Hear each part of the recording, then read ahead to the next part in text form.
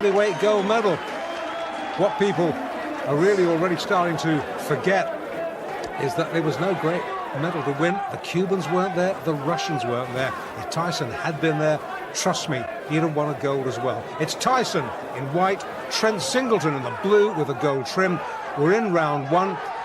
Well, we didn't get much of a chance to see Tyson, what he had to offer in his first fight, and already in what, seconds, Singleton touches down. He gets a mandatory 8 under New York State Athletic Commission rules, and already, from what little we've seen of Mike Tyson in his pro career, down goes Singleton again, left hook this time. This boy is tough. Doesn't throw many jabs, comes in, works close, hooks to head and body, and he's just a perpetual motion machine so far. This isn't going to go too long. Trent Singleton in all sorts of trouble. We're already in round one. The referee humanely has seen enough. Tyson shrugs almost as if disappointed that the fight is over so quickly, walks back to his corner. There's Kevin Rooney, the corner man. Tyson, so much pent-up energy. There's a standing 8 count. When I tell you to break, I want you to protect yourself and step back at all times. The bell only saves you in the last round. Any questions? Yes, sir. Shake hands, come out boxing. Good luck, gentlemen. Mike Tyson's 4th fight. First fight in front of a big-time audience, though. This time not in Albany, but in the Atlantic City Resorts International. This man, Ricardo Spain, he's having only his 2nd pro fight. 1 fight, 1 win. Mike Tyson, 3 fights, 3 wins, 2 inside a round. And the last one, against Don Halpin, went over 4 rounds. And Tyson, we've already seen in his brief pro career, hit like a steam hammer. And Ricardo Spain has already found out, boy, that was quick. Boy, that was fast. Boy, that was hard. And the ref takes a very clean look at the eyes. The eyes of the giveaway. Oh, left, the legs have gone. This is all over. Yes, it is. I don't believe it. That's well inside a minute. Spain can't believe it. Tyson absolutely destroyed him there.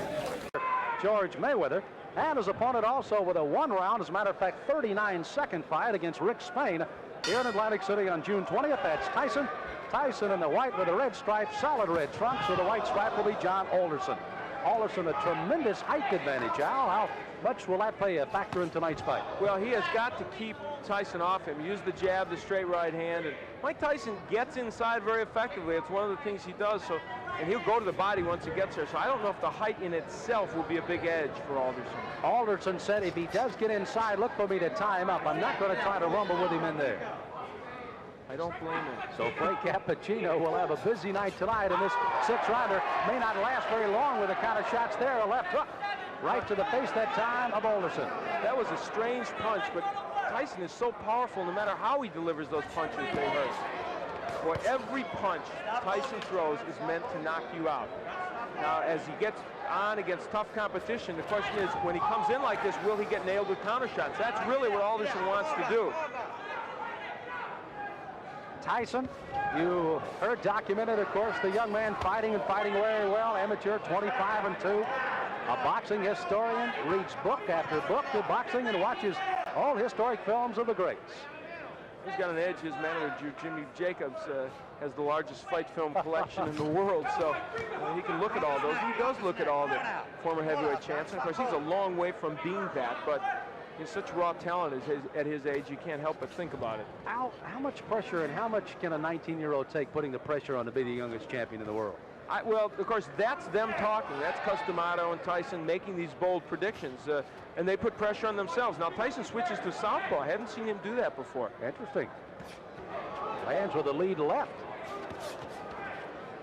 Alderson is already bleeding from the nose, and I think that was from the very first left hand. Tyson, you can see almost like a bull as he just chases Alderson around the ring. Big John said he had to get off first tonight. He has got to use those long arms to his advantage. He has not been able to do so far in round one. You know, when Tyson switches to southpaw, I think that's the clue for Alderson with that long reach and height to throw the straight right hand. I would just let that punch go. Alderson, a very good amateur record, 154-12. Took 3 years off from boxing, however. Worked in the mines in West Virginia. They started the laying off down there, and he went back into the boxing ring. And here he is at 4-0 with 4 knockouts. And already he's at a rugged first round. For Alderson, I think the key, he has got to throw that jab and follow with the straight right. Has done that only once and did land the right, although it didn't hurt Tyson. There it is. Now that right missed, but if he keeps doing that, he's going to give Mike Tyson something to think about as he comes in. There it is again, and he landed the right. At least to keep him from lunging at him with the big hands that he's throwing so far. That's exactly right, Sam. So the closing seconds of round number 1. Mike Tyson, the short of the two, against Big John Alderson.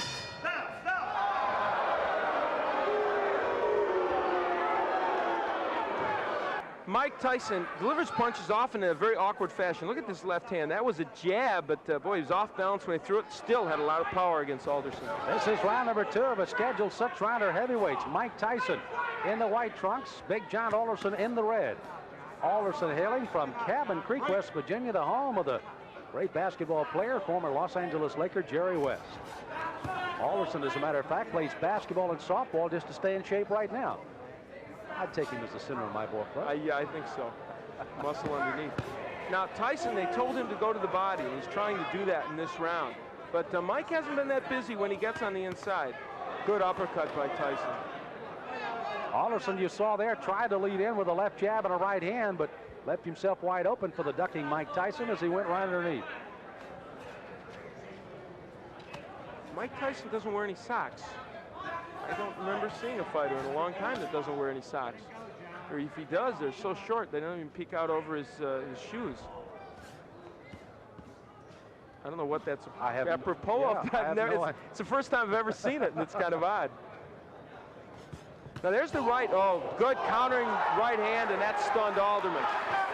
He backs up another right hand, a combination by Tyson, and he goes on the attack.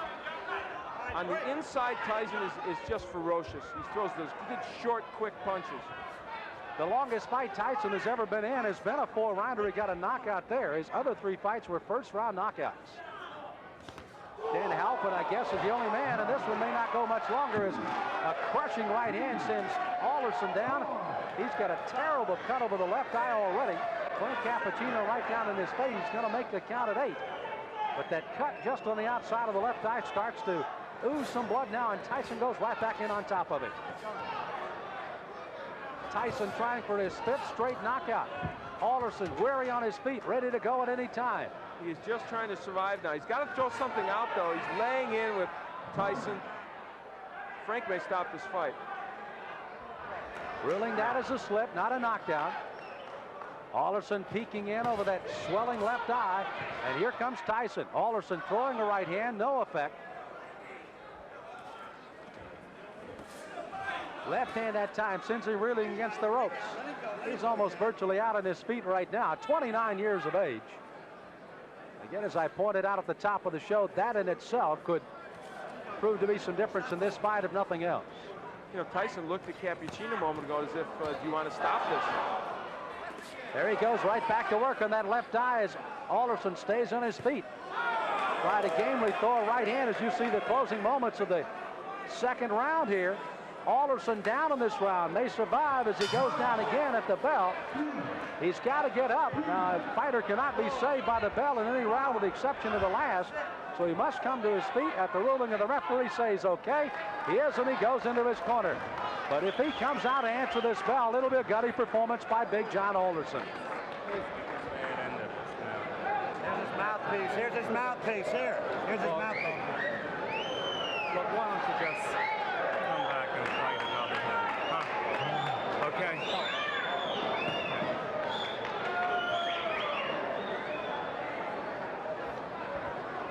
So you heard the suggestion of the doctors leaning in. Why don't you just come back and fight another day? Frank Cappuccino has not given us a word yet that this one is over, but he may very shortly here. John, church is out. The fight's over. The fight is over, rather interestingly put by Frank Cappuccino, as this one ends officially a TKO in the 2nd round by Mike Tyson. So Tyson goes 5-0 with all 5 knockouts, and it was a devastating 2nd round that proved to be the difference. Those short right hands. Now what happened is Alderman tried to throw the right hand, continually, but what happened was Tyson learned how to counter it with his own right. And there's a good straight right hand by Mike Tyson. That sent Alderson down, and that was the first knockdown, I believe. And there's a happy Mike Tyson. You know, Al, you almost, as you pointed out, Mike kept looking to Frank Cappuccino saying, hey, this guy's not in real good shape. I can go ahead and keep hitting him, but indeed he did till the end of the round. Again, Alderson down at the end of the round. He had to clear the canvas by the count, obviously beat the count. Not saved by the bell. He does, and finally the doctors lean in and say, that's... Fight was July 19th when he knocked out Larry Sims in Poughkeepsie, New York in the 3rd round. Lorenzo Kennedy. Last fight, a 6-round decision victory on July 25th in Birmingham, Michigan over Vernon Bridges. And look at Tyson go right after Kennedy. Now Kennedy is a boxer but gets knocked down with the first left hook he takes. Look at the power already from Mike Tyson. Mandatory 8 count. Given by Joe Cortez. Kennedy, little shaky now, takes a right hand. This one could end in a hurry. Kennedy in serious trouble. Now, this is the prototype of Mike Tyson's fights. He comes right at you, and boy, he is blazing when he comes out. He's intimidating. When you see big Mike Tyson come for you, you better head in the other direction in a hurry. Right hand glances off the chin, but it rocked Kennedy. The left hook does it the same. Kennedy's hands are really very low, and Tyson, you have to like how poised he is right here. He is picking his shots well. He is hurting. This one could be over. It is. Joe Cortez stops it. Perfect timing by Joe Cortez.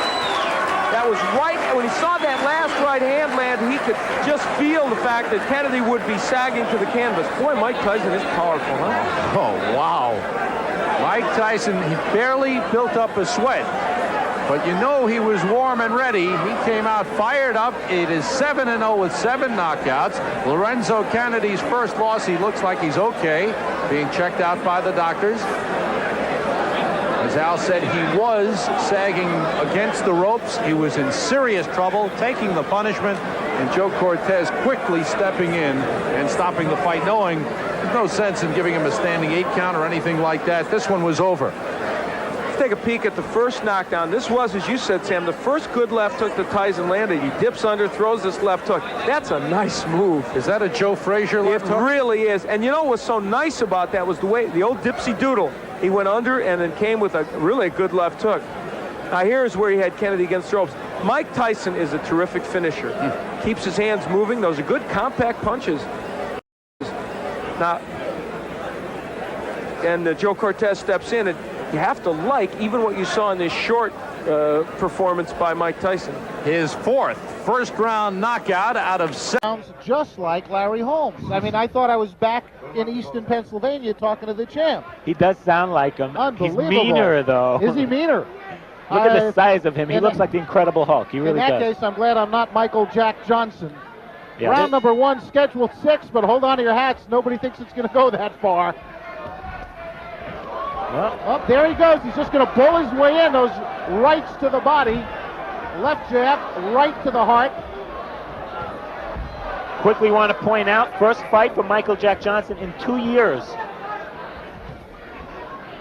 I'm glad you pointed it out because down he goes. The left hook just buried him, dug him in the ribs. I think it was a Michael left and a Jack right. Johnson went goodbye. That left hook just caught him and sent him right to the canvas. 23-pound weight advantage, my goodness. and he put it all there. The right to the head, and it's all over. Goodbye. I hope he's not hurt because that was a brutal, wide-open punch. He did not have his guard up, and Mike Tyson just Michael Jack Johnson, a big smile, but he didn't even break a sweat. He may have to run around on the boardwalk a little bit to get his night's work in. Just to kind of wind down. You know, these fighters get geared up for these fights, and what's he going to do after a couple of seconds work? He may take on the house.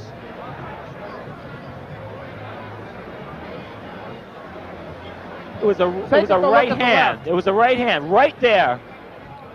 No, we didn't see it yet. I'm sorry. Here it comes.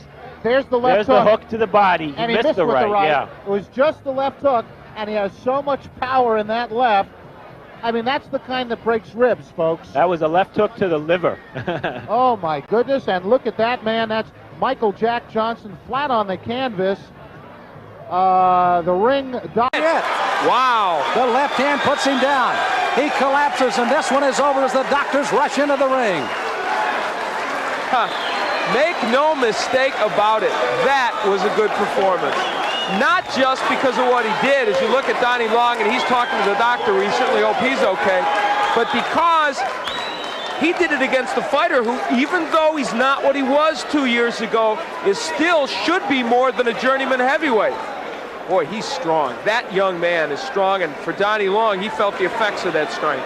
You know, it was interesting to see Long when he thought he was going to get up and then just kind of crumple down again. We had fear for the injury for Long, but you can see he's up, and Tyson celebrating here, and Long is up. And now the celebration can go as we take a look again at a disastrous first round for Donnie Long, a big one for Mike Tyson. Donnie Long came out with the hopes of boxing Tyson, but there, Tyson gets in with a very good left hook on which he had great leverage and hurt Long. I think Long didn't expect that he would be able to be hurt. This is a man, remember, that went 10 with James Broad, 10 with John Tate. Couldn't go even 2 with that man, Mike Tyson. Well, Kevin Rooney looking on, manager Jim Jacobs out in the crowd. Mark Baranski also there as young Mike Tyson has put away Donnie Long in the first. The end of the fight, that left hand, such a short left hand, but delivered really well by Tyson. And they've been working to shorten his punches, and it has been effective. Well, I know there's a guy smiling out there, Gus Diamato, 77-year-old trainer of Mike Tyson. And let's officially get the time of another. Frank Draper, second straight knockout in '85.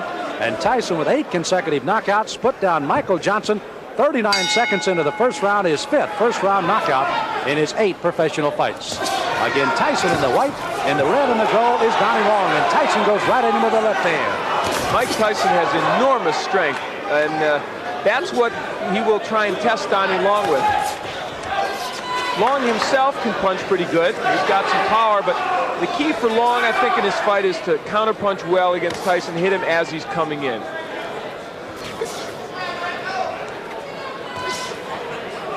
Tyson again, another one of those fresh youngsters, only 19 years of age. Long is 27. Oh, wow. My. Well, that was quick.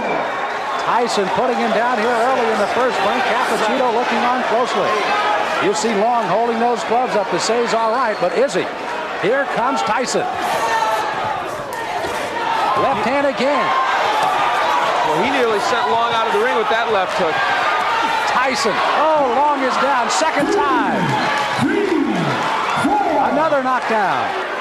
There is no 3 knockdown rule, but the referee can stop it after 3 if he decides so. This is very impressive. Mike Tyson not expected to come out this strong against Long. 5 of 8 have fallen in the first. Is it 6 of 9 as Tyson comes out with a strong right hand barrage again? This is as bad as I've ever seen Donnie Long look, but give Tyson credit. That's got your instructions in the dressing room. I want you to obey my rules at all, my commands at all times. Is that understood? Shake hands, give me a clean fight. Referee Ted Pick sending both boys back to their corners. A good clean fight, that is what we hope to see. Mike Tyson undefeated in his 10th professional fight against Robert Collet, coming off a win in his last fight.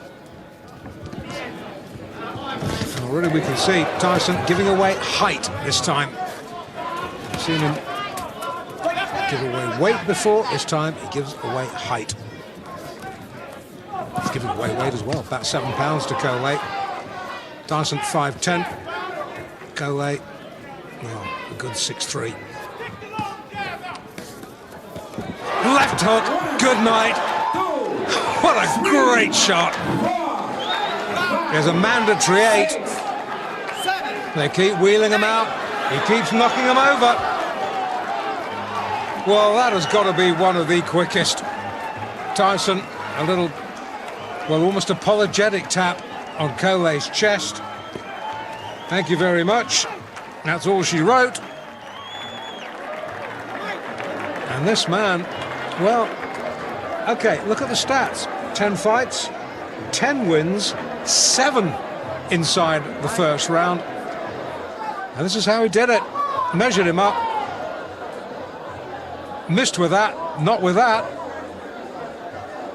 And really, collate was out, as the old story goes, before he hits the canvas.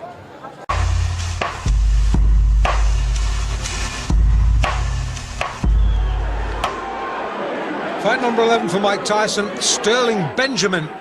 The opponent, Tyson, in the dark blue trunks with the white trim. Sterling Benjamin in the red. Last fight, Atlantic City, bit of a come down now. We're in Latham, New York State. We're in round 1, Tyson's 11th fight. 10 wins, 7 inside round 1. Did I say 7? Make that 8, perhaps, in fight number 11. The count is 5. And Sterling Benjamin just beats the count. On they go. Is he going to make the bell? Somehow, you know, I just kind of doubt it. There's only so much punishment anybody can take. That is the limit of Sterling Benjamin's endurance. The referee was just about to step in anyway. Really fascinating contest to see how Richardson attempts to use that advantage in height and reach. Amato, of course. Right hand by Tyson. Oh, my. First punch he threw. What took him so long? Eddie Richardson, looking at the referee, is in much disbelief as we are. Eddie Richardson said he was going to go after him and test him, and he may have made a very serious error in strategy right there. Tyson is a little icebox rather than a refrigerator, I'll tell you what. Well, he has a 19 3/4-inch neck, which is approximately the size of actress Shelley Duvall's waist. And you certainly see the punching power in Tyson. One of the real rising stars in the boxing galaxy today, Mike Tyson, a fellow for whom everybody predicts a great future. If they can find some fights, then... That left hand almost drove Richardson right through the canvas. He not only knocked him down, but he absolutely carried him through the air. And it's over. I see right now a major flaw and problem in Mike Tyson's career, and that's going to be to have a fight that lasts long enough to get some good footage on him. I'm telling you what, it's hard to do. Mike Tyson, without a doubt, one of the bright stars in the heavyweight picture, now goes to 11-0 with 11 knockouts. It was the first punch thrown in the fight. There you see Eddie Richardson. Wow, it just turned his head around on his neck, and Richardson looks up and goes, I can't believe it. And now the knockout. A left hook, a la Frazier. And down goes Richardson. And, you know, he throws it from the same crouch Frazier does. And, of course... in his 3rd fight. So here we go then, round 1. Both boys in white. Tyson with the red trim. And Nelson with the black. Nelson, as I say, will try... What has to use his height and reach to just keep Tyson at bay. Try and draw the sting for the first 2 or 3 rounds, because we know how dangerous Tyson can be early on. And Nelson on his bike early. Guard held high, peekaboo style. Don't want to let it drop. And Nelson can hit. Tyson needs to be a little bit careful this fight. He's been able to get away with liberties in 1 or 2 of his early fights because he has known his opponents cannot hurt him. This is not the case in this fight. If Nelson gets an opening, Nelson can bing one in. Touchdown briefly there, thanks to body shots. The right knee just clipped the canvas. Oh, he's shaky. He's so shaky, and we're only in round 1. And this is a good fighter. I can hardly believe what I'm seeing. Sit down, please, sir. Thank you. This is the trouble when we're crammed in alongside spectators at ringside. Somebody gets excited and stands up in front of the camera. We can't see. More importantly, you can't see.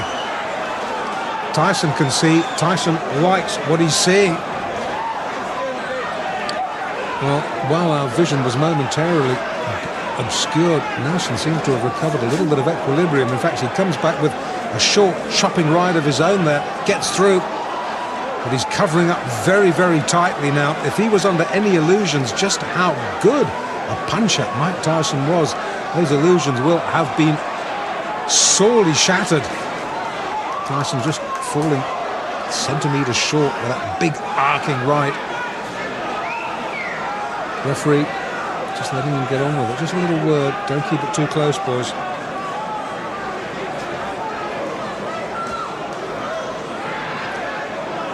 Well, Nelson, after a real alarming wobble midway through, he might be getting through this first round, but he hasn't looked convincing, has he? Tries to come back with a spearing lift of his own, but Tyson left uppercut gets through, and once again Nelson looks a little bit confused, dazed and confused. That term might have been coined for Conroy Nelson tonight. In Latham, hard to think that Tyson, I watched his pro debut, it's 6th of March, it's what, 22nd of November now. Boy, is he coming on, and boy, is he making an impact in the heavyweight division. Nelson hurt, needs a breather. I think that punch might have been a little bit low. The referee allowing Nelson just a moment or two to recover himself. Gets clipped with a left on the belt. And somehow, well, the ref comes over, says, just keep your punches up. Kevin Rooney tries to wave him off. The referee says, I'm in charge here.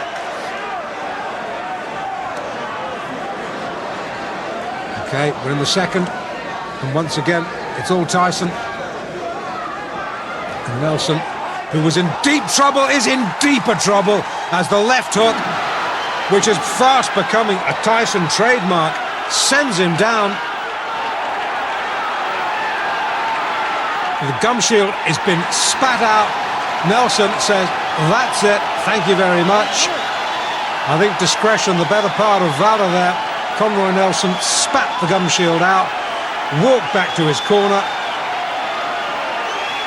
Well, fight number 13, unlucky 13, I don't think so. 13 fights, 13 wins. At least Nelson got him into the second round. Tyson now observing the post-fight niceties. I thought Conroy Nelson, well, in fact, I wasn't the only one who thought Conroy Nelson would stretch him, and he did, into round 2. Took Tyson all of 3 minutes and 30 seconds to dispose of the second-ranked Canadian heavyweight, Conroy Nelson. Now, the only reason Conroy didn't get himself a one-way ticket to Palookasville in the first round is that he spent most of his time covering up, while Tyson delivered one wicked body shot after another. I mean, you could hear those punches clear out to the parking lot. I couldn't figure out whether Nelson was there to fight or to give a lesson in survival tactics. Anyway, Tyson finally got to him in the second, setting him up with a sweet overhand right, then taking him out with a vicious left hand. Referee counted him out. Him a very large target. Okay. Scheduled for 10, but don't go away.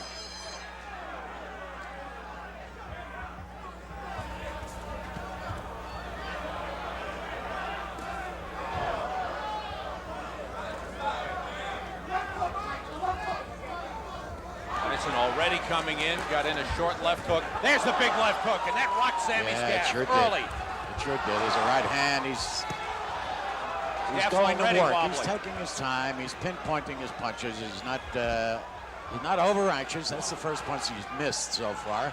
Look at the legs. Look at where the power comes from when he bends and gets his body into those punches. You got to watch this one real close. Blood coming from the nose of Sammy Scaff already. A big left hook got in there. He might have broken his nose That's already. right. That's right. It looks bad. Scaff is on the run. Blood just pouring down from the nose of Sammy Scaff. Tyson does not throw wild punches, Sam. That's big left hook. Left hook. And there is Scaff down. 3, 4. The count is 5. For the rest of the 6. The count is 7. This one's over. This one is over. It's all over. He tried to make it. Sammy Scaff tried to get up. I'll tell you, Mike Tyson has come to fight tonight. That's the first time I've seen a main event fighter come in the ring with no robe on. He says, I'm ready to go. Let's just do it. Well, he has said go to his opponents early in all of his 14 fights. Right. If you blink in the first round, you'll probably miss a Mike Tyson fight. He's a young, strong guy who jumps right on his opponents. And I think this might be another early stoppage because this guy's being a little wild. He's going to get caught with something. Mark Young out of Charlotte, North Carolina, comes out swinging. That jab pushed him back. Oh, this guy is like a ball of granite. Awesome is an overused word in the 1980s, but Mike Tyson is absolutely awesome. Just sit back and watch, but don't blink because you could miss it. A low right from Young.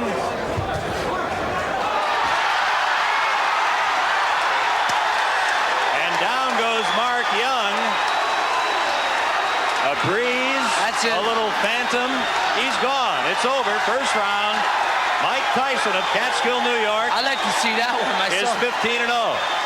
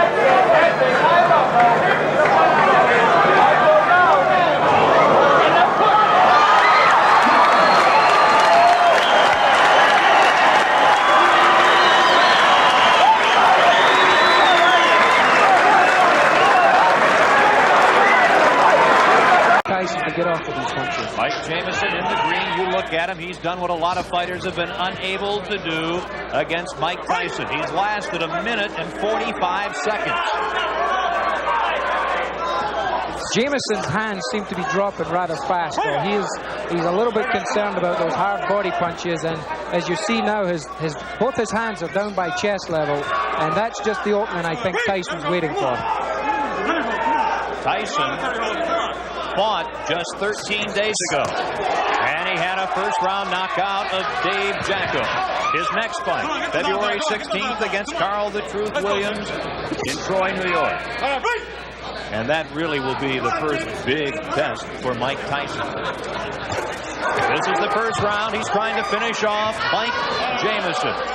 Tyson connected with a good right hand there, and he immediately come back with a good left hook to the body. That's a very good sign at this young fighter is learning what his trainers are telling him. Don't go head hunting. When you connect with that head punch, go right to the body. Jamieson now within 15 seconds of surviving the first round. Will he survive? We'll stay here at the end of round number 1. Mike Tyson in the black trunks figures to be the next heavyweight champion of the world. Tyson. He's after him, and that's the end of round number 1. Mike Jamieson will tell his grandchildren he survived a round against Mike Tyson. Set now for round number 2. Mike Tyson takes a quick left from Jamieson. Yeah, Jamieson, I think his corners told him, hey man, you've got the reach, why don't you use it? Get that left jab out and keep this little guy off you. Here comes Tyson. Jamieson battling back right above us here in Atlantic City. Ooh, a right connects to Tyson. One thing about Tyson, he has really not been tested in his career. A lot of the, so to speak, boxing experts are wondering now what happens when this young kid that can punch so hard hits someone and they're still standing there and comes back and hits them back. Is he going to be discouraged or what? This is what experience will tell. Everybody's yet to find this out. Approaching the 1 minute mark in the second round. Of course, we say Tyson hasn't been tested, certainly not as a pro. As an amateur, he lost to 1984 Olympic gold medalist Henry Tillman. That took away his opportunity to compete in the 84 Olympics in Los Angeles. Jamieson has suffered a cut over his left eye. He has a pretty bad cut just over the left eye. It's in a very bad position because if it starts bleeding profusely, it's going to go in the eye and it's going to affect his vision. I think it was opened with some of those nice uppercuts that Tyson's been throwing when he gets close to him.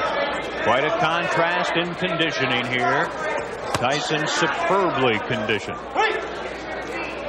Tyson does not have that extreme height. He's 5'11", has the huge neck, 19 3/4 inches. Tyson, the strong left to Jamieson in round number 2. Tyson is showing me at least some tremendous power. His opponent weighs 236 pounds, and he is just pushing this big guy all over the ring, pushing him away, maneuvering him into positions where he wants him to be so that he can land the best punches. He's showing me some tremendous strength in there. And the blood on the face of Mike Jamieson very evident here in the second round. Jamieson this morning had a full beard. He was informed by the boxing folks here in New Jersey that would have to disappear, and it has. Good right hand landed there, and as you've seen, Jamieson shook his head as if to say, no, he didn't hurt me, but 99% of the time it did hurt him. The left, the right to the side, late in the second round. Referee Joe Cortez breaking up the fighters. And Tyson just keeps coming at Mike Jamieson.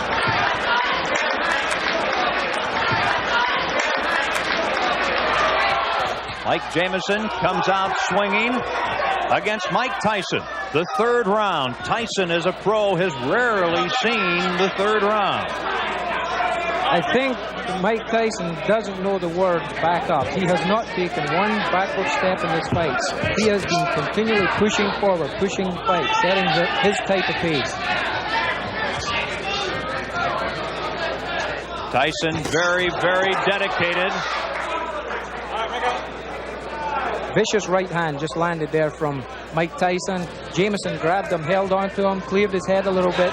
A little bit of experience is starting to show here. Jamieson, he knows what to do when he gets hurt.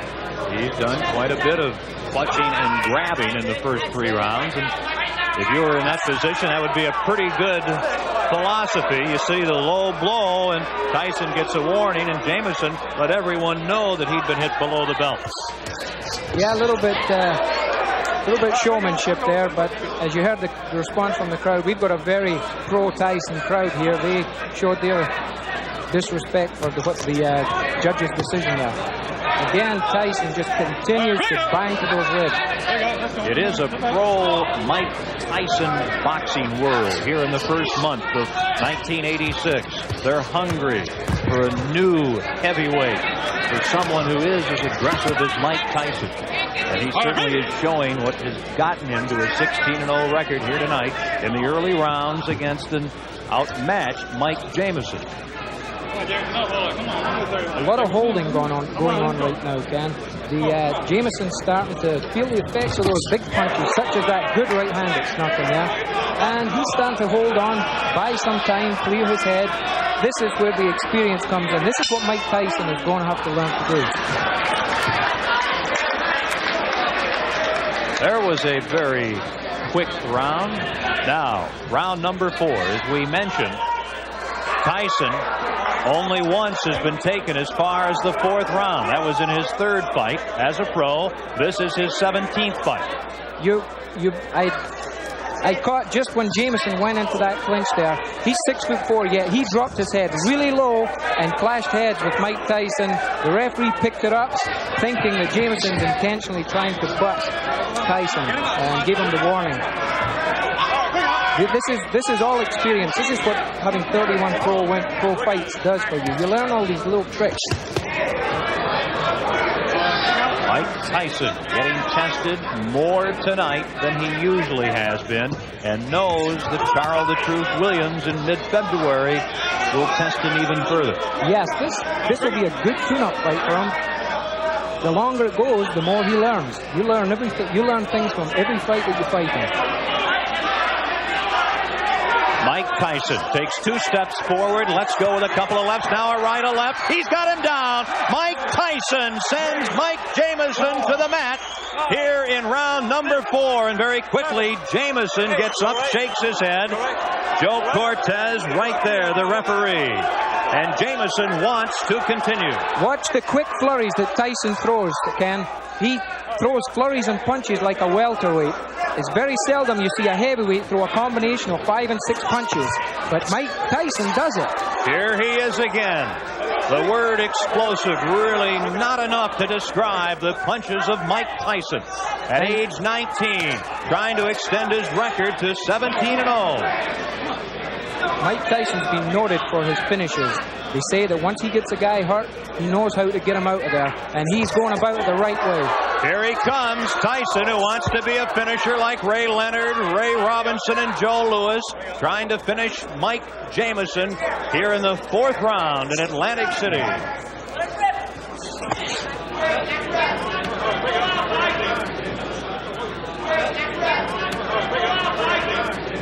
And if there is a round 5, that'll be an extremely unique position for young Mike Tyson.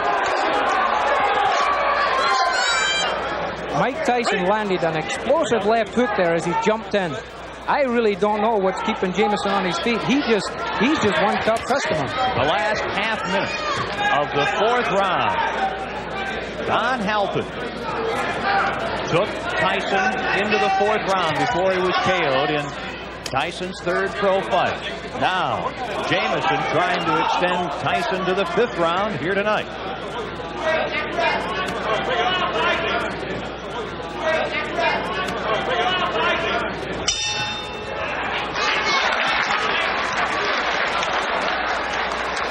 Here we have the knockdown, Ken. You see the explosive punches he throws. A flurry. 1, 2, 3, 4, 5, 6, 7 or 8 punches. You don't see that heavyweight divisions. That, the knockdown in the 4th round. This is live action in round 5. Mike Jamison, the 31-year-old from Cupertino, California, near San Jose. Mike Tyson, Sports Illustrated cover boy, trying to end it here in round number 5. Jamison is doing at this point what I think he should have been doing from the first. He just took a right hand to the top of the head. Down to one knee, Jamison. Joe Cortez, the referee, with a count, and Jamison suffering his 2nd knockdown here in the 5th round, back up in the corner. And one thing, he's a showman. Jamison wants to continue. Referee Joe Cortez says no. Jamison says he wants to go on, but the referee Joe Cortez says it is over here in the 5th round with a knockout the knockdown, and Mike Tyson is a winner again. His record goes to 17-0. Mike Tyson is the story. The young man originally from Brooklyn, product of a troubled childhood, now on the verge of becoming a world-class man. Don't blink. This is round number 1. That's the word to use, Ken. I don't think there's going to be too much of a feeling out process, so to speak, in this fight. Tyson is noted for his very vicious quick starts, and he has set the pace right from the word go. Mike Tyson is a finisher. He's established that early in his career. He started the fight off with some wicked right punches and left hooks to the body, which seems to be his trademark. People have compared his punching power to guys like George Foreman and Joe Frazier, saying he punches the same, but he's so much faster. It could be over early. As we pointed out, 12 of his 16 pro fights have ended in the very first round. Tyson's longest fight, a 4th-round KO of Don Halpin in his 3rd pro fight. Remember, he's been a pro for only 11 months. Yeah, Ken, he has a long road ahead of him. He is a young, strong kid. He does, as they say, have a lot to learn, but he's got plenty of time. Round number 1. Jamison is doing what I think he has to do, and that's keep on the move, keep Tyson off balance, and don't lay on those ropes and let him get set up for those wicked punches he throws. He's connecting very well, though, with some good body shots, hard body shots. Jamison's tying him up pretty effectively, tying those punches up in close, not allowing. And it has been kind to Mike Tyson. Here we go. He is a fast starter. One thing we should mention, Jimmy, before the action heats up too much, is this is a 16-foot ring, very much to Tyson's liking. Starting out, going to the body. A couple of those punches appeared low. In the Carl Williams fight, we saw Jesse Ferguson go into the corner and onto the ropes and then counter with left hooks off the ropes.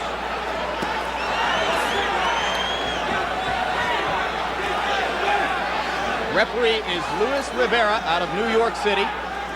And already Ferguson has lasted longer than have some of Tyson's 12 first-round knockout victims. But now, Tyson got an uppercut through the guard.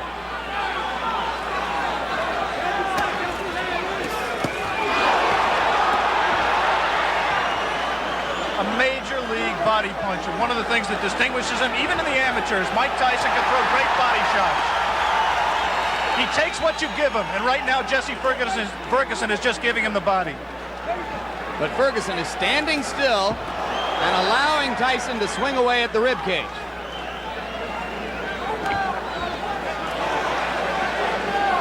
We saw a few seconds ago one of the things that makes Tyson so special. He threw a tremendous left hook, missed with it, and didn't go off balance. Always in position to punch. First sign of aggression from Ferguson there, but he went back into the shell. If form holds true, Jesse Ferguson at some point in that strategy of laying on the ropes will come out firing at the left hook. And if he does, and if he connects with Tyson's chin, we may have one of the questions that surrounds Mike Tyson's career answered. Come on, step back. Come on, look at this. Look at this. Come on.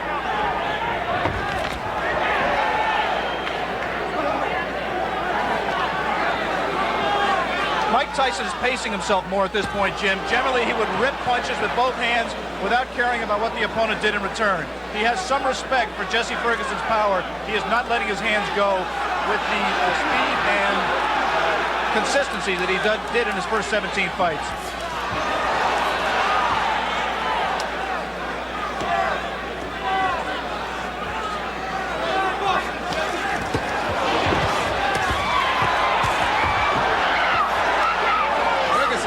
One good left. He seems to be gaining a little bit of confidence.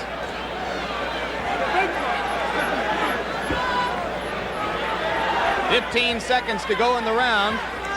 Ferguson about to become the 6th of Mike Tyson's 18 opponents to make it through round 1. We'll be back.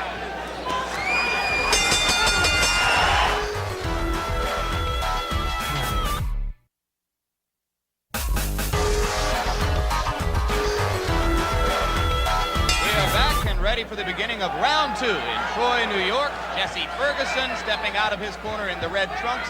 The black trunks belong to 19-year-old Mike Tyson. Tyson's average bout to this point in his career lasted 2 minutes 58 seconds. Ferguson has gone farther than the average Tyson opponent. As I mentioned, only the 6th of 18 men to face Tyson in his professional career to make it as far as round 2. We apologize for the quality of our audio at this moment. We are on our backup audio line. We'll stay with you. Now we're told that it's back. Tyson getting through the guard again. And in that one brief combination, you saw the speed of Mike Tyson, the thing that makes him special. Not just power, but he really gets the punch there quickly.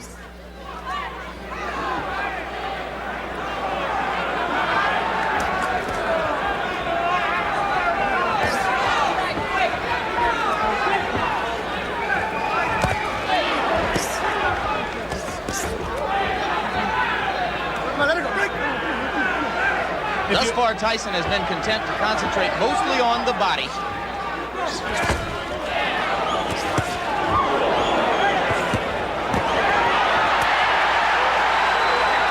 hurt Ferguson a little bit with one of those body shots, Jim.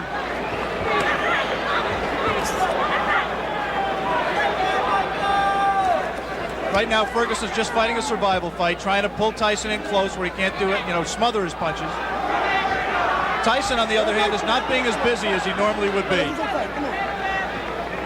Ferguson said that he absolutely would not try to wait Tyson out and drag him into later rounds where he hasn't been before. But it might not be an inadvisable strategy. Tyson only once has been as far as round 5. That was in his most recent bout against Mike Jamison. TKO early in the 5th. And in that fight with Jamison, which did last into the 5th round, it seemed that Mike got a little bit discouraged. He was in with an opponent that just grabbed him and looked to survive, and he really didn't keep his concentration. It'd be interesting to see fighting the same kind of opponent here in Ferguson, who's not giving him very many punching opportunities, if he continues to stay on top and keep his concentration and keep in the fight.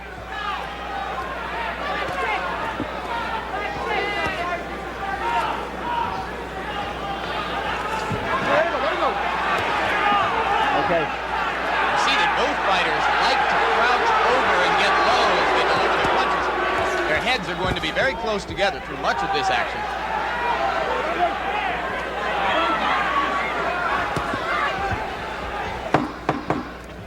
And Jesse Ferguson, fighting defensively, appears to have made it as far as the end of round 2 against Mike Tyson.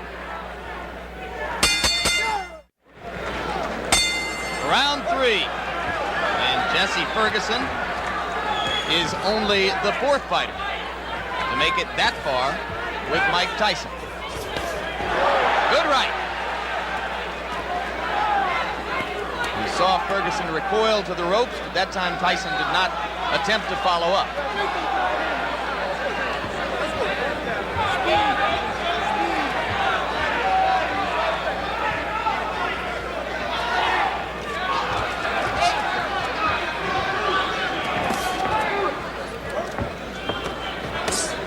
Two of the questions that boxing people have raised about Mike Tyson that have yet to be answered are his chin and his stamina.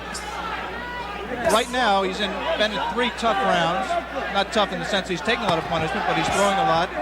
And I think the pressure of the event has got to drain something out of him. He is not breathing heavily. He looks in pretty good shape at this point. You would find almost no one in the arena who believed before this began that it would go to a decision. But if it were to go that far, certainly Tyson has won the first 2 rounds and is controlling the 3rd. You see quickness in Mike Tyson that really you've never seen with a fighter of his build in the heavyweight division. Of course, Muhammad Ali was quicker. Of course, perhaps Floyd Patterson was quicker, although Customato, who trained and managed them both, said that he believes Tyson may be quick as Patterson. But never a man with that build, with that much power, throwing punches that fast. He has not sustained it in this fight, but in flashes, you have seen what has impressed so many people in his pro career to date. You mentioned, of course, the relationship to Patterson. Both fighters groomed by the now late Customato. Their physical attributes are so dissimilar that there is really no direct comparison in style between the two fighters. Three solid right uppercuts by Ferguson, and Tyson did not appear phased by it. You might be able to see here that the fighters are fighting with 8-ounce Everlast thumbless gloves. The 8 ounces instead of 10 ounces would favor a puncher like Tyson. As with the size of the ring we mentioned earlier, 16 feet 8 inches the ring. The thumbless gloves mandatory in New York State in non-title fights. That flurry right there by Tyson, he did not sit down on his punches. He threw a lot of punches, but they were, for him, pity-pat punches. He's got to set himself. Once again, those are arm punches. Coming to the end of round 3. Already is becoming an interesting and educational experience for Mike Tyson, though a fight, like all the others he's been in which to this point he is totally in control.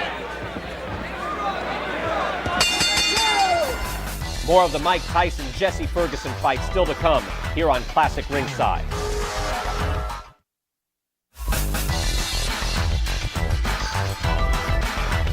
Round 4, and Jesse Ferguson now joins two fighters, one named Don Halpin, another named Mike Jamison, as the only two men to have made it this far in the professional ranks in the ring with Mike Tyson. In case you have joined us late, the man in the black trunks is the young phenomenon of the heavyweight division, 19-year-old Michael Tyson, originally from Brooklyn, New York, now lives in Catskill, New York. 17 straight knockouts, 12 of them first-round knockouts, coming into this, his toughest test so far. A few moments ago, Jesse Ferguson looked over to referee Louis Rivera for some help. He just got hit a low blow, as he has been hit a few during this fight. His problem is his trunks are slipping down below his protector. Now Jesse appears to want to say something to Tyson about the low blows. And the referee warns him not to headbutt Tyson.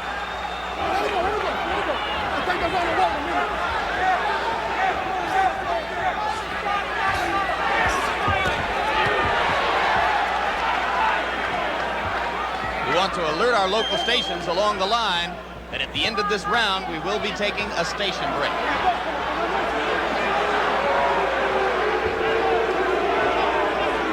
Crowd beginning to get restless. They would like to see Ferguson fighting a somewhat more offensive effort. Though so far, I have to think he's shown some intelligence, Alex. Well, he's fought to survive and not to win. He just threw one of the very infrequent left hooks that we touted and has, in fact, been his trademark through his career. He hasn't let the punch go because he's been safety-minded throughout this fight to date. He may be just pacing himself, trying to wait until Tyson tires himself out from all of these home run punches he's throwing, and then looking to come on in the late rounds. Jim Lapley with Alex Wallow. Ringside, ABC Sports live from Troy, New York. Scheduled 10-round heavyweight fight between Mike Tyson and Jesse Ferguson.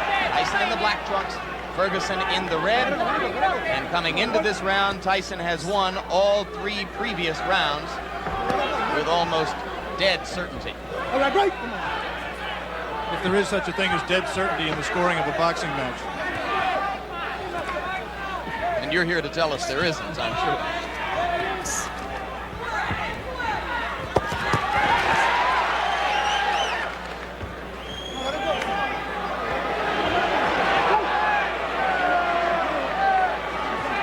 Referee Luis Rivera becoming considerably more active now in this 4th round than he was particularly in the first 2 rounds of the fight.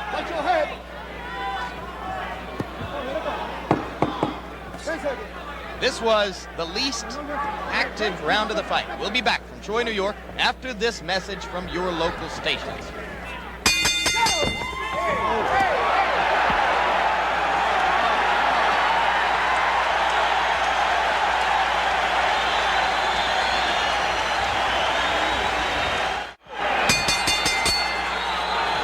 We begin round 5. You were with us at the end of round 4. You saw that immediately following the bell, Mike Tyson delivered a right-hand shot to the body of Jesse Ferguson. Ferguson was quite angry about it. Some of you may have seen Ferguson's cornermen jumping into the ring to keep him away from unnecessary extracurricular activity. Whatever the reason, Ferguson has come out more aggressively in round 5 than at any previous time in the fight. Beginning to throw that left. Mike Tyson has not thrown a punch in this round thus far. Ferguson's done all the punching, not much scoring, but he has kept Tyson at bay. As soon as Tyson moves in, he doesn't come in firing. He just stepped in and put his head on Ferguson's shoulder, and Ferguson accepted the clinch until Luis Rivera broke them. 3 weeks ago, Tyson scored a TKO over a fighter named Mike Jamison at 46 seconds of the 5th round in Atlantic City. As of right now, Jesse Ferguson has lasted longer in the ring with the professional Mike Tyson than any of his 17 previous pro opponents. So Ferguson has at least that distinction to carry with him as he attempts to gain confidence as the bout goes on. It's difficult to judge the motivation of a fighter, but I would say that Mike Tyson is trying to do 2 things here. One, he's trying to pace himself. I think he has some questions about his stamina, and he's trying to get some questions answered here as well. And the second thing he's trying to do is be careful, not to get in the way of one of Jesse Ferguson's left hooks. I think he respects Ferguson, and he's just not going to come in firing, leaving himself open as he was able to do against lesser opponents.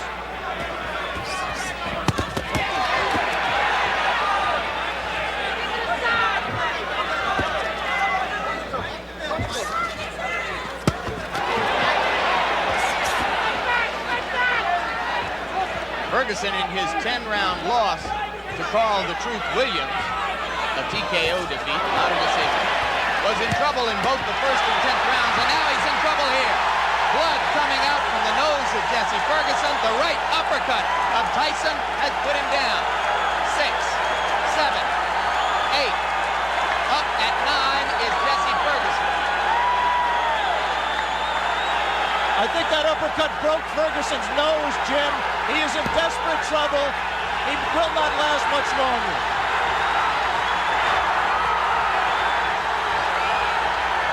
Rivera almost stopped it there.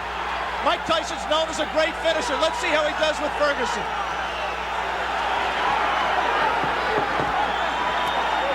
Ferguson gamely hanging in, having trouble covering up. 4 seconds, 3 seconds. And Jesse Ferguson barely made it out of round 5. We will stay here now.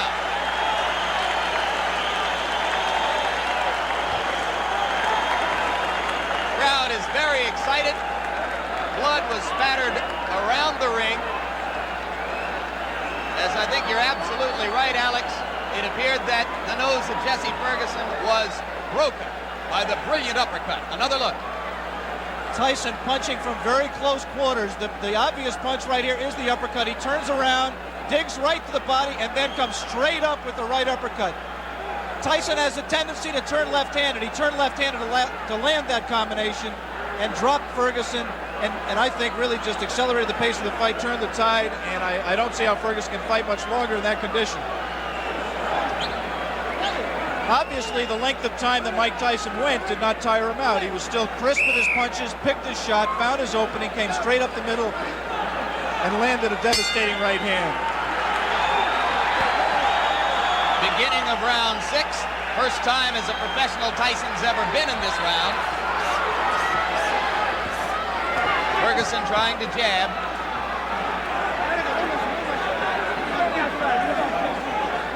Every great champion has to know how to finish an opponent when he has him hurt. Jesse Ferguson is hurt. Let's see how Mike Tyson does to take him out. The left hook did some damage. Jesse Ferguson not taking the break, holding on to Tyson's left hand. He's just going to hold until Rivera has to absolutely pry them apart. It's not going to be enough for Rivera to say break. He's going to have to get in there and force him apart. Another left. Delivered in close quarters.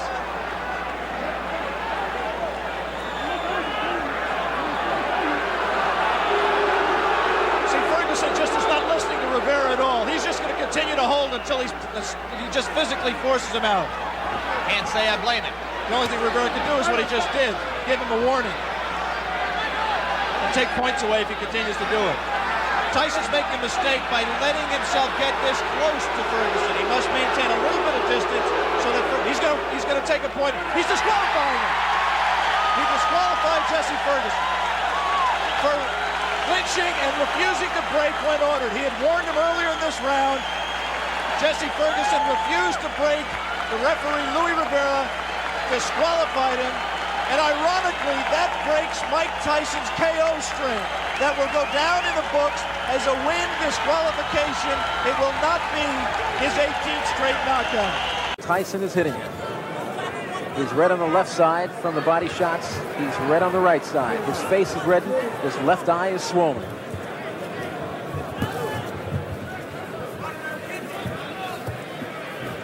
Tyson standing directly in front of Zalski. There, bends down with a left hook to the body, right hand to the body. Zalski doing an admirable job throwing back. Catches Tyson with two right hands coming in and a left hook. A solid combination by Tyson, who rarely opens up with a solid combination with about 6 blows. Zalski rocked back on his heels, but still comes back. The crowd can do nothing but applaud this young man from Brockton, Massachusetts tonight, because he has come to fight. The man some say may be one day put up there with the greats. Mike Tyson. There's about 30 seconds to go in the second round. The first round was all Tyson as he backed up Zalski, but Zalski hung in there just as you see him doing this round. The scoring here in New York, done on a round system. There's no standing 8 count. The 3 knockdown rule is in effect, and there's no saving by the bell except in the last round. And it looks like Zalski will get through another one.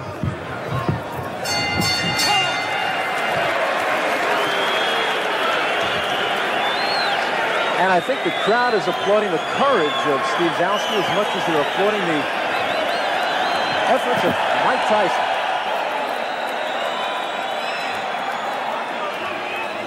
Mike Tyson may have 18 knockouts, but lovely Julie is a knockout herself.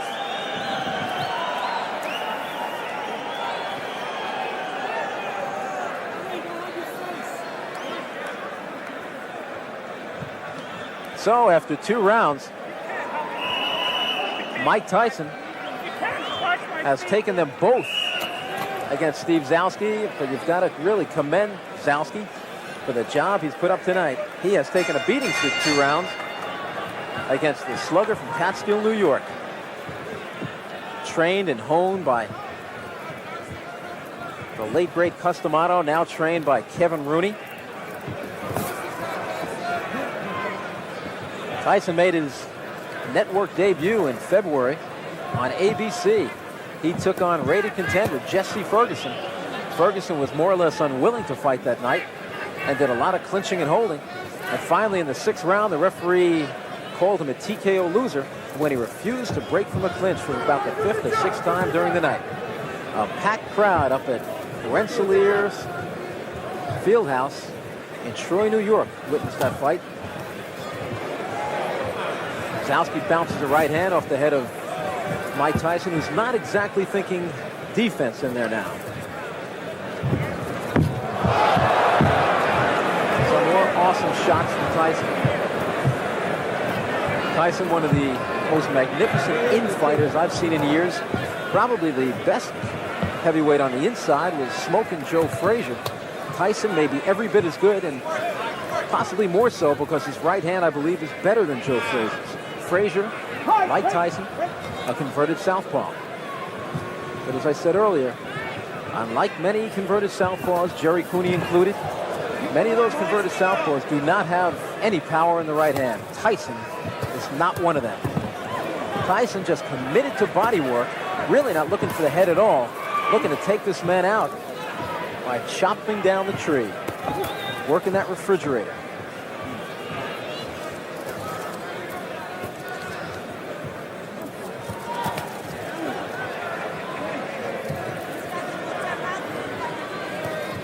Solid right hand to the body by Mike Tyson, who looks to be just getting some real heavy live sparring in there. Got Zalski in big trouble against the ropes, but Tyson lays back, because Tyson is an outstanding finisher. I think he's just trying different things in there tonight. The one thing I don't like about that, if you're working on certain things, you risk getting head-butted or maybe taking a thumb in the eye. Except not tonight, take the thumb in his glove. There's a solid right uppercut, and I don't know what's keeping Steve Zalski on his feet. He said he was most proud of the fact that he's never been off his feet before, and now he switches for a moment to the southpaw stance and tries to rock 2 right hooks off Tyson's head. With about 20 seconds to go, and there is a solid shot. If Zalski stayed up after that one, I don't know. Doesn't look like he'll beat the count. The count is 8, 9, 10, and this one's over. Arthur McKenney says you did not beat the count, and indeed he did not. A third-round knockout, not TKO, but third-round knockout for Mike Tyson, who up.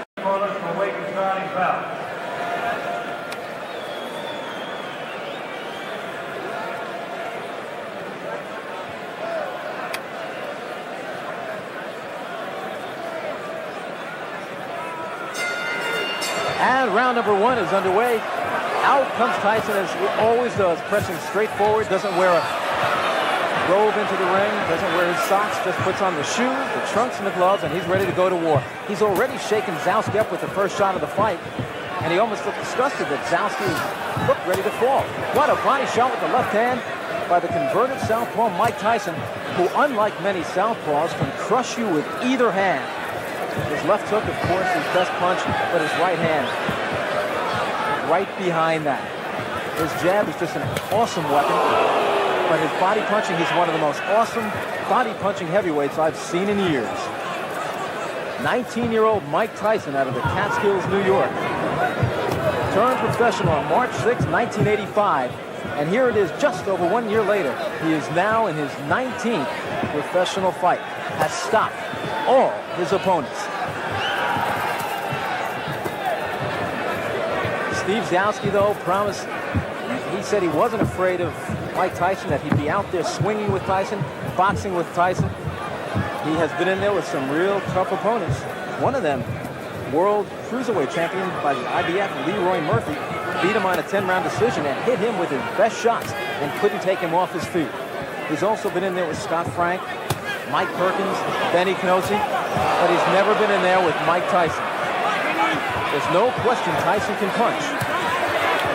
And his stamina, I think that was tested against Jesse Ferguson back in February of this year up in Albany. He went 6 hard rounds, stopping Ferguson in that 6th round. Tyson just picking his shots now, content to hit Zalski just about anywhere he can. Zalski reddened underneath the left eye. There's about 1 minute remaining here in the opening round. The referee, the veteran Arthur McKenney. Solid right hand to the body by Tyson. Tyson looking to measure his man with body shots. Zalski moving, trying to keep Tyson off balance. But the best thing Zalski could do is not stand there and just to get in the center of this 18-foot ring and keep moving. Zalski with a solid right hand off the head of Tyson. Some people still question his ability to take a punch, but so far in his 1 year as a professional, he's never been down, he's never been hurt, he's never been rattled, shaken up. And I've seen him through the Empire Games, the Olympic trials. He obviously, I'd say right now, has as good a chin as any heavyweight in the division now. There's about 15 seconds to go in the opening round, and that's an accomplishment right there for Steve Zalski, who many said would not even survive the first round, although it's not over. And we're heading to the bell.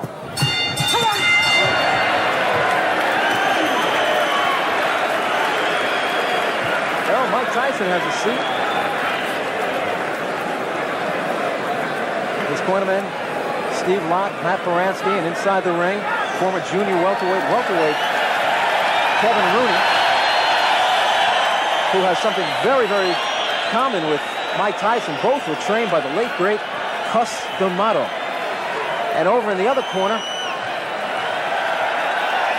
Steve Zalski, who's actually having, I can't believe he's having his fun in there, but he looked up at the round card girl and smiled. After taking a beating in round 1, he somehow found it in himself to smile at the round card girl. That's called a sense of humor.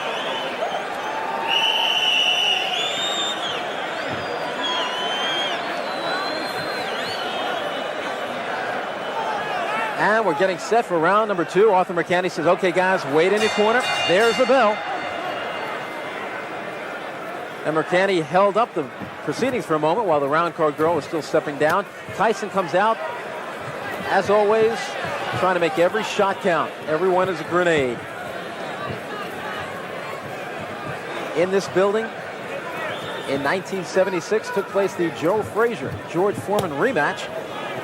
The results just about the same as their first fight, with Foreman winning on a TKO. Zalski doing what he can to survive, keeping those hands high. He's sacrificing the body by protecting the head every time he puts his hands up high. Tyson moves in and smacks it. That time was a short left hook to the head. Zalski took it well. His legs, though, are doing a Mr. Bojangles. He's in trouble against the ropes, and that's one place you don't want to be against the slugger, young Mike Tyson, who has 12 first-round knockouts to his credit. Today, he weighed in at 220.5 pounds. Zalski was 210. A swelling around the left eye of Steve Zalski, who is now taking the best Tyson has to offer. And you know that this guy is going to feel it after the fight. But unlike many of Tyson's opponents who come to grab and wrestle and just try to survive, Zalski is in there, as we say, like a man, taking his lumps. And I do mean his lumps. He is getting red everywhere. Which precede conflict in a boxing ring. The scheduled 10-round heavyweight fight coming up live now from Glens Falls, New York. Mike Tyson against James Tillis. Hello again, I'm Jim Lampley. I think it's useful to point out that this match was scheduled to take place more than 1 month ago, but was delayed until this date when young Mike Tyson suffered an ear infection, which led to a layoff of close to 2 months duration and to an 8-day stay in a hospital in New York City. And now, Alex Swallow, I wonder, what can we say about the effect of the long layoff and the period of time spent in the hospital upon Tyson? Well, from Mike's point of view, he told us yesterday that the layoff was a blessing in disguise for him. He admits, does Mike, that the intensity of the glare of publicity that's been on him almost since the beginning of his professional career has been something much more than he could handle. He is having difficulty. He said he couldn't grow up as a normal 19-year-old, and he resented all of the intrusion of the press. With the time in the hospital to think about his life, to think about how lucky he is to be in this position, to have fame and fortune, he says he went through a process of maturing that I think will be very essential towards his being successful in future fights. It was almost as though for a while he was focusing on the negative aspects of his stardom, and he has decided now to focus on the positive side, the fact that he wants to be a star and he enjoys the attention that comes with it. There's the man who'll fight him today, 28-year-old James Quick Tillis of Tulsa, Oklahoma, 31 wins, 8 losses, 24 knockouts, now unranked, but he fought Mike Weaver for the WBA heavyweight title in 1981, and 5 of his 8 losses were to fighters who won world championships. And now, here comes 19-year-old Mike Tyson as he emerges from his locker room and comes toward the ring. You will note one of the characteristics which sets Tyson apart. He wears no robe. He wears no socks with his boxing shoes. He says that makes him feel more like a warrior, more like a gladiator as he entered the ring. He'll be 20 years old on June 30, can eclipse Floyd Patterson as the youngest heavyweight champion of all time if he wins the title any time before May 5, 1988. And there is already discussion behind the scenes in boxing of a possible match between Tyson and WBC heavyweight champ Trevor Berbick as early as December of this year. But first, he must get by this fight against James Quick Tillis. And we'll be back for round 1 right after this.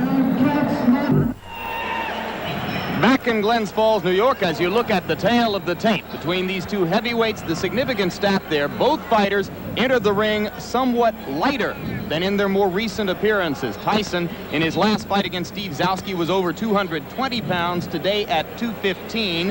And Tillis, in his most recent bout with Terrell Biggs on January 25, fought at over 214 pounds. Today he is 207 3/4. The referee is Joe Cortez. There are 3 judges who will score the fight on the round system with supplemental point scoring in case of a draw. 3 knockdown rule is in effect. No standing 8 count. The mandatory 8 count is in effect. Tyson in the black trunks and James Quick Tillis in the white. Customarily, Mike Tyson does not feel his opponents out in round one. He tries to take them out. He tried to take Quick Tillis out with that first punch he threw, and Tillis showed why he may be a little bit different. He moved right out of the way of it, and Mike missed by quite a bit. The key to the fight will be Tyson cutting off the ring and pinning Tillis in corners and on the ropes like he did right there. Quick Tillis is 7 pounds lighter than when he fought Terrell Biggs. That would indicate, the look of him would indicate he's in much better condition. I think the postponement allowed him to get in better condition, will allow him to move more. The question is, how long can he move? His record is he's dangerous early, Jim. Can hurt you with either hand early in a fight, but has always faded and tired badly.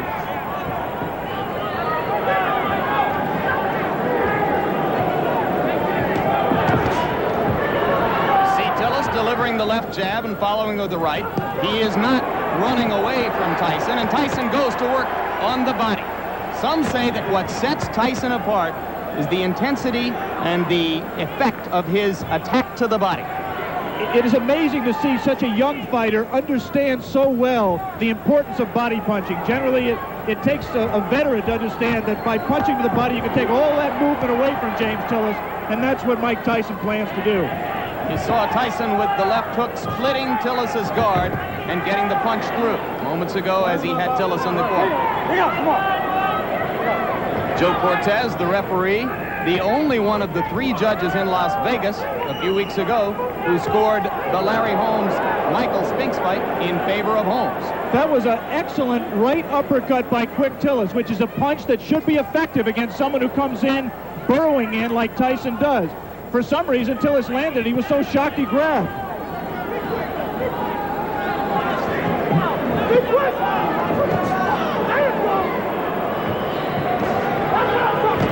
Quick Tillis cannot, in my opinion, win a decision in this fight, Jim. He has to try to take Tyson out while he's fresh.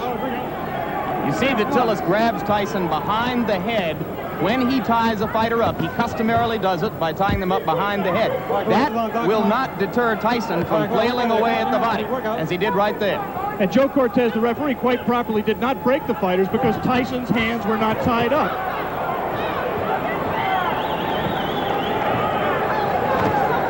Again, the right uppercut just missed that time by Tillis.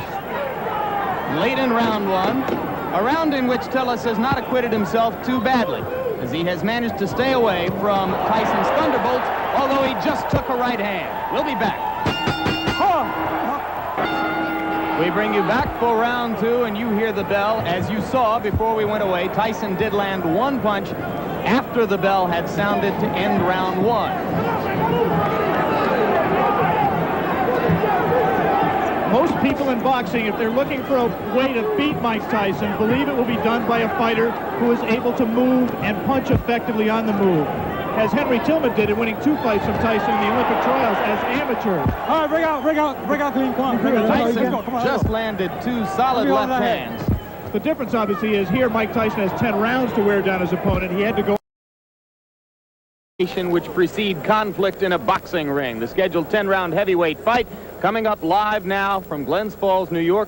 Mike Tyson against James Tillis. Hello again, I'm Jim Lampley. I think it's useful to point out that this match was scheduled to take place more than 1 month ago, but was delayed until this date when young Mike Tyson suffered an ear infection, which led to a layoff of close to 2 months duration and to an 8-day stay in a hospital in New York City. And now, Alex Wallow, I wonder, what can we say about the effect of the long layoff and the period of time spent in the hospital upon Tyson? Well, from Mike's point of view, he told us yesterday that the layoff was a blessing in disguise for him. He admits, does Mike, that the intensity of the glare of publicity that's been on him almost since the beginning of his professional career has been something much more than he could handle. He is having difficulty. He said he couldn't grow up as a normal 19-year-old, and he resented all of the intrusion of the press. With the time in the hospital to think about his life, to think about how lucky he is to be in this position, to have fame and fortune, he says he went through a process of maturing that I think will be very essential towards his being successful in future fights. It was almost as though for a while he was focusing on the negative aspects of his stardom, and he has decided now to focus on the positive side, the fact that he wants to be a star and he enjoys the attention that comes with it. There's the man who'll fight him today, 28-year-old James Quick Tillis of Tulsa, Oklahoma. 31 wins, 8 losses, 24 knockouts, now unranked, but he fought Mike Weaver for the WBA heavyweight title in 1981, and 5 of his 8 losses were to fighters who won world championships. And now, here comes 19-year-old Mike Tyson as he emerges from his locker room and comes toward the ring. You will note one of the characteristics which sets Tyson apart. He wears no robe. He wears no socks with his boxing shoes. He says that that makes him feel more like a warrior, more like a gladiator as he entered the ring. He'll be 20 years old on June 30, can eclipse Floyd Patterson as the youngest heavyweight champion of all time if he wins the title any time before May 5, 1988. And there is already discussion behind the scenes in boxing of a possible match between Tyson and WBC heavyweight champ Trevor Berbick as early as December of this year. But first, he must get by this fight against James Quick Tillis. And we'll be back for round 1 right after this. Back in Glens Falls, New York, as you look at the tale of the tape between these two heavyweights, the significant stat there, both fighters entered the ring somewhat lighter than in their more recent appearances. Tyson, in his last fight against Steve Zowski, was over 220 pounds, today at 215. And Tillis, in his most recent bout with Terrell Biggs on January 25, fought at over 214 pounds. Today he is 207 3/4. The referee is Joe Cortez. There are 3 judges who will score the fight on the round system with supplemental point scoring in case of a draw. 3 knockdown rule is in effect. No standing 8 count. The mandatory 8 count is in effect. Tyson in the black trunks and James Quick Tillis in the white. Customarily, Mike Tyson does not feel his opponents out in round 1. He tries to take them out. He tried to take Quick Tillis out with that first punch he threw, and Tillis showed why he may be a little bit different. He moved right out of the way of it, and Mike missed by quite a bit. The key to the fight will be Tyson cutting off the ring and pinning Tillis in corners and on the ropes like he did right there. Quick Tillis is 7 pounds lighter than when he fought Terrell Biggs. That would indicate, the look of him would indicate he's in much better condition. I think the postponement allowed him to get in better condition, will allow him to move more. The question is, how long can he move? His record is he's dangerous early, Jim. Can hurt you with either hand early in a fight, but has always faded and tired badly.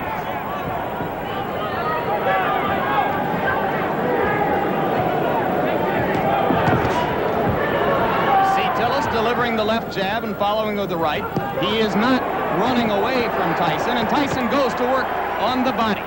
Some say that what sets Tyson apart is the intensity and the effect of his attack to the body.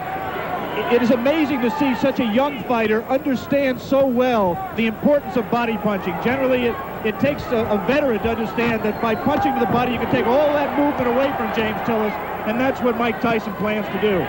You saw Tyson with the left hook splitting Tillis's guard and getting the punch through moments ago as he had Tillis in the corner.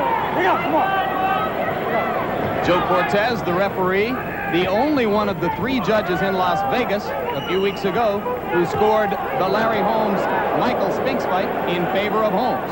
That was an excellent right uppercut by Quick Tillis, which is a punch that should be effective against someone who comes in burrowing in like Tyson does. For some reason, Tillis landed. He was so shocked he grabbed.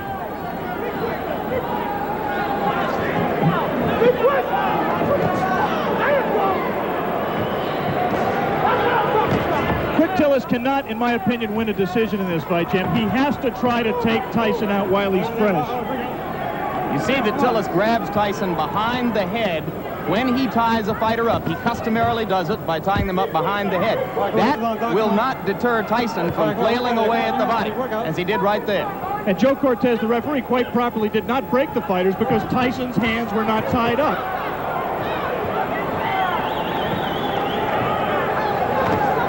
Again, the right uppercut just missed that time by Tillis.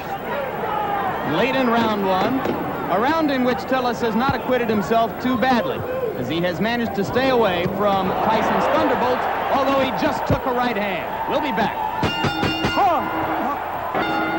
We bring you back for round 2, and you hear the bell. As you saw before we went away, Tyson did land 1 punch after the bell had sounded to end round 1. Most people in boxing, if they're looking for a way to beat Mike Tyson, believe it will be done by a fighter who is able to move and punch effectively on the move, as Henry Tillman did in winning 2 fights from Tyson in the Olympic trials as amateurs. All right, bring out clean. Come on. Tyson just landed 2 solid left hands. The difference, obviously, is here Mike Tyson has 10 rounds to wear down his opponent. He had to go all out in the 3 rounds amateur limit. Lost to Tillman in the Olympic trials. Right hand lands flush on the cheek of Quick Tillis, but that was an extended right hand. He was not in close enough to do maximum damage. Yeah, but he's not letting go of Mike Tyson. He might be shaking his hand, which generally means that he was hurt by the punch, even though it was, as you say, extended.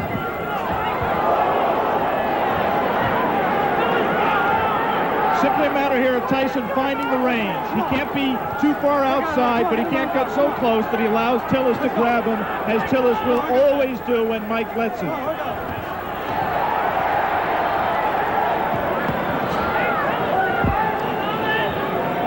Tyson can be hit. He was openly disappointed with the number of times that Steve Zowski landed on him in his last fight. Any custom auto-trained fighter prides himself on his defense. And Mike really was disappointed that Zowski hit him with some right hands, really silly right hands that he should not have been hit with. It was just a loss of concentration. The right hand by Tillis was blocked there. A jab by Mike Tyson, a rare punch for him in his first 19 fights, a punch that he is smart enough to know that he's going to need if he's going to move up to world-class competition. He's been using it more in training and says we'll see a lot more of it in this fight. He just tried it there until Tillis knocked down 2 of them.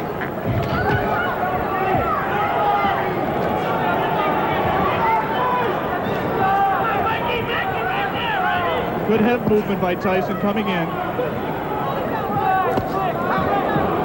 For the moment, Tyson is not nearly as busy as he has been in some of his previous fights against much lesser opponents. No doubt a sign of the respect that he must have for a fighter of Tillis' experience. There's the punch that, in my opinion, is going to win the fight for Tyson. It's that right hand to the body.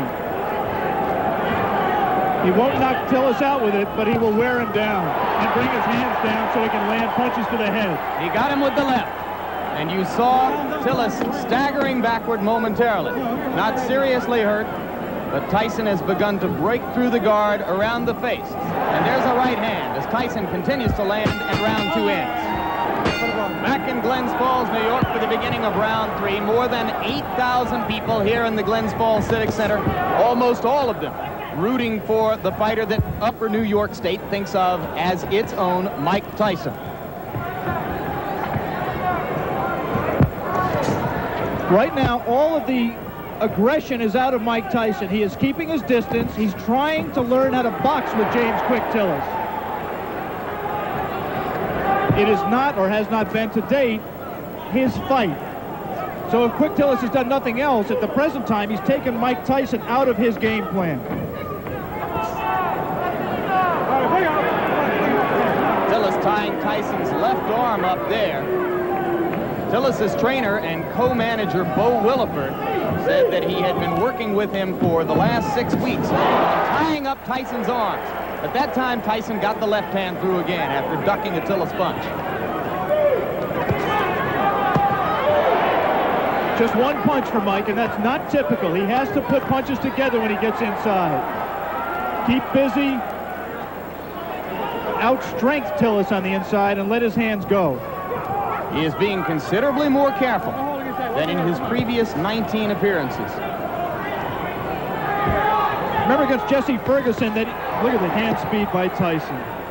That's one of the things that's astonishing, to see a man of this size and this build with such quick hands.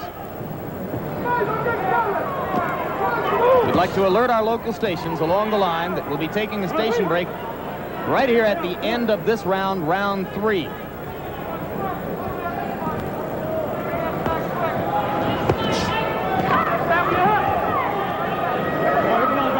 I was saying in the fight against Jesse Ferguson, Ferguson fought a negative fight, fought to survive for the most part.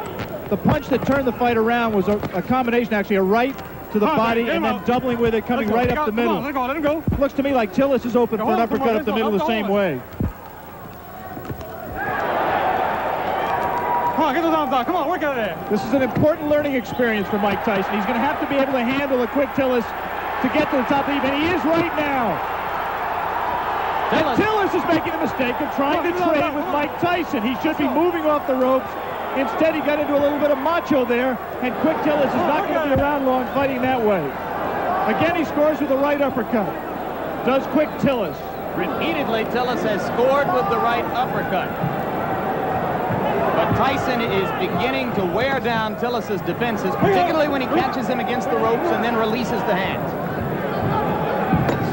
Round 3 coming to a close, and Mike Tyson warms to the task once again as the round comes to a close. Back with more after this word from our local station.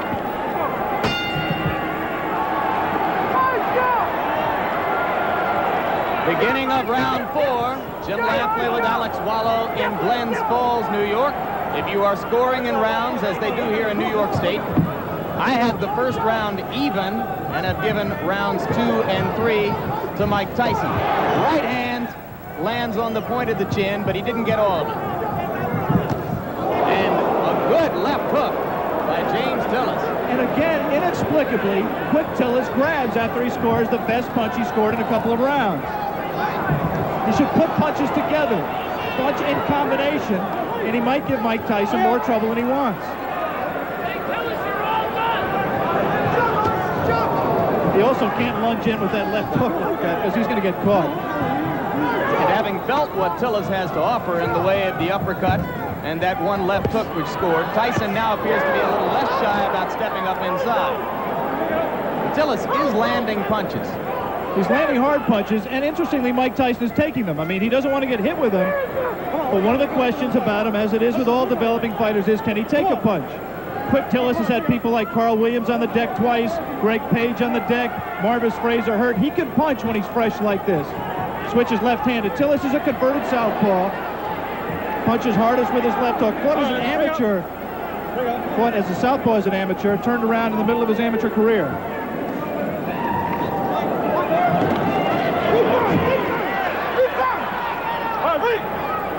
Both of those left hooks miss slightly for Tyson. But how low he gets to duck under those punches. Extraordinary. Tillis could have butted him with his knee there. Right now, Mike Tyson is having problems solving James Quick Tillis. He doesn't really know, the things that work for him normally are not working for him, and he's going to have to go to things that are a little bit more sophisticated. He's going to have to cut the ring off better, and he's going to have to find the range better. He just can't walk inside and let Tillis tie him up like that. Has to let his hands be busier, and at the same time avoid getting hit himself. As for Tillis's chin, you might note that a long time ago in 1981, he went 15 rounds with the very dangerous puncher Mike Weaver, largely by staying away. But on the other hand, he suffered a technical knockout in the first round against Tim Witherspoon 2.5 years ago. You'd have to say that is a fluke, the loss to Witherspoon. Tillis claims he slipped on some water in the corner and was distracted before he got punched. Again, he lunges in and gets caught. The left hand drops Tillis onto the seat of his pants as round 4 is coming to a close. I'm not so sure that his right foot wasn't stepped on, causing that knockdown. There was definitely a punch, but I believe that Tillis's right foot was stepped on by Tyson at the moment the blow landed. All right, let's stay right here and take one more look at the knockdown. I'm clearly wrong. That was just a clean punch. He was off balance. We said that Tillis could not lunge in with the left hook. He lunges in with the left hook. Tyson very cleverly slips it, comes back in a punching position and lands a left hook. That was not the full power of Mike Tyson, but Tillis had lunged, was off balance, and he was able to drop him. Let me repeat that there was no tripping involved. There was a clean punch. There is the Tyson corner.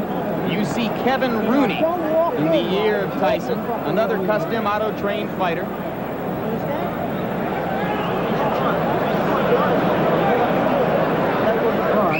longest Tyson bout was the fight against Jesse Ferguson. A TKO at 1 minute 19 seconds of the 6th round. Now round 5 begins here in Glens Falls.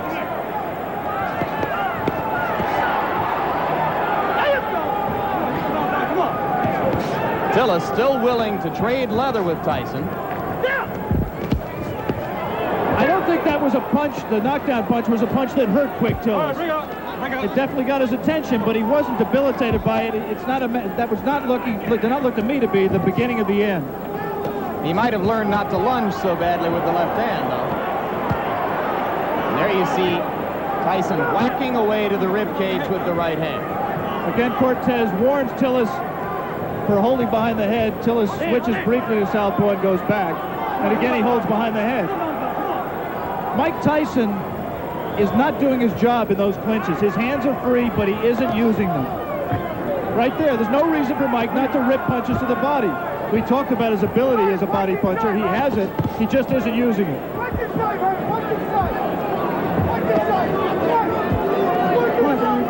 All right, bring up.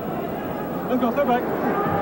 Tillis turns away for a moment to spit, but so far he does not look hurt, as Alex pointed out. Looks rather fresh. Has had a tendency in the past to tire.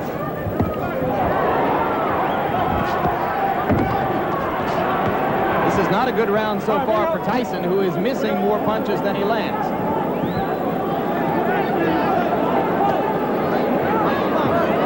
And again, not busy in the clinch. That's frankly astonishing, because the opportunity is there for him to do a lot of damage. There, he gave a half-hearted effort at that combination we talked about, the right to the body and the right uppercut, but he didn't land it. Did land punches at the end of the flurry. And that's what he has to do with Tillis. He has to keep punching. He's just letting isolated punches go. Like a single left hook, nothing behind it.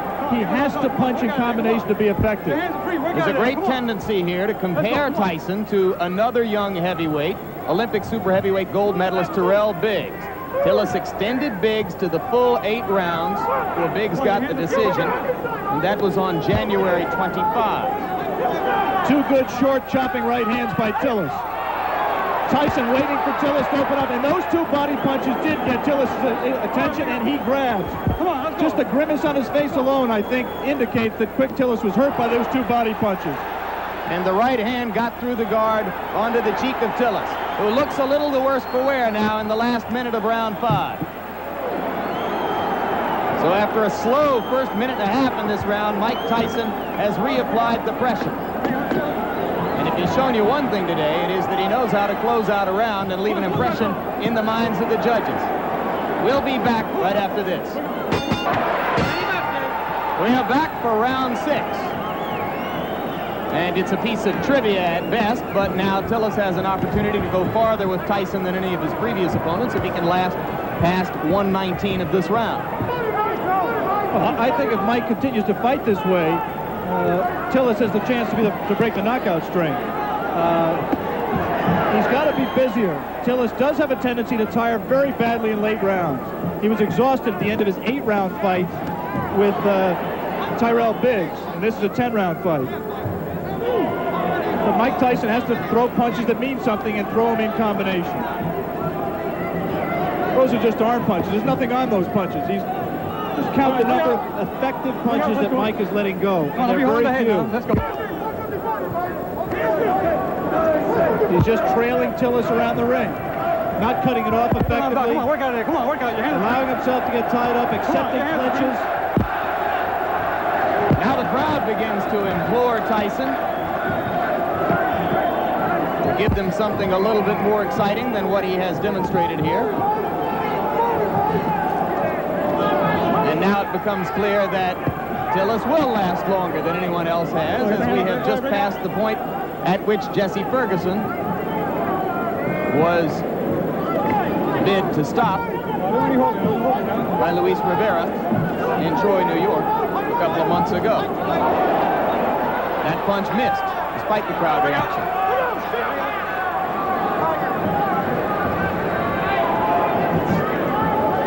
Since we are talking about the possibility of the fight going the distance, scoring at the halfway point, I've given Tyson 3 rounds, Tillis 1 round and 1 round even. I did not score the 4th round, which was the round in which a knockdown, a 10-8 round for Tyson. I only gave it a 10-9 round for Tyson because of the fact that Tillis was dominating the round up to that point. The point system is, of course, supplemental only. The round system stands up unless there is a draw. Personally, Alex, I have it 4-0-1 for Tyson. I've not given Tillis a round. All right.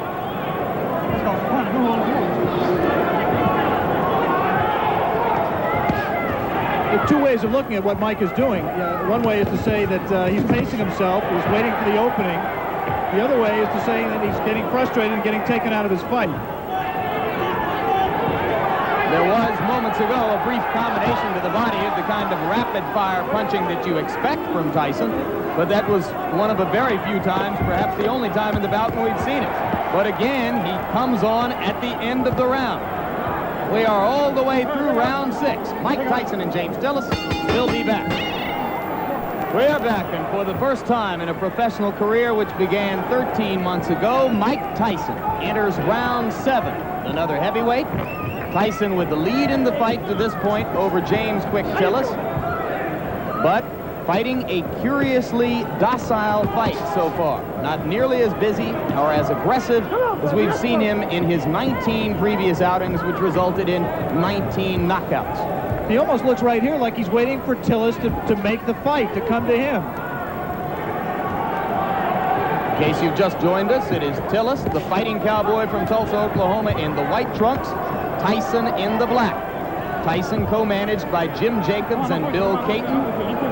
Tillis co-managed by Bo Williford and Gary Bentley. One curious thing that we learned before the fight about Tillis' condition, we said he's always tired late. Bo Williford and Gary Bentley found out after the Biggs fight, through the doctor's examination, that James Tillis has a number of allergies. Among them, allergic to milk, citrus, and wheat, which could make things difficult for a fighter who, on the day of a fight, eats wheat cakes, drinks milk, and orange juice. Let it go, come on, let it go, James. We have to assume that that was not his pre-fight meal today. He actually was eating mainly cranberry juice. But it has helped his stamina, and I think he also trained harder for this fight. He realizes this fight means everything to him. He has lost 4 of his last 5. And Bo Williford told me last night that if Tillis were to be knocked out today and wanted to continue as a fighter, he would do so without the help of Bo Williford. Yeah, this is career time for James Quick Tillis. Incidentally, if you're not a boxing fan and Tillis looks familiar to him, you may have seen him in the movie The Color Purple, where he had a brief part as Henry Buster Broadnax in the juke joint scenes. Spent 2.5 weeks with Steven Spielberg and crew in Los Angeles, where they called him Dark Gable. There's a right hand by Tyson. And the uppercut. Tillis is not noticeably hurt by that punch. But he's cut. There is blood above his left eye. Exactly right. Mike was a little bit extended with the punch, did not have the proper range for full power. Now he's at the right range, though. He lands something here. This is where he can be effective. Again, not punching at the body when Tillis grabs him behind the head. Tillis landed a left. Didn't seem to faze Tyson at all. We will stay here between rounds, as it is Tillis who tries to flurry at the end of round 7, with the blood now seeping out from an apparent cut above the left eye. Bill Nunnery does the cuts for, well, actually, Bo Williford is doing the cut himself right now. Doctor in looking at it. As we look at Tyson's corner, the action is in the opposite corner, right there where they are working on James Quick Tillis' left eye. Let's take a look back at the action from round number 7.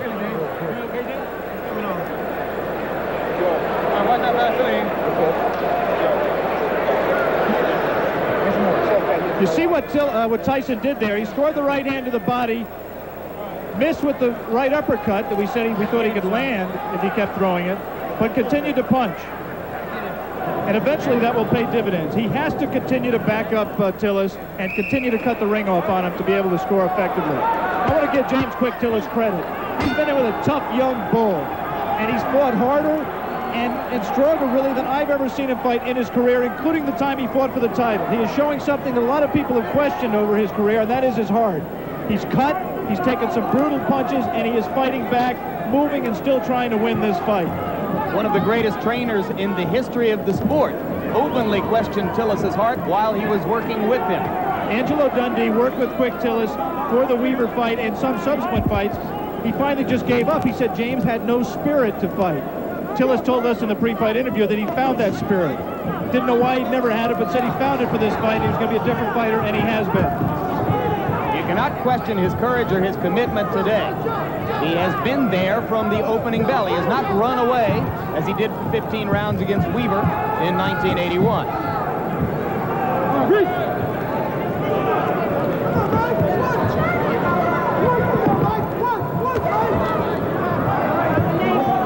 Tyson looped that right hand, and you have to wonder if perhaps Tyson is getting a bit anxious. We are into round 8. The knockout string has been a prominent part of the marketing and publicity which has surrounded Tyson's rise. It won't be quite the same if he's 20-0 with 19 knockouts. There's no question that up till now, if the fight continues this way and goes to a decision, Tyson, in my opinion, will win the decision, but the Mike Tyson mystique will suffer. He has not scored a knockout. He has not really hurt Quick Tillis, even though he has knocked him down and cut him.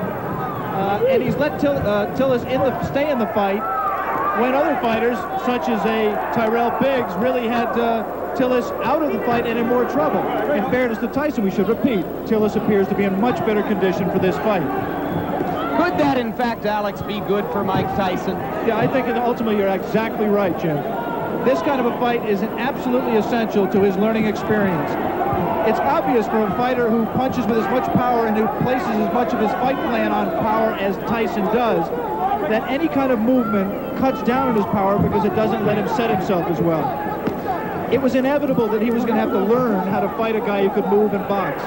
It's good that he's fighting one like Quick Tillis to get that learning experience. And maybe if he has to go to decision to win the fight, then there won't be as many people asking every day, when are you going to fight for the championship of the world? Those same people who are questioning his chin and his ability to go decision. Ladies and gentlemen, here is the official scoring. Judge Bernie Friedkin scores it 6 rounds to 4. Judge Al Reed scores it 6 rounds to 4. Judge Tony Moretz scores it 8 rounds to 2. Winning this decision and still undefeated, Mike Tyson.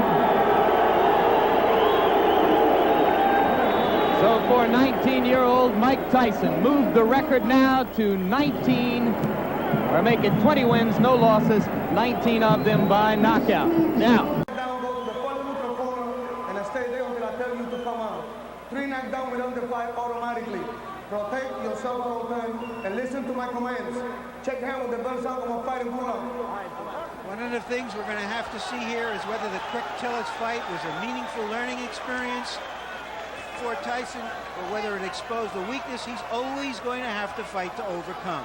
Let us also remind you that we have ringside our own unofficial judge, Harold Letterman, who is, of course, a judge in the state of Nevada and was so much a factor in the last fight that we showed you here on HBO, that between Larry Holmes and Michael Spinks. Round 1, Mike Tyson right on top of Mitch Green. Just as expected, Mike Tyson comes out like a locomotive, going straight for Mitch Green. Green, what he's going to have to do to be successful is to box. Pretty much do the same thing a boxer should do to a puncher. Keep that jab in his face and not be intimidated by his punching power. Mike Tyson and his cornerman Kevin Rooney, his trainer, were not real pleased with the Tillis fight because they said, both of them said, that he didn't double up. He just was a little bit lazy, especially in the later rounds. So we'll see what he does about that against Mitch Green. Well, Mike Tyson told me the fact he was somewhat a little reluctant to go full steam because he was going 10 rounds. I had that same experience when I fought my first 10 round in Baltimore against Rafael Rodriguez, Barry. It's in your mind, you know, the fact that can you go additional 2 rounds. But being conditioned like Tyson, there is no major problem. Heavy-handed fighter. They say heavy-handed like George Foreman, but much faster than George Foreman. And just kind of getting over the butterflies of the first round. And he has them. He told us he definitely has a fear when he climbs into the ring. He says, I think any normal human being who says they're not afraid, not nervous when they get in a boxing ring is either crazy or lying. What is your adrenaline? It's that anticipation of facing your opposition, knowing that he's capable, and the fact the crowd here who are definitely for Mike Tyson. And he, of course, will be quick to credit Customato with his overcoming that fear and that nervousness. In fact, he credits Customato with his career period. It's a story that has been told many times, and we'll develop it as this evening goes on. Well, Mitch Green is complaining about the head of Mike Tyson. You see what's happened? Tyson is not allowing Mitch Green to punch. He's standing right in his chest. He's smothering his punches, staying close to his punch, staying close to his opponent. It's similar to Joe Frazier. Always aggressive, right in front of his man. Now we see some head movement by Mike Tyson. That was about a 3-punch combination by Mitch Green, Ray. But once again, it looks like Green is off balance when he throws his punches. Well, the mistake that Mitch Green makes is the fact that he doesn't coordinate his fist. He's slapping his punches. And you have to make a guy like Mike Tyson respect you. Have to get those punches in and get him in sharp. That's the uppercut that was working for Quick Tillers. Remember, this is only the first round. It's a very up-tempo first round. Good uppercut there by Tyson. And shots to the body. Let it go. Another thing that Mitch Green is doing, he's trying to tie up Mike Tyson. He's not doing too good of a job now. He can't allow Tyson to get inside and work his body. Because in doing so, those body shots slows down your maneuverability.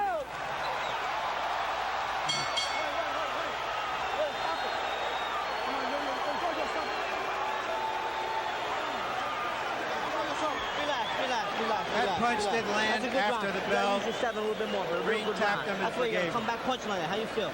Great. All right. Give me a little water. Little sip. Atta boy. There you go. Spit it out. Spit it out. Here you'll see, after the bell, right there, that last punch, a grazing punch. Evening. You understand? When he get inside, tie his arms up. Tie him up when you get inside. Like this. You understand? Double the jab, straight right hand. Keep that steady pressure. Keep it up. Tyson's late mentor, Customato, taught what has been called the peekaboo style, holding the gloves up close to the face while you're coming forward. He wanted his fighters to be entertaining and aggressive, but not to lead with their chins. And you'll see that that's what Tyson tries to do. The tactics that Mitch Green wanted to use was to tie his man up once he gets inside to stop him from punching and work to the body. He's not been successful, mainly because he's not tying his man up right. Got to grab those arms. You heard Mitch Green's corner tell him, tie him up in there. Incidentally, the peekaboo style of Mike Tyson is different than that of some of Customato's former pupils. I'm sure Larry Merchant will talk a little more about that, but his gloves are actually down around his chin rather than up on his cheeks. What I'm looking forward to seeing, whether or not this clinching by Mitch Green is going to frustrate Tyson, because it has a tendency to really frustrate a fighter.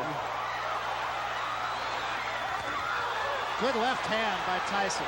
Green got a couple of punches in, but as far as how solid those punches are, there's no comparison. Now Green holding and hitting. In fact, he should get a warning here from Mitch Green from holding behind the head.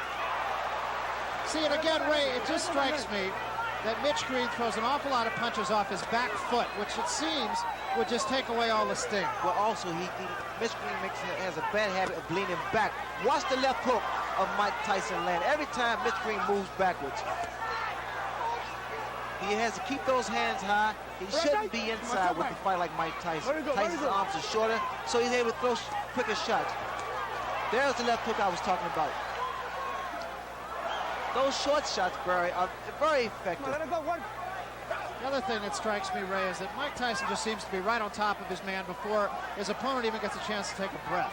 Well, he stays right in his opponent's chest because what happens by him being so close, it compensates for his height, the disadvantage. You notice that there is no mouthpiece in Mitch Green's mouth. He was knocked out by a left hook. Green needs to keep that mouth shut. To Green's credit, he hasn't taken a backward step. Whether that's wise or not remains to be seen. You notice time and time again, that left hook and those little short shots. Very effective shots. This is not the type of fight that Mitch Green want to have. Hold on, break. Come on, break. Step back. I told you, stop holding him punch, man. And he did draw a warning from Luis Rivera, the referee, about holding. Green's in trouble. Those shots to the body is doing it, taking his toe. Really working. A lot of body, a lot of leverage. The body shots. Watch for the left hook. There it is again, Barry. As advertised, inside of 10 seconds. That hook is getting shorter, more powerful, and more effective. The uppercut's working beautiful for Mike Tyson also. That was a good round for Mike Tyson. A very impressive round. Getting all of his shoulders into every shot, it seems. Outside and tie the man up when you get inside. Boxing. Tie the man up when you get inside. You ain't got to punch inside. Tie him up. You understand? Throw the 1-2 from the outside and tie him up. 1-2, tie him up. Don't fight him inside. You don't have to fight him inside. Tie him up. 1-2, jab and jab. Move this round. Move this round. When you get inside. Blood. Stop fighting his fight. Move this round. Throw the 1-2 and tie him up. All right. You understand? Hear me, Blood? What's up? Give me the snap. Blood. Get him on the outside. Hold it. When he get inside, tie him up. How you feel? How you feel? Okay, keep it up. Keep the pressure on. Just keep moving. Just keep moving like that. Stay right on him and keep punching on the inside. You're doing excellent, baby. Real good. Come on, Tim. When Blood Green was a gang leader, they say he had over 100 men in his gang. Right now, he needs some of them. And again, Mike Tyson bolting out of his corner right on top of Mitch Green. You gotta let it go, man. Tyson is so much physically stronger than Mitch Green, and he's using it to his advantage. Mitch Green is doing the wrong thing. He's fighting Mike Tyson's fight, trying to fight him inside, trying to exchange punch for punch. He can't do that. Tyson's far too strong for Mitch Green to fight that way. Mitch Green needs to get outside, work his jab, and attempt to outmaneuver Michael Tyson. That's exactly what Green's corner. Green has been bleeding from inside the mouth, and I can't help but wonder if maybe he might not have suffered some jaw problems when he lost his mouthpiece in that last round. When his mouthpiece was knocked out of his mouth, he kept his mouth open. Again, Barry, you have to watch these little short shots thrown by Mike Tyson. Very, very effective. You gotta work inside. Don't break. Come on, step back. And inside, it can do a great deal of damage to the mouth. You know, the last fight that Tyson had against Tillis, and what a shot. That is an awesome shot. That was just a jab. You have to appreciate one left jab, and the mouthpiece is gone once again. Started to say Tyson and his people weren't happy about the fact that he had a hand free in a situation just like this against Tillis, and he didn't take advantage of it. But is he doing that tonight? Well, the problem he's making, he cannot keep Mike Tyson off of. Those little inside shots is really busting up the mouth of Mitch Green. I'm sorry. Yeah, there was blood inside the mouth even between rounds, as we mentioned. He can't help it. He's breathing through his mouth. Barry, watch the left hook. The left hook is doing a great deal of damage. Come on, step back. Come on, do your work. Its inside is short, less than 6 inches.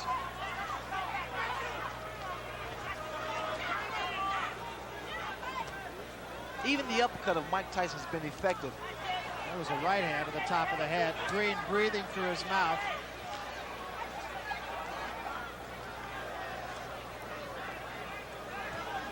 Tyson keeps that chin tucked in, so it's difficult to hit him on the chin. Hands high. He works his way in.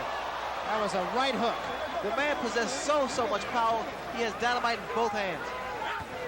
It really is impressive. And whatever punch that he's able to land against Mitch, it has a tendency to shake Mitch up. Those big broad shoulders, big arms. You see the exposed area to the body.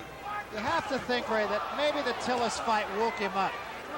Well, it reassured him that he is a conditioned athlete. He can go 10 rounds, so there's no need for him to slow down the momentum.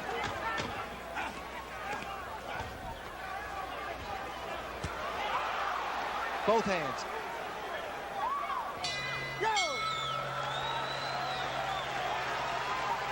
It's obvious that Mitch Green just doesn't use the body he has.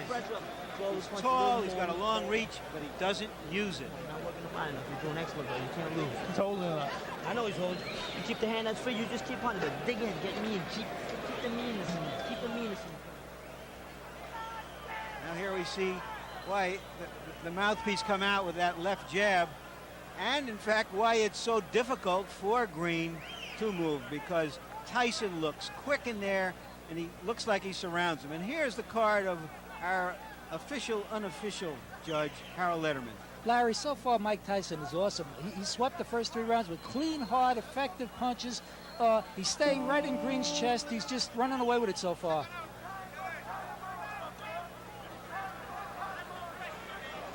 Oh, yeah. Mike Tyson anxious to get to work. I want to mention one other thing, too, and that is that it wasn't only the mouthpiece that Mitch Green lost. We have a production assistant over on the other side of the ring. Said in addition to his mouthpiece, it was a bridge with a couple of teeth in it.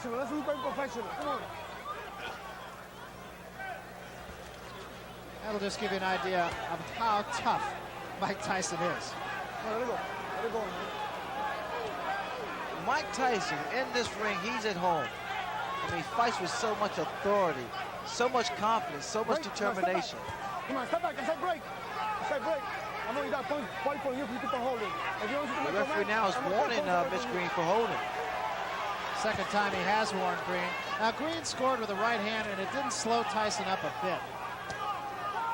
Now, Tyson's doing what he didn't do against Quick Tillis. You notice when he's tied up, he still works the free hand. He didn't do that against Quick Tillis.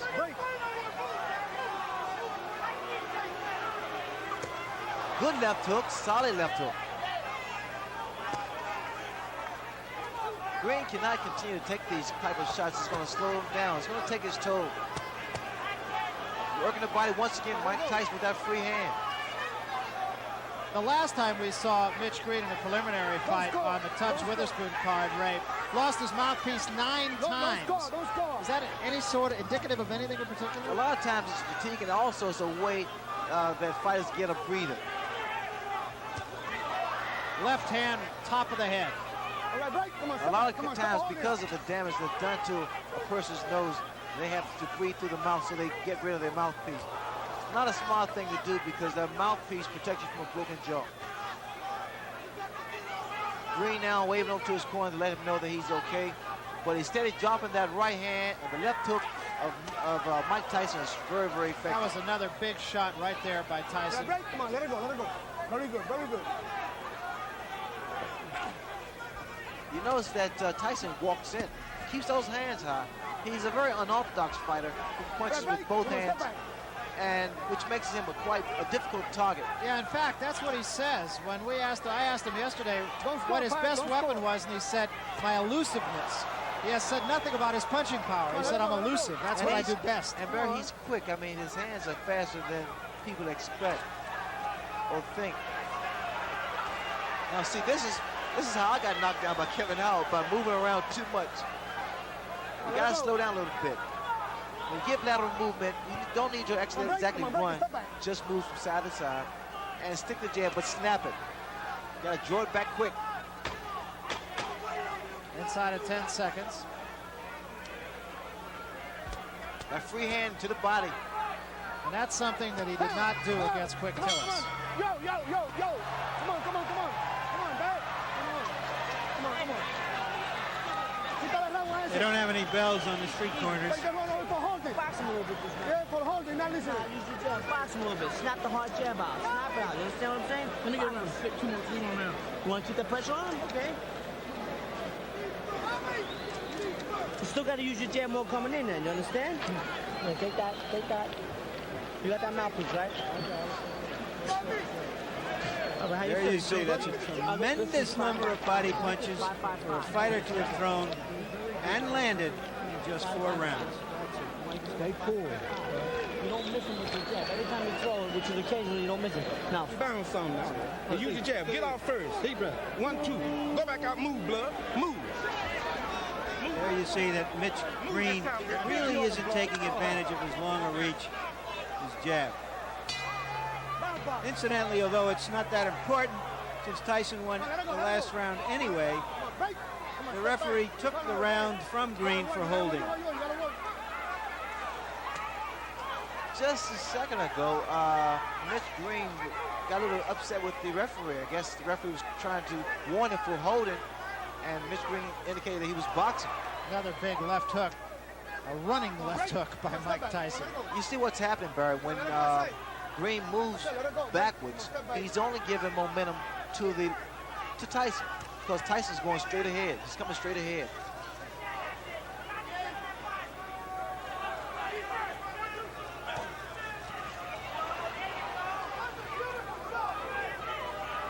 Tyson is not breathing hard, so that tells you that he's not concerned about going the distance, going 10 rounds. In fact, we talked to him about that.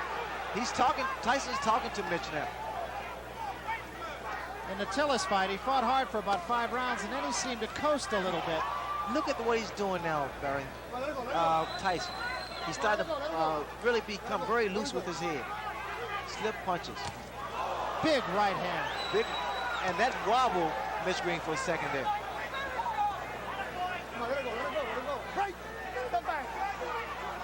The reason you tie a fighter up is to at least clear your head, or either to throw off his timing.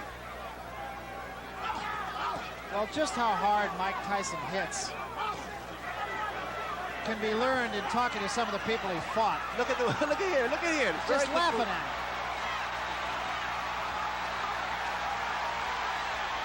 And Green seems to me, Ray, to be doing all the wrong things. That's very good body movement by Mike Tyson. I'm impressed with that. And he's having fun. He's smiling now at Mitch Green. And see, those punches that was missed by Mitch Green makes your arm weary. And see, Mitch Green is not getting any type of respect from Mike Tyson, mainly because he's not making a fist when he throws his punches. Good left hook. Another big left hook, and even more impressive because he doubled up on it. He missed with the first one. You notice the way that Tyson is walking in, moving that head. He's doing the right thing, staying close to his man. No breathing room, no punching room. Good, beautiful uppercut. Left hook, right uppercut. I like this here, inside. What Tyson is doing to Mitch Green. Started to say about some of his opponents and what they say. Fought a guy named Eddie Richardson. They asked him, have you ever been hit so hard? He said, yeah, about a year ago I was hit by a truck. Very good. There's a lot of blood from Mitch Green's mouth.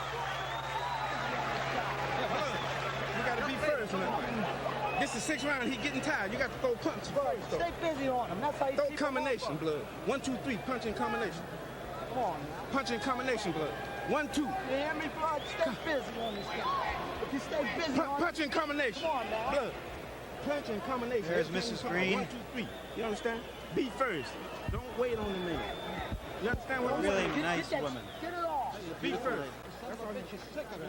You run out of there. Now you got to punch. Stay busy on him, blood. Go off on him. You can't wait, man. Where's mouthpiece? Keep your chin down on your hands a little better. Your name is it, but you gotta come right back. You gotta answer that. Don't let these judges let him steal around. You understand? You won the round, you win in every round. Look around those upper punches. Make sure you keep punching.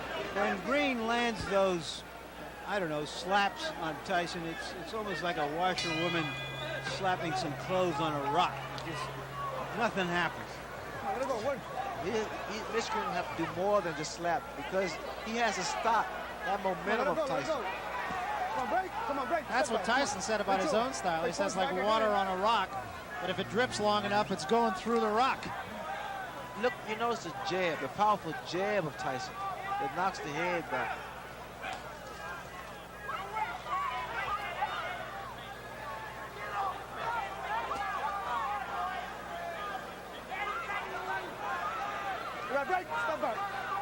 Wishful thinking in Mitch Green's corner, too. They were telling him that Tyson's getting tired. I don't see that. I doubt that very seriously. Tyson's just as strong as he was in the very first round.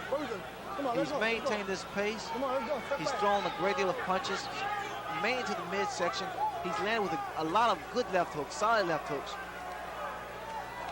One thing you have to give to Mitch Green, he has a durable chin. He's taken some tremendous shots, body and head shots from Mike Tyson.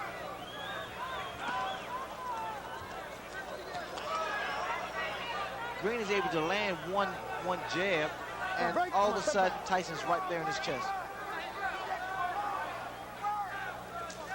Another big left hook. Just to conclude the thought that we started in the last round about Tyson's going 10 rounds, he said after he finished the Tillis fight, he did pace himself, and what a right hand. There is such frustration in the face of Mitch Green. I mean, every time he throws a punch and it misses, it seems to me that he wants to just walk away. Let it go, let it go. Come on, let it go, let it go, let it go. To conclude that, he said when it was over, he felt he could go 5 more rounds. He's conditioned, Barry. You notice that when he goes to the body, he doesn't throw one punch, he throws 2, 3, 4 shots. I like the fact that Tyson used what he has. I mean, he has power, he has speed, has a good chin, and a huge neck. I mean, he is so tenacious. He's not letting up. Keeping those hands high. Come on, let it go, let it go. Come on, break. Come on, step back. Come on, step back.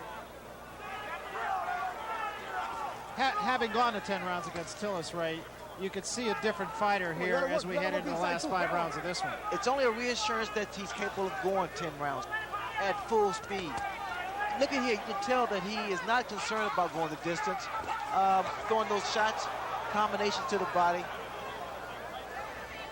And he's done this from the very first round. And not breathing, look at him, he's not breathing at all.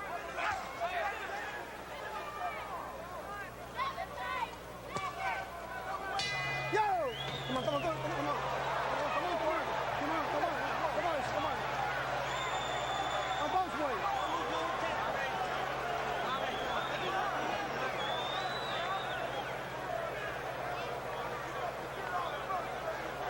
And we want to remind you that coming up, the making of a rivalry, will it become fact or is it still wishful thinking? We'll look at the potentiality of Hagler versus... Give me a break, Barry. And the card. Harold, you got a shutout going here. Absolutely, Larry. Dwight Gooden. Mike Tyson is just awesome.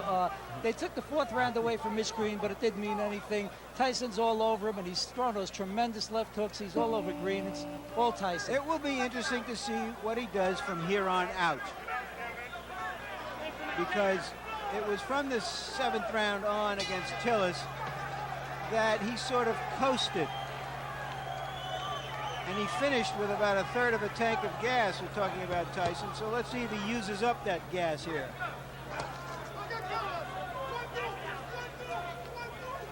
This is round number 7. I like the tactics of Mike Tyson. I mean, he's not wasting any energy.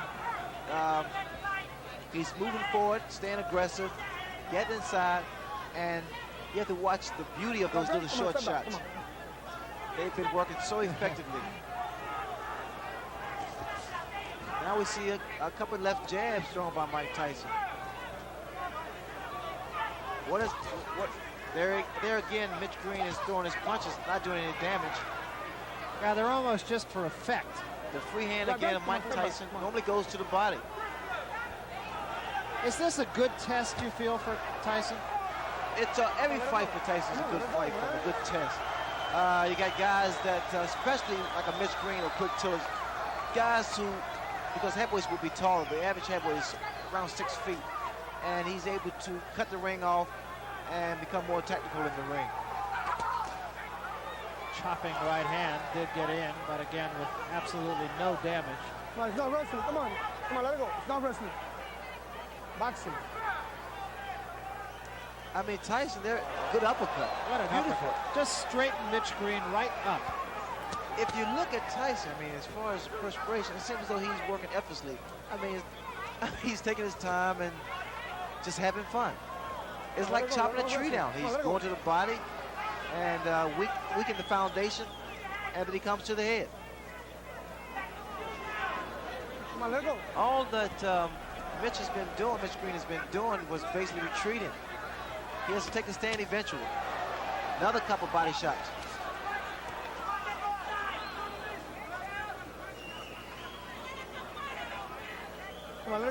There's the free hand for Mike Tyson. Now using that much more than he did in his last go with Tillis. I mean, Tyson is actually concentrating. He's looking for an opening. And he's making that opening happen by working that body.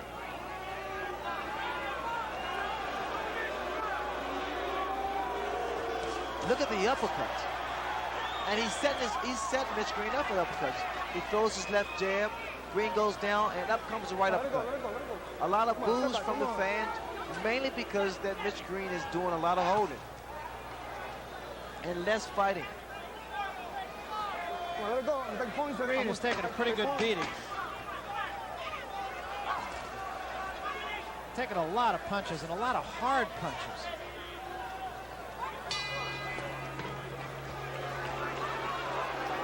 Tyson's not that impressed with Mitch Green. We're not booing you. You feel all right? Let me get that water. Stay, Mike. Just stay right now. He's stay right listen now. Listen up. Listen good. I got the side of the law. But every time you throw the jab, you don't miss this guy. You understand me? You don't miss him. Just sit around and concentrate on the jab. Bam, boxing, get over there. Yeah, come on.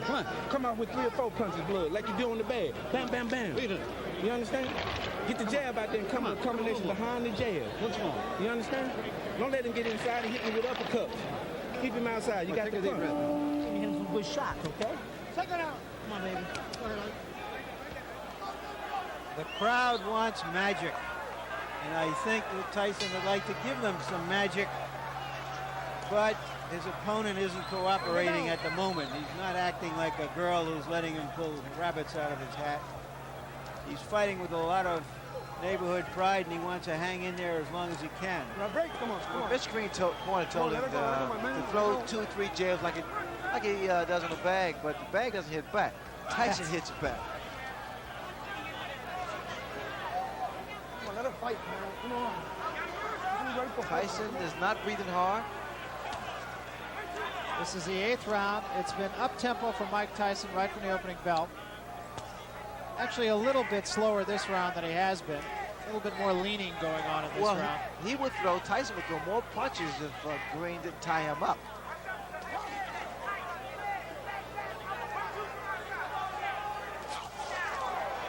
That was a good attempt with that right hand for Tyson. And now we see Mitch Green. He landed with a good uppercut there. Green just trying to tie Tyson up, and a couple of good shots by Mitch Green. His best rally of the fight right here. Look here. No. He's caught Tyson 4 or 5 times, and Tyson for the first time seems a little bit puzzled. Well, he's smiling. Tyson is smiling, but see, Green has those fast hands.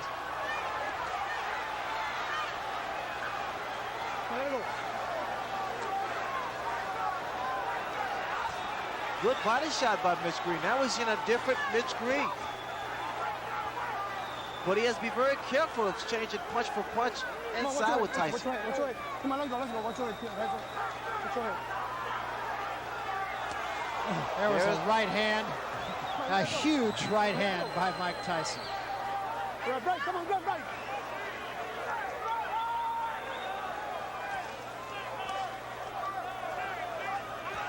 It's just even sitting 30 feet away like we are makes you wince. Oh, you can feel the impact of his punches. See, also Mitch Green is not tying his man up properly. He's holding behind the head, which he allows those shots like that to land. When you tie a man up, you hold the grab around his arm. That was another good shot to the ribs by Tyson. Tyson said one time, he said, "I understand anatomy." Here again. Oh, what a left hand. And this is going to happen all the time because, again, you see the way that Mitch Green has his hand behind the head of Tyson. Watch Tyson. She goes to the body here. Come on, let's go.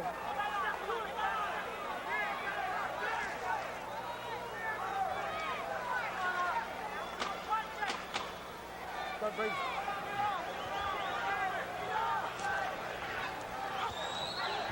See the body shots. Yo!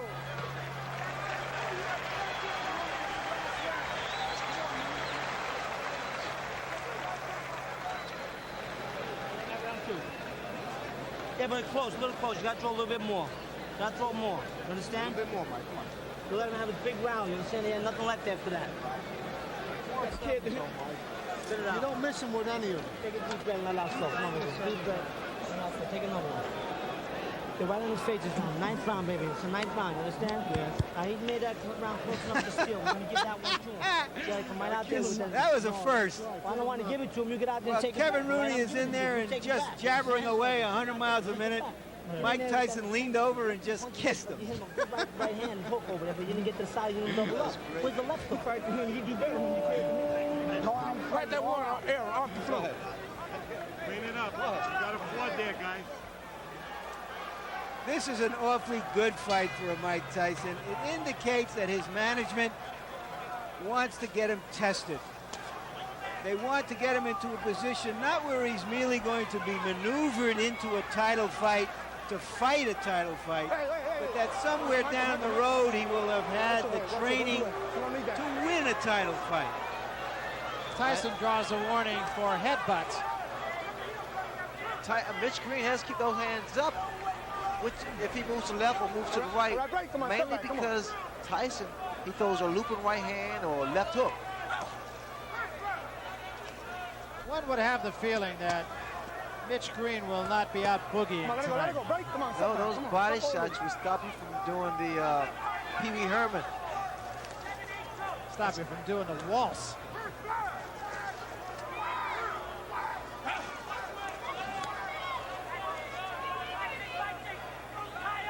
Let it go, let it go, let it go, let it go, let it go, let it go. Very good.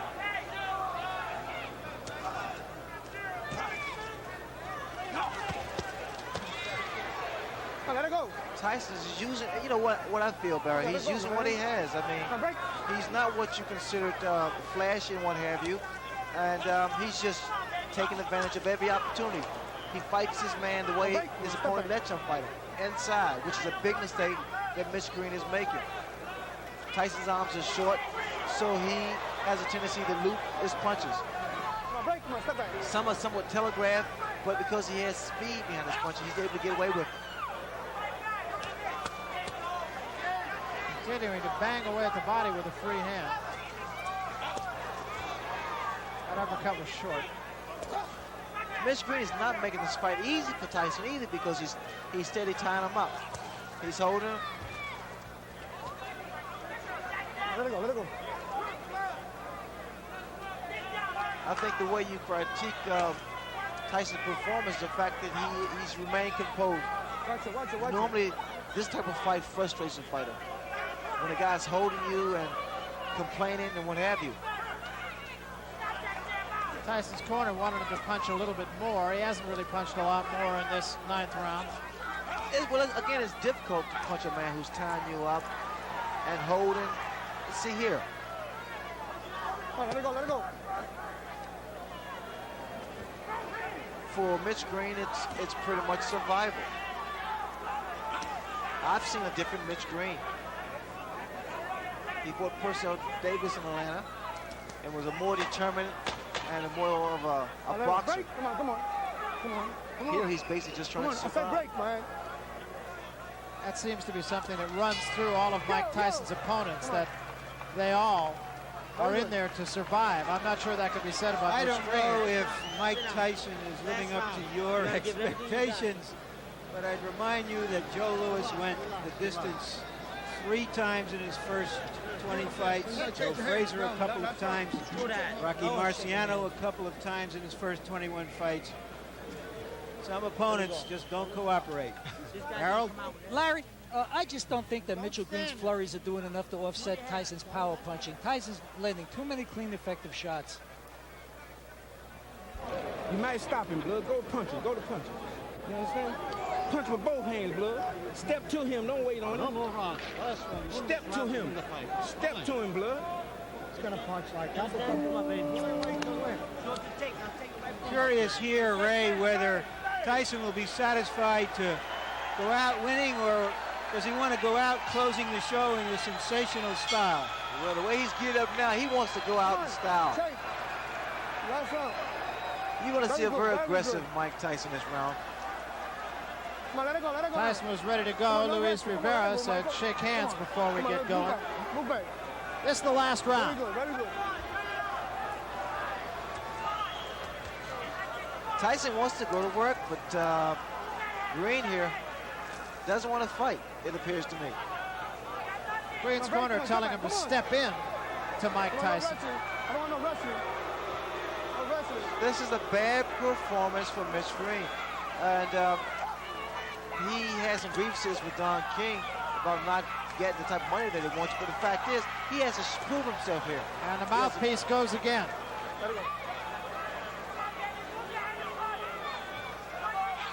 He has to prove he deserves the money.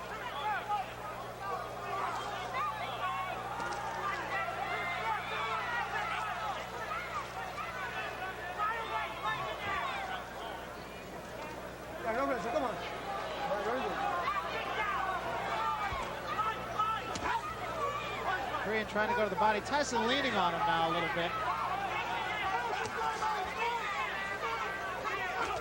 What's going to happen as Tyson gets further and further into his career, he's going to figure out a better way to approach fights like this. Those shots to the body, I love those body shots. They really do a number on a tall opponent. It slows them down and cuts his wind off, especially if you have the power. But as I was saying earlier, Barry, the fact that these type of fights is good for a Mike Tyson because he's going to learn how to approach tall opponents more tactically. He'll learn how to cut the ring off and even score more effective punches.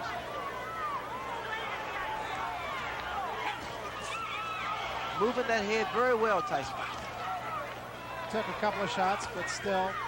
The only problem I see with, excuse me, Barry, the only problem I see with Tyson is the fact he comes in sometimes with those hands down a little too low.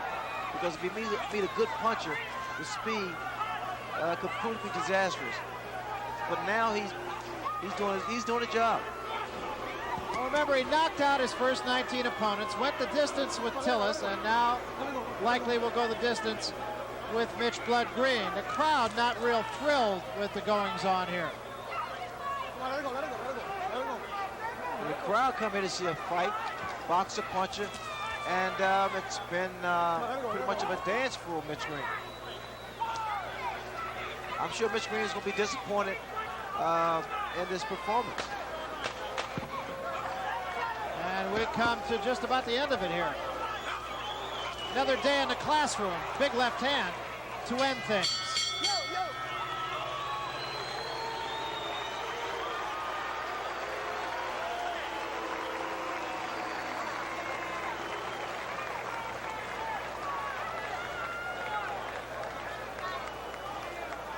So Mike Tyson has gone 10 rounds for the second time in less than a month.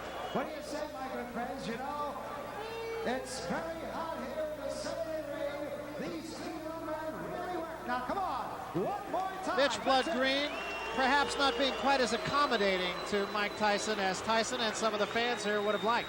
Well, I think it was a good performance from Mike Tyson. I'm sure a lot of people would disagree, mainly because what you have to look at the fact that he went 10 good hard rounds with a fighter that was not cooperating. Take a look at the punch stat. As you can see, he was pretty effective with his punches, and there weren't a lot of jabs in there. He threw a great deal of punches, more so to the body. Tyson delivered a great deal of body shots to Mitch Green. Green didn't fight at all to me. Did a lot of holding on and not effective. Scoring with 6 out of 10 of his punches, and that's pretty high percentage for a guy who really is a power puncher like Mike Tyson, I would think, Ray. Well, Tyson is a slugger. He's the puncher, and he worked in a very good way. He stayed close to Mitch Green. Green did not do anything but a couple of left jabs. Is it a detriment, you feel, to a fighter where the image of Mike Tyson is he's going to knock everybody out who he gets in there with? Now he's gone the distance on 2 successive fights. Is it a detriment just to kind of build that kind of expectancy in the public? Well, he just has to do what he does best, and that's work the body like he did. People are going to be so opinionated anyway. Let's take a look then at Harold Letterman's card. And Harold, you pitched a shutout here. Well, Barry, as I see it, you know, in the eyes of this judge, you can't get points for holding, for taking a good shot on the jaw, and that's basically what Mitchell Green did. He held. Louis Rivera took one round away, warned him 100 times, but Green held and held and held. The closest I thought Green got was the 10th round, but even that, Tyson won.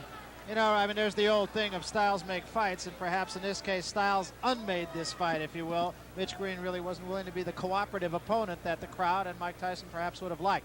Let's go up to the ring announcer now, Ed Darian, for the official decision. Ed?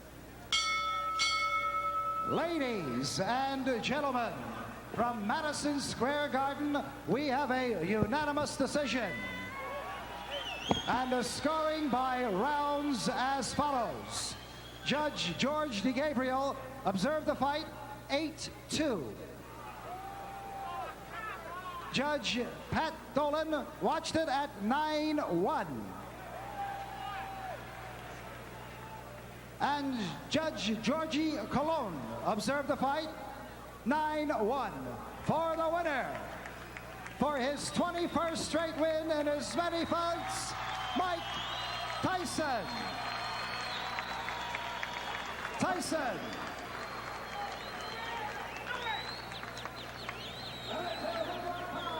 Well, to nobody's great surprise, Mike Tyson is the unanimous decision victor over Mitch Blood Green. And at a time like this, oftentimes we say an opponent with scoring system. Green knockdown rule is in effect. The fighter must get up following a low blow, or he may be counted out. The fighter cannot be saved by the bell, except in the final round. Mike Tyson, in his usual right trust, goes right to work on Reggie Groves. Now Groves with an 18-4 record. The best thing he can do is try to tee up on this guy himself, because virtually he had no shot to win the fight if he was in the boxing place.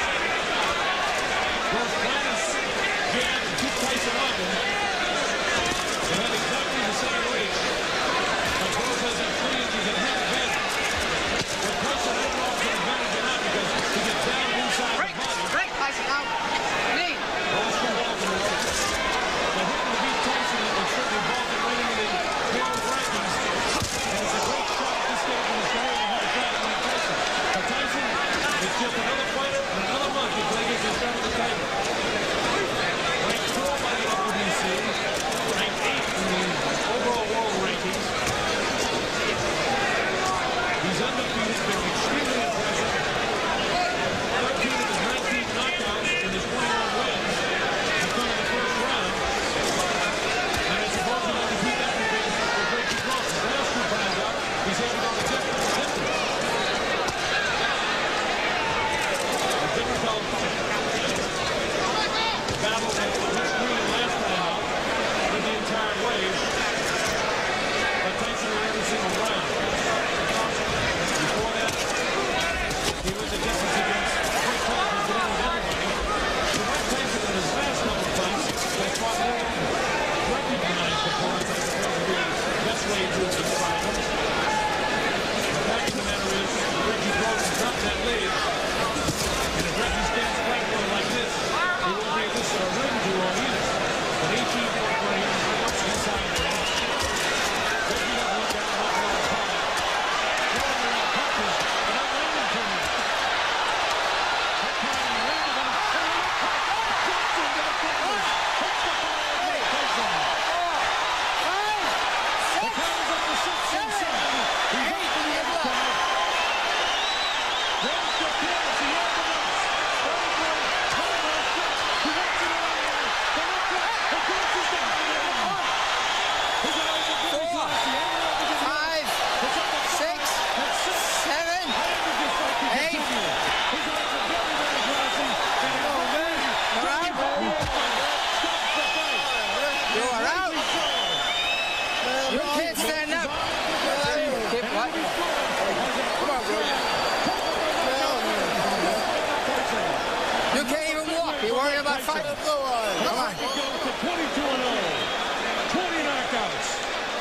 And 14 of the 20 knockouts occurring in the first round.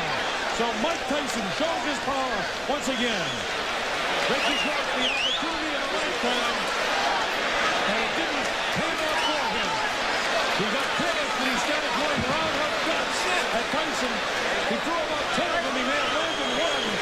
It took only one left hook for Mike Tyson to drop him to the canvas, and the fight was virtually over then.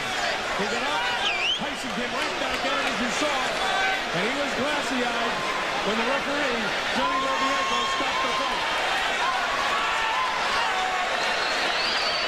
So another big win for this man. A fight you're going to hear and see quite a bit more of here in the 19 Sports and here in Michael Tyson. Another big first-round knockout. Watch the first knockdown here.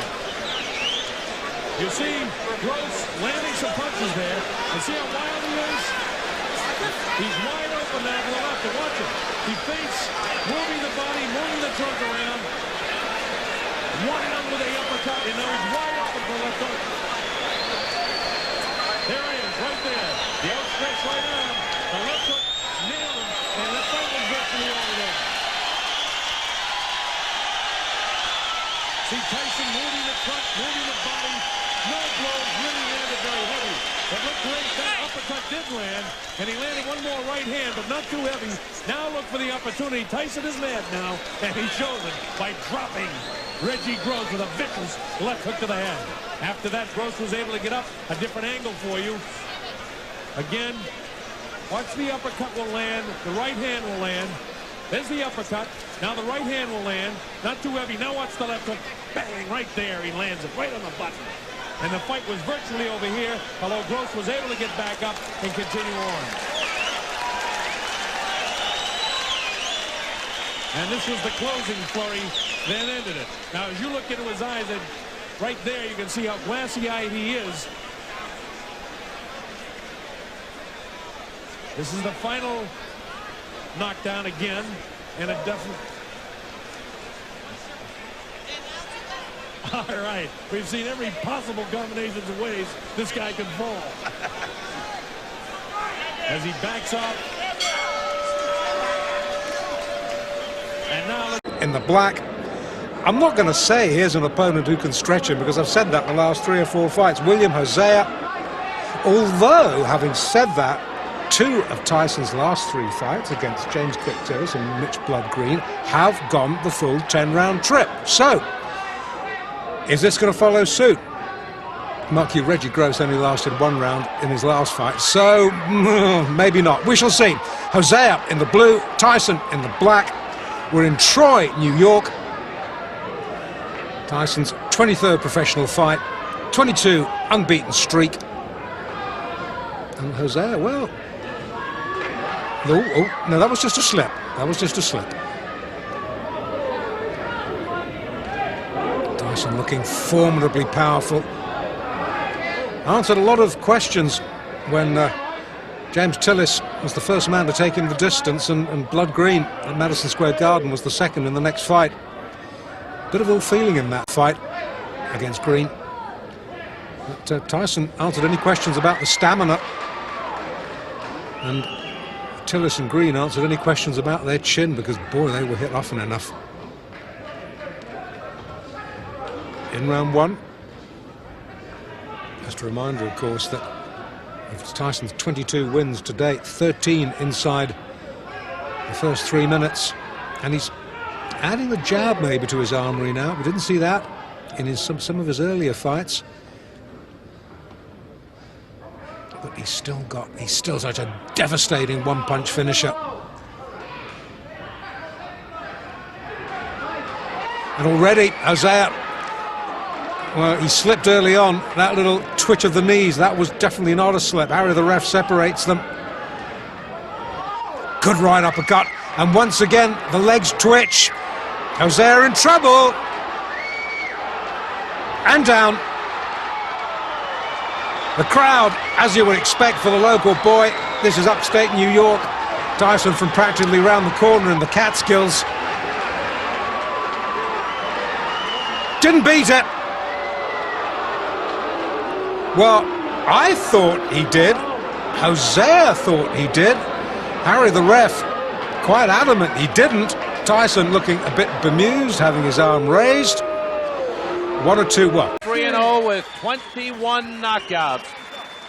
Lorenzo Boyd giving away an awful lot of weight to Mike Tyson, 21 pounds. Quick right hand by Tyson. Mike Tyson's fastest knockout, 37 seconds of the first round. Robert Collier last October 25th. I got something in.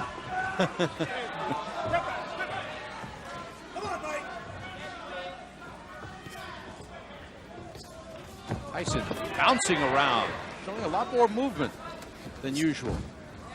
In watching tapes of Mike Tyson, so many times he falls off balance. His feet get mixed up. He starts boxing out of a southpaw position, but he hits so hard that it doesn't matter what position he's hitting you from or what angle. He's just a devastating puncher. To the body with a right hand. That hurt Lorenzo Boyd. Boyd making the mistake of backing up. He's got to come in and throw punches.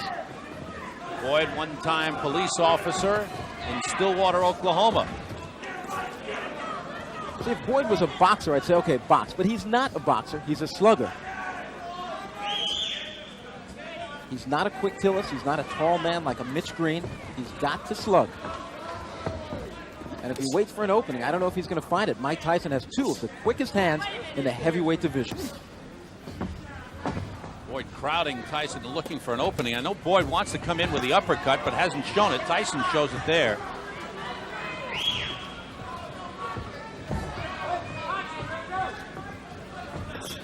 This is Mike Tyson's first fight as a non-teenager. Just past 20 years old. Belated happy birthday to Mike Tyson.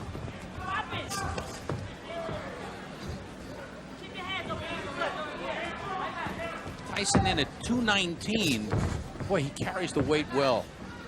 He carries it so well. He says he feels heavier, actually better at this weight than he does when he gets in around 214, 215.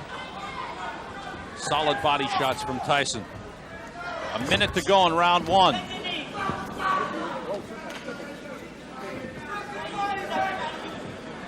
Fourteen men have fallen down in the first round.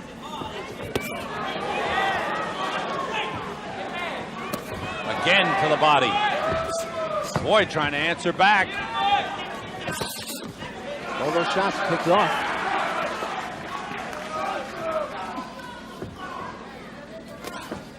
Half a minute to go, round one.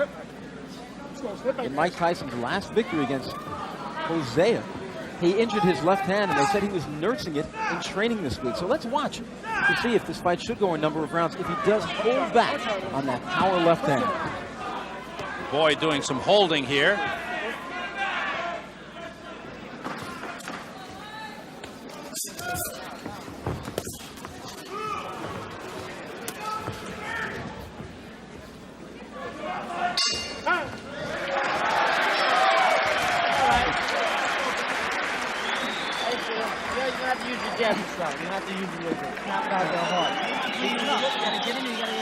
You're leaning towards him a little bit too much, you know what I mean?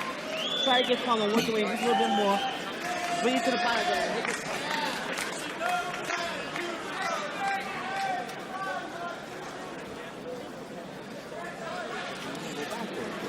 Get close, keep pressure on it. Get the pressure on it. Moving your head, stay on. Keep the pressure right on that way. You stay right on and moving, but stay right on it. That's when you can work the uppercuts in the right way.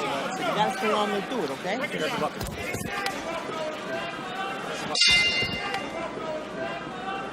Sam Rosen and Randy Gordon ringside at the Stevensville Country Club in Swan Lake, New York. And Lorenzo Boyd has done what 14 others have failed to do against Mike Tyson. Let's go into the second round. It was Customato's dream. Customato, the late great trainer, the man who was the legal guardian of Mike Tyson. It was his dream to see Mike Tyson become the youngest heavyweight champion in history. Floyd Patterson, who was guided by Customato, he did it at 21 years old. And within the next year, the plan is to get Mike Tyson up to the heavyweight championship of the world. Trained by Kevin Rooney, co-managed by Jim Jacobs and Bill Clayton. Good right uppercut by Tyson, solid on the chin. Bill Clayton, excuse me. Dropped an L in there where it didn't belong.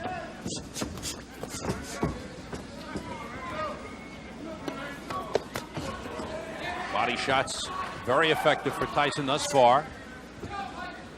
Lorenzo Boyd started his boxing in the Army, actually sparred at Fort Bragg, North Carolina with James Broad. It's the first boxing experience he had. And when he was on the police force in Stillwater, Oklahoma, he guys in the department kind of urged him on to become a fighter, and then he's gone full-time. He's also taking criminal law courses at Oklahoma State. Right now he backs off from a sharp right uppercut to the body by Tyson. Again, a double right hand to the body and the chin. Down goes Lorenzo Boyd. The count is 5. The count is 6. The count is 8. He will not get up. It's over. Sam, show me what heavyweight throws punches that quick. Those were 2 right hands, one to the body, and you snap your fingers. It was turned into, I believe it was a right uppercut. That's how fast it was. Chalk up another knockout for Mike Tyson. What was expected? But again, in watching Tyson, I think you have to watch him with an eye of this man's talents and skills and how he's honing those skills. Talking to Jim Jacobs there, and he's getting better and better. You can see him do things each fight a little better, a little sharper than he did in the previous fight. Can he box? I believe so. Can he punch? No question about it. I think one of the hardest hitters in heavyweight history. And here it comes. There was a hard left hand. He didn't get full extension on it. Then, right hand to the body, just like that, upstairs with the right uppercut. Good night. Wow. And Lorenzo Boyd saying, what hit me? Watch the side of Lorenzo Boyd's body. You think the body shots of Tyson, I mean, the body just about collapses in there. It's the tremendous leverage that Tyson has. The way he throws his punches, he gets his entire... About 6 inches, which will probably be nullified if he comes forward toward Tyson as we expected. Round 1 is about to begin. The referee is Joe Cortez. In New York State, scoring is done by 3 judges. The referee does not score, scoring on the round system, supplemental 4-point scoring system if the rounds wind up even, and the 3 knockdown rule is in effect. Tyson comes out slugging. He comes out smoking like Marvis's father, Joe. Marvis must move or we're going to be out of here very, very quickly. Uppercut, and Marvis is hurt. Frazier is down. Joe Cortez moves in to have a look, and he's going to stop the fight. It did not last 20 seconds. Tyson goes over to take a look at Marvis Frazier, obviously concerned. A terrific uppercut. The same punch with which Tyson knocked out Jesse Ferguson the first time you saw him here on ABC Sports. Watch the uppercut, the right uppercut. We're going to show it to you in just a moment. Right now, there is Jim Jacobs, yes. Co-manager Mike Tyson talking to him. 30-second knockout sensation. Watch the right hand of Mike Tyson. Marvis in the corner and trapped. There it was. Just clipped him right on the chin. The left was unnecessary. Marvis is badly hurt at this point. Uppercut again. And there, Marvis is out on his feet. Everything after this is just incidental. The Frazier camp had expressed confidence before the bout. You wonder if they truly believed that Marvis could handle this kind of an attack.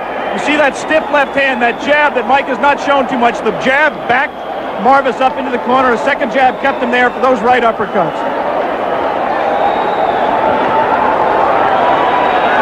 There will continue to be skepticism in some quarters regarding Tyson's stamina, his ability to take a punch, his technique in the ring. But with each succeeding bout, any skepticism about his punching power has to evaporate.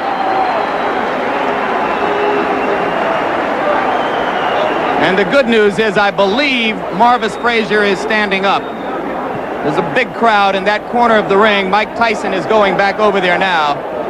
We'll take another look live at what is happening in the ring after you finish seeing this third replay of the very quick knockout. As ring announcer Paul LaFleur announces the knockout, Mike Tyson gives his respects to Marvis Frazier.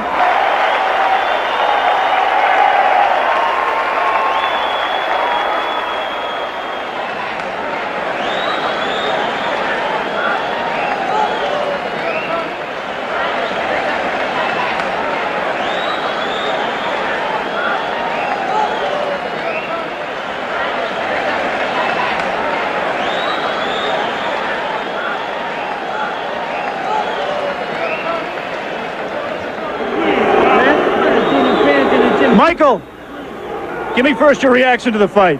The fight, I was confident. I trained real hard with my trainer, Kevin Rooney, who I owe a great deal to. And I came out and I was confident. I came out, I knew the fight. I felt it deep in my heart. I was going to stop him in the first round.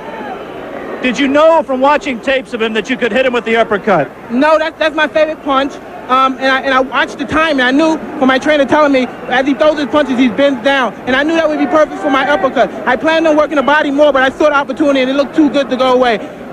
You stuck him back in that corner with the jab, Mike. Is that jab going to become a big part of your repertoire as you go along? Almost definitely. Me and my trainer have been working constantly on the jab. And as you say, I feel so confident, and I knew deep down in my blood that I was going to stop him in the first round. You said that you feel fear before a fight. Did you have any fear for this fight, and how do you deal with that fear? Well, I use the fear to reflect it on my opponent, because fear I use as my friend. It's my friend. If I don't have it, I don't fight.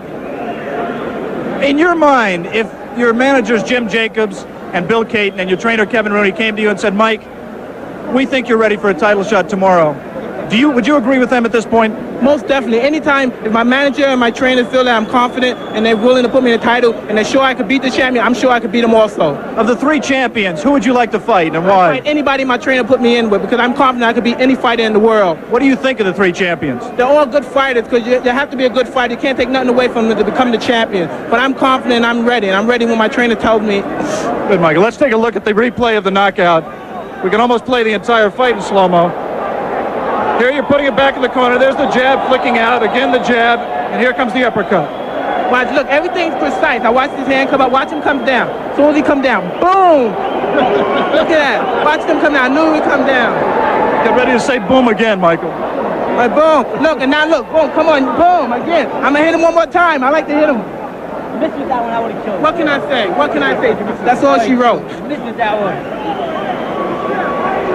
Kevin Rooney, Mike Tyson's trainer. What do you go back in the gym when he gives such a perfect performance? How can you tell him he's got to improve? Well, I'm going to tell him that he could have went to the body a little bit more. You know, at 30 seconds, it's hard to get any criticism, but he could have worked the body a little bit more. Tremendous uppercut. He looked sensational, Kevin. Congratulations to you. Thank you very much. He's ready. He's ready to fight anybody in the world. Let me talk to Jim Jacobs, the co-manager of Mike Tyson. Jim, first of all, quickly. I've been impressed with the way that Tyson has developed as a fighter. The left hand knocks Revolta off balance. What is it going to take to beat a Mike Tyson, Burris? You're going to have a good jab, mobility, you have to throw combinations, you have to have it all. And a lot of heart. Well, he said the only film he watched was that of the quick Tillis fight, and he hopes to emulate what Tillis did. Of course, when we talked to Tyson, he said, I don't mean to take anything away from Tillis, but if I were to fight him again tomorrow, I'd knock him out in 1 round. That was a pretty good move by Rabon. He was able to tie up Mike Tyson. Cases like this, you notice he's tying him up, not giving Tyson any punching room. And he has to keep those hands very high. Rabon has to keep those hands up at all times. Big right hand again, but Revolta stays right there, holds on. Took a pretty good shot that time. You notice that Tyson also is starting to wing his punch, especially to the body. I think with the height advantage, he has to go downstairs first. Stay downstairs and bring those hands down of Revolta. Because those punches that Tyson throws, it's going to take a great deal of wearing down on a tall man like Revolta.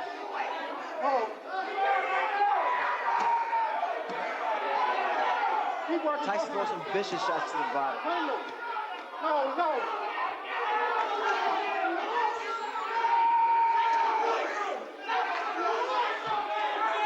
Straight hand, let him loose, let him go. Get off the back of his head.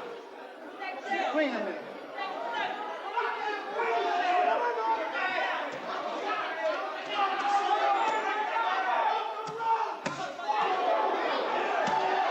Again, just tremendous body shots, and what an uppercut.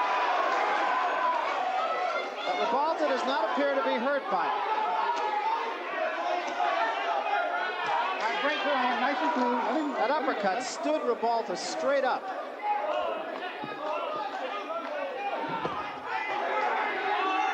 All right, great. Watch your head. Step back, nice and clean.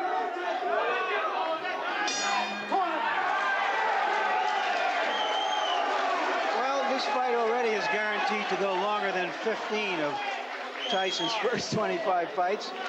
Impressive thing about Revolta there was he did maintain his poise. You gotta bang away right inside. You gotta think like this. When you get close, he's just gonna look to grab. You gotta keep your defense tight. Bring him up. You understand? Use a good hard shot, a real hard shot. You win in the fight easy. You understand? But you're a little lazy. It looks like you're a little lazy. Turn the intensity up. You understand? Yeah. You did jab hard jab. You can beat this guy with a jab alone. Whenever you get inside, don't lose the title. Keep your hands in punch and punch. Rip him right up. Rip him up to the body. Rip his body up. You understand? You just missed him with the two. But you juro que se va a ver. Put your jabs up. Go cross here. Listen to me. ¿Estás bien? Oh, tranquilo. Okay. Put your jab up, okay? Go across here. You're throwing too high, man. Let's Sereno. Haga su boxeo, okay? Somebody in Revolta's corner does have confidence. I understand they made a significant bet before the fight, taking 7-1 odds. They didn't get enough. Kevin Rooney in Tyson's corner saying, keep the jab down.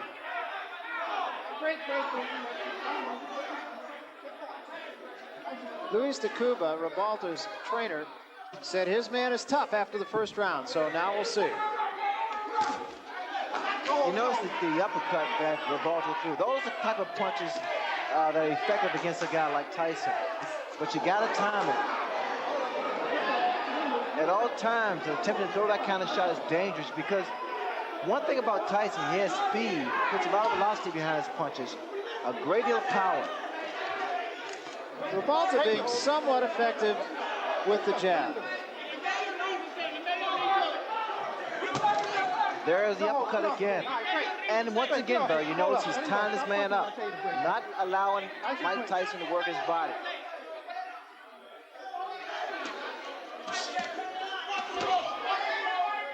I break you wrestling, you hold up, you side up. That's it, nice and clean.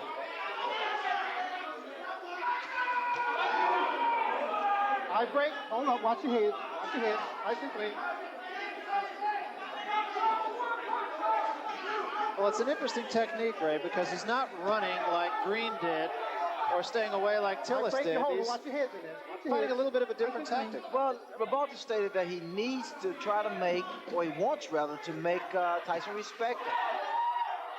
I see a mistake that Revolta is making. He's throwing his jab, and at times it lands, but you notice the way that it comes back. Comes back slow, and it drops. So counter right hand by Mike Tyson is inviting. And there was an uppercut. What a shot. 3, 4, 5.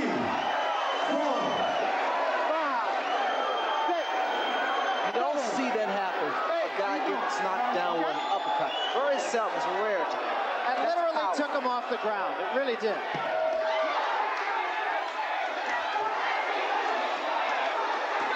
Revolta trying to bang with Tyson and gets off the ropes.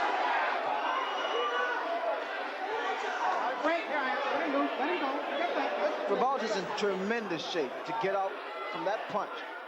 Watch the right hand, Barry. It is so inviting. Let him loose, let him go.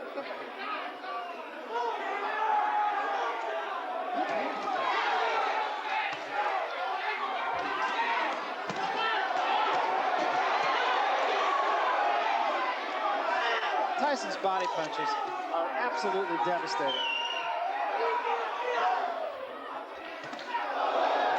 There's a good left to the chin. Here I am.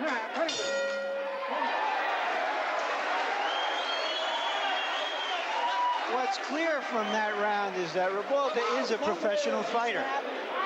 He's a survivor, took a very good punch, got up, knew how to survive the round, punched back when he was in trouble. Take a deep breath, deep breath.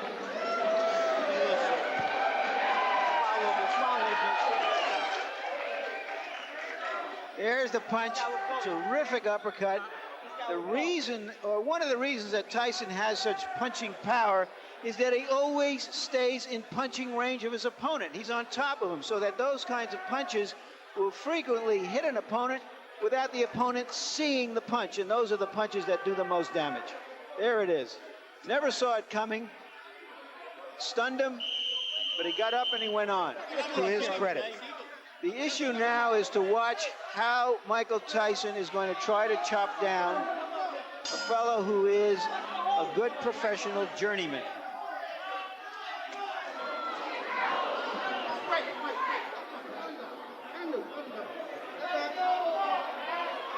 This is the third round, and you wouldn't have found a lot of smart money saying that it would go this far. Tyson clean.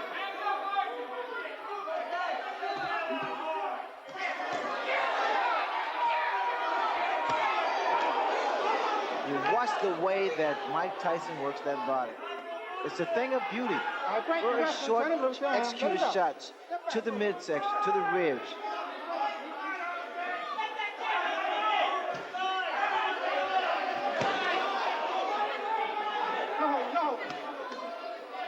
When you sit ringside, Tyson's punches even sound differently than his opponents. His body shots are so hard, there's a distinctly different sound to it. The reason being, Barry, is because he pronates that fist, that glove, and he's punching very, very clean, very clean. We'll just sit back and let you listen a little bit. See if you can tell the difference in the sound of Tyson's punches. Are you wrestling? Bring him loose. Nice and clean.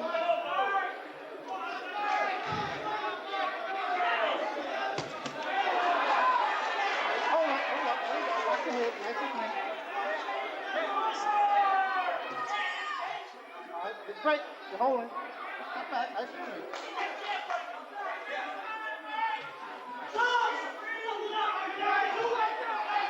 No. What's that? Watch your head. No. All right. Break your hand. Let him move. Both of them. Let go.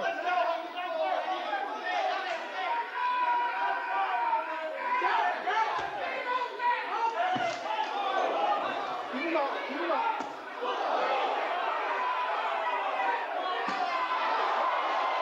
Three good examples right there, and any uppercut behind it. Hold up. You're wrestling. Let him loose. Let him go. Step back. Nice and clean. Step back.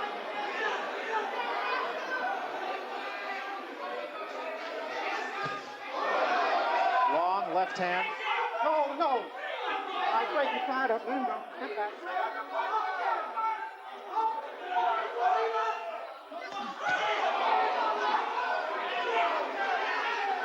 All right, great. You're holding and hitting. Step back. Let him go. Nice and clean.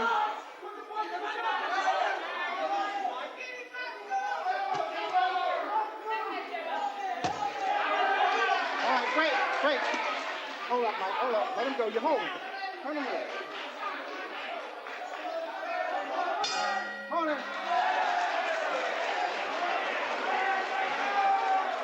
Tyson looked at Revolt at the end of that round as if to say, what are you still doing here? Get on your toes and start moving, Jose. Game plan's on now, baby. Start falling. Ahí mismo. Don't be going into the road. They've been telling Revolt in his corner to try to stay in the middle of the ring, and he did stay off the ropes more in that round. Take a look at some of these body shots.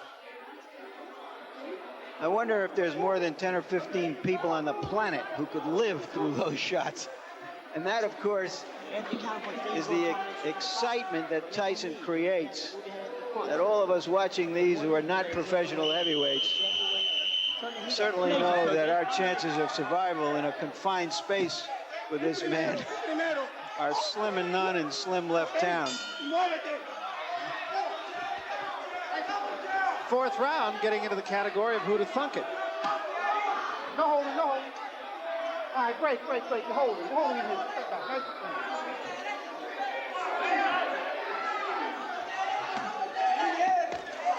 We will remind you that Harold Letterman, our official, unofficial judge here on HBO, is scoring the fight for us. And I'm not even sure he brought a pencil.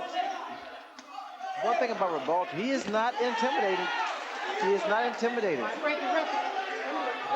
In fact, the last round, Revolta's corner told him, say, hey, game plan is starting to work.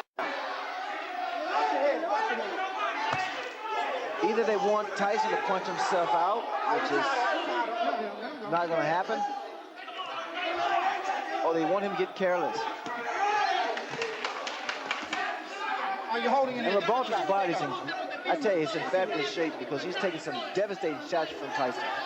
Well, he has been more effective in the later rounds, so I'm sure that's the thinking of his corner, is if he gets by 4 or 5, he will get stronger. He got stronger against Bone Crusher Smith after being knocked down in the first round. Lost a split decision that most everyone feels he won.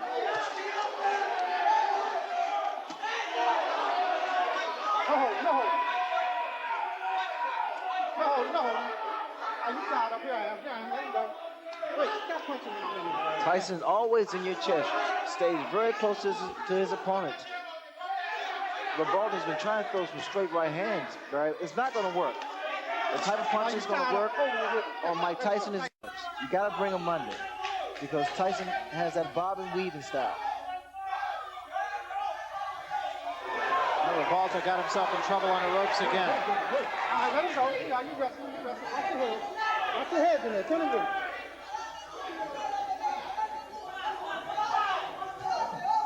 Stop hold. All right. You wrestle. Turn him. Nice and clean. Tyson just turned southpaw. Both those punches were caught on the gloves of Revolta, incidentally. Oh, I would think Tyson could even hurt you on the gloves. Stop hold. You tied up. All right, stop punching. Okay, let him go. Stop holding.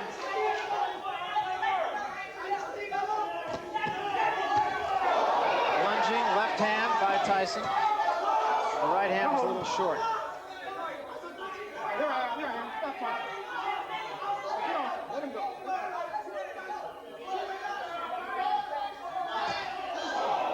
Another right hand partially caught on the gloves.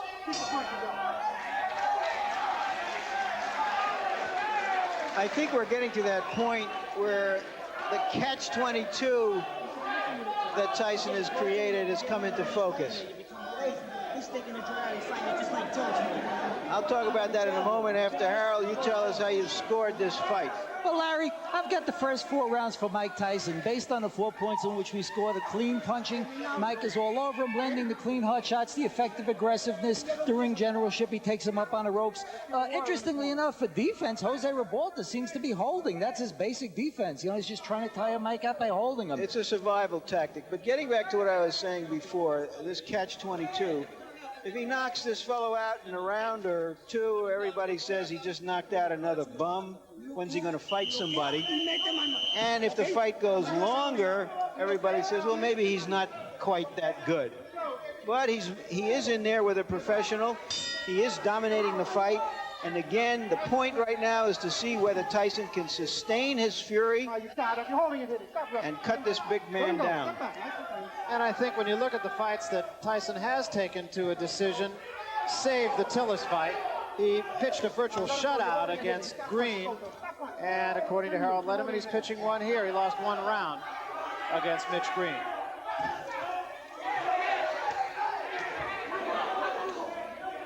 No. Just for your information, Ray, his corner told Revolta between rounds, okay, now you can start to dominate the fight. I think that's long overdue, Larry. In fact, Revolta's been giving away rounds, especially inside. You notice that Tyson throws a great deal of body shots. Starting to slow down Revolta. That was an uppercut by Revolta, and Tyson right back with 2 shots to the body.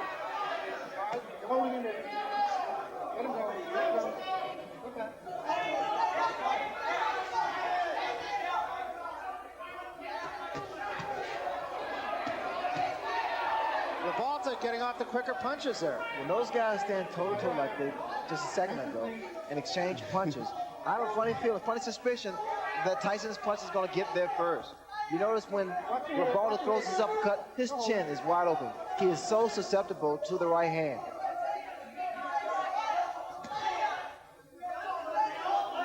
Here I am. Watch your head. Step back. Stop holding. Let him go. Step back.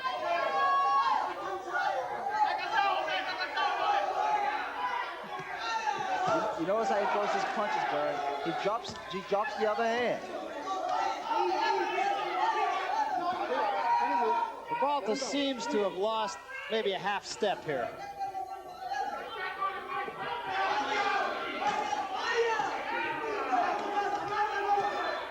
Great You know, and again, Ray, the thing about Tyson is he just never seems to let his opponent catch his breath. Well, he never lets up. He keeps that momentum. He's like a train, locomotive. Right hand by Revolta. But he pays the price for every right hand he throws.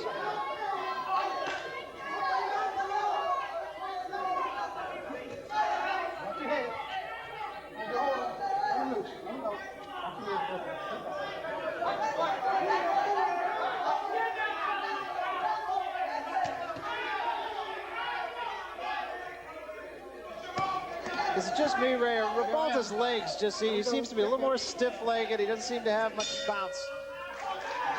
But he wasn't just trying to survive in that round. He was trying to land something.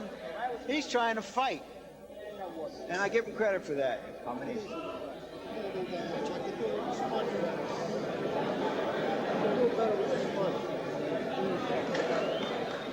More than one punch. Michael, you're not throwing no attention. What's happening? You're not talking. You win the fight easy. You win the fight easy. You're sticking the joint out. You're sticking the joint out. Get in there and throw some combination today. Get this guy out of here. Work the body. You're not throwing a punch with any bad intention. There's no bad intention. There's one punch at a time. Only one punch at a time. You're not punching. You're getting water? Hey, Rep, what's the holder? What Kevin Rooney just said to Mike Tyson was, Mike, you're sticking the joint out. You're throwing one punch at a time, and you're not throwing them with enough bad intentions. Bad intentions, mean intentions, an old saying of Customato. Let's see if Tyson can step it up here. You know what's frustrating with Mike Tyson is the clinching, the tying up that Revolta has been doing from the very first round. It's a good move on his part, mainly because he's not allowing Tyson to get his punches off as much as he wants to.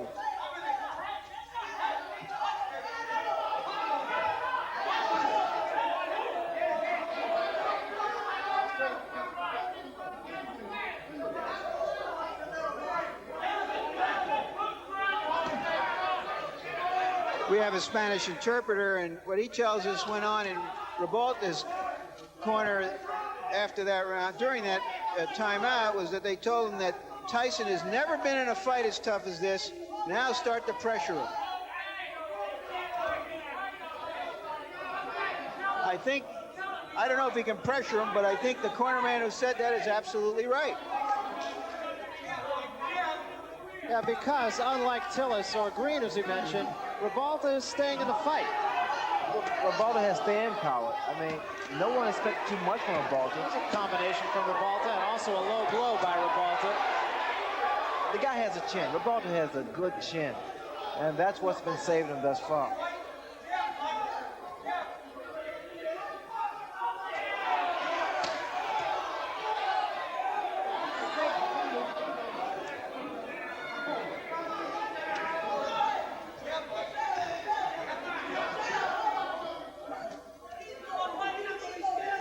I think what Mike Tyson will have to do to slow down or either stop Revolta is to catch him in his tracks. Catch him while Revolta's attempting to throw one of those looping uppercuts. Oh, no. You rest.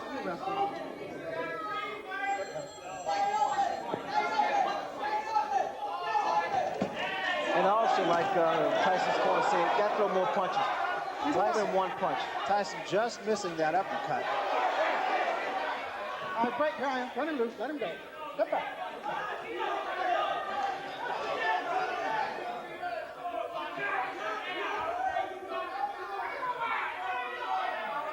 All right, you're wrestling. Let him go. Step back. Let him loose.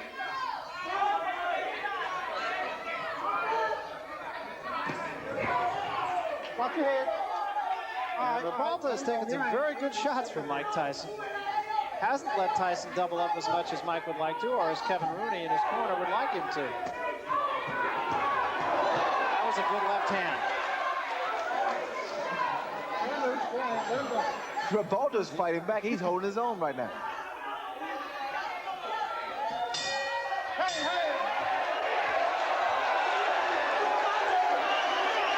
I think Tyson is a little frustrated because he hasn't been in a fight like this before, a fight that wasn't an early knockout and in which his opponent continued to really fight back. So we're going to see if Tyson learned anything from his decisions, his previous 10-round decisions, and whether he can sustain it. Harold, how's the fight scored now? Well, Barry, I've got it 5-1 in favor of Mike Tyson. I gave the 6th round to Jose Revolta mainly because Mike Tyson didn't throw a lot of punches and Jose did throw some punches and did land some punches. I think Jose's picking up the pace, as you said, a little, and certainly he's getting in some punches, and I think he takes a tremendous rap and he's holding his own. A very succinct and accurate analysis. And I think now, Ray, people are going to start to ask, is that vaunted punching power of Mike Tyson going to be able to take out the big, tough heavyweights who he hasn't fought yet? I think so. I think the style of Revolta is creating a few problems for Mike Tyson. Maybe it is the height advantage. But Revolta's been doing the right thing. He's tying his man up. He's not allowing Mike Tyson to get off. He still is not seen, as Larry mentioned, the bigger heavyweights, the Burbicks at 227 or the Witherspoons at 230 or so. Remember, Revolta is only 211. But he's rangy. I think his style creates problems for a guy like Mike Tyson. Tyson also, like his corner once again stated, he has to throw more than one punch. He has worked both hands. Another thing to mention is that Mike Tyson has never knocked out an opponent after the 6th round, so there's some new territory here for Tyson.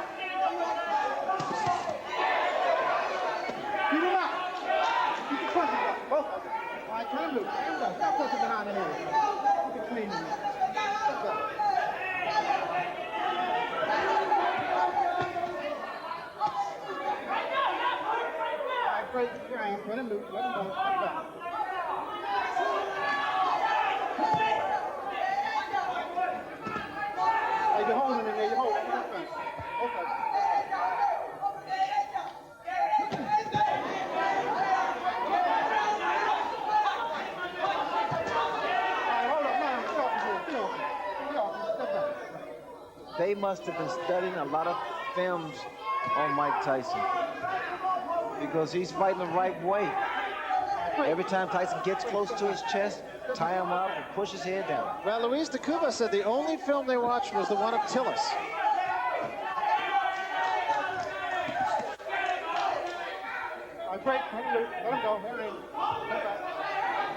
And of course, Tyson went 10 rounds with Quick Tillis.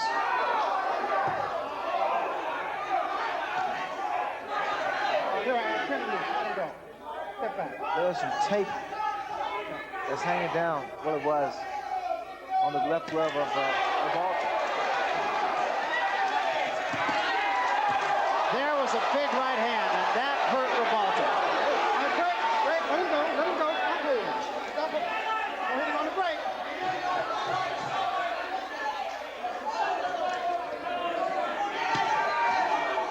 But again, Revolta showing a good chin. He was hurt, no question about it.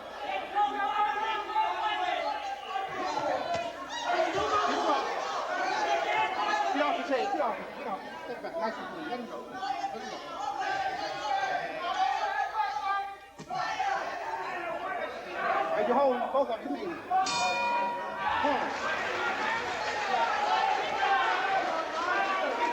Tyson went back to his corner like a mournful student who hadn't done his job, didn't know the verbs.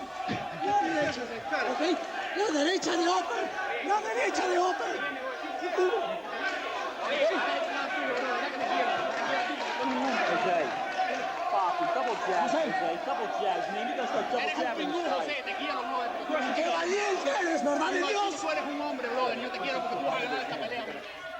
There's Tyson at work on the ropes, and there's that big right hand. But Revolta came right back.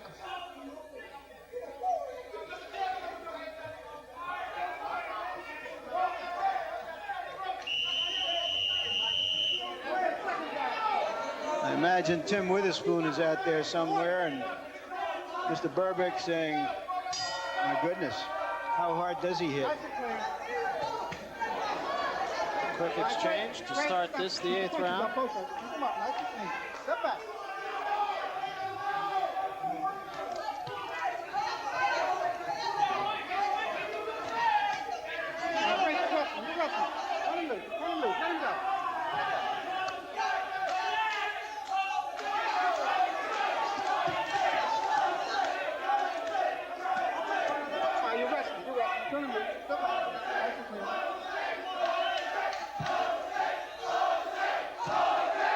taking up a chant of Jose. The crowd is fickle, I see. Well, they're appreciative of what has been a rugged battle on the part of, can't say the challenger because it's not a championship fight, but the decided underdog, Jose Ribalta.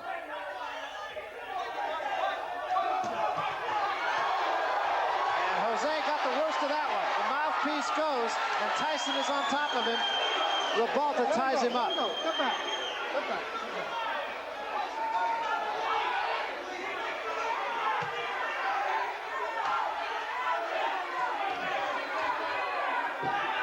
Ribalta appears to be wearing down now, Barry. He's still got a long way to go in this 8th round, halfway. There's a big right hand, and Ribalta is about to go. Ties him up again, showing a lot of moxie. Look at Ribalta's legs. They're shot. There's no spring in his legs. This is all instinct. Body shot and an uppercut again. Ribalta taking a lot of punishment in this round. And another big right hand. Back to the body. Let him go. Step back. And still there are 50 seconds remaining in the round. His mouthpiece has been knocked out, so quite naturally he's looking for a broken jaw here because he's standing straight up too, Barry. There is no spring. And there's a smashing left hand. And wisely, Tony Battle will send Tyson to a neutral corner. That was very smart on the part of the referee because Ribalta's arms were locked in the ropes.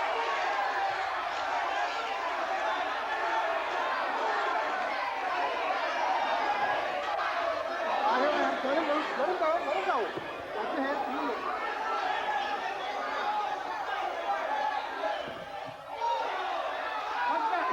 And Tyson has not finished his man off. Ribalta is still there.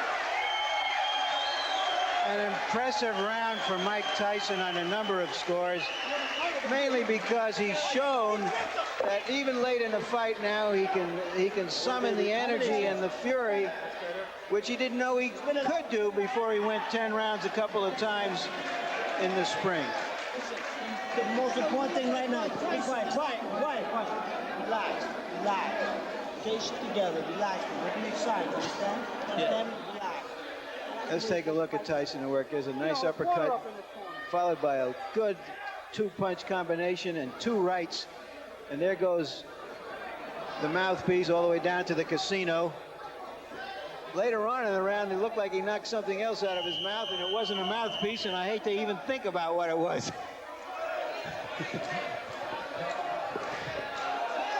Most fighters' knockouts against good fighters are by attrition, not by just one big punch somewhere early in a fight. And Tyson has been wearing down a game opponent, and we'll see if he could wear him all the way down. And Ribalta's going to have to muster some legs from someplace because they're not under him right now. All right, you hold him. Here, turn him loose. Let him go. The legs of Ribalta are still not there yet. The spring is left. Here I am. You hold him and hit him. His best bet is to continue to do what he's doing now. That's tie his man up. Oh, another big left hand. Oh, his legs. And he's out. He's really out. And just on top of Mike Tyson. And Tony Battle will have to take a long look here. A right hand just zinged by the chin of Ribalta. It's only a question of time now. Let him go. Step back. Look at the hands. Look at that left hand of Ribalta. Watch for a straight right hand from Mike Tyson or the uppercut. And a long, long way to go here in the 9th round. That's the right hand, Barry. Again, the left hand of Ribalta is steady dropping. He is still dazed. He's tired. And now that Tyson, all he wants to do is counter. Tyson's really taking his time here, measuring his shots.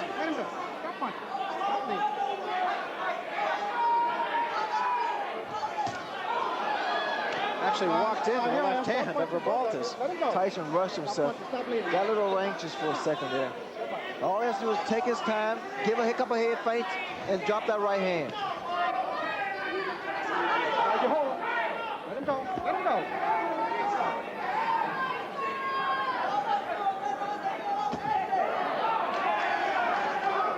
He let Rebalta get off the hook.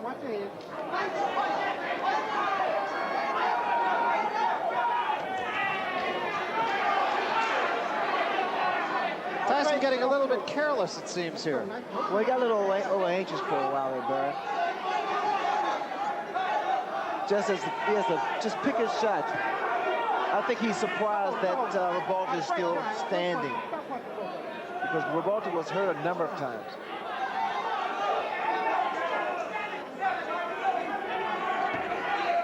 Let him go, let him go, let him go. Stop punching. Come on, step back. 10 seconds remaining here in the 9th round, and it appears as if Jose Rebalta will survive yet another storm. Watch your head.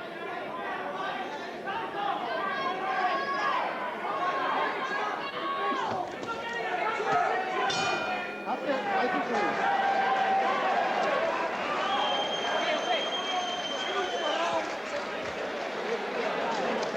The lion doesn't always get the antelope. No ring. Open up. Spit that out. Spit it out. Vas a matar, pero ¿sabes con qué? Con el upper de derecha, aquí, al pecho. Upper de derecha hasta el fondo.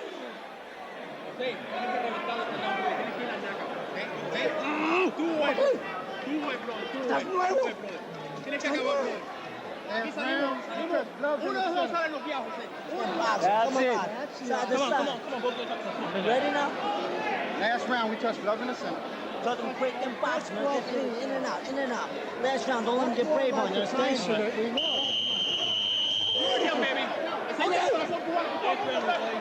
I don't know if this fight makes Rebalta a star in Miami, but he's earned some respect.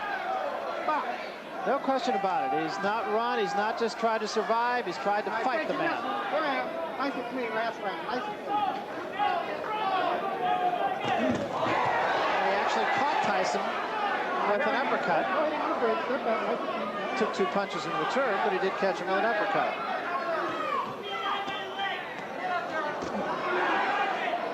Only the 3rd time that Tyson has been asked to go the limit here. Did it against Tillis, did it against Green, but Green ran from it. And Tillis tried to stay out of harm's way pretty much. Jose Rebalta has fought it.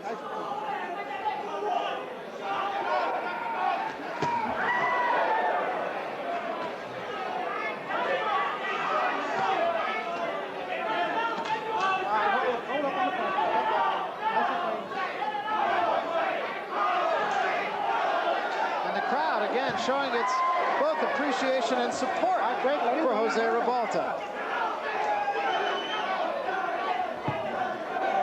Oh, what a shot, and Rebalta's down. He is up, but he is in some trouble. Oh, he's seriously hurt this time, though. Hey, how you doing? You want to continue? Yeah, okay. Oh, so do you want to continue? He said, yeah, hell yeah. That's a fighter.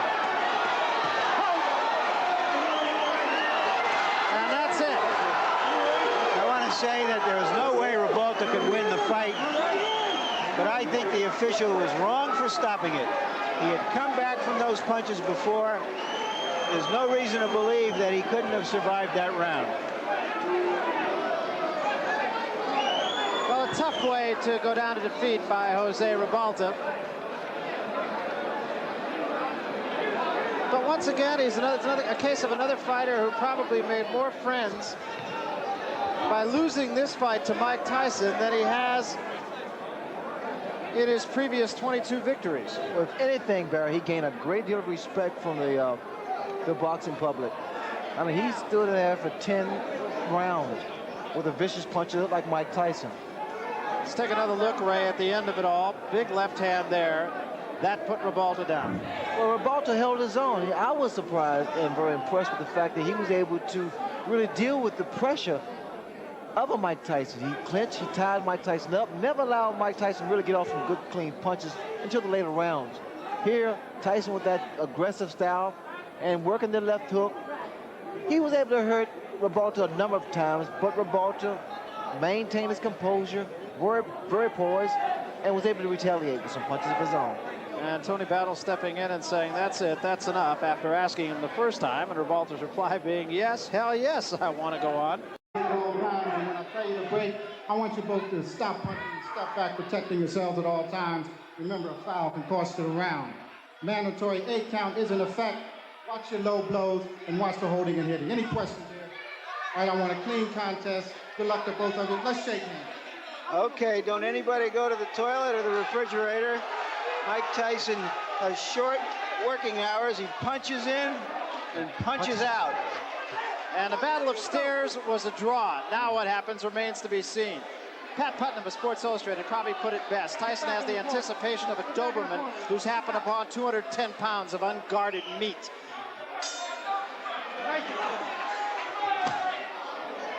Just as expected, Tyson is right in the chest of Rebalta. Rebalta has problems with Marvis Frazier, couldn't keep him off. And what he's going to have to do against the style of a Mike Tyson is to tie him up when he's inside, not to try to exchange punch for punch. He can't do that. And that was a right hand by Tyson that at least got the attention of Rebalta. You notice the way that Tyson's working the body. He stays very close to his opponent. For this fight, you can't bet on a winner here because Tyson is so heavily favored. It's 5 rounds. You can bet on whether the fight will go a full 5 rounds or whether it will go beyond 5 rounds. And I would think that the smart money is saying that it won't go 5. Round number 1, Ratliff comes out quickly.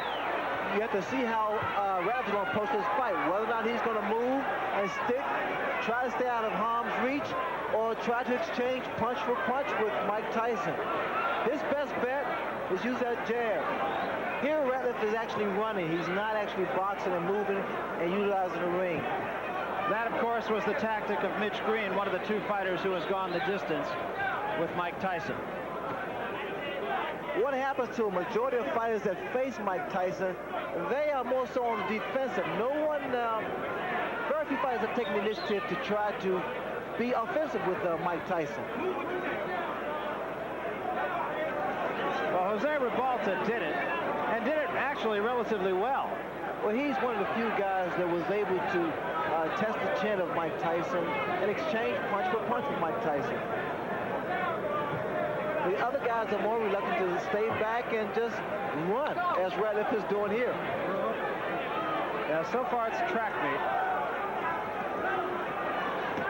There was a right hand by Tyson, and that stopped Ratliff. Turn him loose now. What happens, Barry, by moving away, all you're doing is giving Mike Tyson momentum. And when you give Mike Tyson momentum, you ask for problems. A left and a right behind it, no knockdown, says Davey Pearl. That was a slip. All right, Mike.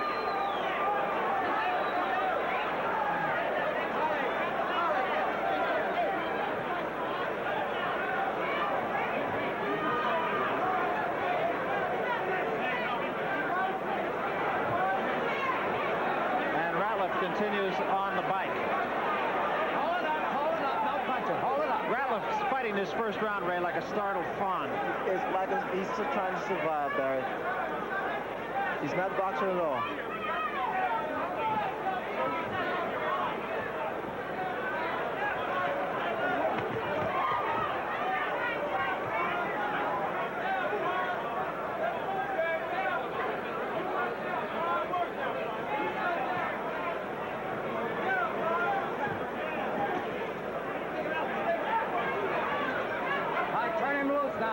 Turn him loose. And still 30 seconds remain in round number 1.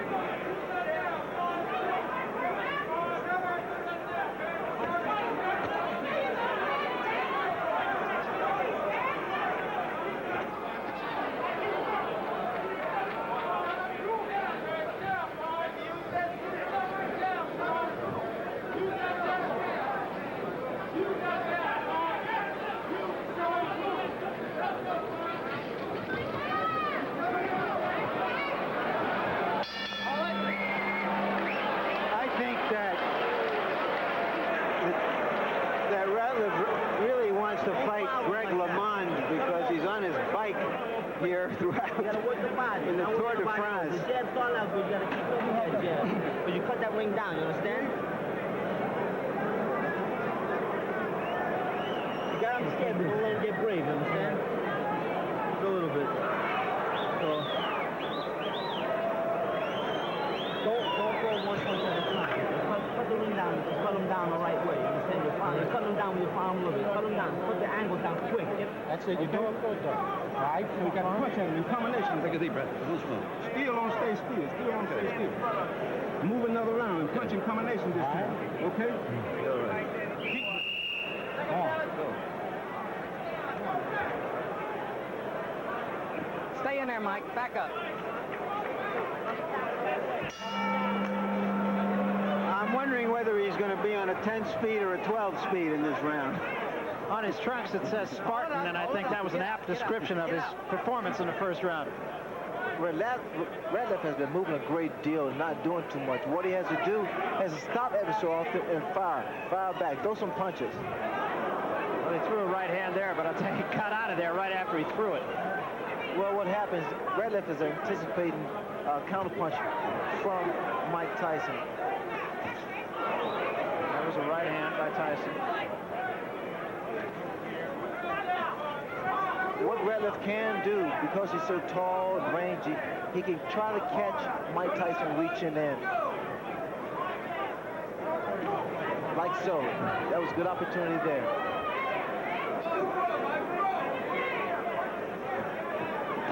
And there was a left hand, and Ratliff will sit it out. 5, 6, 7, 8, 9. Ray, it looked like a short left hook. It was a classic punch, and Ratliff I don't think he'll get out of this round. Tyson right on top of Alfonso Ratliff. Another sign, of course, that you look for is, can the man finish? And Tyson has left little doubt about that so far. Right hand, that should be just about it. Davy Pearl looking very closely. And that's all. It's over.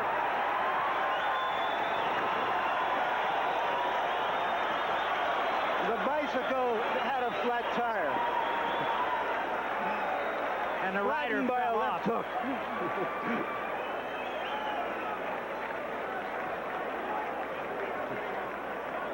That, incidentally, is a much more important fight for Tyson than you could imagine, because it qualifies him for a shot at Trevor Berbick for the heavyweight title.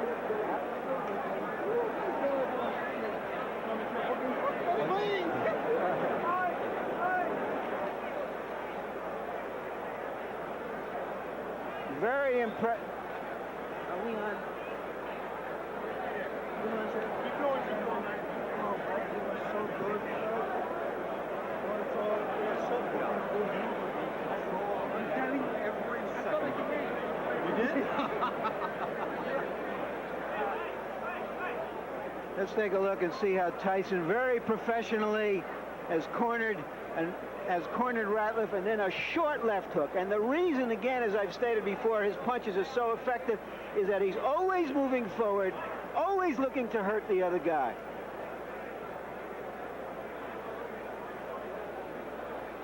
Now as he moves in to end the fight, Ratliff is hurt. That right hand hurts him some more. It's just a question of letting him fall and get away from the ropes. Left to the body, left to the head, right to the head. Good night.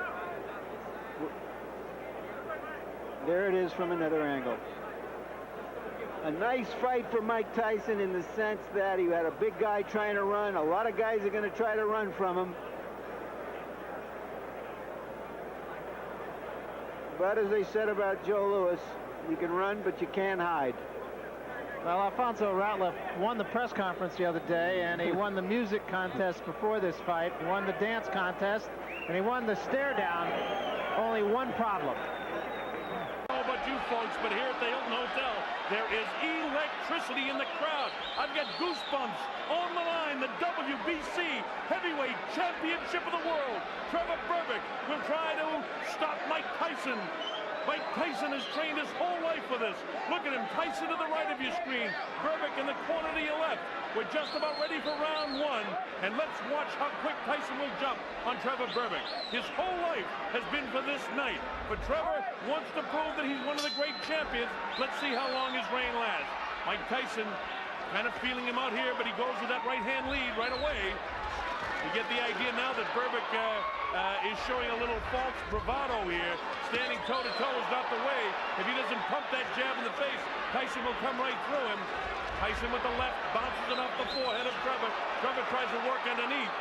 Tyson will have no part of it. Notice the movement of the head of Mike Tyson as he takes a light left jab. Tyson will be able to get underneath it. Oh, wow! With a right, another left hook that just grazes. Trevor, with this bravado, could get in some big trouble in a hurry. He's taking big chances with Tyson, not feeling him out at all. This early going in round one, a lot better than we thought it might be. Trevor came to fight. But this is exactly what Tyson likes. Notice that Berbick is standing directly in front of him. That is, a left hook that really caught him. That is disaster for all of the opponents of Mike Tyson. He's standing flat-footed right in front of him, and he's going to get clipped. Believe me, folks, he's going down. You can't fight Tyson this way. It's great that he has the courage, but this is a poor fight plan. Oh, the right hand gets him behind the left ear. Berbick tries to push him off. Not the way to keep him up. Notice the lazy left. Watch Tyson load up with left and rights. He knows that he can score now. Mike Tyson to the right of your screen, shorter, heavier, younger, and bolder than Trevor Berbick. Berbick has felt the wrath of the right and the left hands of Mike Tyson in what just in round one. Tyson clips him with a light left that time. You get the idea that Mike, as soon as, a light right hand, but the left hook right there. Notice Tyson throws him in 2s and 3s. Trevor is getting lazy with the left hand. Notice the left hand is not pumping like it was against Pinklin Thomas when he won the title. That's a fear factor. He's away from his bravado in the early going of this round. Tyson having a good first round. Wow, with the uppercut, misses the left hook. Tyson is in total command in his head. He knows he can beat this guy right now. Notice Trevor not doing anything right now. He doesn't want to be in here with Tyson. He needs to use his 7 inches in reach, and you can't use it when you're head-to-head like this. Now the left should be pumping. Instead, Tyson will walk right through it. See this? Tyson walking right through. He's wild with the left hook as Berbick, and Tyson clips him with the left hand. Look at this. Combination. And Berbick ready to go, but he stays on his feet. Another right hand clips him. He can't take shots like this very long. Wow, with the right hand is Mike. Again, he's blocked. Catches him with a left hook. Trevor's ready to go again. Tyson knows that he can score at will now. Berbick doing nothing like he did against Pinklin Thomas. Fighting in the wrong position. Not using the jab of the bell ends. Round one. A good round one for Mike Tyson. Well, at least Berbick didn't go down in the first round, but he's been staggered. Let's listen into the corner.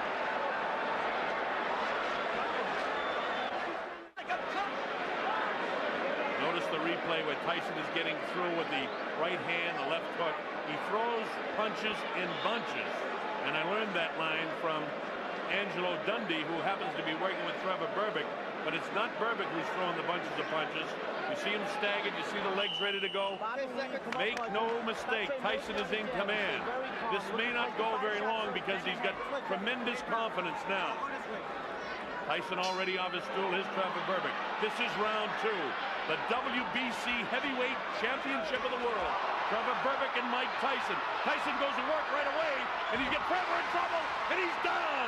He'll have to take the standing 8 count as he steps right up. The counts to 4 and 5 and 6 and 7 and 8, and he says he's okay. Mills Lane lets them continue. Here comes Tyson again. He knows he can hurt him anytime. Left hook, right hand. Again, Trevor hanging on. But this is a defensive mode now. Trevor not trying to do anything offensively. Tyson has him under control. Left hook light. Watch for the uppercut. There it is. Didn't land, but he has the idea. Wow, with the right hand is Mike. Mike throwing caution to the wind. He's in total command in this fight right now. We're only in round 2, and the heavyweight champ already reeling is Trevor Berbick. You know, Mike Tyson gets fined $5,000 for wearing black trunks. He is the challenger here tonight, believe it or not. He looks like the champion right now, and it may not be too long before he wears that belt. Wild on the break, and Mills Lane warns Trevor about it.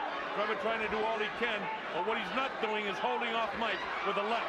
And you see the light left hook by Mike in the right hand. Mike knows he can hurt him. He had him down once in this round, wants to drop him again in a hurry. Usually what Tyson does is take that little dip, come with the uppercut, and really bang to the body, underneath the heart, or crush the right side of the rib cage. Instead, he goes to the body downstairs, catches him with the right hand upstairs. Two good rights in there. Caught in a bit of a camera switch there, and another right hand landed. See Mike just pouring. He's trying to line up that right hand, and he'll be right behind it with a left hook. Mike doesn't throw just one punch. When he gets a guy in real trouble, he usually knows how to finish. Look at these shots. All landing to the head of Trevor Berbick. It's just a matter of time before Mike gets the clean shot.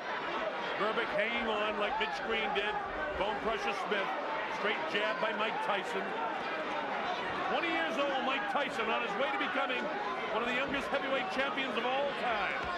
Bangs the body. Wow, with that uppercut is Tyson. Catches him with a light left hook, and he goes down. He goes down. He should be able to get up from this. His legs may be shut. They are. As Trevor Berbick falls back into the ropes. I don't know if he's going to be able to continue. He's got the heart, but his body won't let him do what his mind wants to. And he's counted out. It'll be scored as a knockout. Mills Lane counted him out to 10. It's all over. We've got a brand new heavyweight champion of the world, Mike Tyson. Well, Trevor Berbick was brave in the early going of round one. And from about the midway point in round one, he couldn't do anything. There's Jimmy Jacobs in there. Bill Caton also works with him. A very happy Don King. Kevin Rooney congratulates his champion. Jose Torres there in the ring with Mike as well. Former light heavyweight champion of the world. Trevor is disappointed, can't believe what's happened. And it's jubilation for the corner of this guy, Mike Tyson. Let's watch the finishing blow. Crushing right hand. Wow, with a left hook, then a right hand right in the temporal bone, and he's in trouble here. He reels backwards. That's the very first knockdown of the fight, and he's able to get back up, and you saw the punches that landed. He misses that uppercut, but notice it's all Tyson. Berbick doing nothing offensively, and he crashes down. Mills Lane sends him to the corner, and look at the courage. Again, his mind and heart want to get up, but his body won't allow him to. His legs are rubberized. Look at him. Mills Lane continues the count. And it'll be scored as a knockout for Mike Tyson. And that's it. He's not ready. And Mills Lane says, no, you're not back to your feet. It's all over. And we've got a brand new WBC heavyweight champion of the world. And he's a youngster named Mike Tyson, who can reign for a long, long time. Most people in boxing say the only thing that can beat Mike Tyson is Mike Tyson himself. That remains to be seen. Trevor Berbick reign as the WBC heavyweight champ is over. As bad as his mind wanted it, the body wouldn't allow him to continue. A disappointing night for a game and valiant former WBC champ. Look at this. Berbick won the title 8 months ago, but that was a 12-round decision over Pigland Thomas. Tonight was not his night. And it may not be the night for many other former or reigning heavyweight champs in the other divisions. Mike Tyson is for real. And he is the WBC champion of the world. Mills Lane. You never know what's going to happen when a man gets hit harder than he's ever been hit before, and it's possible for both fighters here.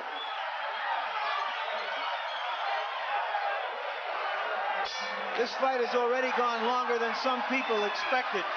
Harold, how do you see it so far? First round. Tyson right on Smith's chest.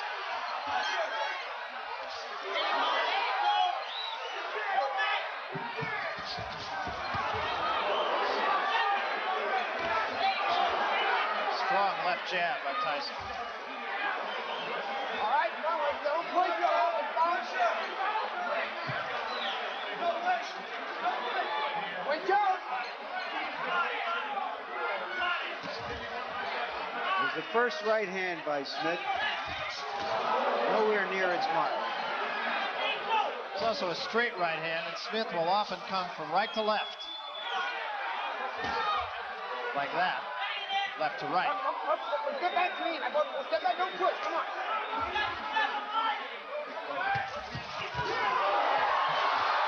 Tyson unloading on Smith.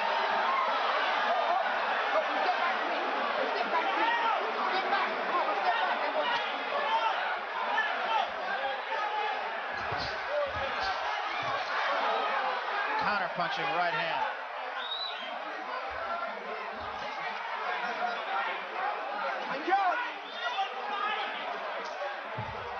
Come on.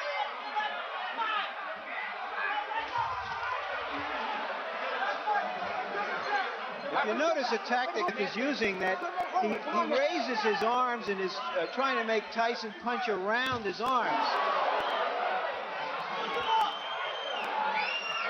which is a long way to go for a much shorter man. Come on, let's go.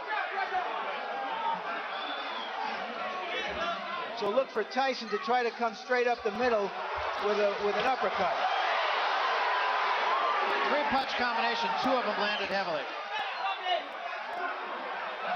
Step back, oh, hold on. Come on, step back. Although he's very aggressive, Tyson prides himself on also being a good defensive fighter. He hasn't been hit solidly very often. Step back, hold on. Hold on. Come on, man, back, come on.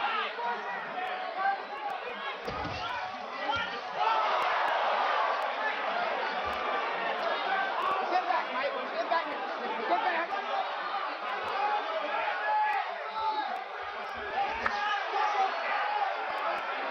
Tyson does have to lunge up at him a little bit. This hasn't turned into the train wreck everybody was looking for yet. Now Smith is being very patient, actually.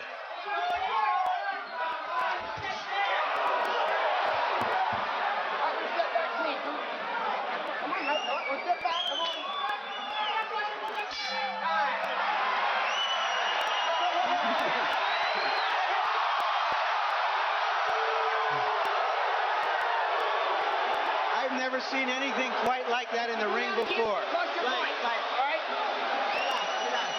Listen, you have to finish with that left hook. You understand? You don't throw one punch at a time. You want to use the jab more. Every time I throw it, you land. Jab, jab, flip to your left, throw the hook to the body. You understand? Right hand, left hook. Always finish with a left hook to the head. You make it finish for Levitate. Come on. Crush your gut, react on punching side punch. Don't close your eyes, look at him and punch. Deep breath. You the jab first, Crush. You hear me? Step with it. Take a look at what happened. The round is over a good 5 seconds. They've exchanged some words, and Tyson lost his cool. That's the first time I've ever seen him lose his cool before, during, or after a fight. Very true. You know, another thing, too, in Smith's corner, you heard Smith say, let me have the towel down on my shoulders. And I don't know if you feel it, Larry, but there's all of a sudden a cool breeze coming through here. And a cut over the right eye of Bone Crusher Smith. We'll try to tell you how serious. That's the same eye that Larry Holmes opened up. But I can't see as yet where it is. Now, I said the right eye, it's the left eye of Bone Crusher Smith.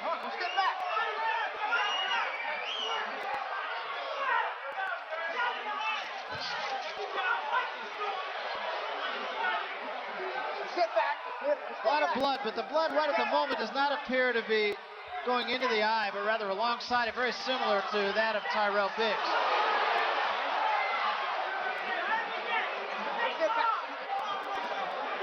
Tyson is unable to get off those Gatling gun combinations because Smith is just thwarting him and staying away and laying on him, using his big long arms. And Mills Lane has deducted a point from Bone Crusher Smith for holding Mike Tyson.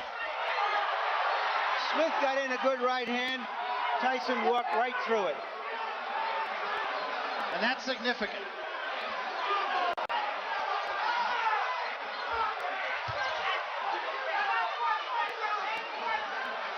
The blood is leaking into the eye right now. Yeah, it is, and I was going to say one of the differences between this cut and the cut on Tyrell Biggs is that Tyrell Biggs was fighting David Bay and not Mike Tyson.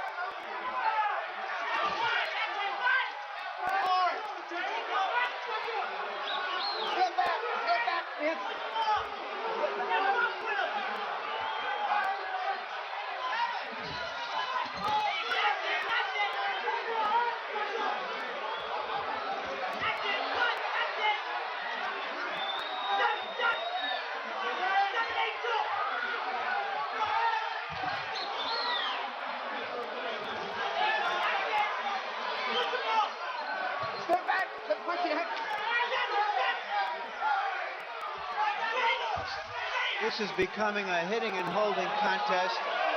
Not very appealing or dramatic.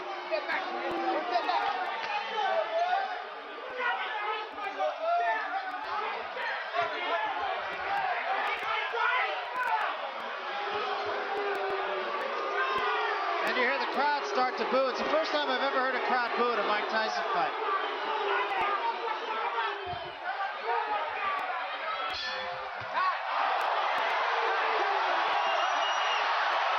What has got into Mike Tyson? Give me that towel. You've got to move your hands. That's it, Jimmy. Not bad. You've got to move your hands, Crusher. Crusher, got to move your hands. Throw the right hands, Crusher. You dropped it out. Holy shit. Let's see if we can catch the butt that apparently caused this punch. Right there. Right there. There you see the blood starting to trickle already down the left eye. 1-2. 1-2, Crusher. 1-2. 1-2, Crusher. In the corner. Here we go.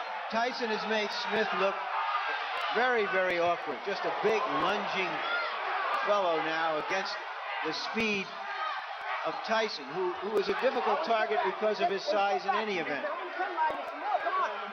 And that was indicated in the punch stat numbers that you saw a moment ago. Only 23% effectiveness for Bone Crusher Smith. Step back. Step back.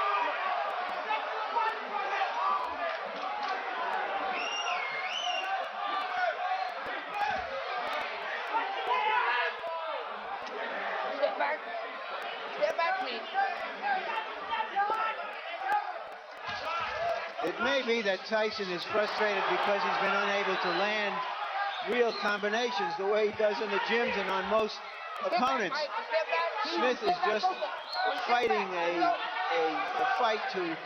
defensive fight, and Tyson can't do anything. There you saw him coming around the arm once again, unable to get any leverage into his punches.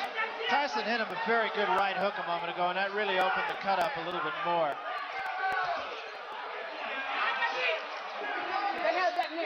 And there's no question but that the cut is bothering Smith, as the blood is getting in the eye.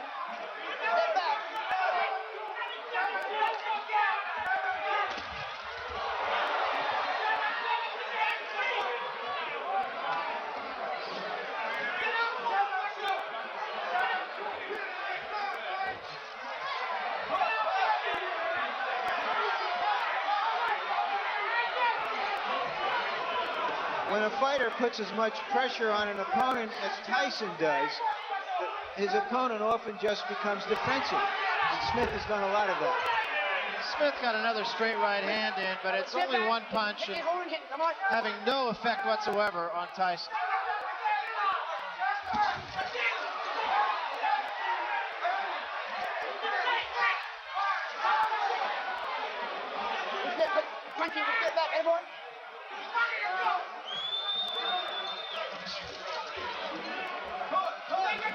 Smith Larry, appears just to be trying to tee off and catch Tyson on the way in. That's his puncher's chance. Right now, it doesn't look like much of a chance.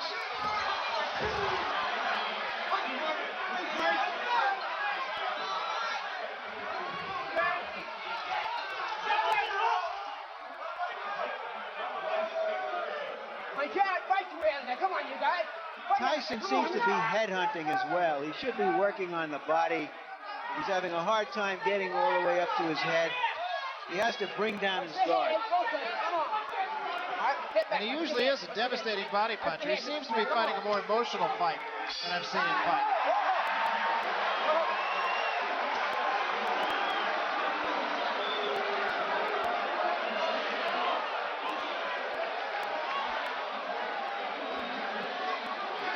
Let's see him. Not bad. Okay. Tyson's corner telling him to fight more. Emil Griffith, you heard him say jab, then cross.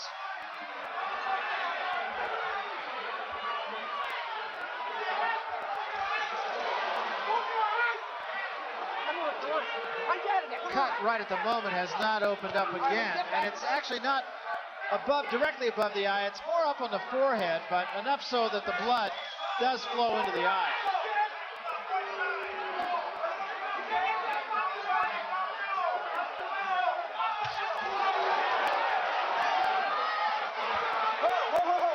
Hold him, hit. Come on, hit. Come on.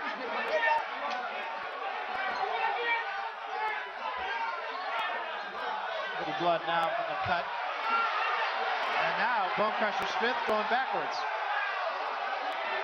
We thought neither one of these fellows had a reverse gear, but Bone Crusher has just showed us his.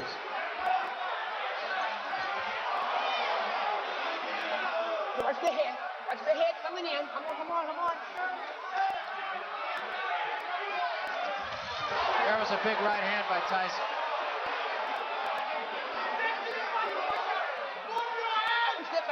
Smith has reduced Tyson to having to hunt for him with one shot rather than combinations.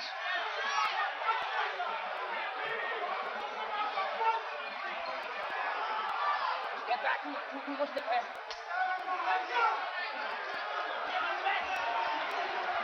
Bone Crusher may be trying to take a little bit of a blow here in this round.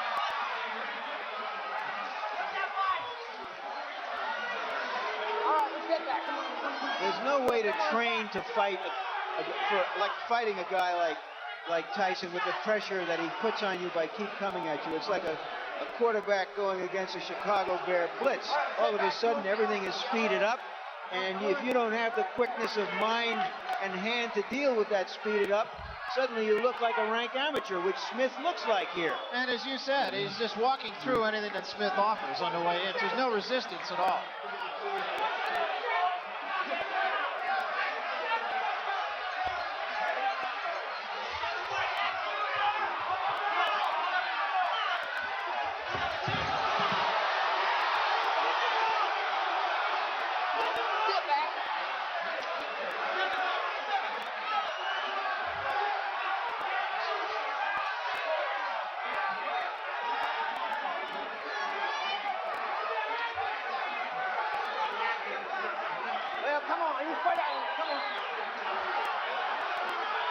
The dance continues here. You're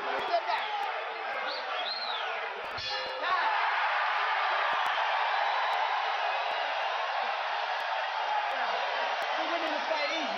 You're not doing enough. You're not using your jab enough. I'm not getting my stuff together, dude. Listen. I'll be all right. Listen. Let me get my stuff together. All right. I'll be all right. Oh, give me. But listen, you got to knock him out to do it. Oh, okay. Don't wait. Stay away from the guy. He's only looking for one shot on. I will see if he can.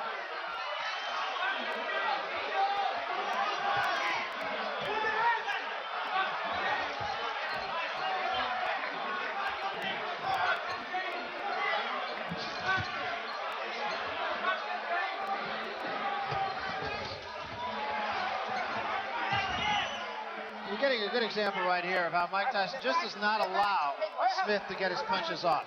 And that Mike Tyson is very quick. He sees these punches coming. They're not quick punches, and he's able to duck them very easily. Smith saying to Tyson, come on, but Step back clean, both of you. One step down. One step down. That is merely words.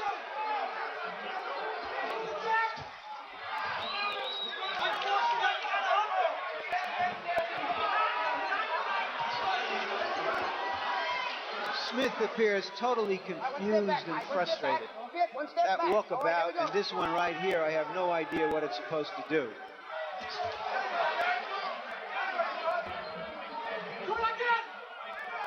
One step back, one step back, both of you. One step back, boys. One step back. Hey, boy.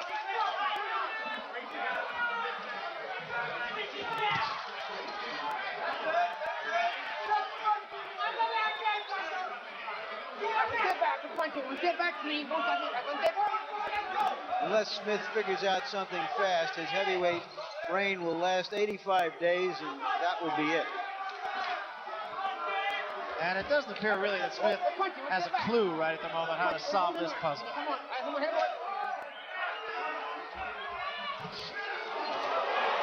There is another big right hand by Tyson. That's the first one that really backed Smith up. Not really what we expected, Larry. Smith right now is fighting basically a fight for survival, throwing a few hard punches in the hopes of connecting and making something happen. Double right hand that time by Tyson. And he appears to be getting tired as well. Step clean, clean ball.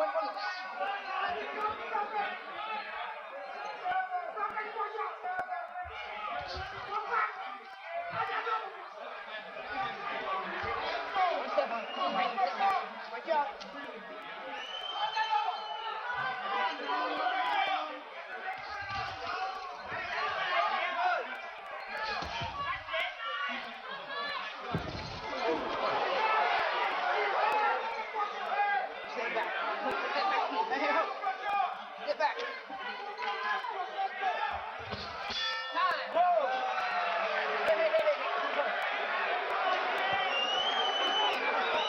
It's not going to get it done.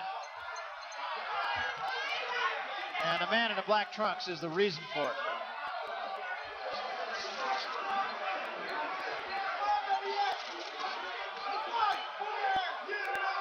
Every great fighter has had fights in which an awkward opponent has made them look something less than great. I'm not saying Mike Tyson is a great fighter yet. He's a great young fighter. But he's just against an opponent here who's in there to survive and hold as he is now. And I must say, Bone Crusher Smith is the one fighter I did not think would fight that way.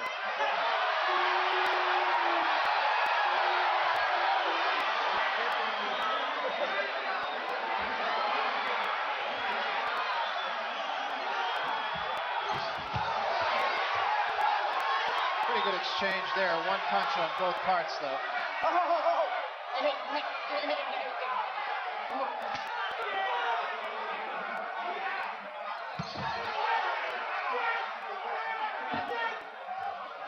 One step back, Jim. One step back, Mike. One step back. Boy.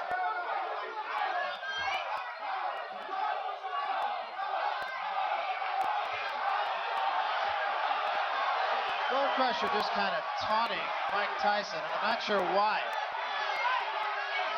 Tyson doesn't want to get on his chest and be held, so he's staying outside now, but with his short arms, he can't punch from outside.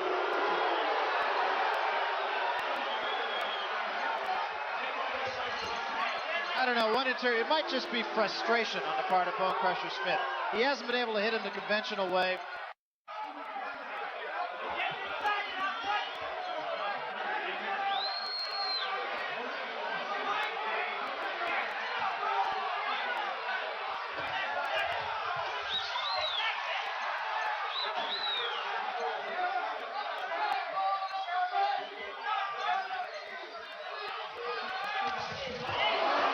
Big left hand.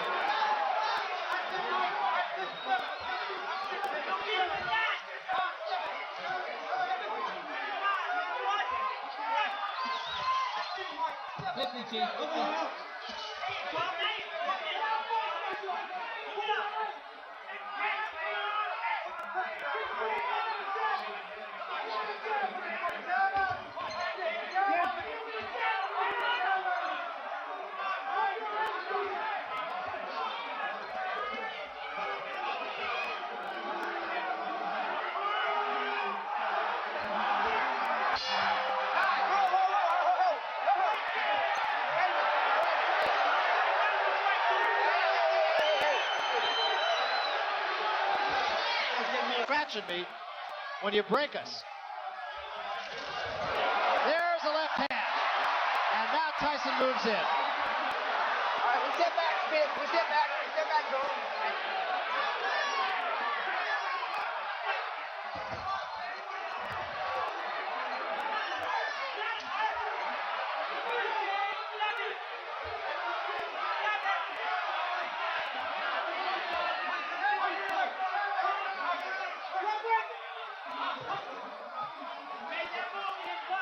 Step back clean, both boys. One step back clean. Attaboy, one step back.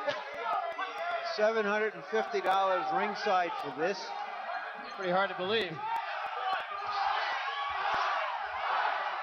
Could have gone to see Wayne Newton. Step back, on, have to go. Whoa.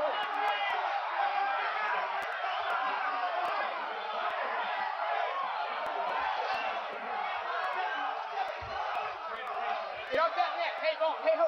Jim, get off that net. Come on. Get off, hey, get off the net. Come on, here we go.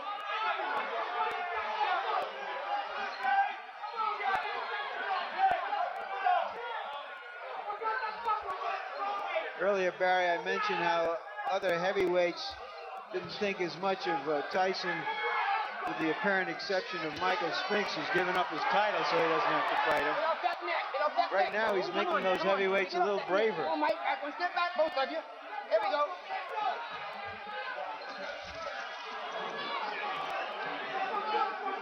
A lopsided and basically uninteresting fight. The only interesting thing here is to watch Tyson and how he tries to deal with this. And I don't think he's dealing with it right. I mean, it's a frustrating fight. It's a hard fight. Smith just isn't there to be punched. But Tyson doesn't seem to be going about it professionally to try to break him down in some way. Punching to the body, perhaps. I don't know if you heard Tyson say when he went back to his corner after the last round, he said he doesn't want to fight. There was a body shot. That was not a punch. That was not a punch. Tyson got off the floor and looked at Smith with disdain, as if to say, are you kidding me? You think that's a punch? Smith's eye springs open again.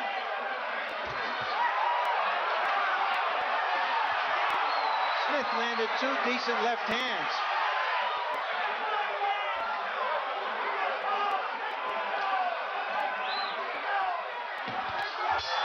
And he took one right there. Well, Smith instructed Smith to try to throw some uppercuts as Tyson comes in on him.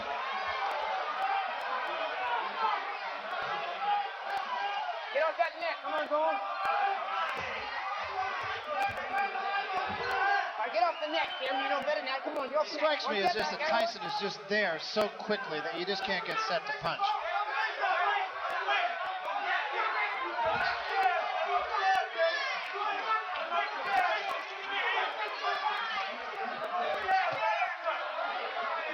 All right, Mike, what's the hit? What's the hit? What's the hit?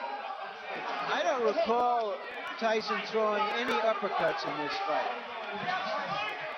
It appears to me that what Smith has been instructed to do is to hold his arms up once again so that Smith's roundhouse punches can't get to his head. And I think that he's got to go to the body and come up with some uppercuts in order to hurt Smith and land something solid. All right, come on, one step back.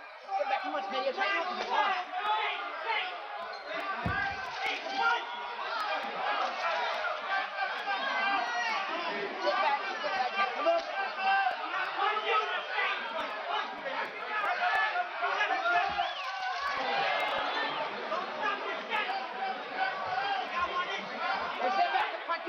Two hands are free. Come on. Come on.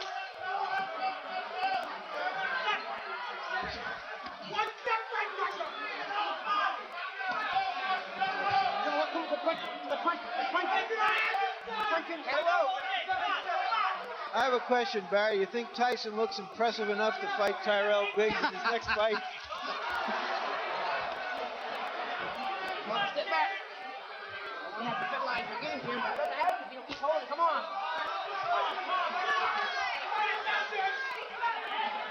Relatively, it makes Tyrell Diggs' performance look a little better, though. Tyson had a pretty good left hand there.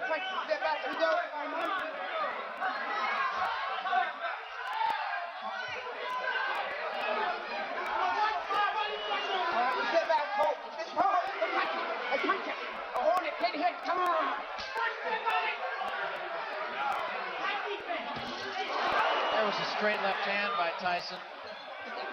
Tyson was unable to really throw too many combinations in this fight.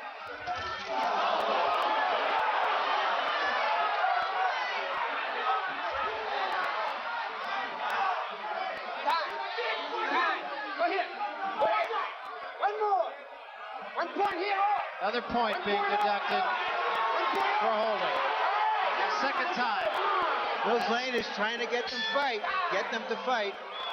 Come on, Zane, come on, here you go.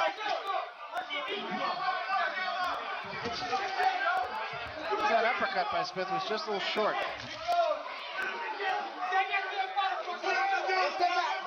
Step back, free. Come on, let's go. Step back, here we go. This is a sort of test of Tyson's concentration in a way. He's winning so easily that he doesn't want to make a very bad mistake and just get nailed.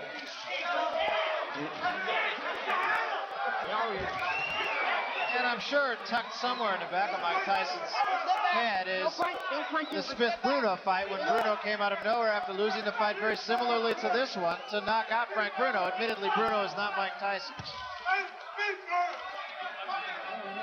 All right, get one step, one step. Lock in, everyone, step back, here we go.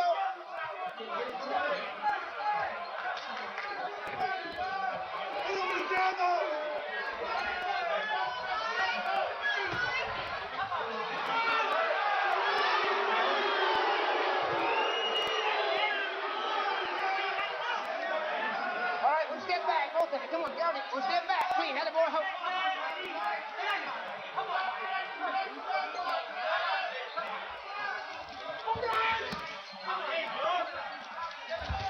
There was a right hand.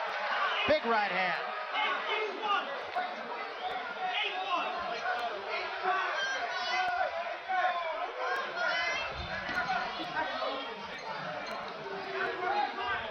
Come on, step back. Come on, let's go step it. Come on.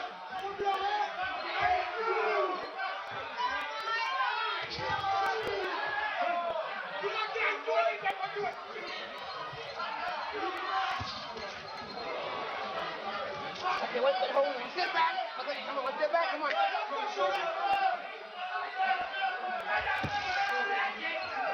Tyson has been headhunting throughout this fight, and I don't recall him getting any instructions from his corner to stop it either. No, in fact, the only instructions were jab, jab, jab.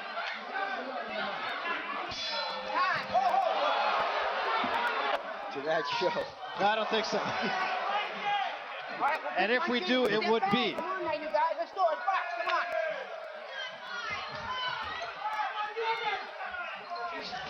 We wonder what they're going to take out of this for the highlights. All right, one step back. Quick punching, Mike. Quick punching. One step back, Smitty. One step back. Don't touch.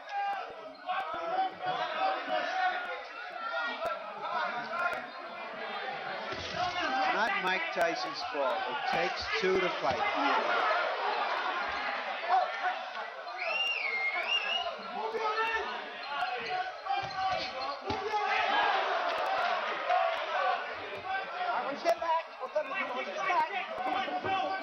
I just think Smith is so frustrated by Tyson, and was early on, that he just kind of said to hell with him.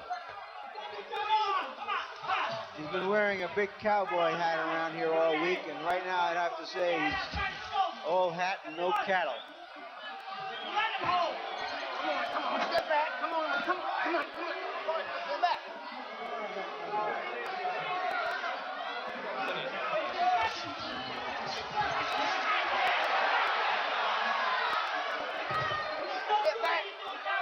Step back. Cut is opened up again over the eye of Bone Crusher Smith.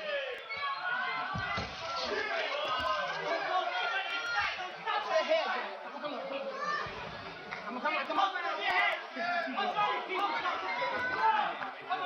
I imagine Larry Holmes is sitting there in Eastern Pennsylvania and thinking, well, if they come up with the money, I just might take a shot at this.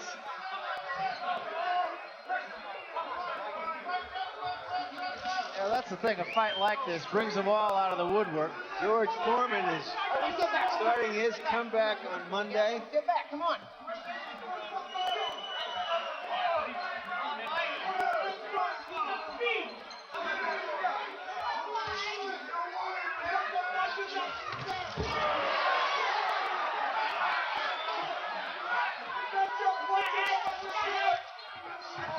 Point out that Bone Crusher Smith has only been down once in his career, and that was in his first fight.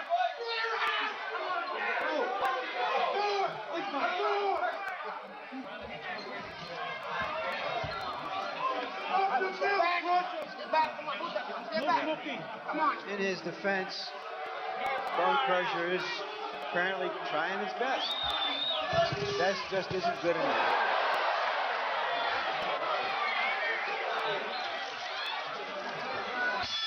This is your last round to Mike Tyson. Step back, come on, Mike. Step back, come on, Smitty, come on. But there are in fact 2 to go. Dead head, come on.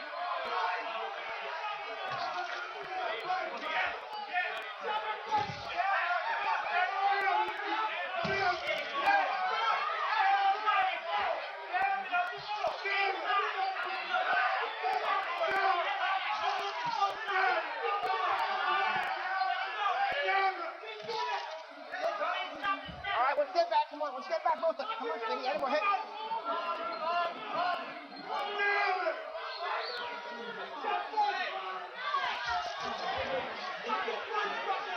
All right, come on. One thing I can tell you, Bone Crusher Smith tomorrow morning is going to feel like his face was hit with a bag of rocks.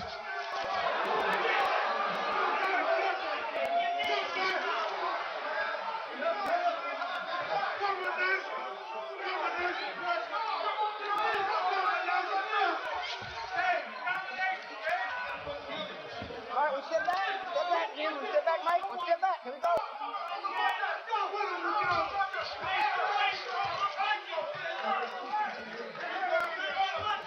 Step back, Jim, hold on, step back, here we go. But Mike Tyson is a prideful athlete, and he really wants to look better. If he doesn't, it's just not there. Some days, an outstanding athlete or an outstanding team just doesn't have the opponent opposite that can make him do his stuff. And that's certainly been the case tonight. I think the biggest thing is that we didn't expect it to be that way. Yep. Step back, step back, here we go.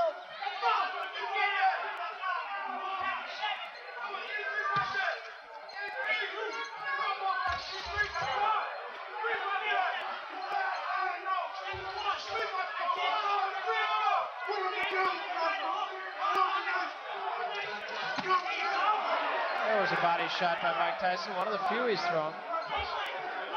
He should have had about 50 more by now. Come on, Mike, come on, Boone. Whoop, here we go.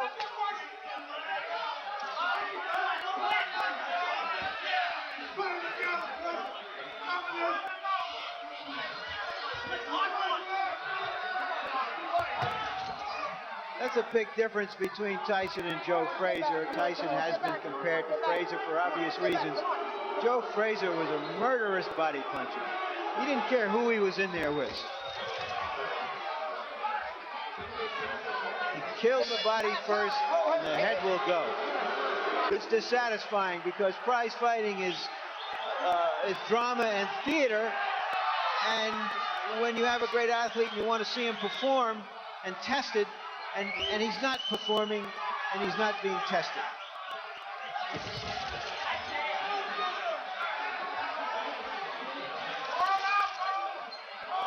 All right, one step back. Big last good round, you guys. Come on, one step back. Here we go. All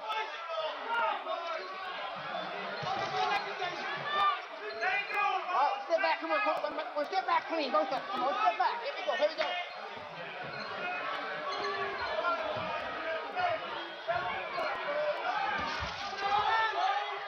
What we're going to start reading about and hearing about Tyson now is, come on, fellas, he's not as good as Ali's not as good as Frazier.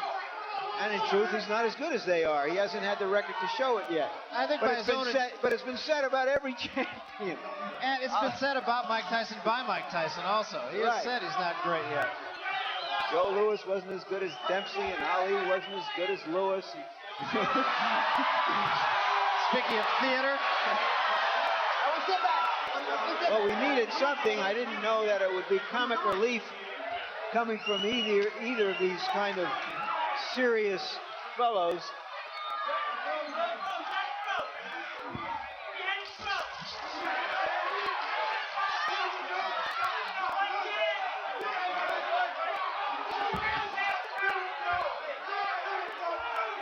Well, a minute and 15 to go in this one.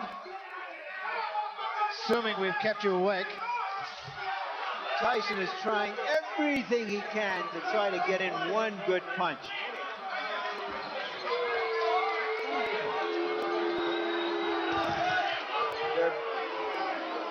They are being booed, and I imagine even Tyson is targeted some of them. But Smith should be the target.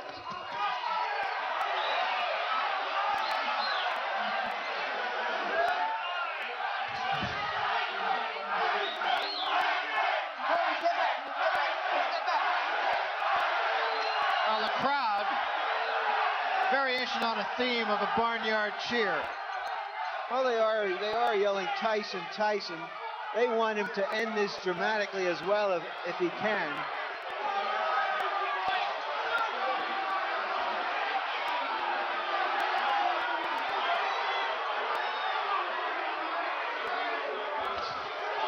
There was a right hand by Smith. That actually backed Tyson up. That was the best punch of the fight. We thought we would see that in the first 10 seconds, not in the last 10 seconds. And it is over. It was too late, it was too little for Bone Crusher Smith.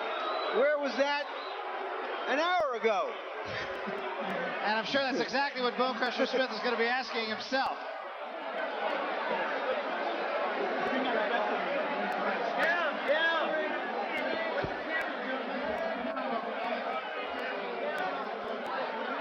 Well, styles make fights. That has been said on so many occasions, and that was the case here tonight, only in this case, styles did not make a fight.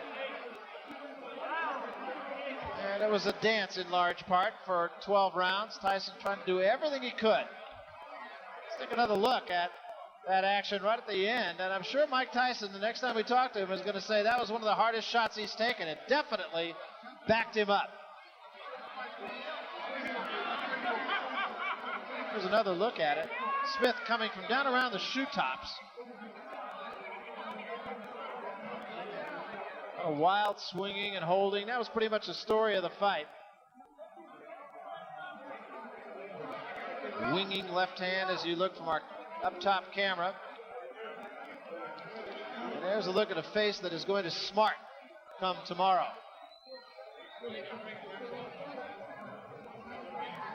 Take a look at the numbers from this fight. Tyson, of course, much more active and much more accurate. As Bone Crusher Smith with only a 23%. Judge Lou Tabbitt scores 120, 106. Judge Jojo Guerra scores 119, 107. And Judge Dalby Shirley scores 119, 107. For the new WBA, WBC heavyweight champion of the world, Iron Mike Tyson.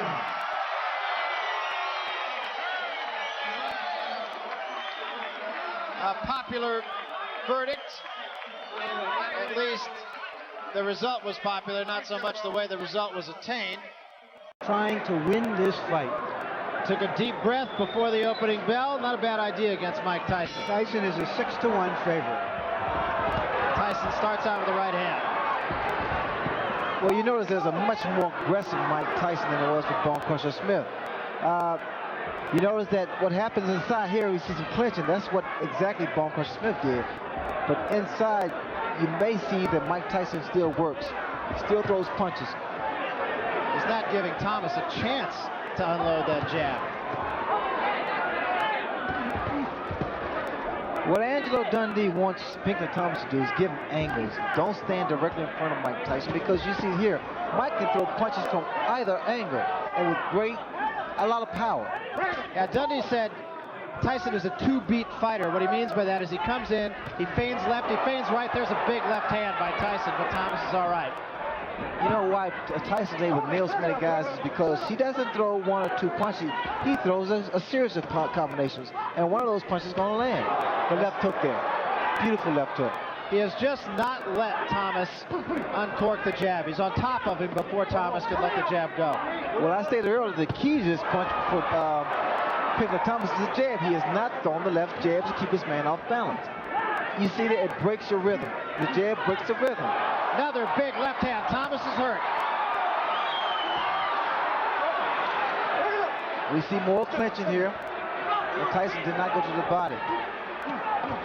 And another left hand. Rarely do you see Tyson throw only one punch. Pinkley can't take too much.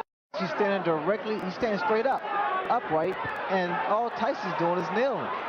His legs are not rock solid at this moment either. Watch for the uppercut, Barry, by Mike Tyson inside. I think he has one of the most devastating uppercuts in the heavyweight division.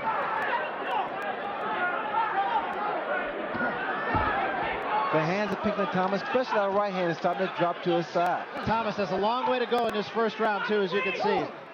50 seconds left in the round. Long way. There's the uppercut.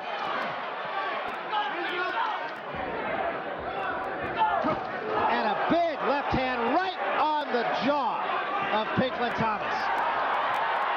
Thomas is in all kinds of trouble. Still 30 seconds to go in the round.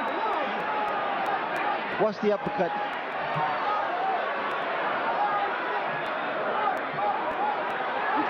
It'll be all Thomas can do to get through this round.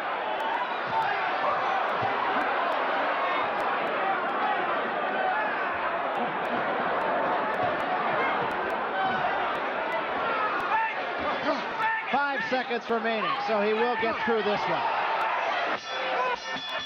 Brutal first round. Well, Pinkley Thomas was true to his word. He came to fight. That was one of the most combative rounds that we've seen Tyson in. But he's all right. Leave him the fuck alone. Quiet, Angelo. But leave him alone. Pinky, look up at me. Leave him alone. God damn it. Leave this fucking man alone. Jesus Christ. Get away from this man. No, you're nothing. There's a left hand plus a right. It was the left hand that was the hard punch. But Tyson kept coming, but Thomas kept coming right back. Thomas is showing that he has something of a champion's heart. The last champion in with Tyson gave a feeble defense of his title. He's trying to make something happen, which of course may not be the best way to fight Mike Tyson. I've never seen Angelo that angry. Have you, Ray? Well, Angelo has a tendency to get excited because I can see that's one about to overreact. Well, Thomas did make something happen, I'll say that. It was the wrong something, though. Swelling and a bit of a cut under the left eye of Thomas. There's another left hand by Tyson.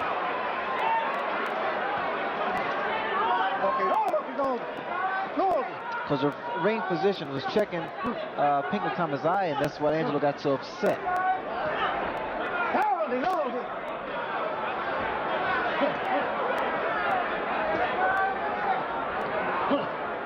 Now here we don't really see clinching. All the guys are doing is basically just standing there. Clinching now by Pinkley Thomas, and we see that Mike Tyson is still going to work. He's working the free hand. And that's what he's trying to Kevin Rooney told him to do. Angelo Dundee telling Thomas, just stay away from this guy.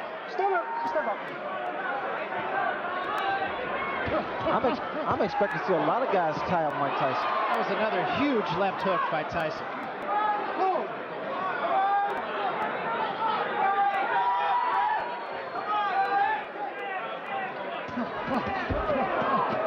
You see what happens with the left jab back?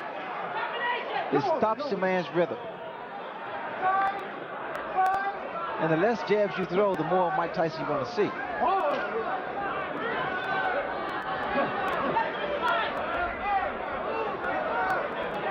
Thomas continuing to lean on Tyson rather than fight him at long range. Well, what Pinkley needs to do is push his man off or either back away. I don't think he needs to be there.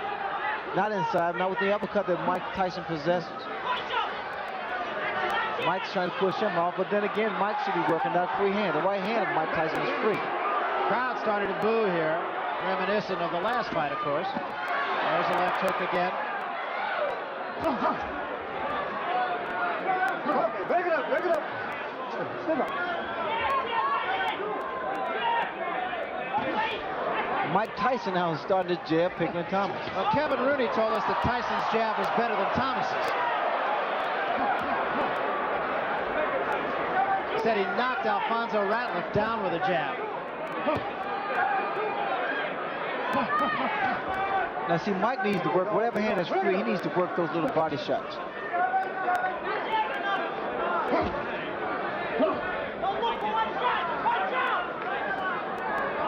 Mike is more so contented to stay there. There's a good jab by Thomas.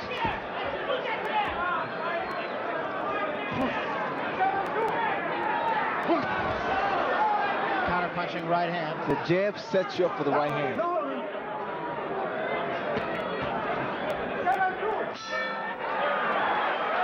That wasn't a bad round for Thomas. I thought he fought him more intelligently, used his left hand. What he hasn't been doing, Ray, is moving side to side. Well, he's standing directly in front of Mike Tyson. That's why Mike Tyson getting those punches off. You gotta go to war with this guy here, you understand? But you gotta put the pressure on him. Get the jab snapping, you're pushing it out. You gotta snap it out. Get a little mean with this guy. You get inside now, you're not body punch. You fall right back that same out. You get inside, you watch me just lay there like that, you muscle, you understand? And you made that round a little close, you still won. Get on this guy, get on this guy. That's the good stuff. Watch it. What do you want? Get it. Nice and smart. You be first with everything. First, everything. Give him movement. Let's go. That's the beginning of the end for this sucker. Let's do it. Come on. Put on that jab and being a little more aggressive. Come on now. Don't be fucking out with this guy. You understand? Come on. Be aggressive. Trying to get Thomas to be the first one shooting the left hand. That was Angelo Gundy's instructions. Well, and there it is. He has to be first, Larry, because he has to stop that rhythm of Mike Tyson. On the other side of that coin, Kevin Rooney in Mike Tyson's corner saying that he's pushing his jab, that he's got to snap it more. Angelo wants a little bit more lateral movement from Pinkley Thomas. Okay, break it up, break it up. Kevin Rooney is yelling from his corner for Mike Tyson to punch out. He needs to work that hand, work that free hand.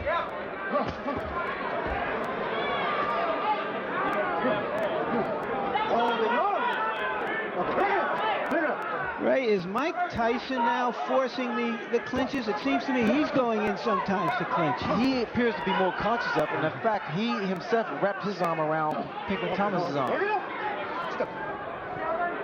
I think Mike Tyson's so conscious of that now.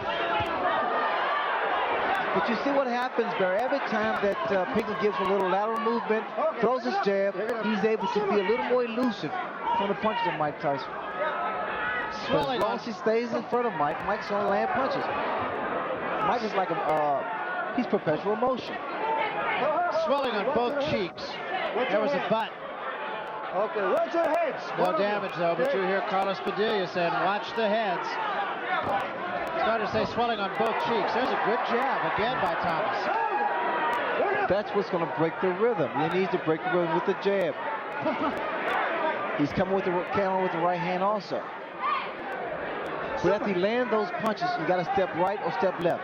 Looks as though there might be a little cut above the left eye of Pinkley Thomas. I think that's where the blood is coming from. We'll see.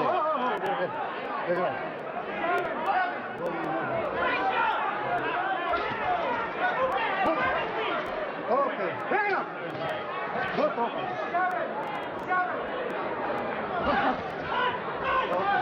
No, then bring it up. Step up, step up, step up. Thomas's people say that his jab is second only to that of Sonny Liston. I don't like what Pinklon Thomas is doing. As he throws those, well, he attempts to throw those two punches, you'll notice that he comes straight up. He comes upright, and that's in line with the left hook of Mike Tyson. I'm not sure that is a cut over the left eye of Thomas. I think it's blood from somewhere else, just off the glove of Mike Tyson. 15 seconds remaining, round 3. And Tyson is the one who seems to want to fight inside. And want to hold. For one of the few times since we've seen Mike Tyson, I gave his opponent the round.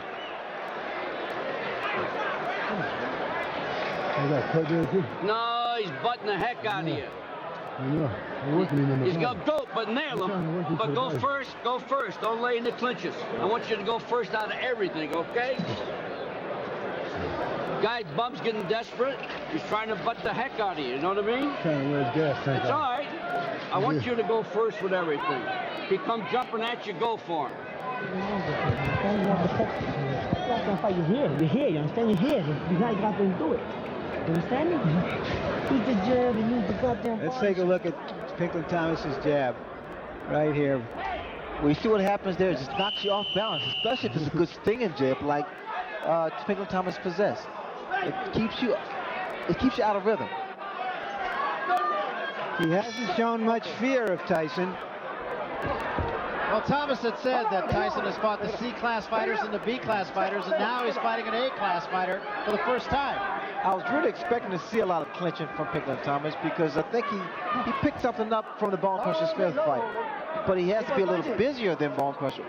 Thomas said he looked at all the 15 or all the fights that went the distance of Mike Tyson. He didn't look at any of the knockouts. And I asked him who fought him the best in your opinion, and he said Jose Ribalta and Quick Tillis. It was a right hand by Tyson that caught Thomas above the ear.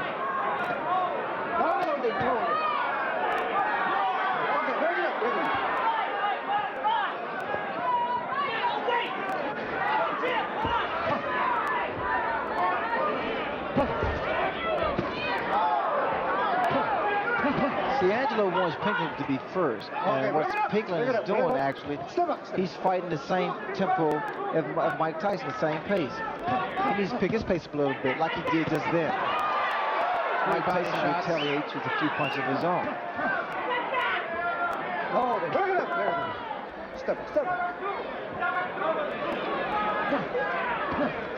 I mean, the left jab can go downstairs, it can go upstairs. It can actually be the punch bar to win the fight. Okay, break it up. Step up.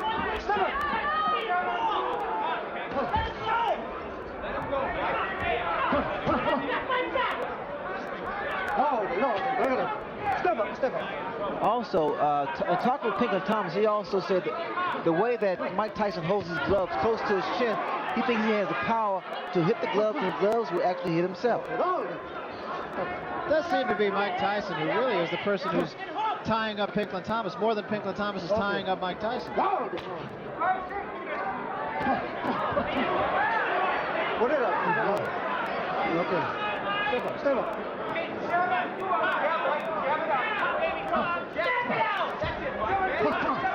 Good right hand. Now the right hand is starting to fall. But it's not going to be 1-2. It's going to be 1-2-3-4. That's those kind of combinations you need to throw against Mike Tyson. And some body shots. Very slowly, Pinklon Thomas is getting himself into this fight. Starting to get a little bit of a rhythm here. And I think really starting to confuse Mike Tyson a little bit, right? He scored with that uppercut. Pinklon Thomas, no question about it, has a great chin. Okay, bring it up. But I don't think he wants to prove that too often. Took a lot of punishment in the first round.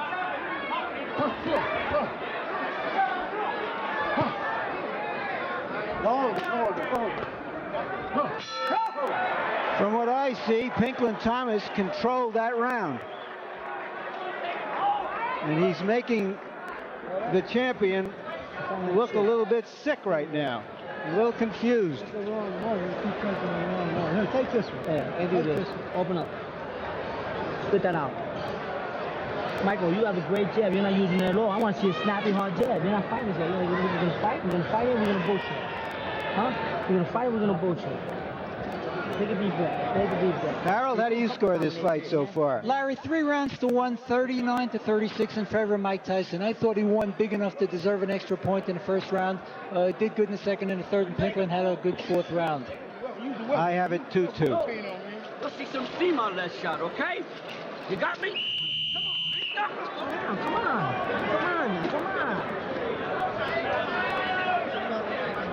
What a better fight, show him.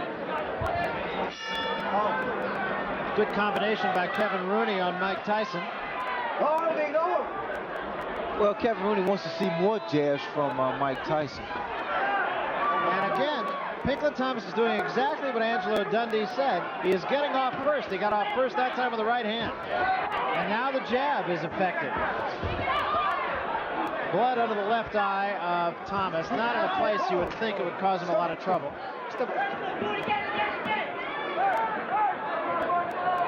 Fighter become aware of being cut. I heard Thomas a couple rounds ago ask if he was cut. Well, if you have a good cut, man, just like that was a good right hand by Pinklin Thomas. You have a good cut, man. You don't worry about that if you're a seasoned professional. Unless it really bothers you. The swelling.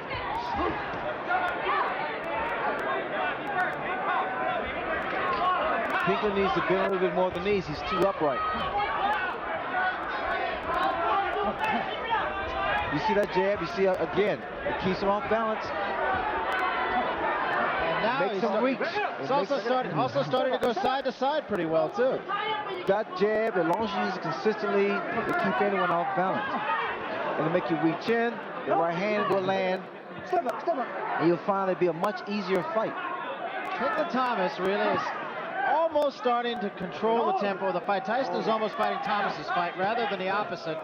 And I've never seen that happen.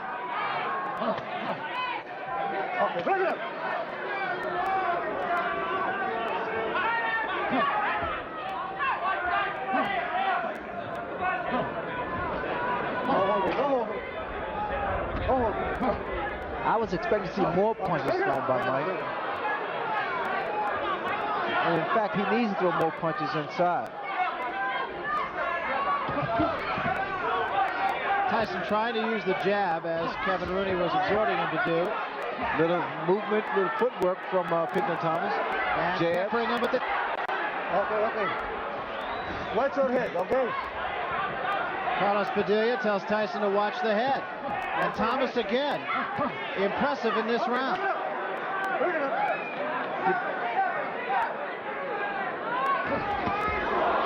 Long left hand by Tyson.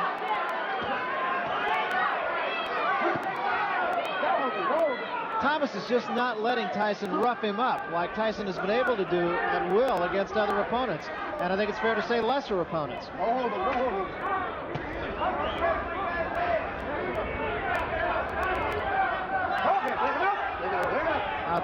Thomas is holding him a little bit. I'm waiting to see Mike Tyson throw that bolo punch, kind of bolo, double right hand right hand to the body, right hand to the head. That's another round for Pinklin Thomas, in my book. With bad intentions Bad intentions, baby. With bad intent. What's the matter? He's getting tired. He's getting tired. Take some water here. Where's the right hand? Huh? Where's the right hand? Spit it out. Spit it out. Spit it out over here. Drink this. Yeah. Give me that towel, man. Listen. Bad intent. You gotta go with punch with bad intention. Hard. Go to the body. Hard. You use your jab a little. Now let's see what Tyson does here and why he's having so much problem. He was coming underneath Thomas to avoid the jab, and he is the one forcing most of the clinches right now, Ray. Use that jab and use that right hand, but throw the punch with bad intention. Bad intention. You let this guy fall into the fight here. You understand? Now look, you gotta pick up the pace. I don't want you in the clinches. Spin them in the clinch. You're doing fine, but you're blowing it because you're laying in there. You're laying in there. I don't want you laying in there. I want you fighting this guy and boxing him. Put some pep into that left hook. You're hitting him with the hook off the jab. You don't know that, Pink. Keep that jab right there. Keep that jab right there, man. Don't let him get away. Something has happened to Pinklin Thomas's glove. Yeah, we got And we wonder now what's happening here, whether he thinks Thomas is tired and he's done something. Remember the famous incident with the cut glove of Muhammad Ali when he fought Henry Cooper.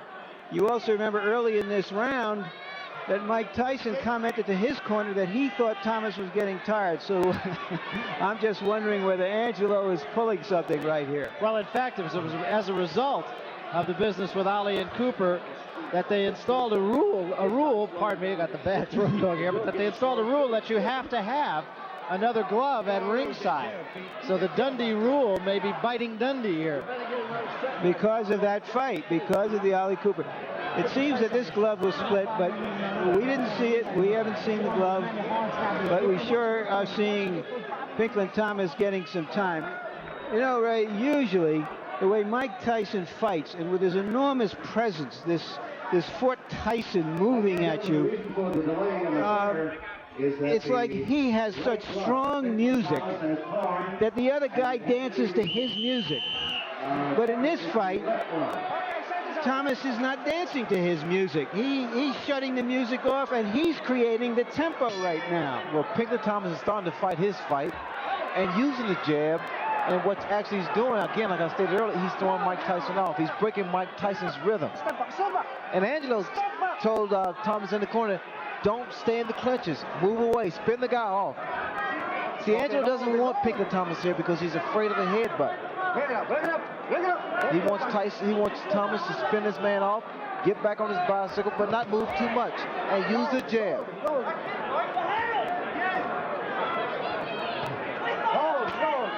This is the 6th round. We're going 12.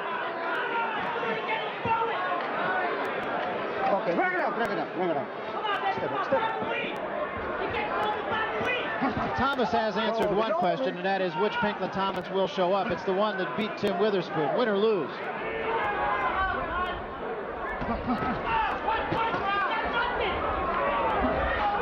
And the question now, of course, is which Mike Tyson is showing up. I think Mike Tyson, what happens, he tries to impress the public. I mean, he thinks it's an obligation. He has to understand the key to winning is do it your way. There was a big uppercut by Tyson. And the way he's doing his way now, but he has to forget about the crowd. Do it his way. And don't be embarrassed by his performances. Or a certain performance. And a left hand, and that staggered Thomas. Behind it. Thomas in trouble again. And now Tyson moves in for the kill. 2 uppercuts and a left hand. Thomas trying to hold on. Serious trouble. And down he goes. 4, 5, 6, 7, 8, 9. It's over. It is over. Thomas did not make it by the count of 10. You heard in the corner before that round, Kevin Rooney saying, start throwing punches with mean intentions. In effect, he was saying, can those jabs I've been telling you to throw for the first 5 rounds and start throwing some real punches. And when he did, he did. I would also point out for those who care about such things that Tyson was a 6-5 favorite to end the fight before the end of the 6th round, which he just did. Well, that was a real test, I think, for Mike Tyson. Well, he fought a guy that had the right formula supposedly to defeat Mike, and well, that was a jab to tie him up and to give him lateral movement. But I think what happened, Pinklin Thomas eventually got caught with one of those powerful blows, and the rest was history. Well, Ray, you were saying that Tyson could probably go to the uppercut. I think you said that in the 2nd or 3rd round, and it took a couple of rounds, but when he got to it, he got to it. Watch this uppercut. Well, the reason I said the uppercut would be a factor is because Pinklin Thomas at times will lean inside, and that uppercut, it was an accurate punch and a very powerful punch. Now let's take a look at the knockdown. You know, we talk about finishers, and I've always said you were a great finisher. Well, here's a guy who doesn't have to take a back seat. Well, he levels his punches. I mean, he gets so much leverage behind each punch. Mike Tyson can fight southpaw. He can fight orthodox. He puts his hip behind. Look at here. He's just putting his entire body behind the punch, and he's so relentless. Again, the uppercut, left hook.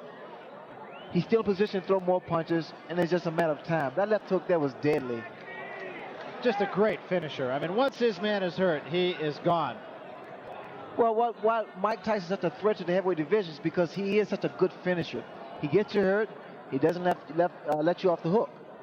Well, Kevin Rooney is trainer. And Let's get it on, come on. There's a line in the movie Full Metal Jacket. You can talk the talk, can you walk the walk? It's time for Tony Tucker now to walk the walk. Or run the run, as it were. And we'll see what kind of tactic Tucker takes. I was expecting Mike Tyson to jump right on Tony Tucker. I had figured that he should at least tie his man up, try to frustrate Mike Tyson. But is he strong enough to do that? Well, that was a good right hand by Tucker. That might have been the best shot that Mike Tyson has ever taken right there. Did you notice that uppercut blocked Mike Tyson? This man, Tucker, may have found out a weakness. He may have seen something. Technically speaking, no one gave Tucker a chance, but there are miracles here. The last time Tony Tucker lost a fight was in 1978. You know, a lot of times people say, well, what do you see in Mike Tyson? And we always felt that he was susceptible to take jabs, but I think what Tucker saw in Tyson was the uppercut. He was susceptible to the uppercut because of his style, the way he launches in. That was one of the few times I have ever seen Mike Tyson stopped by a punch.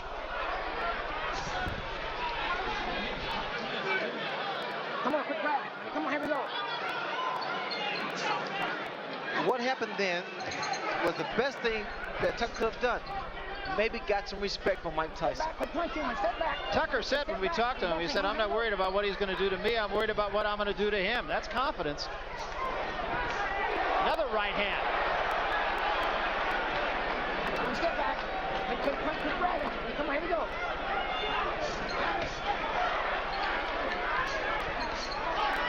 And another right hand by Tucker. Tucker seems willing to brawl with Mike Tyson early. Step back. Get him up, Tony. Come on.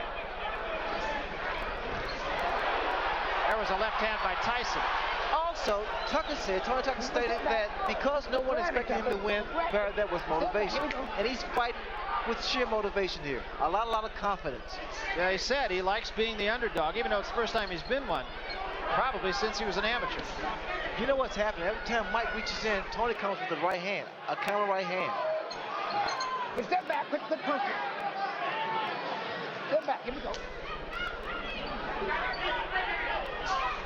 Another thing you have to say about Tucker is that he has fought to the level of his competition and just a little bit better, enough to win.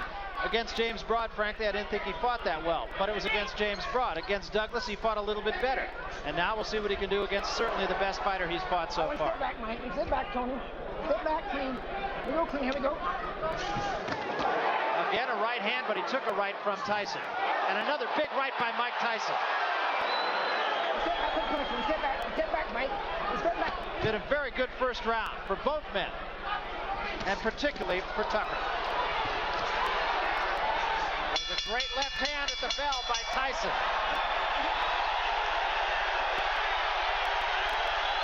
Well, Tony Tucker is a 10-1 underdog. He wasn't 10-1 in that round. You gotta go to the body first. But just like that in the end, you start to pick it up a little bit. You gotta come alive a little bit. You understand me? Yeah, how you feel? You feel right? Relax yourself.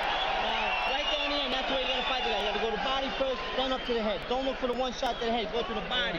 Body first. Now let's see the uppercut almost immediately after the bell. He follows a right with a left and rocks Tyson. The first time we've ever seen Tyson really rock back like that.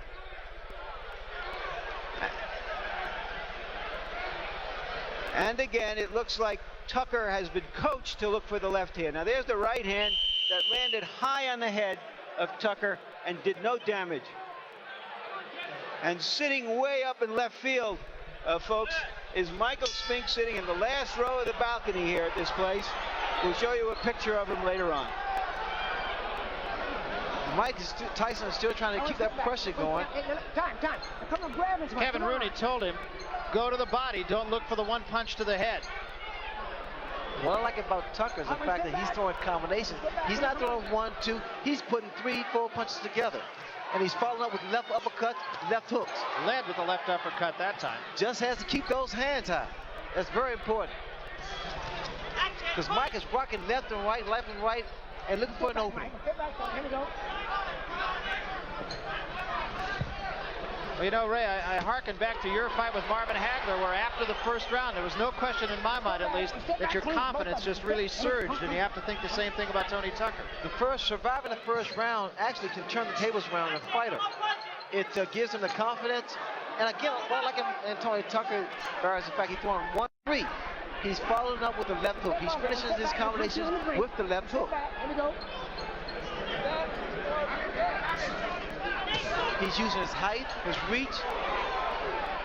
Don't look for one shot. Come on, Mike. Step back. Work that 7. Like that. Good body shot by Tyson. That's exactly what Kevin Rooney was telling him to do in the corner. Now, see, this is what Tucker needs to do. Keep tying this man up. Every time he gets inside, you got to tie those arms up and not let Tyson work that body. Tyson is trying to slow Tucker down by body shots. He's working his body, trying to slow those legs down and bring those hands down. That was a little bit low, and I think it's going to draw a warning. You go down there again, come on.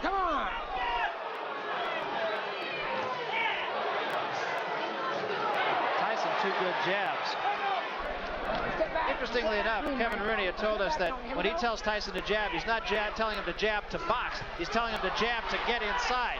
What I want you to look for, also when Tyson comes in, he puts both feet together, so it's easy to be knocked down. That was a good example. That uppercut is going to do the job over and over again. Almost hooked him with the left hand before bringing the uppercut underneath. He did hold him. That is a look of confidence in the face of Tony Tucker. He's tying his man up once again. Very smart thing to do. He really wants to frustrate Mike Tyson. There was a left hand by Tyson, but it did not appear to hurt Tucker.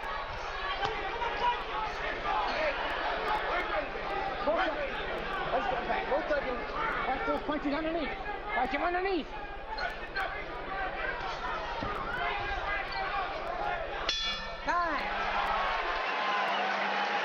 Well, Tucker wasn't given much chance, but of the 5 billion people on the planet, he's the only one who has a chance to beat Mike Tyson tonight, and right now he's taking advantage of it. Come on. Yeah, when you come in, come on. If you're doing now, keep your balance. When you punch him, walk him. Turn him sideways and walk him. Give me the bucket, give me the bucket, give me the bucket. And there's Michael Spinks, way up in the last row of the bleachers here. He went up there as a publicity stunt to get some attention, to get a future fight with Tyson. Of course, when he was in the tournament, that's about as near to the ring as he wanted to get with Tyson. I think that was Bob Euchre sitting next to him, wasn't it?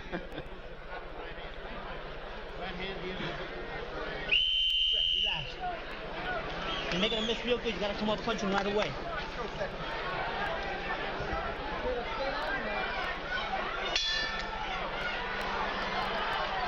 This is the 3rd round. A lot of people did not think it would go this far. Here we go again, tying this man up. Again, very good tactics here. You can't allow Mike Tyson to punch inside. Now we need to see some jabs by Tucker. And some lateral movement, which we see now. And catch up, try to catch Tyson coming in with his head. Time, step back. Mike, step back, time. And keep those punches up, don't go down there again. Come on. Mills Lane, very take charge as a referee. No nonsense guy. Tucker with another left hook to the head of Mike Tyson.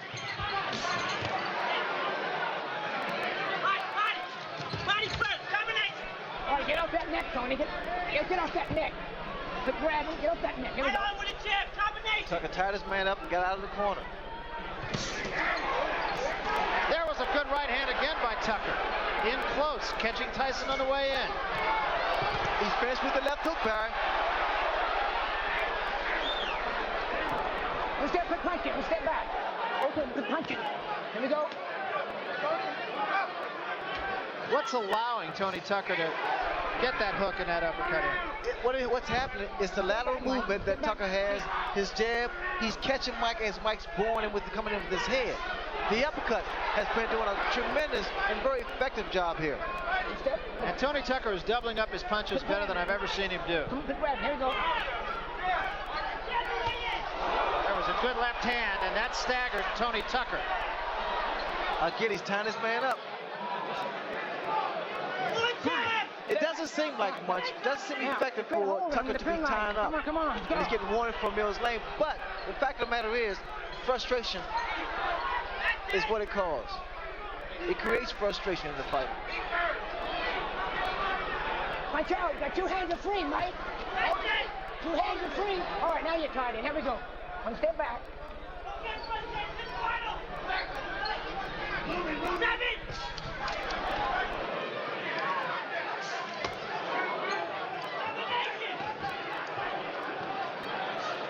All right, 1 step back, Mike. 1 step back, Tony. Watch your head. Watch the head. Here we go.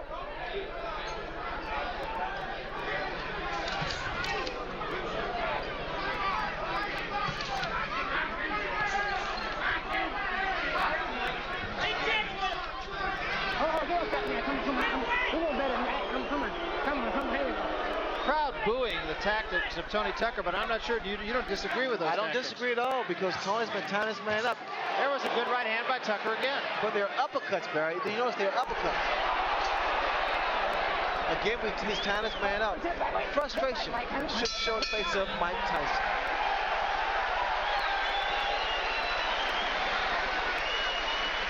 There has to be concern now in Tyson's corner. This is the most competitive fight he has ever been in. On 1 punch at a time, he makes you miss it, then he pops it at 1 time, you understand? You gotta use your jab. You gotta box him a little bit, you understand? Get the bounce in your legs.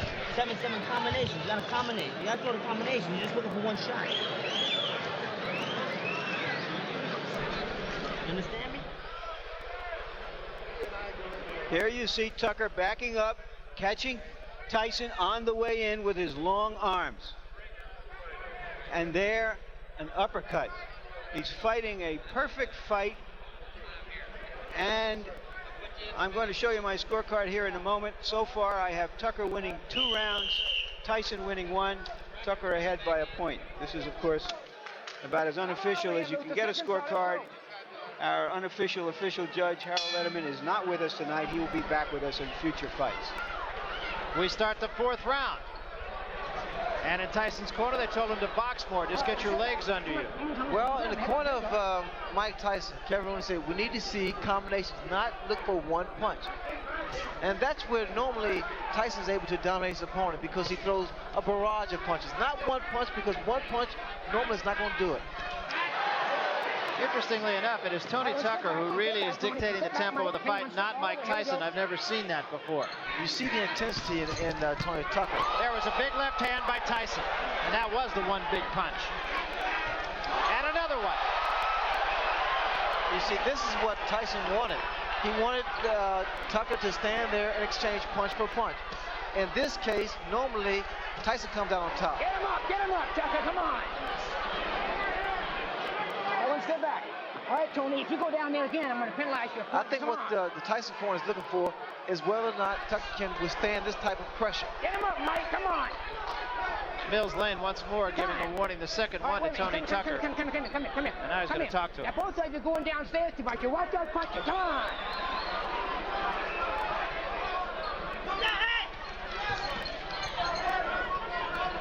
All right, 1 step back, Mike. Here we go, 1 step back. Get back, here we go.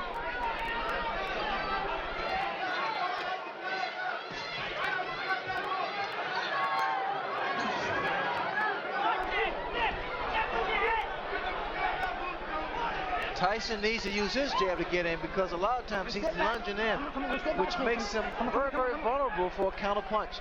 Right hand. The jab of Tony Tucker is starting to work again. Just has to be more consistent. Step back, here we go. Take it downstairs sometime. He needs to throw a jab downstairs, bring it back up to the head. There's a right hand again by Tyson, but Tucker appears unhurt again. Definitely has his legs back under him after being hurt earlier in this round. That voice you're hearing is the voice of Kevin Rooney. Push that back. Here we go. Let him down. Let him wait. Another good shot. And Tyson with another left hand. 25 seconds left, round 4. Very competitive fight so far. Tyson, Barry, is just trying to wear his man down. He's just trying to slow that movement down. That movement seems to be affecting Mike's punches because he's not able to get his punches in there.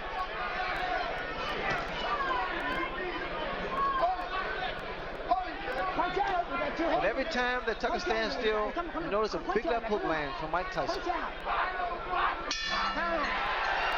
Tyson has settled down in that round, going for a long fight now. Now he knows he just has to fight him, hit him, and if the knockout comes, it comes. You got a spit bucket? Put your head back. Put your head back like that. Open up. Look, two good, real good right hands. Two real good right hands to the body there. He came back with a left hook once. You gotta concentrate more on that. You still gotta jab with this guy. What you gotta do is jab with him. You understand me? Don't let him bounce on like that. Get back to your jab. Just live. And them committed yourself, then make it move. Okay. Let him keep that jab on him. Up and down. Tyson is working closer into Tucker. There you saw that he followed a right to the body. That wasn't effective, Ray. But then he had him there for the left that he did throw right behind it. But Tyson's starting to double his punch up a little bit more. Starting to put his combinations together a lot more than in the earlier round. And in doing so, he should be able to land on the chin of Tony Tucker. You know, something that could become a factor that you never thought would have is the fact that this, only a day ago, was a 15-round fight, and it has now been made a 12-round fight. And originally, you'd have thought that's sort of like making War and Peace from 1,200 pages to 1,000. Moot point, but it's becoming something that could be a factor. Well, the factor is that Tony Tucker has initiated respect. He stood his ground. He rocked Mike Tyson the first round with a beautiful uppercut. So there's mutual respect here.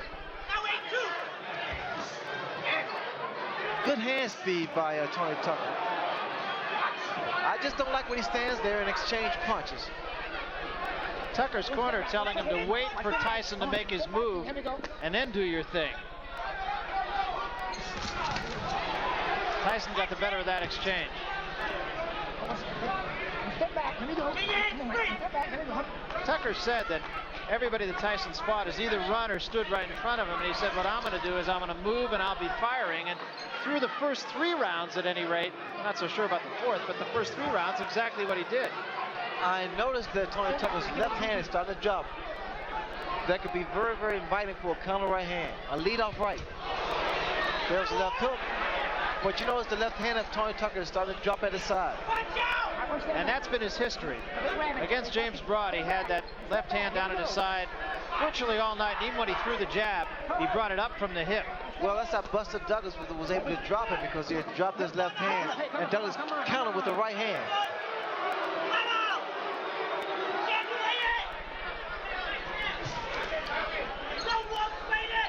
I'm surprised there's not a lot of head movement from Mike Tyson. He's just walking directly in front of Tony Tucker. And that's what Tony's able to get those punches off. He should be giving a little more head movement. Left, right, left, right. Be less of a target.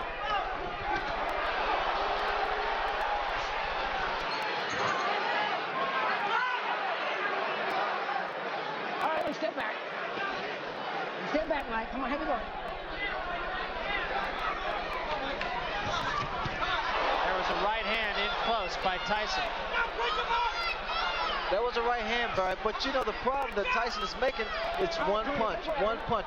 We have to see more combinations if you want to get Tucker and get him out of there. I think Tucker, on the other hand, is fighting a superb job. He's doing a superb job.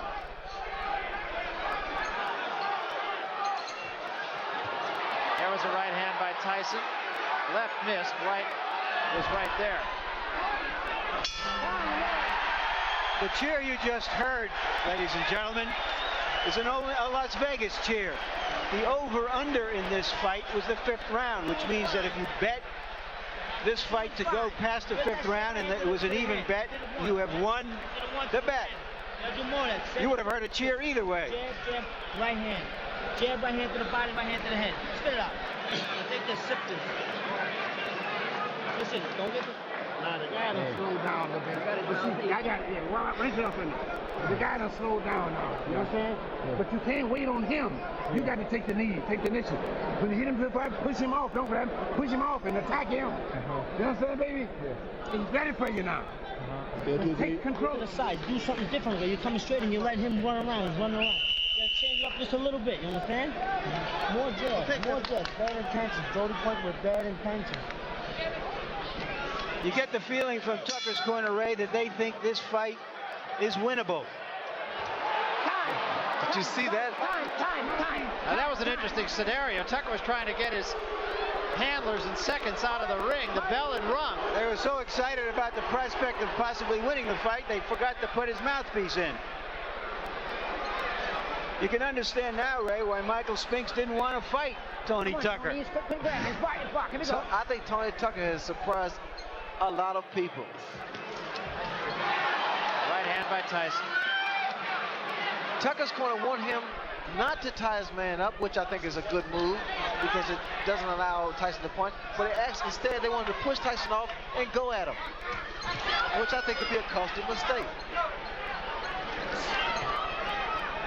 Mike Tyson's perpetual motion. He's always coming, so you have to break his rhythm, either with a jab or to tie him up and break that rhythm. I haven't seen anybody be able to push him off. And I think he's probably fought stronger fighters. Well, pushing a man off doesn't necessarily help because you expending energy by pushing a man off. Right hand by Tyson. Back Tucker up. Oh, one step back, Mike. Give it to Tony. One step Tyson's back. corner, you heard Kevin Rooney say bad intentions. That's become kind of a catchphrase between Rooney and Tyson. One step back, clean. Here we go. One step back. One step back. Here we go. Tyson's just walking his man down, trying to catch up with him. The mistake Tyson's making, he's following Tucker around the ring. Got to cut the ring off. In doing so, you either move right or either left, depending on which direction your man is moving. Here, Tucker is moving to his right. And what Mike has to do is move to his left to cut his man off. All right, well, sit back. Come on, sit back. Punch you there. Come on.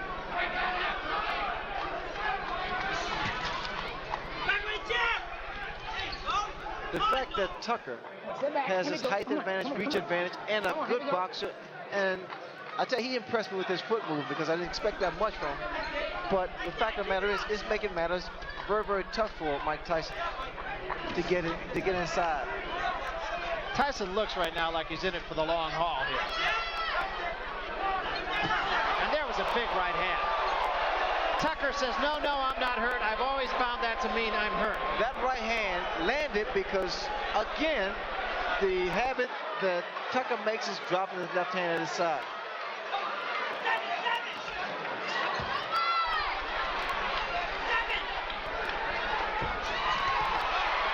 And he took another right hand, got cute, and paid the price. I think he's watched my fight before. Yeah, I think he has too. I think his timing is not as good as yours.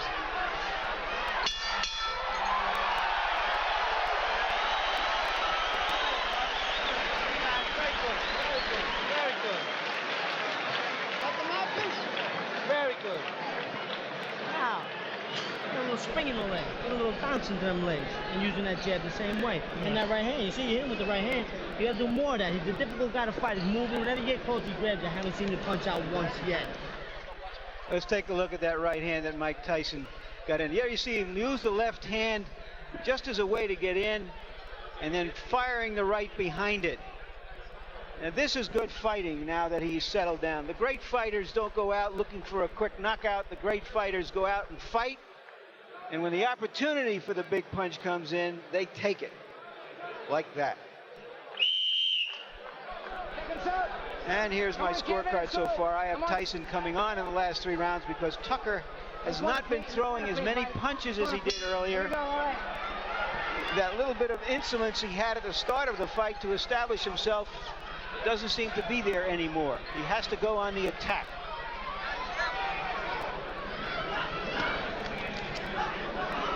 Mike is not able to get set. He's not able to set his punches up to land on Tucker. There he got a warning from Mills Lane for punching while he was breaking. But again, you notice the movement of Tucker's really throwing Tyson off, not allowing him to get inside and be effective. Tyson's jab in the last 3 rounds has been effective in allowing him to get inside on Tony Tucker. It's not a jab like Tucker's. Tucker predominantly a boxer, and Tyson, of course, a banger. But his jab does allow him to work in. All right, one step back. Come on, one step back, Mike. One step back, Tony. Here we go. Come on.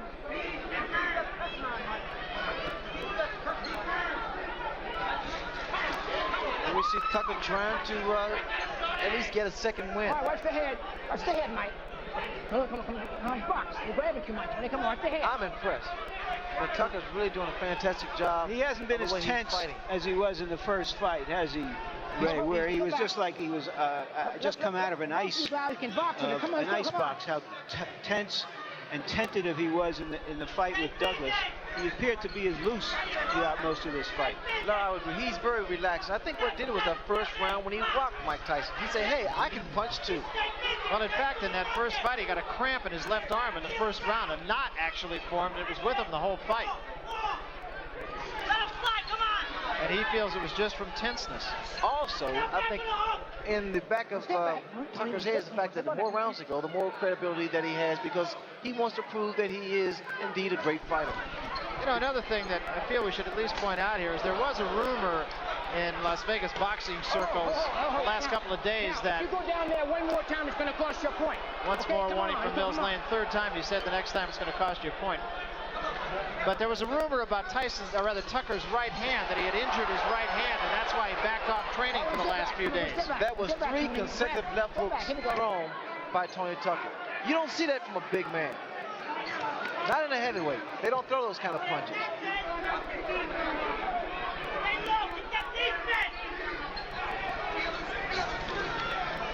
He's punching, Tucker's punching, tying up. Here we go. Once again, Tucker trying to get cute and again getting the worst of it and still mugging with Tyson, which brings the crowd alive.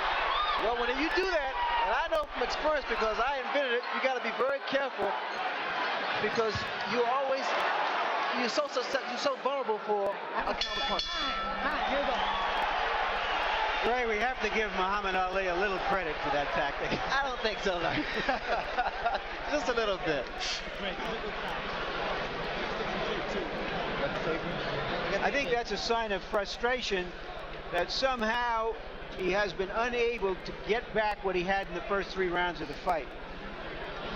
The winning round's pretty easy, but you can win them easy if you use your jab a little bit more. And you gotta listen, you gotta concentrate on getting inside and punching out. Punch out. You let him hold. You let him hold. Don't say that. Don't say that. Don't even think that way. Give me that. Spit it out. Swallow it. You understand? You don't even think of that. Let these punches go. Rip these punches. The band attention. Now there you see, he's pointing at him. He's winding up. And he's going to get hit by Tyson's jab. Talk about deflating somebody's balloon. Here we go. That 7th round with Tony Tucker being animated on his antics, the key to that is the fact from a psychological standpoint with the fighters intimidating this Hagler. I mean, I'm sorry, Hagler's on my mind now. But Tyson, it really affects a fighter, especially when the champion can't get his punches off. It worked for me, and I'm sure Tucker thinks it's going to work for him. Well, it is a fact. Tony Tucker has watched the tape of the Sugar Ray Leonard-Marvin Hagler fight on numerous occasions. His father has kind of used that as a tool to get his charge going.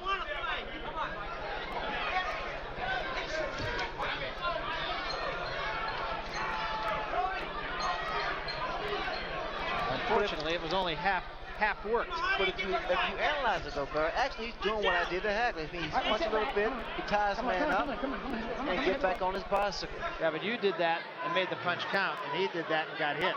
Well, the key is doing what you have to do and getting away from him, not being stationary.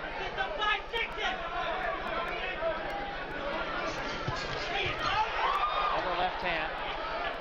Okay, I like that in Mike Tyson because he's throwing combinations again. But whenever he looks for one shot, he's talking for a long, long night. In the middle of the last round, we talked about the rumor of Tony Tucker's right hand, and I've been watching him since that time. I've not seen him throw the right hand in anger since the middle of the last round. I hadn't noticed before that, but let's see when he does throw that right hand, or if he throws the right hand. Well, in a fight of this intensity, this magnitude, when you're fighting, you really don't feel it because your adrenaline is flowing, and you don't feel the pain. He did throw a right uppercut there, which missed.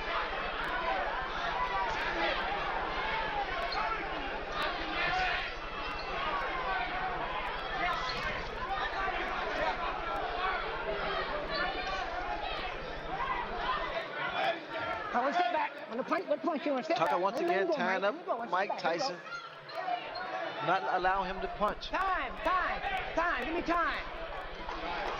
Tape on the glove of Mike Tyson. They'll cut it off. Momentary timeout. That can make the world of a difference. Those few seconds of getting a breather can make the world of a difference. All right, cut it. It doesn't seem like much, but right here, Tucker's being cooled off by his father with the ice pack on his neck. In the corner. Ready? All right, here we go. This is the 8th round. We're scheduled for 12.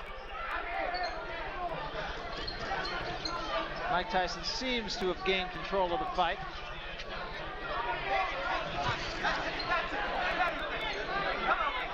That right hand seemed to hurt Tucker. His knees seemed to buckle just for a second. Right hand up on the top of the head. When guys are in tremendous shape, it's very tough to see what, to tell whether or not they're hurt or not.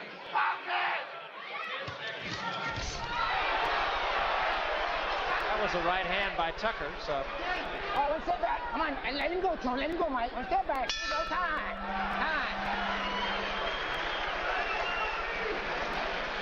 Trying to get a little mean. Got him out, please. Take a deep breath. Lean back, take a real deep breath. Deep breath, let it out slow. Take it on, one more. Trying to get a little meaner in here now. Open up. Foot off the rope. We're good. Spit that out. Spit that right out. Okay, we go. Open up again. There we go. Stump your foot. Raise your hand. Keep him tied up in knots all the time. Outside that box like you're doing. You're thinking you're looking like a champ. You're looking great. Frustrating, baby. Oh. He's hoping they can hit sneak punch with one good shot and hurt you. Now, you gotta move your head a little bit more. You're not moving enough. Move your head, come in and get in there and punch out. You're not punching out at all. You put your arm right around. You gotta punch out. You gotta think about that. You gotta get a little minute. Time to get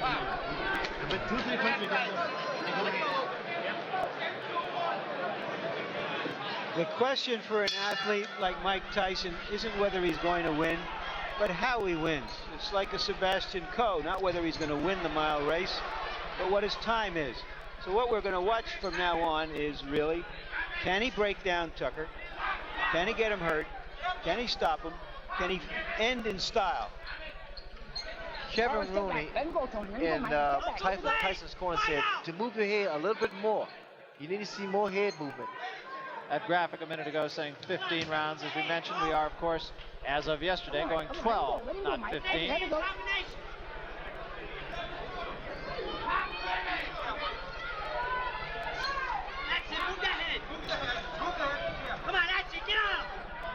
You can hear Kevin Rooney yelling in the background. Get on him, he said.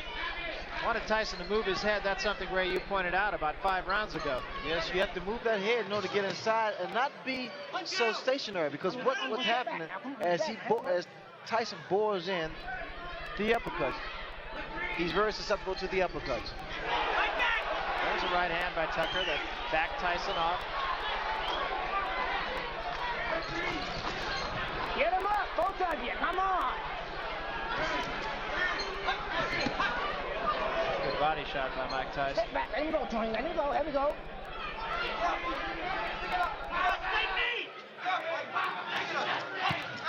There was a big left hand, but again, Tucker shakes his head. I'm okay. A lot of times, when that hook of Tyson's landing, because that's the direction that Tony Tucker's moving, it takes away the power of it. Takes off the leverage. Let him go, Tony. Let him go. Step back. Here we go.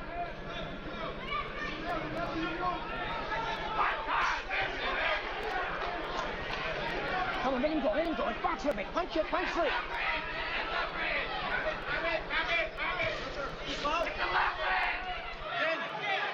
Get to the side! Jeremy, get to the side! Right hand right above us by Tyson. What Tucker can be doing as he's moving to his right or left, what you do, you stop, and then you throw your punches. Then get back on your bicycle. Let him go, let him go. Let him go. Over here, over here. Hello. I don't want to have to penalize, bro. Stick punching some, okay? Come on. Come on. Mills Lane saying, I don't want to have to penalize you. Let's do some punching. Tyson getting off quicker with his jab now. It's a good, short, strong, fast left jab of Mike Tyson. All right, watch that. Mike, come on. Watch the head. Come on.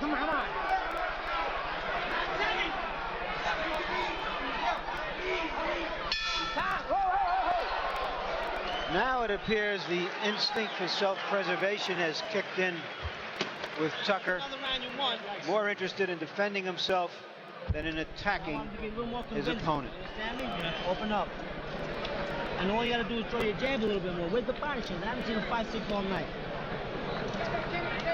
Let's split that out here. Here we go. Let me get in here, Mike. He's working on the glove play.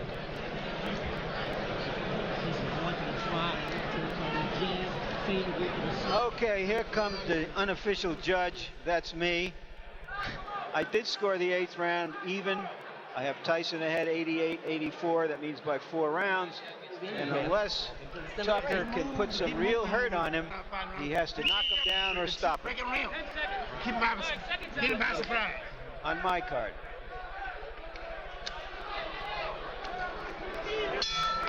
You pretty much agree with that judgment of Larry Merchant, right? I think it's a little closer than that. But these last few rounds here are very, very important. Again, we talk about judges' criteria, how he's scoring the fight, whether he's scoring the most effective punches or the percentage of punches that are landed. Well, if in fact ring generalship is a key factor in judging a fight, I really do believe that since about the 5th round, Mike Tyson has been in charge of the fight.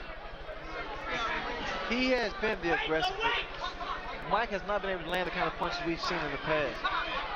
And the reason for that is because of the way that Tony Tucker has approached this fight.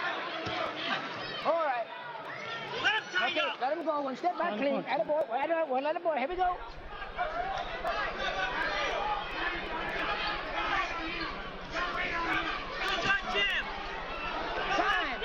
Time. Over here. Come here. And now Mike Tyson will get his All right, here we go. Come on. drawers lifted rather than his hand. Tony Tucker's right hand now is dropping, and that is asking for Mike Tyson's left hook. Tyson continually putting pressure on Tucker now. Come on. Watch that back. Get that head up. Watch that head. See, Mike can't get his left hook in because he's coming in first with his head. He needs to throw a little short jab, then step. Like that. Throw a jab, then step in. Get close. Now come. There it was. That's what you have to do. That's what he has to do, brother. This jab's gonna get him closer to the taller man, Tucker, and then he can throw his punches.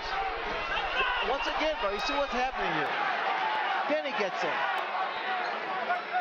Now he's starting to cut the ring off.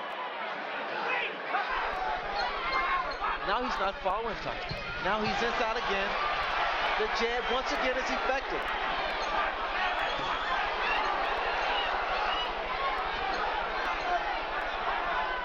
It's as effectively as I've seen Mike Tyson jab.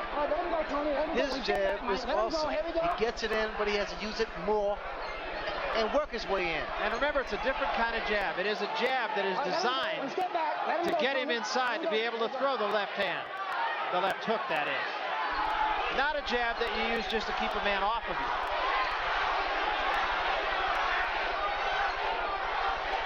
Mike can't keep running with his chin like that. Not with the hand speed of Tony Tucker. And that height of Tony Tucker. All right, let him go. One step back, Mike. Let him go, Tony. Let him go. Here we go.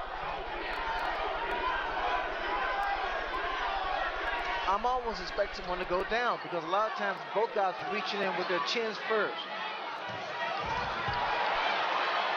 Tyson was a little short with both that right and the left.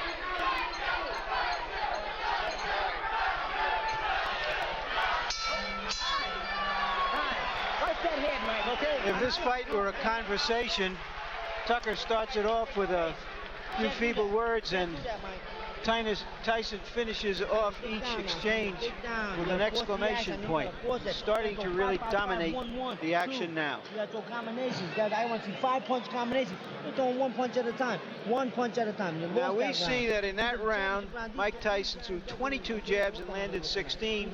And earlier when we showed you our punch stat before the fight, showed that he had been throwing roughly 10 jabs and landing half or less of them. So he's picked up using his jab. He's settled down and he's just fighting. He's not winging punches, not getting caught in as many clinches as we've seen him before. You got 2 rounds to go. You got 2 rounds to go. You're in good shape. Now get out there and fight this guy for the full 3 minutes. Punch, baby. All right, try to get off first, and then you're ready to grab a hold. I'm ready to go. My Tucker needs to do something dramatic. Will he try? He looked a little bit like a tired fighter, just looking at him in his corner between those rounds. Oh, because he's never fought at this pace. But this is when you reach down, bro. This is when you show that you really, really want to win. This is when your body aches, your legs cramp, but you got to push it. You got to push it to the limit. And in Tyson's corner, they told him he got 2 rounds left. Fight for the full 3 minutes. Your arms ache. They start to drop. You know you have to bring them up because you know somebody can throw a counter right hand or left hook. And again, a timeout. This time it is the tape on the glove of Tony Tucker that comes loose.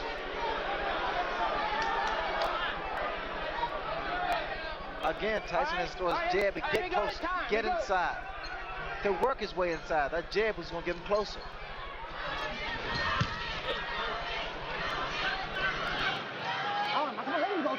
Tucker holding a little bit more early here in the 11th round. There's frustration in Mike's face. And the reason there's frustration is because of what Tucker's doing. He's tying his man up. Those little antics there sometimes work. You get what you do, you reverse the crowd's approval.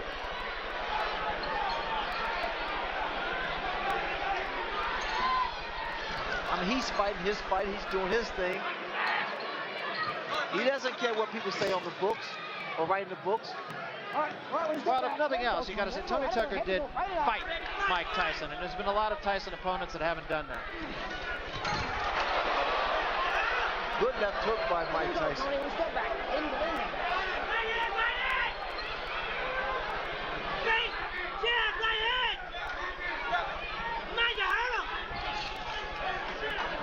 Again, the voice you're hearing in the background is the voice of Kevin Rooney, Mike Tyson's trainer, saying, "Come on, you hurt him."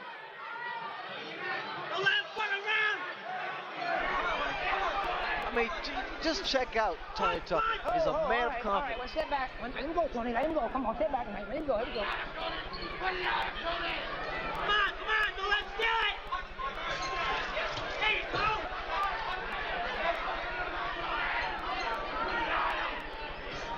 Stay with him. Stay with him. There you go. All right, let him go, Tony. Let him go. Come on, let him go. Let him go. Here we go. Come on.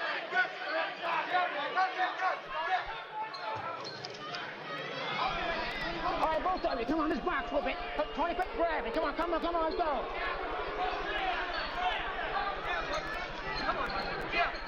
You know what happened? The crowd somewhat is booing. Some of them are booing. And while they're booing, it's because they expected the inevitable. And it didn't happen for him. Tucker's fighting a great fight.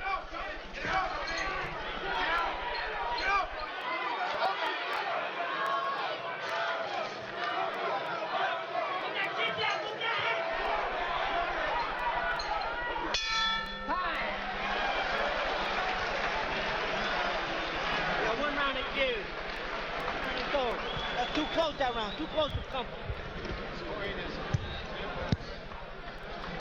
Hey, bring this thing over here. Take this one. Take this one. Spit that out. 3 minutes. Spit it out. Right here. Last round. Yeah, back. Drink this. Drink it. Last round. Yeah. Use the jab. Throw him in combination. Step to the left or right. Get in. Don't let him get in an off. Let him get in an off. This is a crucial round here. Breathe slow. stay on him. Get 3 minutes. This guy's gonna try his best to steal this round. You understand it? They did. They got a shot. And with these guns, I don't know. You understand me? I want to win this round big. You understand me? Get out there and do something with this fucking round. Don't bullshit. Get in there with that jab and get Mike Tyson is 1 round away from becoming the unified heavyweight champion at the age of 21. But interestingly This obviously won't be a dramatic victory unless he does something dramatic here, but it has been a good workmanlike job. An effective victory. It was interesting. Did you hear Kevin Rooney in the corner saying, with these judges, you never know. You got to go out there and win this round big. So Rooney just being a realist. I have to say something, bro. You know, when Tony Tucker won the title against Buster Douglas, I felt that he needed more experience to deal with Mike Tyson, that he wasn't strong enough, nor had the experience to deal with Mike Tyson. I said, it'd probably be a blowout. But he said, so what with these so-called experts? I'm going to show you. And this is what he did tonight. And he has. Even if he loses the fight, he's probably made more friends than he has in the 34 wins that he's had. Friends and believers. Now, you have to take your head off to the guy. I mean, he's in there with a monster in Mike Tyson. Who has fought a good fight tonight. Yes, he has. I mean, Mike Tyson has done the best job he could possibly do against a guy as mobile, hand speed, height, and reach advantage.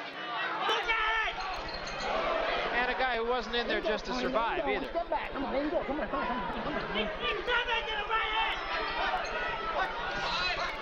out! All right, well, step back, Mike. Here we go. Tony Tucker, as Larry Merchant's always fond of saying, he had the big hat, and while maybe he didn't have all the cattle, at least he had a couple of cows.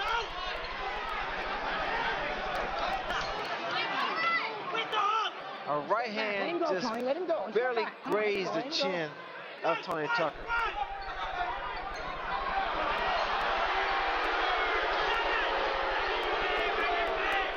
Crowd getting a little tired of that.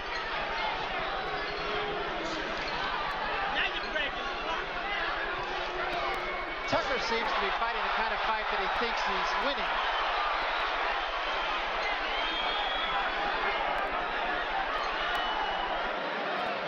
Step back. Let him go. Here we go.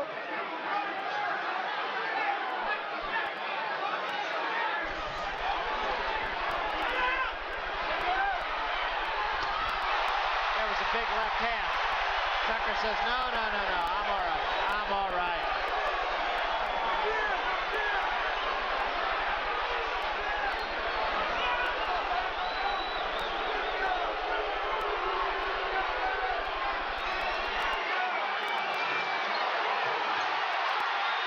Tyson finishing with a flourish. And so is Tucker. Great finish to a pretty entertaining evening.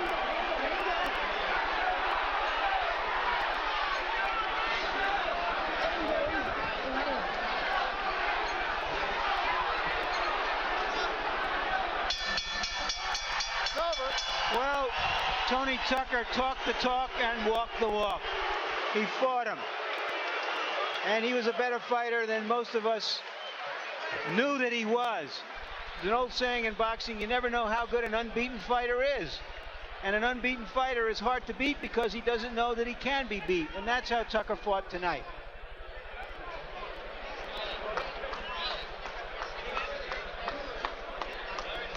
Conversation going on between the two. This seems of a friendly nature. I love you. No, you already right. All I'm going to say is, praise the Lord, Mike. Praise the Lord, baby. Tony Tucker, very religious man.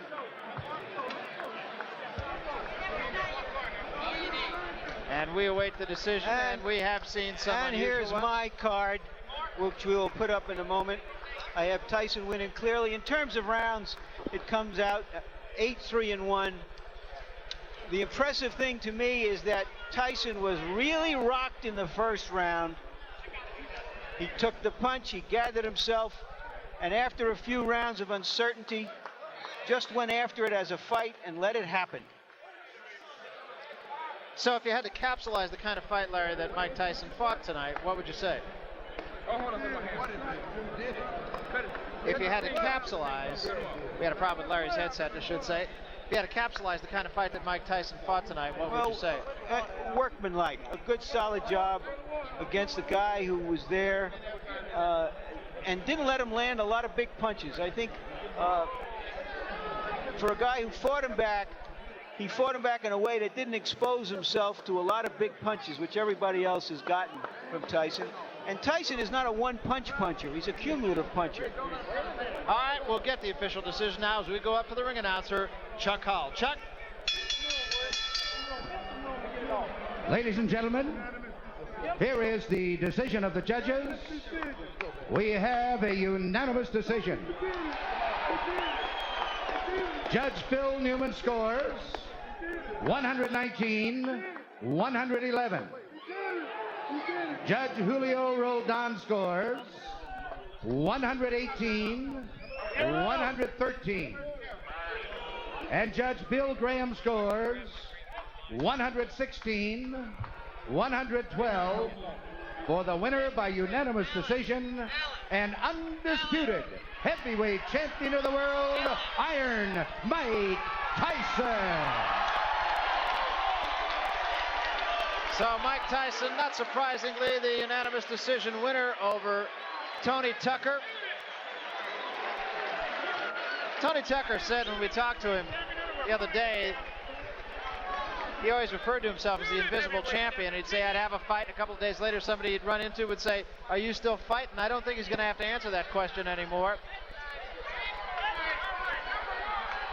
In a losing effort, as we said, he probably won more fans than he's had in the 34 fights previous. Right now, let's get up to Larry Merchant, who is with Mike Tyson. Larry? Fight lasted a minute or an hour?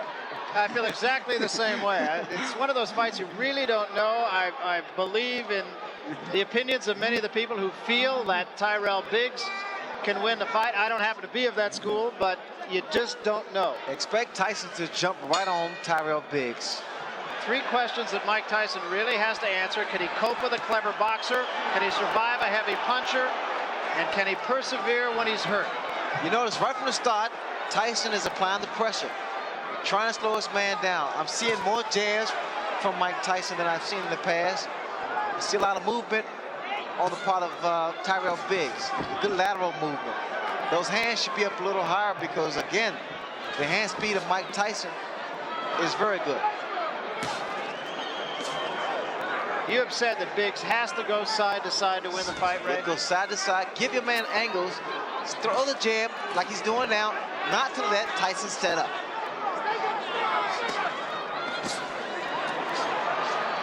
Tyson also said that he has found a pattern in Tyrell Biggs that he feints to the right before the punch actually is thrown. Well, whatever he does, the fact that Tyson has to set up to get that kind of leverage. See, a good snapping jab is very effective. Whether or not Biggs can keep this up is yet to be seen. It's not time to be pretty in here, it's just time to frustrate this man. And that's what they want from Biggs. Good, consistent jab. And along the lines of patterns, Biggs feels that Tyson actually bobs in a pattern 4 times, and then he comes up with his head. See, wait, now here, you saw how Tyson walks in with that crouching style to deliver a shot.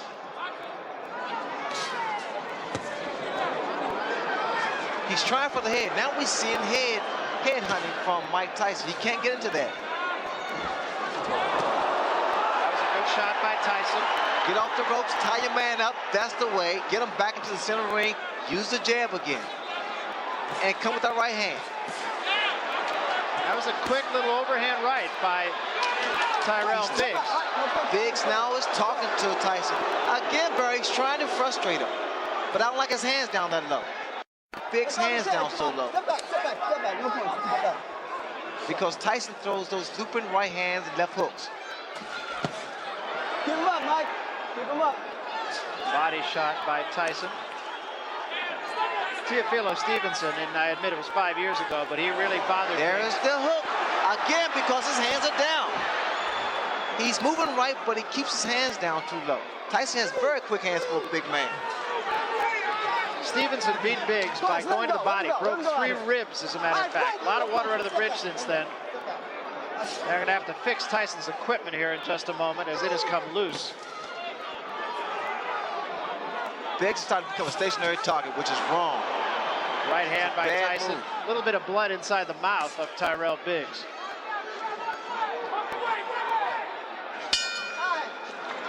I don't know if Biggs can fight a perfect fight, but he fought about as perfect a round as he could have hoped for to start this fight. Fucking things are no good.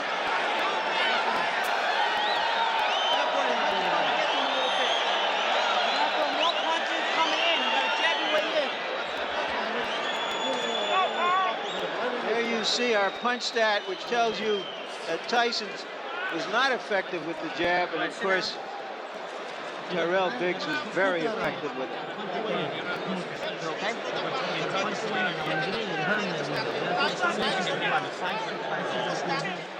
That I was showing you. Let the hook pull you around. Let it pull you around with 2 or 4. Then stop. And hook and throw the right uppercut. You got it coming?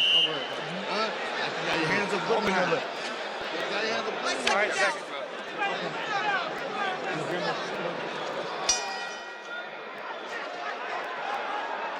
And as punch stat showed or confirmed, that was a very good round using the left hand as well as he can. That is exactly what Biggs must do to stay in this fight.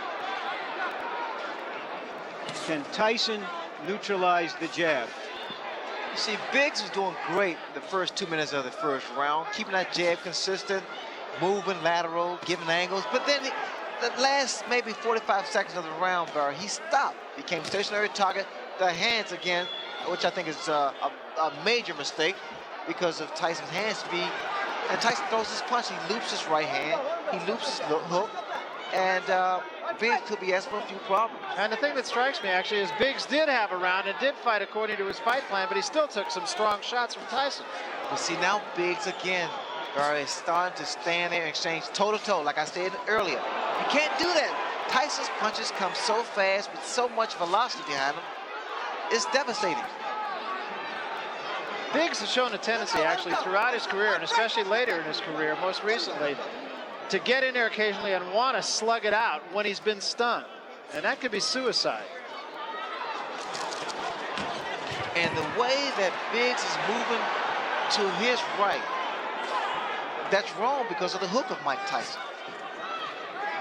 He'll run right to the left hook. Two hands, punch out.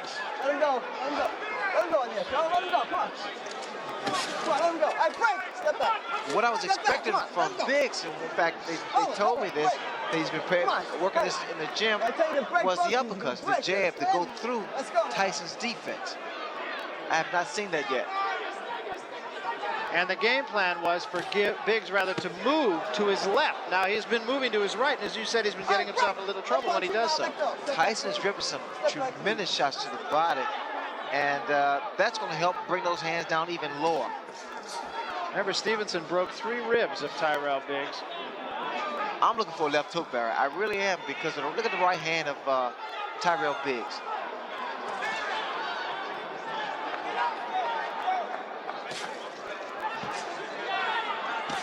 That's the uppercut, but you gotta come back with the right hand. The uppercut raises the chin of a guy who crouches in, and the right hand does the most damage. There was a big right hand, best punch of the fight. That was the left hook, Barry. That was the left hook I was talking about. Now, if Biggs should make it back to his corner, I'm sure Georgie Benton will say, keep those hands high. Right, left, I'll get it right. Right, left. But the fact of the matter is, the right hand's down, Biggs, the left hook has been scoring. And it rocked Biggs. As Michael Tyson said before this fight, everybody has a plan until they're hit. Oh, just a little bit more coming in, a little bit more jab. You start that round real good, then you slow down with the jab. You hurt me with that hook. You understand me? I want to see the 5-1 now. 7 coming in. What's going to go 5-1 or 5-5-1? You understand? Take a little spring back and put a little twist in there. Take a little shit. And here is Tyson's most effective punch. Biggs has been on his flat-footed more in this round than he was in the first round. Got nailed with the left hook. He has shown in the past that he takes a good punch. You don't want to take too many from Tyson. But now look, this guy will slow down. Now just weather the storm for another round. You understand? Come on, if I got you. They do much more than you.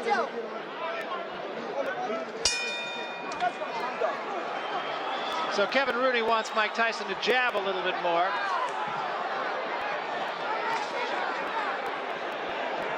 And Biggs starts the third round backing up a little bit. Good stiff jab by Mike Tyson. Tyson will constantly apply pressure to Biggs. Keep working his body and working a jab like Kevin Rooney stated. People don't realize this, and I learned this from Angelo Dundee. It's not a matter how long your jab is, the fact that you have a jab, use it. That offsets someone else's jab. Another left hook. The hook's gonna land all night, Barry, because his right hand is down.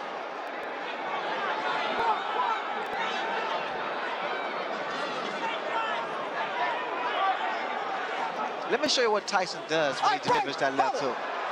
He takes 1-2 steps in, dips, and puts his whole body, all his weight behind each punch. A lot of leverage. 1-2. You see it. Steps in. So you have to time it. You have to time his movement. 1-2. Again, same thing. 1-2.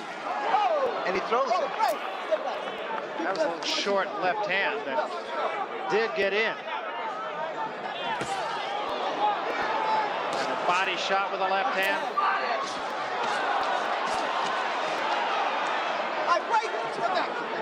And now the cut over the left eye, and it's pretty bad. It's the same eye, the same cut. And another big left hand, and Biggs is hurt. Now he gets out of there. A lot of blood from the left eye of Tyrell Biggs. That's the same thing probably happened with David Bay, standing toe-to-toe. It's a terrible mistake. That's something you pointed out before the fight. And now it's Tyson just hammering him. That's a nasty cut. The blood is seeping to the eye.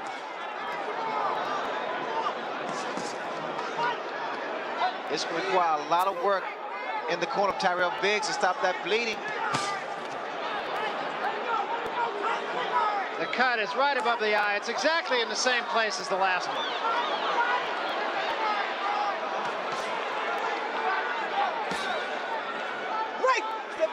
Biggs, I don't know what happened. All that gym work has gone down the drain because he's not boxing, he's not using his tools.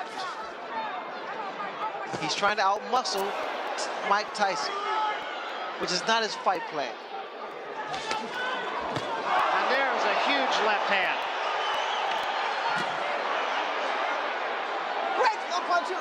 They may stop it. That's a nasty cut.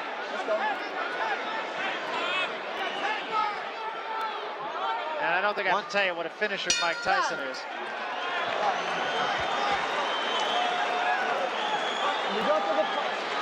The pressure, the relentless pressure of Tyson takes its toll. That's a big round. Hold us there, hold us there. Wait a minute, don't put it in the air.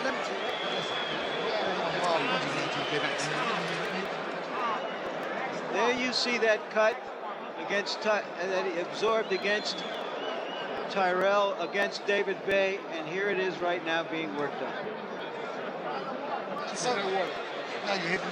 That was a 32-stitch gash that he suffered from Bay. Now you see how your gas is coming? You see Now let's see if we can catch it as it happens. That's the punch that apparently sliced Bay open. Excuse me, Tyrell Biggs open. It's the same right hand, Larry, that was thrown by David Bay. Let's remember that Biggs has fought his best when he's been in trouble. But I think it's fair to say that he's not in there against David Bay tonight.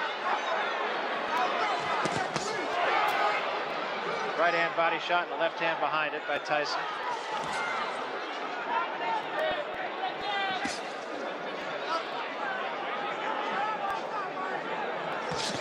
Mike Tyson is not just loaded up with one punch. He's trying to put his punches together. He's trying to put together combinations. A mistake he made with Tony Tucker. Tyson Ray, to me, seems to be a little bit more patient tonight. Yes, in fact, he is a little more composed, picking his shots. But again, I don't know why they don't pick it up in Biggs' corner. The way Tyson steps in and leaves his chin so vulnerable.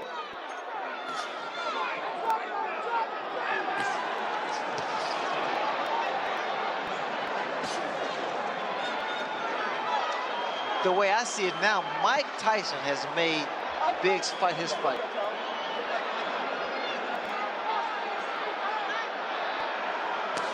So far, the cut has not been any worse, and remember, it was a pretty good job done by Ace Murata as cut man in the fight with David Bay, but again, Tyson just putting all the pressure on, having it his way. Didn't seem like Michael was a good short uppercut by Mike Tyson.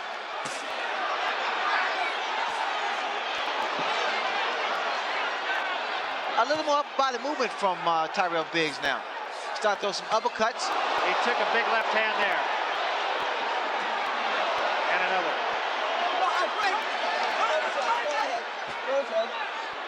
The cut is reopened again. Right. Step back. Let him go. Let him go. Step back. Step back.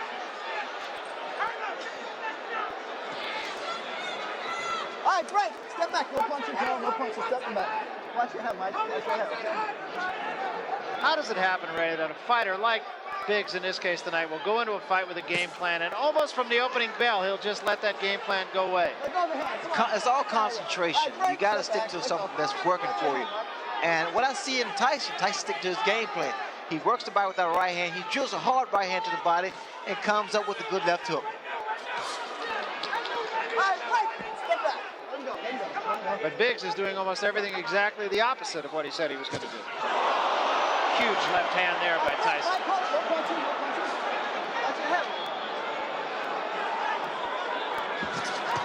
And a combination by Tyson, a left and a right behind it. Step back. Let him go. Let him go. Let him go. Getting to be a mismatch.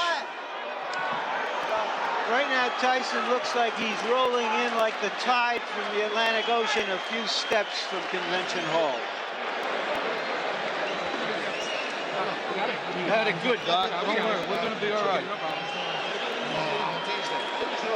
No problem. Give me that bottle. Bob. No problem. Ring doctor is taking a look. I got it. All set. But the cut appears no worse than it did Put your earlier. head back. Back. All the way back. You're a little bit desperate, and you're laying back. You're taking it easy. You can't take it easy with this guy. You gotta keep the pressure on this guy. You gotta move your hand. All you gotta do is throw the combinations. You gotta put 2, 3, 4 punches together. You understand me? You understand what I'm saying? He won't be there if you still in with something. He's not going to be there. One more round. Let's go. And you will not charge, you're not nothing. One more round. He's not there, baby. Come on, second down.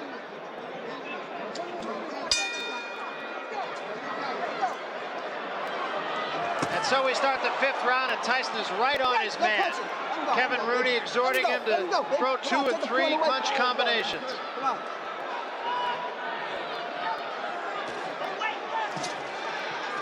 A little swelling under the right eye of Tyrell Biggs as well right now. Step back. Good.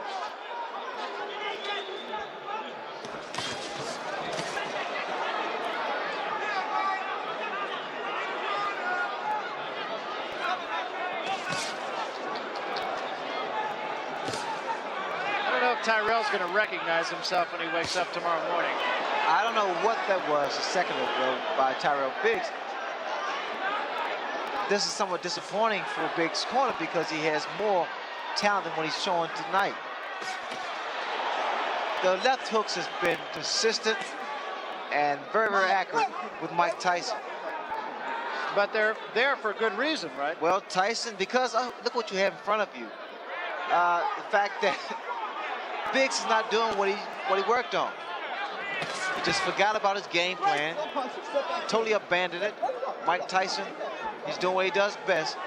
Work the body, work the head.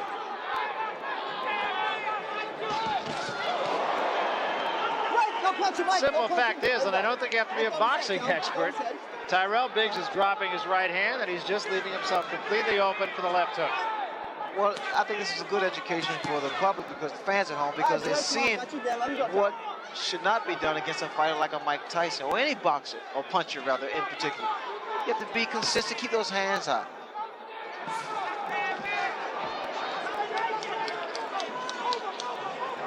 And again, that cut over the left eye has opened up. There is a swelling under the right eye that has a lot of blood right below the surface of the skin also.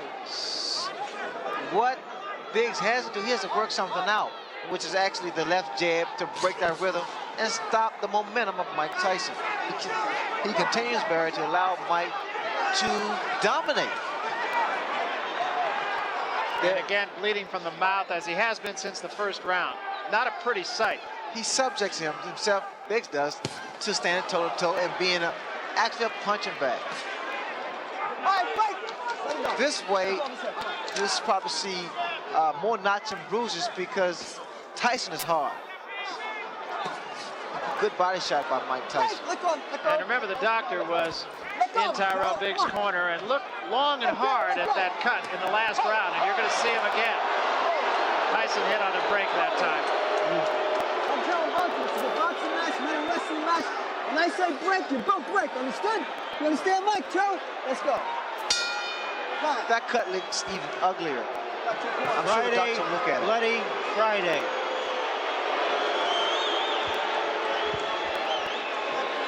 You're not doing enough. You're not doing enough.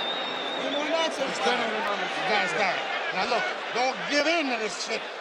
This guy can't punch, can't do nothing out there. Now listen. All right, but look. Hey. Joe, you got to break clean, man. Listen, Tell him. And keep your hands up when this guy's. Don't trust the guy. Now look. Keep your head. Are you all right? Harold Letterman, Let's go get this guy. unofficial official. How do you score the fight? Well, Larry, I've got it 49-46. Mike Tyson 4-1 in rounds. Based on the 4 points that we score, it's very simple to score. Mike Tyson's just been the effective aggressor, the harder hitter, and he's dominating at this point. This guy's dying. Seconds out. Okay. You understand? But don't let the guy see you running around. Come on, this guy's hurt.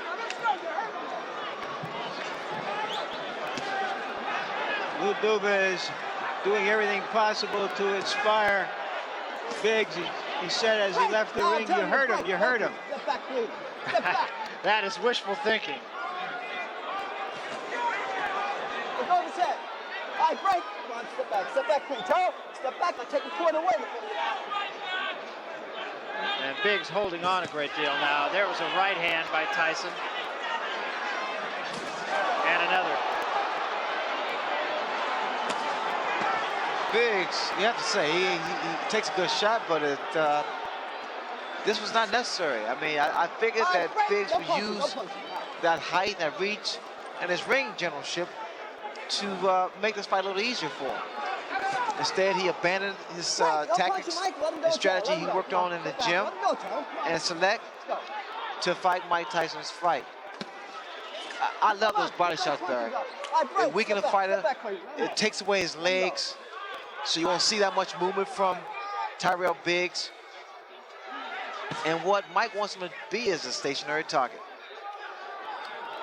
Tyson has fought an excellent fight so far. I admit that Biggs has let him fight an excellent fight, but Tyson's been very sharp. Well, I like Tyson because now he's putting his combinations together. He's not loading up anymore. And he's also showing a lot more patience. He was a guy who would just get in there and go for the quick kill and try to do it, generally speaking, with one punch.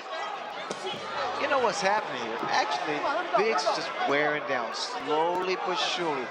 Slowly but surely. It's like chopping a tree down. It's the same principle. He's wearing, Mike Tyson's wearing his man down.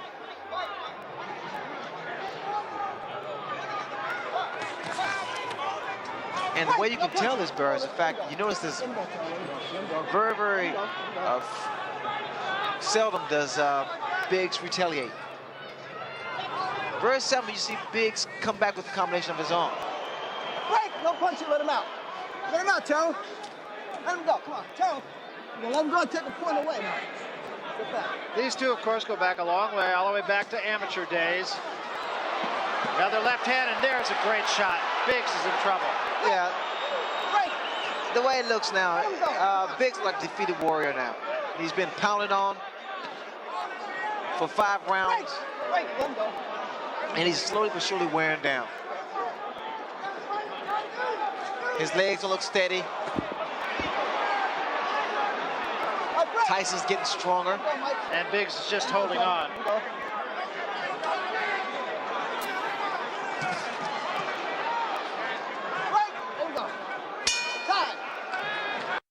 Well, that may made the bettors happy, if nothing else, because Tyrell Biggs has lasted 6 rounds.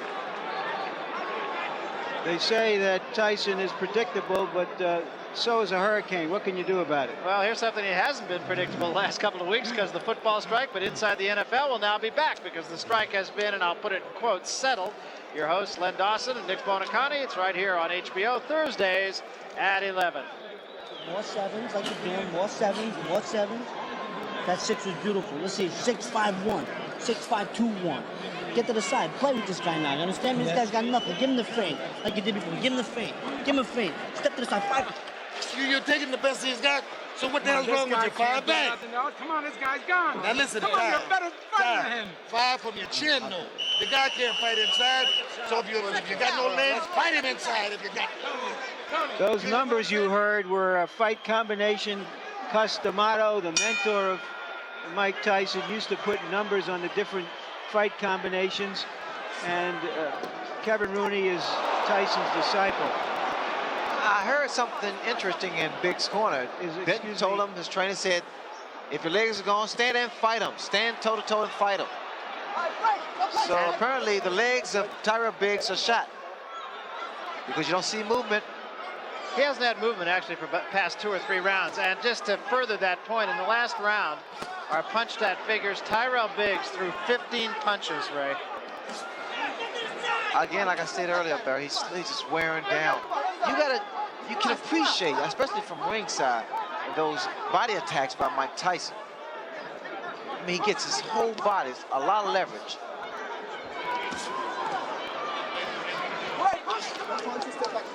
I am surprised that I've not seen that many uppercuts from Tyrell Biggs. Now, that was his game plan. I mean, that was something he said he had to do. All right, break. No punch. Sit back. Let him go. Tell, come on. Let him go. Take the corner away from him.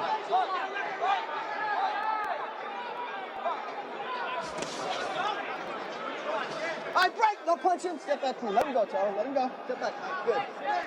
That cut, incidentally, at least for the last couple of rounds, has not shown any more blood. Hold it. Let him out. Let him out. It appears to me that Biggs was trying to time Tyson with a counter right. I noticed when Tyson comes in, Biggs tried to stand his ground and throw a right hand. Step back. Let him go, Taro. Let him go. So now that tells me that Biggs is pretty much falling to the same trap as Mike Tyson, trying for one punch.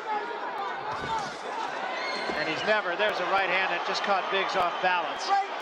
Biggs is covering up a lot of times unnecessarily and just trying to protect himself. Biggs, of course, has never been known as a guy who could put a man away with one punch.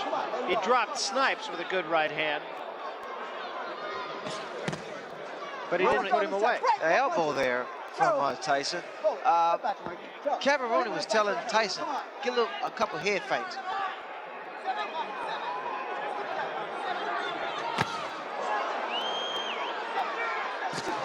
Oh, that punch. That was a tremendous left hand. 4, 5, 6, 7, 8, 9. How do you feel, Taro? Okay? Oh, this is it. He is gone right now. He has no legs at all. And 10 seconds to go in a round. There's a left hand. He's down again. It's over. It's all over. And it wasn't even close. And what we've seen has happened so often, in which a fighter after a few rounds starts to hang on to Tyson, that we have to say it's Tyson's credit. He's the one who makes it happen. He makes it happen with his pressure, and no matter what an opponent's plan is, that plan disintegrates like a broken piece of crockery when it's faced with that kind of pressure. There's no way to practice for that. I pointed out in the past, it's like how do you practice to hit Nolan Ryan's fastball or Boris Becker's serve? Where do you get the practice for that? You don't. It's that simple. Let's take a look at the first knockdown. It was a left hand and a big one, and I feel like I'm being redundant with that, but he hit him with many big left hands, Ray. Well, look at the right hand of Tyrell Biggs. It's down, and the left hook has been landing from round 1. But the first minute or two of round 1, Biggs is doing his job, boxing. Now he becomes a stationary target. That toe-to-toe tactics proved wrong against David Bay, which he subsequently was cut, and now the same thing happened. So all we had was actually a replay of what took place. Here, Mike Tyson just wears his man down with beautiful short left hooks. It was really more his legs than anything else. He was just kind of off balance, had his legs together, just never really got it together. Here's the final knockdown now.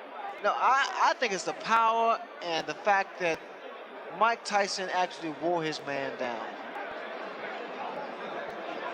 One more look at the end for Tyrell Biggs. And Barry, let me say this for you and Larry. There is a way to stop a guy coming in, and it's with a jab. You gotta work on jabs, angles, and combinations. Yeah, and Ray, he did it for 1 round. That was it. But that was his fault, Barry. He forgot. He just gave up. We just abandoned the tactics that would have been effective. Well, that's what I mean. As a matter of fact, and I don't mean to just blow smoke at you because you did it, but you were the only person I've ever seen start with a fight plan and stay with a fight plan and just not get away from it. Well, that's what is required against a guy with the kind of heart, determination, power of Mike Tyson. You got to be consistent. Let's get the official decision now from Michael Buffer. Mike? Here to enforce my rules, obey my commands at all times. Any questions? All right, shake hands. Good luck to both of you. To me, guys, the real issue here is how Larry Holmes is going to deal with this force of nature in front of him when he gets hurt. Will he just fold up? Will he fight back as he did all through his career, or will he just hang on? Yeah, I think that's really been the mystique of this fight this week, and I think that's really what's made it the event that it is. Round 1. I called Larry Holmes from my home, and he said that, Ray, I would not run for Mike Tyson, which implies he's ready to exchange punch for punch. Ray, I have to ask you, Eddie Futch said anybody with an iota of tactical wisdom would go after the body and take away Larry Holmes' legs. Agree? You notice exactly, but you see what Larry Holmes is trying to do. He's trying to use that reach advantage. Keep that stiff hand out there and not let Mike Tyson get his punches off. Again, we see Mike Tyson not throwing punches inside. We'll see a lot of tying up from Larry Holmes, or we should see a lot of tying up. Holmes does work the body, rather Tyson works the body early. Again, Larry's preserving those legs. He's not doing a lot of dancing, a lot of movement, but you need to see more jabs. He's keeping his man off by extending a stiff left hand. Holmes has contradicted himself as far as whether or not he's going to use the jab. Sometimes he says he will, other times he says I don't need it. I'll go to the right hand and right uppercuts.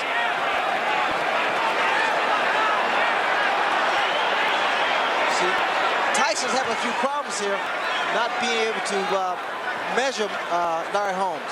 And I think that's what Larry Holmes has in mind, to try to frustrate Mike and make him run into him. All right, break out, break out. All right, break out, stop punching, Mike. Stop punching, break out to you guys. Break out to you.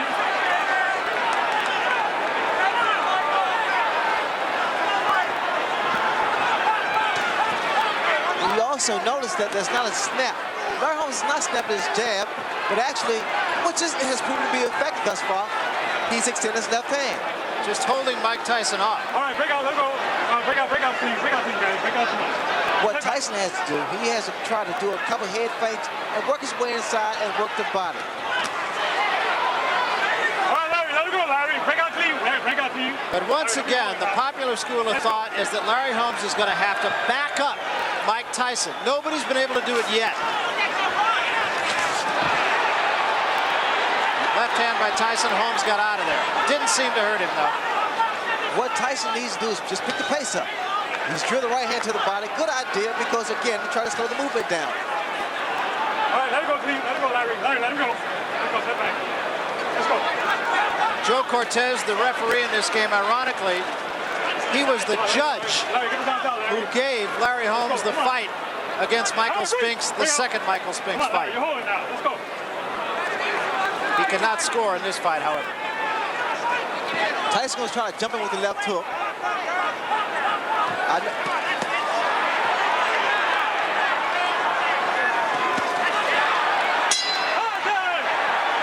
In that round, anyway, the landmark avoided the record's ball.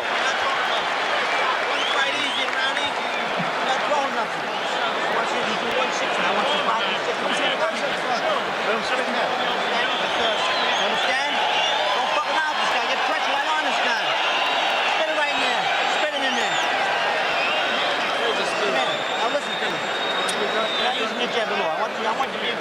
got no left hand. Range on your jab, make it hurt a little more. You gotta make the jab count a little more. Chin down. You're right. Chin down. Then when you do it for the jab, then you come up with it. Then come back with your left hook. Come up, then come back. 3-punch combination. Pop, pop, pop, pop. Remember, pop, pop. Okay? It's to the body. Then bring it upstairs, but use the jab, behind the jab. You understand? Larry Holmes only threw 10 punches in the first round, and not too many of them in anger. And just to elaborate on that, by comparison, Tyrell Biggs threw 44, and Tony Tucker threw 61. Larry Holmes is being very economical in there. He's not wasting a lot of energy. He's just trying to preserve that strength.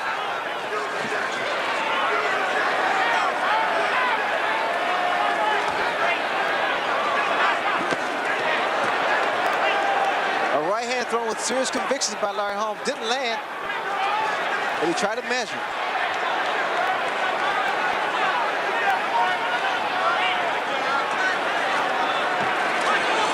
We see once again the tying up by Larry Holmes. Kevin Rooney wanted Mike to go to the body. Good stiff jab by Mike. Strong jab. Kevin Rooney also told Mike Tyson 3-punch combinations. All right, break out, let it go. Let it go, Larry.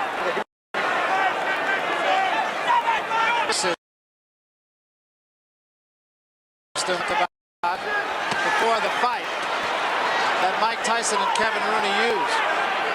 Larry Holmes must be careful when he tries to evade Mike Tyson because his hands are down, and the way Mike throws those looping and powerful punches, he may get caught with one of those hooks.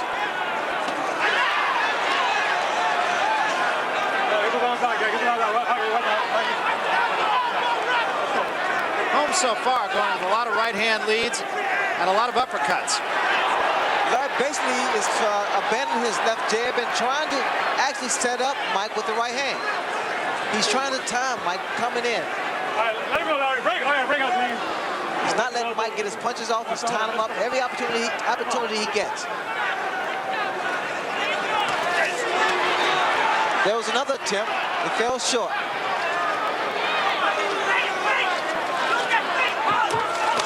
The body's wide open, and Tyson attacks him.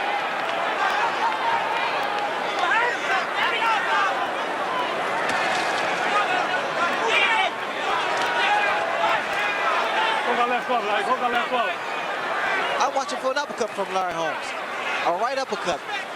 He's tried a couple of them. Very close to a headbutt right there also. What Larry's doing, he's throwing his jab, not with a lot of force, but he's throwing it, and he's waiting for Mike to duck down to come under with the right hand. Right uppercut. Come on. Let's go, work on it. Work the head this side, guys. Let's go. All right, Larry, break. Larry, you're holding it, Larry. Let's go. Joe Cortez talking to Larry Holmes about holding.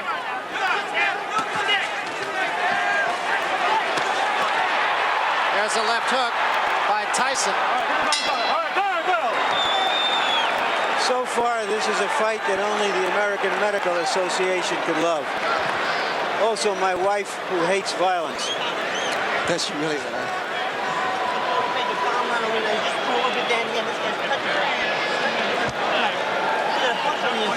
Whenever you get inside, bullshit. Don't tell me I ain't holding you tight. You're not punching me. Let him hold you. Don't hand me that crap. Spit on the book. We don't have another bucket. Now spit on that one. Go ahead. And take that. Give me the mouthpiece. Just wait. You do one jab, one decent jab in your land. You're going to put pressure on this guy, Michael. You're going to punch every time you do it. Tyson did get closer to Larry at the end of the round with that wide combination of right to the body and a left that just grazed the mouth area. Come on, seconds out. What do you think, big guy? Last Richie, seconds out, Richie.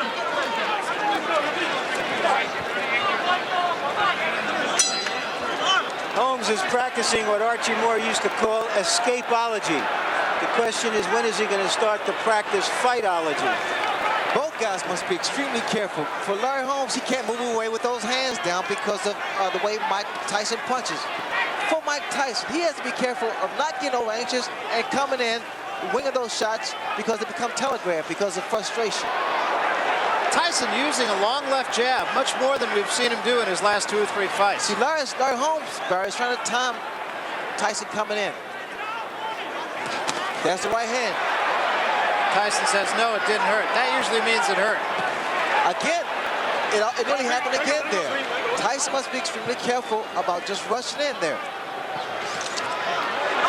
All right, break out clean, break out, no question, break out. In the corner, Tyson complained to Kevin Rooney that Larry Holmes was holding him, and Kevin Rooney disagreed. Say, forget about that. You just go ahead and fight your fight.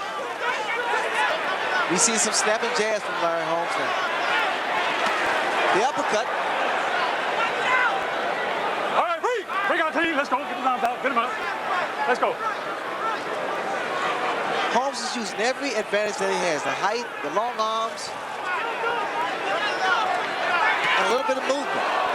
And just waiting and trying to time Mike Tyson, and he has done it a couple of times. Hasn't hurt Tyson, but he has caught him a couple of times. No question about it. Larry Holmes has studied the tapes of Bone Crusher Smith.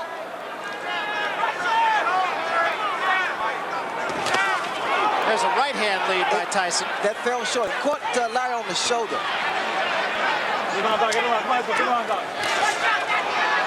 Left hand caught Holmes ducking in, but no damage.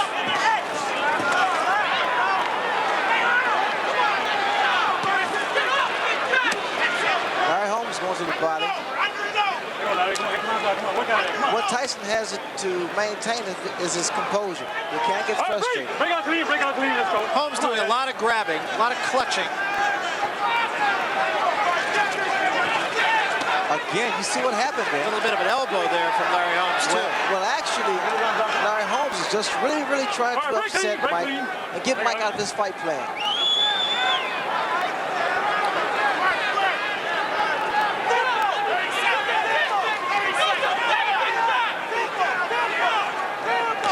I think Mike Tyson should pick up the pace. He's fighting Larry Holmes' pace.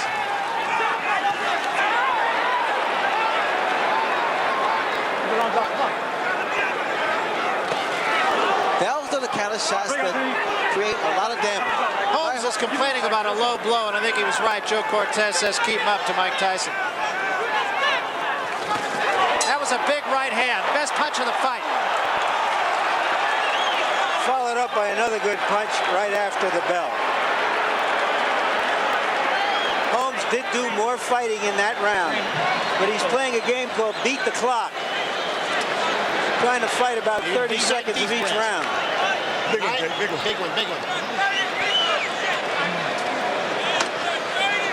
All right, Big Jack. So, another one. Me. Let him do it, okay? All right. Okay, all right. Okay, hold on. Let's go now. Come on now. You got to go, Trevor. It ain't over till it's over. This round had its best action right at the very end and right after the bell. Neither punch damaging. Stay relaxed. Keep your knees bent, your defense tight, but keep your balance. Working behind a good hard jab. When you get inside, no, you got it. Who got it? Who got it? All right, second down. Right hand to the head.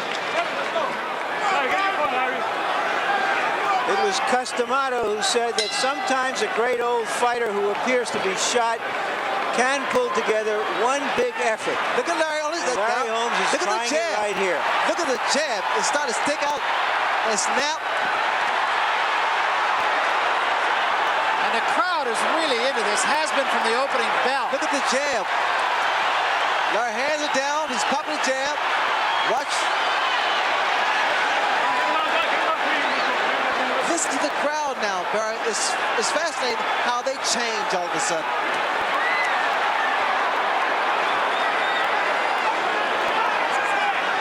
I seem to hear that same kind of reaction, I think, in another fight out in Las Vegas not too many months ago. Oh, yeah, people change their mind because all of a sudden, Larry Holmes is putting up a pretty good fight. Well, we talked about the fact that Holmes one day said he would jab and the next day said he'd use his right hand and an uppercut. He's done both. Larry got hit by a left hook, Barry, because he stood straight up and wasn't moving and didn't have his hands up. And that's going to happen time and time again. He cannot afford to do that. Like here here, for example, you must tie his man up. Let's go, Larry. Let's go, let's go. Let's go, let's go. Come on.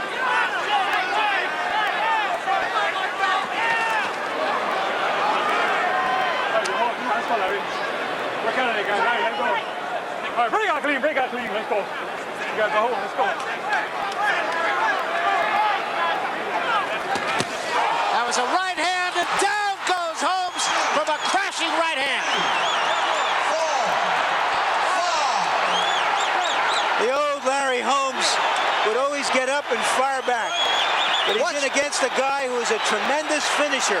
What? And down he goes again from another right. There's a full minute left in this round. Larry trying to clear his hands while he's walking around. What he needs to do now is either tie his man up. He can't move because he's not steady. He needs to hold on. It will take every bit of savvy that this man has. Tries to fight back. Still 40 seconds left. He's still on Queer Street. And took another big right hand. 30 seconds left. Tyson just looking for the one shot. Well,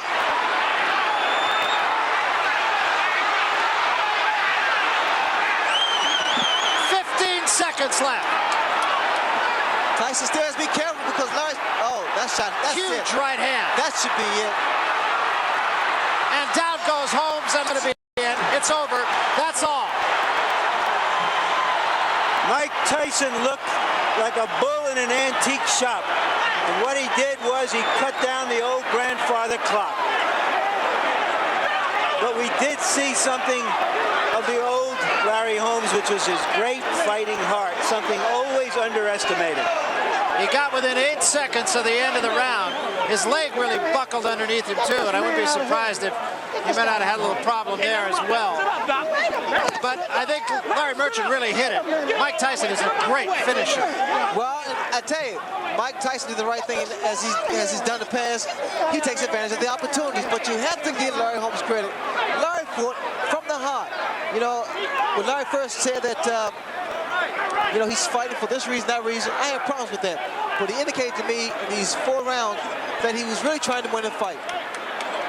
And he fought what you'd have to consider a smart fight, too. He seemed to do everything right for the time he was around. Here's the first knockdown now. Let's take a look at it. Big right hand right up on the top of over the eye. It was a short right hand, overhand right that Mike Tyson delivered. Watch it again. This is still the first knockdown. Set up with the left, and look at that right hand. It was a beautiful right hand, the way it was executed, Barry, because he threw his jab, stepped inside, and delivered that overhand right. You watch the way that Mike Tyson steps in. Beautiful right hand. It was almost like a right hook. And the second knockdown equally as pretty from the eyes of Mike Tyson. This is knockdown number 2 now. He had Holmes off balance, a left hand there. And that was more a cumulative effect than anything else. At this point, he was wearing Larry Holmes down. And here, Larry Holmes trying to tie up Mike Tyson, but Mike Tyson, with his incredible strength, he comes up with the right hand to the top of the head. And Larry Holmes doing what he had always done, and that is fighting back after he was hurt. Mike Tyson at this point here is perpetual motion. He's not giving up. He's standing right in the chest of Larry Holmes. Larry's trying his best he can because his legs are not really that stable, but he's trying to maintain. And here, this was just the amount of time here. Those shots to the body, some coming to the top of the head, but here was when Larry was really, really hurt. That's still the second knockdown. There was still the third knockdown, I beg your pardon. That was the final knockdown, the third knockdown. Larry's trying to use his arms, trying to cover up. Here at this point, referee should have stepped in, but I guess it's respect of a champion of Larry Holmes' reputation. Holmes just being pummeled at this point. That right hand did a lot of damage. Larry legs went behind him. Saw his left leg buckle behind him. One more look at the third and final knockdown. And the left hand was just a coup de grace, but it was definitely cumulative. I would have to say that Mike Tyson, from the first knockdown, probably hit him with 15 or 20 unanswered punches. So it's over, and let's go up to the ring announcer, Michael Buffer, and get the official. bit more difficult to pull it off. Let's see if he really wants to rumble as he says he does. I see Mike Tyson iron the belly, the midsection of Tony Tubbs, so look for him to jump right on in the first round. Okay, we're all set. All set. Go. Mercanti says they're all set, and there's the bell for round one. Tubbs throws the jab, and Tyson responds in kind. Go, you're right, Greg.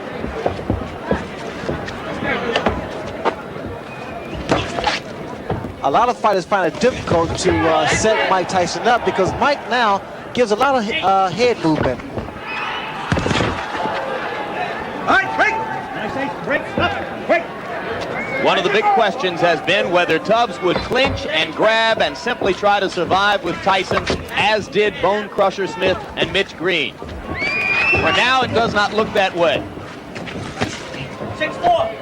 Well, Tubbs stated that he would exchange punches with Tyson because the best way he felt to beat him was to be inside, throw short punches, combinations.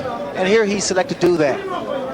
I don't necessarily agree with that, Jim, because what happens, Tyson, with his shorter arms and upper body strength, is able to do a great deal of damage to the midsection of his opponent. Watch for the left hook by Mike Tyson. Tubbs trying to go downstairs to Tyson's body. You see the left jab of Mike Tyson. Started using it more consistently now. He found out that it gets a man into punching range. And you can begin to see the startling hand quickness that Tubbs brings. Startling partially because of the shape of his body. Well, here with Tubbs, the uppercut. I also noticed the uppercut of Mike Tyson. He's able to throw the same punch twice, under and over. Tyson missed with the left hook. Earlier, he had landed a wicked right to the kidney. Look for a looping right hand by Mike Tyson because that's the punch I see that Tubbs is vulnerable to. He keeps dropping that left hand. 1 minute to go in round one. Tubbs landed a left and ducked away effectively. You know what to do, champ. There you go. There you go. There you go. You know what to do, champ. Speed, baby, speed. Come on, sweet. Sweet. Oh, right, champ. What Tubbs needs to be doing now, he needs to throw 2 and 3 jabs to kind of break the rhythm of Mike. Because what's happening, Tyson started to set up. You need to break that rhythm with a jab. Tubbs throwing the uppercut. A lot of people think he will have to be effective with that punch because Tyson comes in constantly. But Tyson also lunged him with an overhand right there, and that's one of the mistakes he makes. 10 seconds to go in round one.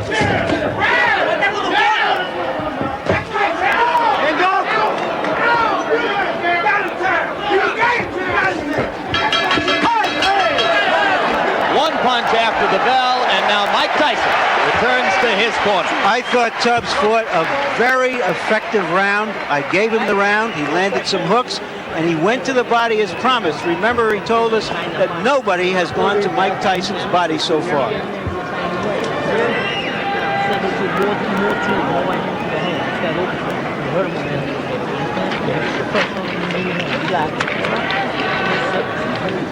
The voice is that of trainer Kevin Rooney. Oh, you got it? 6 and 1 into the other. Take that.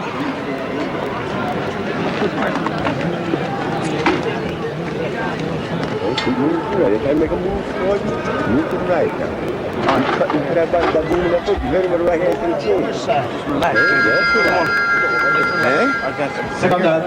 Second down. Okay, good. Second down. Round 2. The talking in Tubbs' corner was done by trainer Odell Hadley. So now Hadley and Rooney have had their minute, and round two begins. Tubbs keeping that right hand up because of the left hook of Mike Tyson. But also, you notice now you see a much more relaxed Tony Tubbs. So now his punches are being more fluid. Look at Tyson with the rapid-fire 3 jabs in a row. Something new within the past year. Well, Tyson is starting to improve each time he steps into the ring. But what I see here in Tubbs is pretty much trying to get range so he can drop his right hand, because in his corner they told him to drop the right hand. The left hook lands, but he needs to come back with the right hand.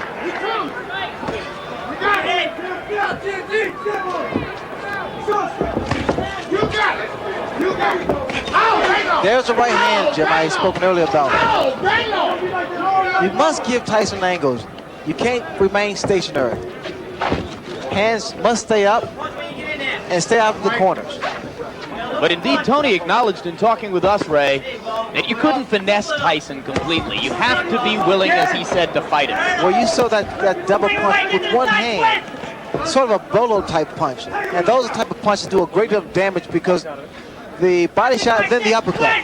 Raises the chin up, and then the left hook comes into play. Good uppercut by Tubbs inside. Snap Tyson back a little.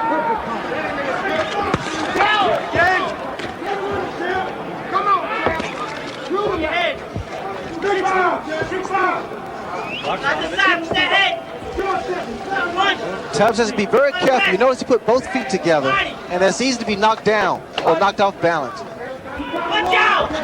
He's trying to use his additional weight. Coming up on a minute to go in round 2. Tony Tubbs so far appears in no way intimidated by Tyson's fury, as have so many of his opponents. Good left hook, good combination by Tubbs. Open up.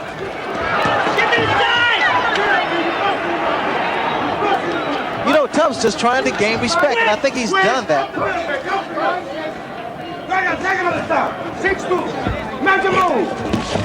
Good left by Tyson. Tubbs reeled. Those hands must be kept up higher. And again, like I stated earlier, Jim, I don't think it's a good idea to exchange punches with Tyson. Good body shot, but you need combinations now. 30 seconds left in the round.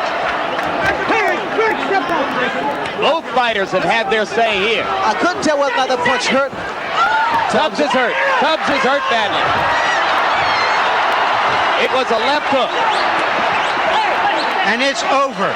Odell Hadley has jumped in the ring. The fight is over. With stunning swiftness.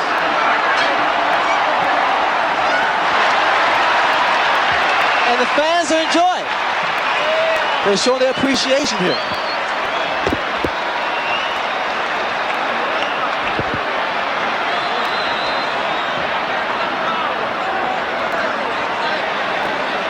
Remarkable.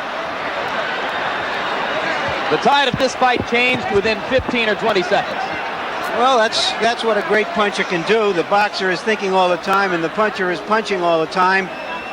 The only thing I can say now is that if you thought that whale hunting was outlawed in Japan, we just saw that Mike Tyson hadn't heard about it.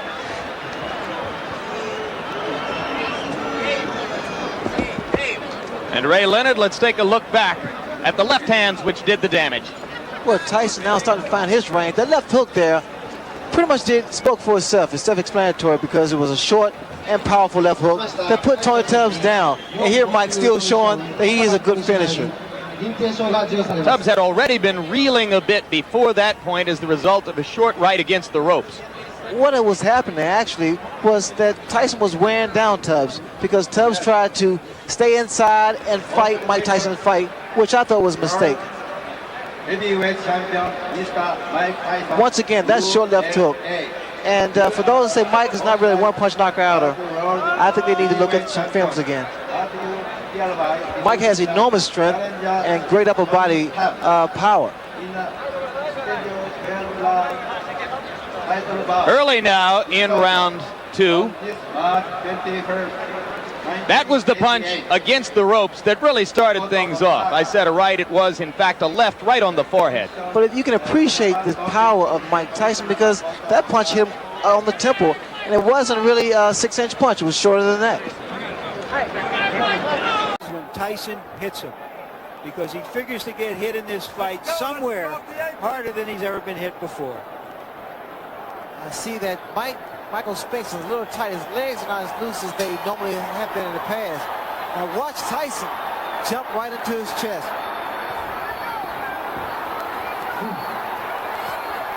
Michael Spinks getting a little movement. Keep those hands high. Very, very high. Stepping in. All right, stop punching. Ho, ho. Hey, Mike, knock it off, man. Knock it off. Captain Cappuccino already warning Mike about the elbows. Various opponents have complained that Tyson rocks them with elbows along the ropes in close. You see the tactics used by Michael Spinks now. He's throwing his jab, but he has to keep those hands extremely high. Watch for the uppercuts too. Tyson landed a left hand in close quarters, and now Cappuccino goes to work again. Tyson not afraid, as we expected, and Spinks ready to mix it up with him. Tyson along the ropes doing damage. Michael Spinks has to keep moving because every shot.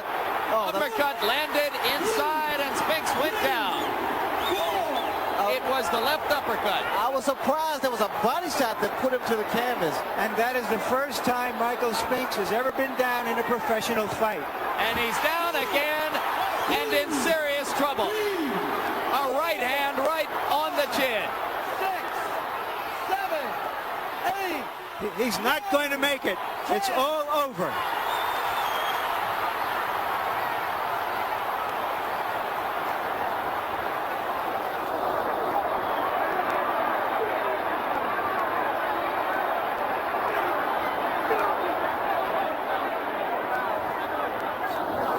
What happened in that round was that Mike Spinks got hit, and his natural instinct as a champion and as a winner was to try to fight back instead of covering up.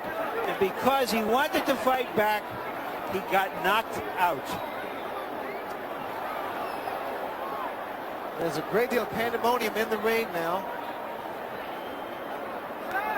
It lasted a minute and a half. There's a near riot taking place on the apron in front of us. Only now is it beginning to calm down. The first time Michael Spinks has ever been knocked down throughout his career. We see Mike Tyson congratulate Michael Spinks, and Tyson trying to show some concern. Please clear the ring.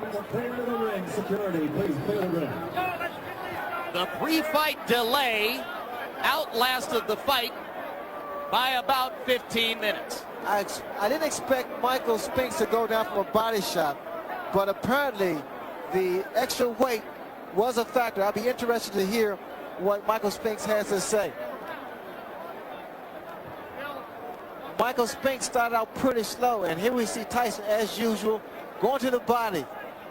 A great uppercut that sent Michael Spinks to the canvas. That was the second knockdown and the finishing blow. Watch again. This is after Spinks got up after one knockout, tried to fight back, and had nothing, as Mike Tyson landed the right, the short right, to the jaw. Here we have another angle, and that beautiful right uppercut caught him perfectly. It seemed to have caught him on the top of the forehead. And when his head went back and hit the canvas, it was all over. Few fighters have ever thrown the uppercut with greater effect than this champion. Another thing, Jim, is when a guy gets knocked out for the first time, you never know how he's going to react to that. What you have just seen was... I gave both fighters their instructions in the dressing room. I'm cautioning you again. Obey my commands at all times. Is there any questions? Shake hands. Good luck. This will not be the first time that Mike Tyson and Frank Bruno have faced each other in a boxing ring. When Tyson was 16 years old and Bruno was in this country to fight a boxer named Mike Jamison, they sparred for upwards of 20 rounds. By most accounts, Tyson got the better of his older opponent.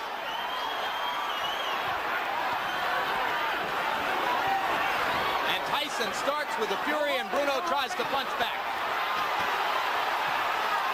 Bruno down after a right hand. It is scored as a knockdown. So we've had a knockdown in the first 20 seconds of the bout. Fastest knockout in heavyweight history, 55 seconds. I kind of figured this would be somewhat of a street fight. It's not really boxing right here. Mike Tyson is traditionally doing what he does in the past. He's done in the past, rather. Go inside. Bruno's trying to make him respect him. A lot of rabbit shots thrown. Back of the head punch thrown by Frank Bruno. Richard Steele warning Bruno not to hold Tyson at the back of the head. Mike seems oblivious to the right hands from Bruno. He just wants to get in and throw. Somewhat of a smart tactic about holding on, but one thing about it, Bruno has has a tendency, Jim, to stand straight up. As he throws his punches, he backs away, which leaves him susceptible to the left hook. Mike began with a fury going to the head. He has not yet thrown body shots. Which a lot of people thought would be Bruno's biggest problem early. There's blood from Bruno's nose. Come on, let him go, Frank.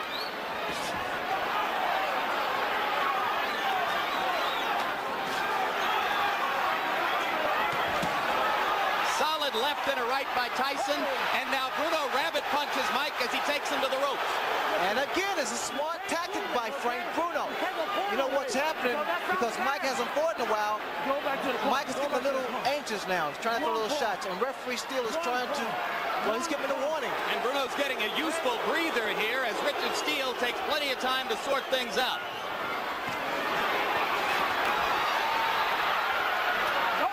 Still a minute to go in the round. You know, Bruno told us that he's stronger than Mike Tyson. I don't particularly agree. Mike is incredibly strong. Tyson finally went to the body in that last exchange. Now Bruno lands a short left inside. And Tyson wobbles for a second. There's that puncher's chance I had talked about. And now another left hand from Bruno. And it is Mike Tyson who for a second there lost his balance.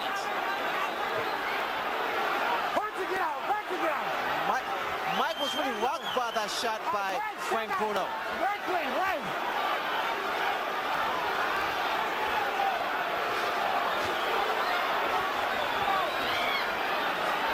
The crowd here stunned by the early fury of this action. Bruno is going to make it out of the first round, and so for that matter does Tyson. One man down, the other man wobbled.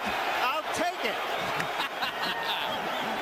And as Mike Tyson said at the top of our show, he's back. Much more of warfare than we expected. But the referee has taken a point from Bruno. Let's take a look at the knockdown.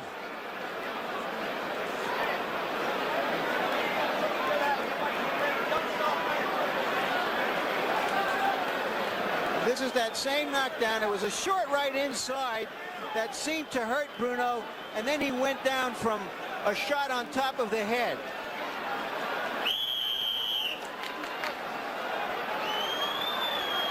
And here is Bruno coming back with that right hand, and then the left. And there was the left that wobbled Tyson. But remember, the referee has taken a point away from Bruno.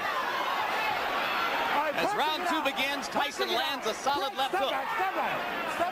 It's apparent that Bruno is working on his left hand too, because in the past, it's always been his right hand that was able to do the damage.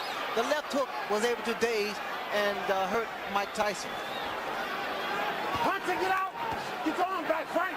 Frank, step back, step back. See, even inside, Jim, I don't think it's good for Bruno to just stand there, because Tyson's arms are shorter, he can get those little shots in there.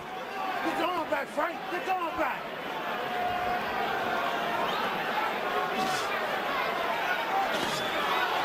Left hand to the body by Bruno, and Tyson wailed back, but missed. Bruno needs a jab out there to keep Tyson off balance. Bruno's got the distance now that he needs to jab, but he hasn't started to throw it with any consistency, just pawing with it so far. What Bruno's doing, and it's so elementary, he's measuring with the jab and trying to drop the right hand. Just can't wait so long. Just keep it out, it's pawed out there. Tyson with two chopping lefts inside. Bruno landed a right to the face of Tyson, but didn't have any leverage behind it. Go hold him, go hold him. The Englishman in the crowd chanting, Bruno, Bruno.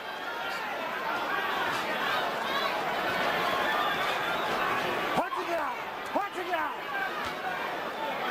There we go. Bruno here trying to outmuscle Mike Tyson like he stated earlier. And certainly Tyson exercising more caution, perhaps with the memory of that short left hook. Caution and respect. Mike trying to drop that right hand in on there. Trying to load it up, which he might be able to do against a fighter as slow and mechanical as Bruno. Well, it's apparent that Bruno's been doing some homework. Look at him. The left hook, he turned it into an uppercut. And there's an uppercut from Tyson. But Frank Bruno has shown us some monumental improvement with the left hand since his last appearance on HBO against Tim Witherspoon. I would like, if I was in Tyson's corner, I would like to see some body shots because Bruno is a tall guy. The body shots will do some damage. Bring those hands down. Come on, work it out. Mike fanned the air mightily with the left hook. There's another short left inside by Bruno. He is astonishingly effective with it. Right hand by Tyson landed flush on the jaw. Bruno in trouble again.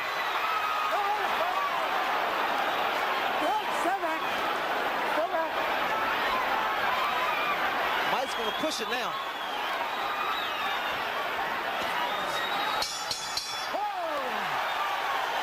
Another good tough round, and a lot of people have lost their bets for betting that this fight would end in the first 2 rounds. It was a sucker bet. Sometimes the suckers win. Usually they don't. 7-7-2 to come inside and throw those punches with bad intentions. Mean. Now use your left hand to get in. Don't lay on the outside. Close that gap. Right? Get in the inside. Left jab. Right? Use that left jab to get you in there. Side to side. Right? Don't lay still. Whack with that right when he comes. You're just looking underneath like you did, okay? Frank, now get yourself together now. You can fucking do it, okay? I'm telling you. Come on. He took his best shot, now come on. Here's Tyson with that straight right hand. Very good, straight, classic right hand. Round 3 begins. Both fighters anticipated the bell, and Richard Steele had to pull them apart. Punching it out, punching it out. Don't hold him, Bruno. Tyson going to the body. Exactly. And this way he can bring some hands down, slow down the movement of Frank Bruno. And Bruno continues to win respect inside, particularly with the left. You're holding, Frank. You're holding. Punching it out. Let's go. Come on, punch this side to get out. Punching it out. Mike Tyson, I recall, throws a bolo shot with the same hand. And I wait for that same shot to the body, to the head. All right, break. Stomach. Tyson is not jabbing to get in as he did in his recent bouts.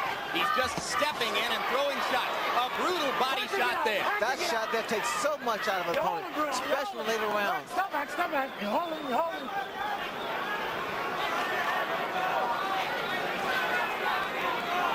Mike appears to, he wants now to just bob and weave and get in as opposed to using his left jab. Come on, let's go. Work and get out. Break. Stomach.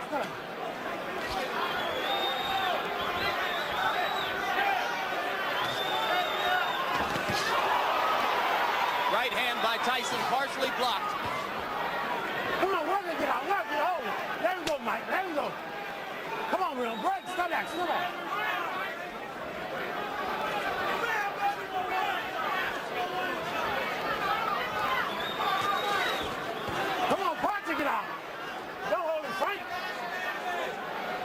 Some English observers said Bruno didn't know how to clinch and hold inside, but he's done a reasonable job of it so far.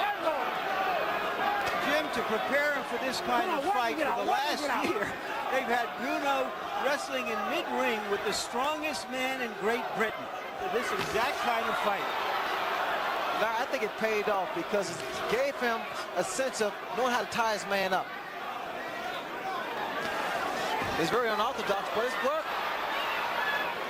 Come on, work and get out. Let him go, Frank. You're holding. All right, break. Step back, Mike.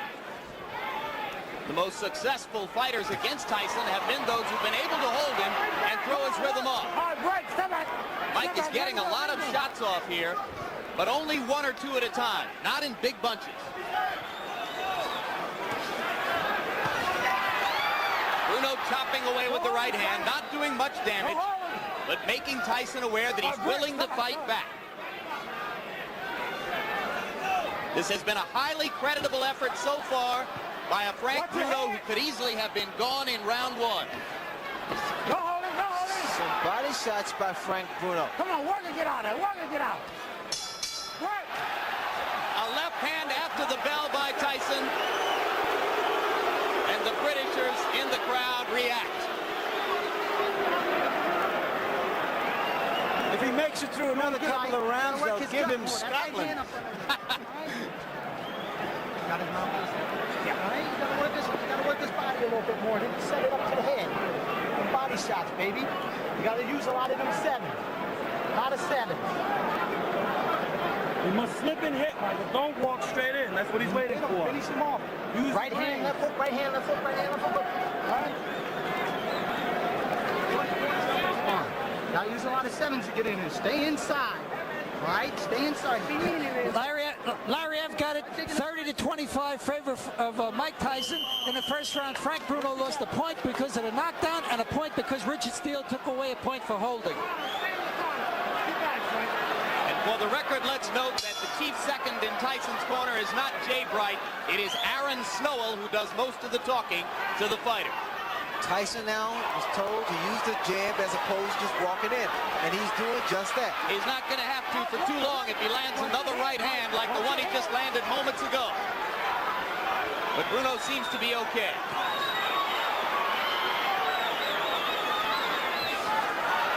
Watch it out. Right. Step back. Step back. Step back. Step back. Step back. Blood again now from Bruno's nose. Probably as the result of that early right hand in this round. What Bruno should be doing is throwing some uppercuts. As Mike comes in without using his left jab, he needs to raise Mike's chin. Let's go, Frank. Let's go. Let's go. Or either jab. I would suggest a jab because jab doesn't allow you to get into trouble. If you stick it out quick enough and snap it. That jab won't do him much good. It's a lazy, it's what we call, Jim, a lazy jab. And lazy jab, it's always a counter right hand that follows it. It's the kind that Tyson will simply walk through.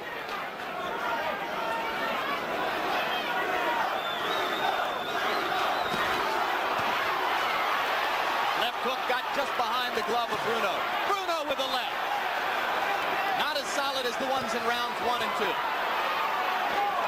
You're holding, Mike. Don't hold him. Bruno is a big man. He's a physically strong man. And I would, again, suggest that Tyson wear him down. The same principle as of chopping the tree down. You got to kill the foundation. Step back. Step back. Step back.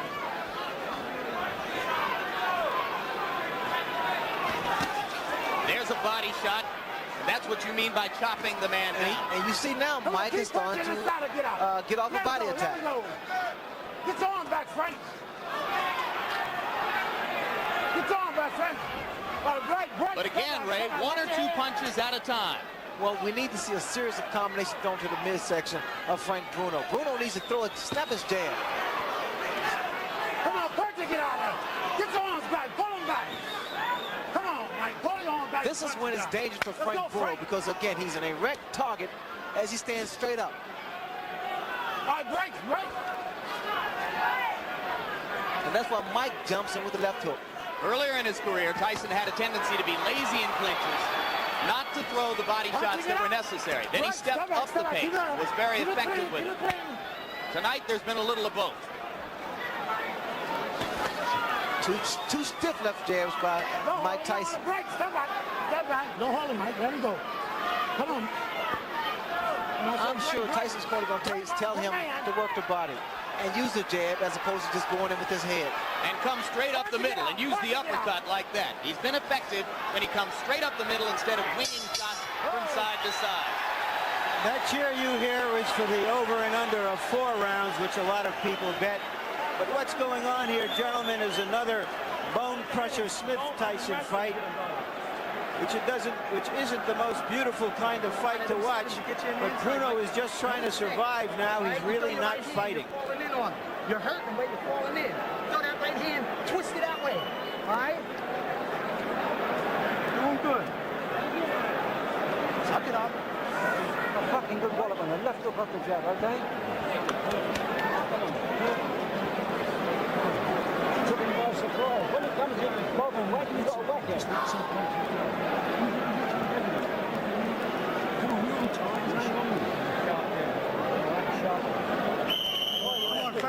Come on, let's have it. Go. Aaron Snowell, the new face whom you saw whispering into Tyson's ear. Let's see how far Tyson has come since that Bone Crusher Smith fight, which was a very unsatisfying fight for him and the crowd. Let's see if he knows how to chop the man down. You know, Mike's getting a little over anxious, and he's coming in with his feet together and his chin exposed. I think he's been over anxious virtually since the opening bell, Ray. Well, too many times people say, well, this fight won't go 3 rounds or 2 rounds. And sometimes the fighter believes that. Frank Bruno doesn't believe it. Solid right hand inside by Tyson. Again, Bruno ties him up. I heard Bruno corner say, throw some uppercuts. Don't hold him, Frank. Don't hold Bruno him. trying that left hook inside, but the starch has gone out of this. No longer does it hurt Mike the way it did in rounds 1 and 2. Right, stop back.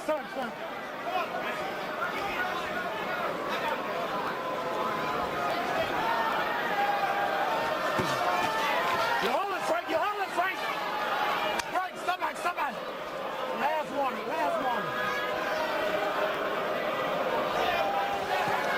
And you saw our pre-fight interview with Tyson's deposed trainer, Kevin Rooney. We should now report that Rooney has left that camera position and gone back to the Golden Gloves amateur boxing competition in Schenectady. He is not watching this fight. And remember that he said he thought the fight would be tougher than other people did. Look, I see so much body exposed of Bruno. Get right. It's like an open invitation. Solid left hook inside. And an uppercut with the right. And Bruno is wobbled again. Bruno will try to hold on. Tyson tries to get punching room and hits Bruno with an elbow in the mouth.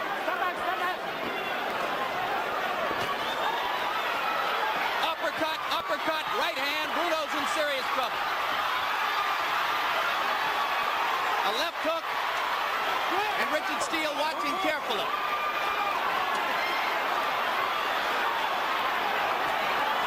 Only guts keeping Bruno up at this moment. There's blood trickling from his nose and his mouth. Tyson really doing damage with the uppercuts.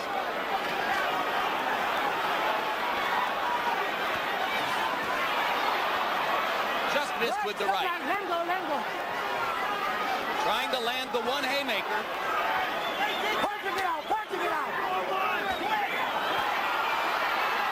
Oh, it's just a matter of time here. This is vicious punishment. That's not shot. That's that Bolo shot. And beautiful Richard shot. Steele has seen enough. As Terry Lawless throws in the towel simultaneously. That was that shot, Jim. That double shot with the same hand. And what you saw there, as I said earlier in the round, is a mark of the progress of Mike Tyson from a good, raw, young heavyweight into a great heavyweight who knew how to go about his work. Official time, 2:55 of round number 5. Thank you.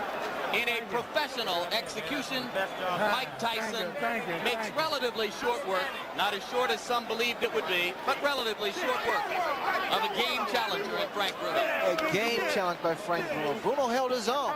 Forget about what the critics thought. Bruno was in there. He was able to hurt Mike Tyson, gain some respect, but Tyson, as usual, was able to come back strong and put Frank Bruno out of the fight game. So victory number 1 for the new team Tyson. Victory number 1 for the corner group of Aaron Snowell and John Horn and Jay Bright.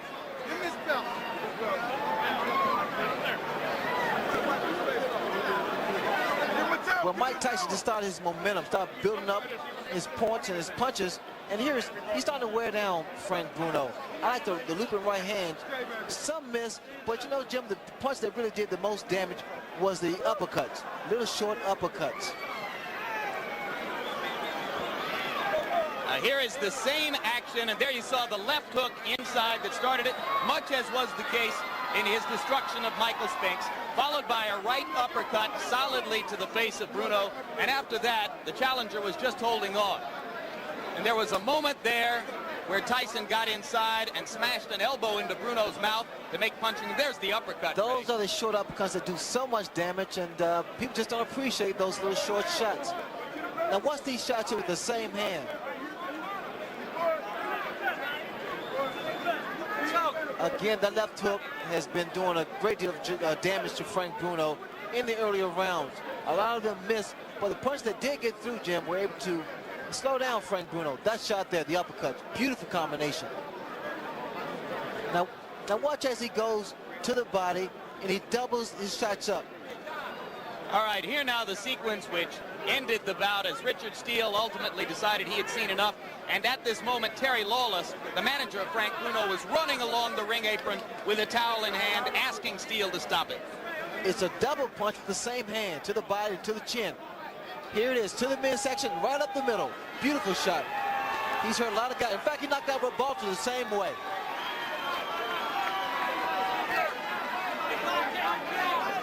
You see the leverage of Mike Tyson. There, to the body and straight up the middle.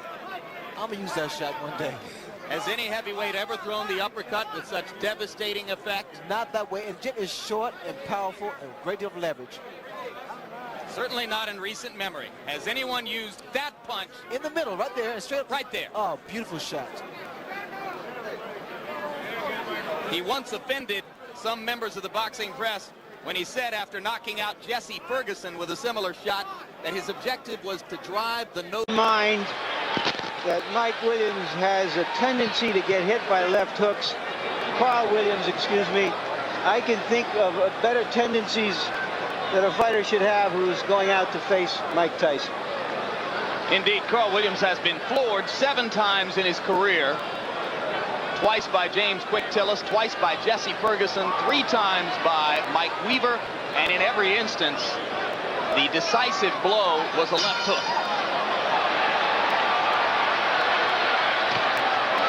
The people in Williams' corner are sincerely worried about what he does in the first 30 seconds against the Tyson onslaught.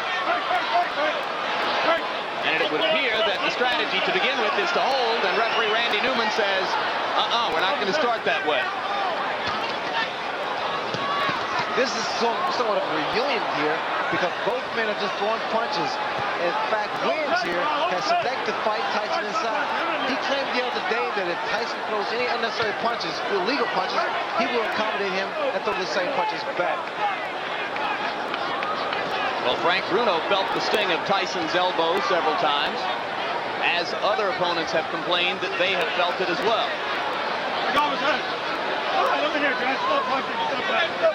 Because Williams' left jab is so strong, that should help him as long as he keep that right hand up and watch Tyson's left hook, which is a powerful punch. That's it. Let him go.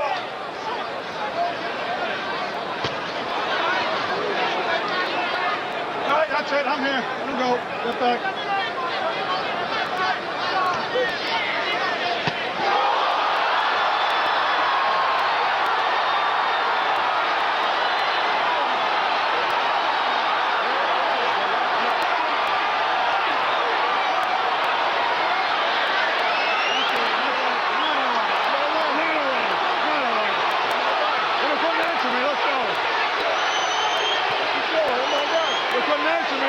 Unofficially, I've got this fight being 1 second longer than Tyson Spinks. 1:32 instead of 1:31. It was, as you started to point out, again, Larry, a left hook. Williams was very unhappy at the end of that. Randy Newman, the referee, asked him a question, obviously about how he felt or what his name was or where he was, and apparently he got the wrong answer because he stopped the fight immediately. I didn't see any reason to stop the fight, and I'm curious to see what that answer was, and I'm going into the ring to see if I can find out. Good luck, Larry. 1:33, Larry. It was 2 seconds longer than the Spinks fight. The unofficial demarcation of the knockout comes at 1:33 of the first round, and you can see a disgusted Carl Williams who thinks that he should have been allowed to continue. And Ray, I've got to agree with Larry. It was a fairly peremptory stoppage. Well, the way I judged it, because he appeared to be okay, but then again, the referee is closer to the pitcher than we are. What was that question likely to be? Where are you? What day is this? And here we see the left hook that put Williams down. Williams had dropped that right hand, and I had indicated earlier that the jab will be the key, but in throwing the left jab, he must also keep that right hand up and pow. There's that left hook. And you saw Mike pivot upward with both feet planted and turn the hips into the punch. This is where the power comes from. The reason people fear Mike Tyson because he's one of the few, if not the only man, that can knock you out in the heavyweight division with one punch.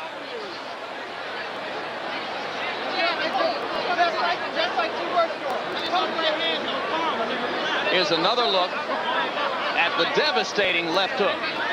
And what Tyson does here, he bobs and weaves, gets under that jab and counters with a beautiful left hook. Perfectly timed as Williams was dropping the right hand, just as you said he did after throwing the jab. Well, what happened for Williams is the fact that his left hand, his left jab rather, was working, and he felt very comfortable.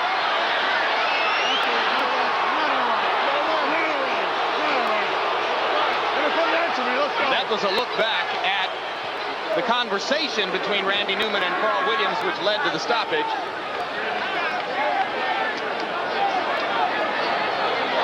Mike Tyson!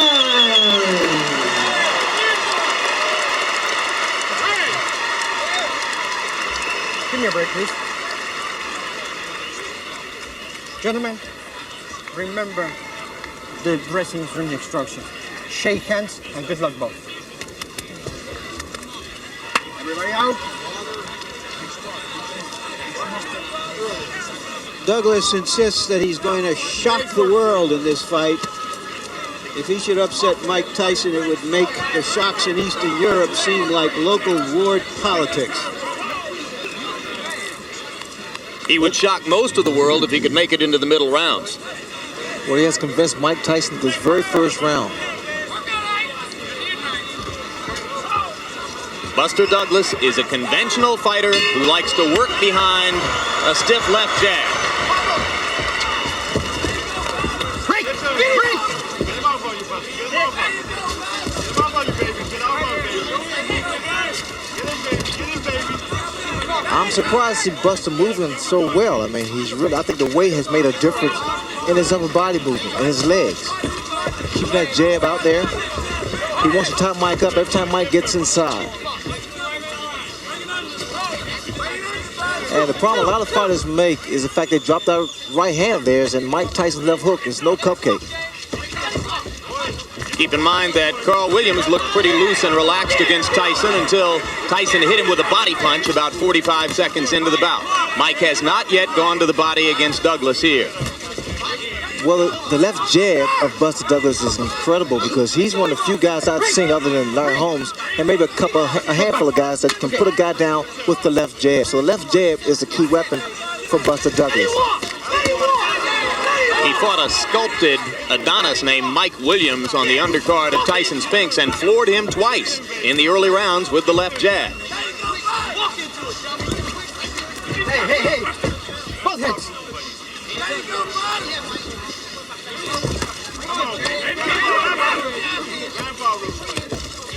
We're almost 90 seconds in, and as yet, Tyson has done no real damage to Buster Douglas.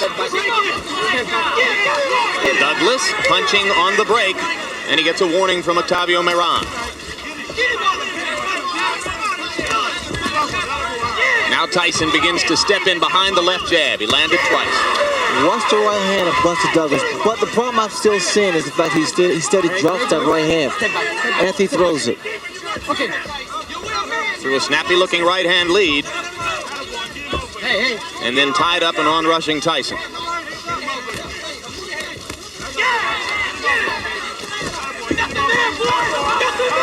See, Mike has to be careful also because Mike's standing in front of him too. Couple of right hands by Douglas. Tyson landing the jab again, and Mike misses with the right. With total fighters, Mike has to really work extra hard to get inside. And see, this is to Buster Douglas' advantage. Okay.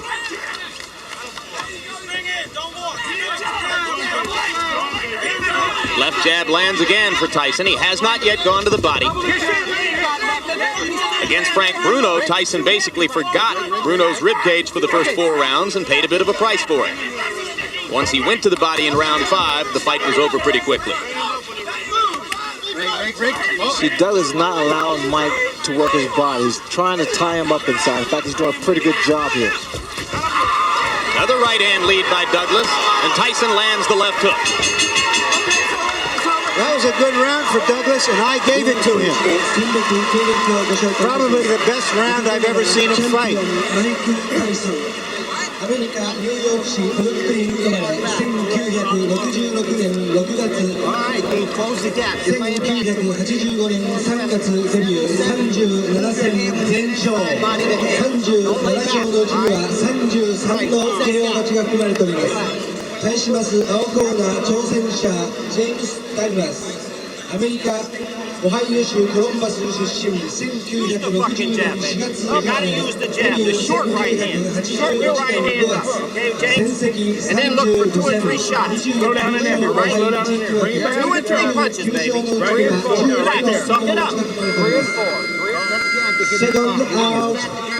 25Second out. That was a very docile round for Mike Tyson, throwing only 13 punches. But a number of jabs, but a number of fighters have had good first rounds against Tyson, and that was it. Let's see if Douglas can sustain it, Jim. Keep in mind that Tyson, a little more than 3 weeks ago, was knocked down in training by Greg Page. And there was some talk here that he was not as sharp as he has been for previous bouts. You never know until he's in the ring. Hey, don't do that. Every time that Mike comes inside, apparently Douglas has been doing a lot of watching films because he takes a move. He steps to his right, give a little angle.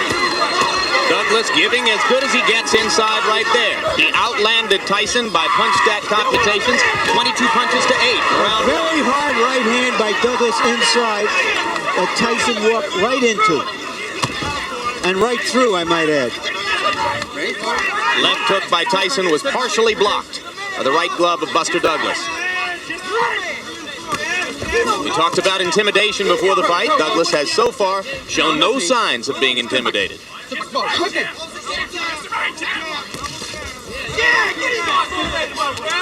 See, what they want from Tyson's corner, they want to see more upper body movement and also more punches thrown as opposed to the one big punch. And that's what Mike Tyson's doing now.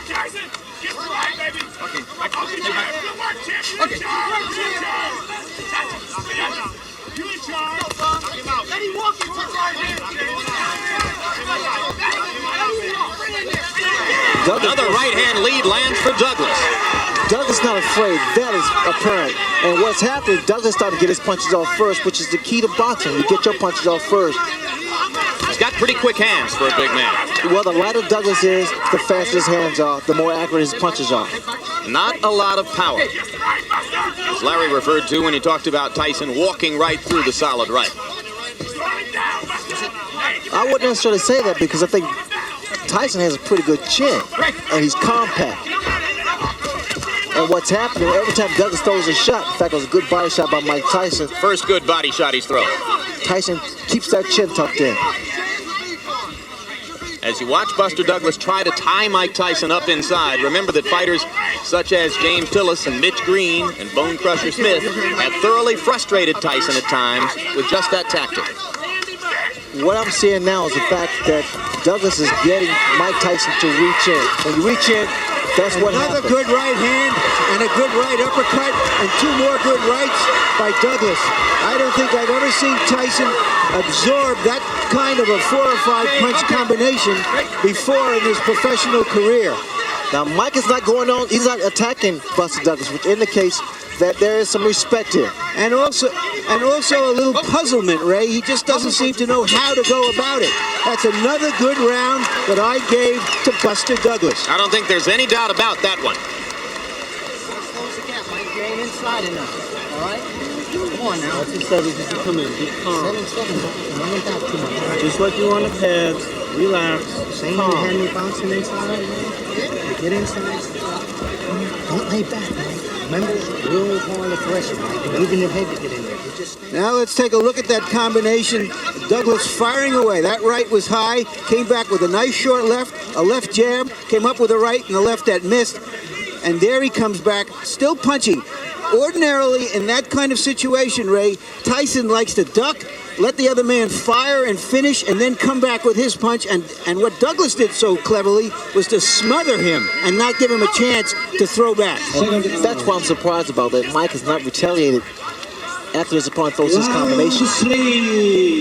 And listen to these numbers, guys. By punch stat computations, in the first 2 rounds, Buster Douglas landed 52 punches, Mike Tyson 16. Well, I don't know if he's going to shock the world, but Douglas has shocked me so far. Mike Tyson now is really furious now. He's really rushing this man coming in, but they may fall in the hands of Buster Douglas. Good left to the body by Tyson. That's the kind of blow which has done a lot of damage to previous challengers. You hear his corner, Tyson's corner saying, be smart, work your way in. Another good right, but Tyson comes right through it. Douglas still outlanding Tyson, out-throwing him. Again, Jim, the yellow from Tyson's corner is to work your way in, not to walk in there, because that jeopardizes you, put you in a lot of trouble. Douglas accurate with the jab. Miran telling him not to hold and hit. No. Now what Douglas can't do, he can't allow himself to get frustrated and try to exchange with Tyson. That could be fatal.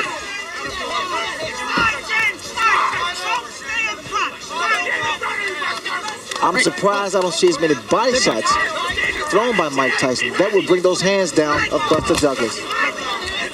Right hand by Tyson moving in. All right. Punches, boy. Left and a right by Douglas. Tyson seems a little more precise in this round as he tries to move in, but it is still Douglas who is throwing and landing more often. Working behind the jab, as is his custom. Those right-hand leads have been very effective. They have been, but also you got to get those hands back up. Once Douglas is doing, he's not allowing Mike to give his punches off to the midsection. Although there was a right hand to the rib cage there. Again, the yellow from Tyson's corner combination, not one punch. And that's why Douglas is able to get his combinations off, because he's only expecting a one-punch retaliation.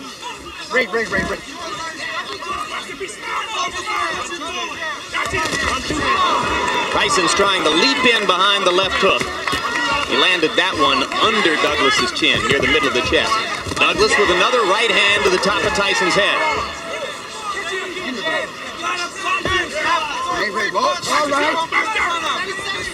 Again, Tyson's corner yelling, you've got to punch inside. No, don't do that. All right, no, hey. Good solid left jab by Douglas. Tyson grazed him with the right.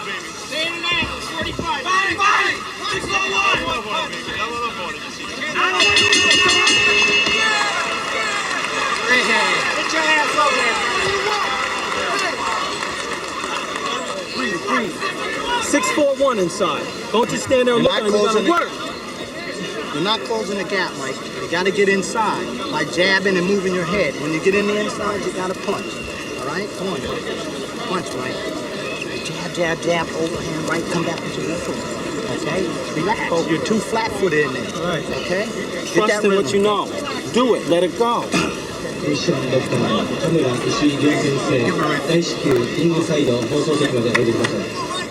Don't be so cautious with the punches. Let them go.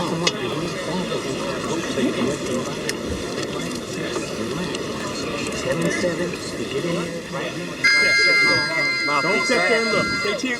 Yo, Dale. Keep sweet. This is the first time since Kevin Rooney hasn't been with Mike Tyson that he's needed some answers from the corner. Let's see if he's got the right answers. They're trying to make him just fight, not look to just wing big punches, expecting Douglas to fall the first time he lands something. And the man who does most of the talking in Tyson's corner and who leans forward to whisper in his ear is Aaron Snowell. If you watch what Douglas is doing now, he's trying to double that jab up. And see, the second jab is not really hard, but it blinds you for a fraction of a second. That's when you drop the right hand. And you notice Douglas is trying to throw not just one jab, but two jabs.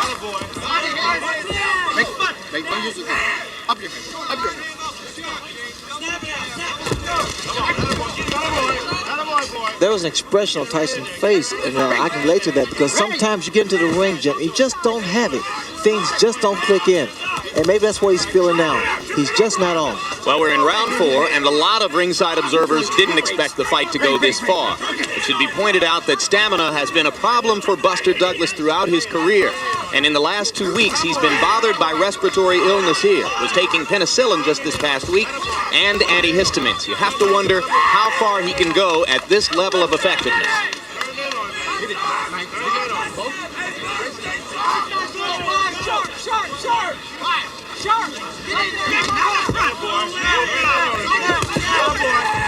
Hey. Rick, don't step back.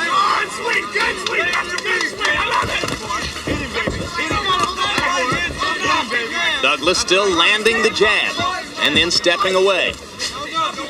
Tyson seems less aggressive than is normally the case, perhaps a little frustrated. Well, Buster Douglas definitely is inspired because of the tragedy of the passing of his mother. And reminds me of when Howard Davis' mother passed during the 1976 Olympics. It really motivated him because he was doing it for Mom. Everyone in Douglas's camp said that would be the case today. He was extremely close to his mother. Right hand by Douglas right on Tyson's chin. The double jabs, especially with a big man, is difficult to penetrate. Always difficult to penetrate. Critics of Tyson say that since the departure of Kevin Rooney, he has been increasingly easy to hit. There's very little head movement here today. I wouldn't necessarily agree with that. Mike Tyson is Mike Tyson. Mike Tyson's a natural fighter. You don't think that the loss of Rooney as trainer has made any difference? I don't really believe that. But one thing about it, I guess that must be a little contradictory, but normally to keep the same family, it's always a plus. But then again, sometimes you must change. As you did. Yes. Good left hook by Douglas again with a left and a right. And now Tyson lands a right hand and backs Buster up, but here he comes.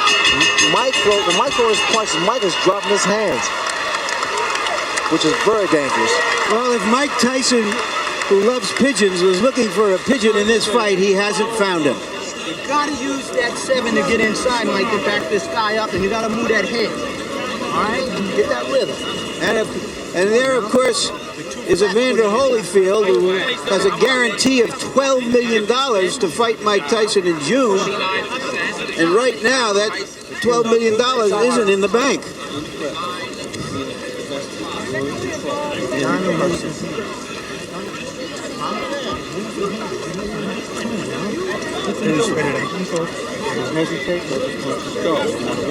Okay? Come on, you want all 4 rounds. You gotta hold your concentration. Now you'll come back. Everything will be there. Everything will be there, champ. You work with Douglas, people. Tell Douglas he's won all 4 rounds. And shockingly, I agree with them. Trainer J.D. McCauley and manager John Johnson very calm in the Douglas corner. He's thrown 114 jabs in the bout, and by punch stat computations, he has landed almost half of them. Extremely effective working behind the left jab, Buster Douglas. Now Tyson lands a jab.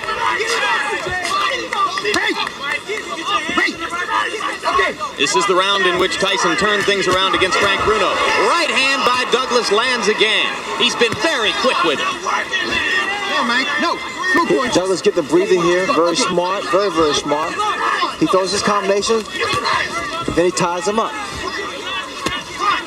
There's just no head movement there, Ray. Mike is a stationary target for this guy. Well, that's the reason his corner is so petrified, because they see that Mike has become some of a stationary target directly in front of Buster Douglas. That's why the right hand's been hit landing.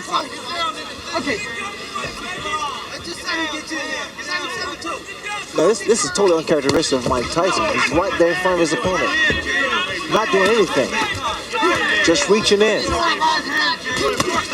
There's our right hand again. It's going to happen every time. Another right hand, and now Tyson seems to be wobbled. Mike is not throwing back. Buster Douglas is completely dominating this round with jabs and right crosses. What's going to do some damage now? Buster Douglas throw an uppercut. Tyson leaps inside with a left hook. One punch at a time, though. That's all he's throwing. There's the uppercut. Absolutely, the opening is there. Buster Douglas is so relaxed, and this should save him in the later rounds if it should go that far. No. It appears, Ray, that Douglas is fighting a master fight in the geometry of the fight. Every time that Tyson appears ready to throw, he either ties him up like he just does, or he just backs off a little bit and ruins his timing. Thus far, he's fought the perfect fight because he's not being a stationary target, although he's not really running around. There's a lot of swelling above Mike Tyson's left eye, and it is partially closed. And that is from the right-hand leads that Buster Douglas has landed almost at will throughout the fight. That left jab of Buster Douglas is a measuring stick. Very strong once you come out, and then he drops the right hand. Well, I think you'd have to say this is the most trouble Mike Tyson has ever been in at this stage of a title defense.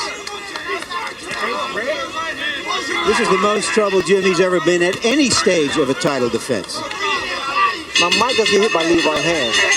That's another round for Buster Douglas. And he even dominated the exchange after the bell. You remember at the top of the show, I said the good news is Buster Douglas always fights his best against the best opponents.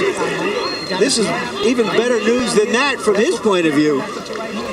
And he has swelled up Mike Tyson's eye and is dominating the fight right now.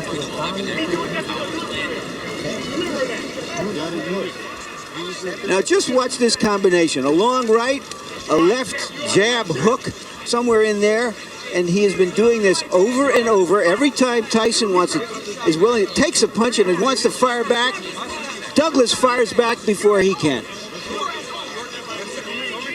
You begin to file through your memory for the biggest upsets in heavyweight championship fight history. Second out. I don't think there would be anything like this. I agree. This would create a new standard of upsets if this went on. Clay and Braddock, not as big as this.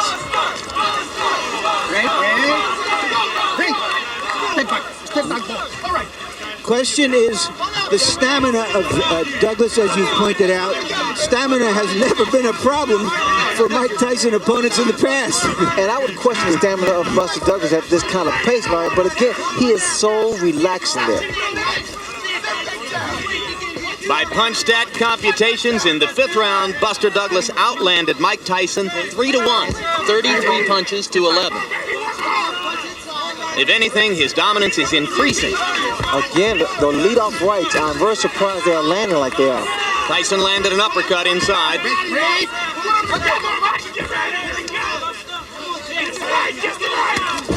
And another right-hand uppercut by Tyson. Douglas doesn't appear hurt. Well, as long as Douglas stay there, he's going to play right into Mike Tyson's hands. But the thing about all of this, Jim and Ray, is that he's never given Tyson a chance to use those amazingly fast combinations. Even when he gets hit, it's one punch and he smothers him, or he fires back. The combination which destroyed Bruno and which has been so effective against a lot of opponents is the right hand to the body, followed immediately by the uppercut. And that punch lands when a guy is against the ropes or in a corner. And Douglas has not been there. Tyson finally blocked a right-hand lead. Sorry.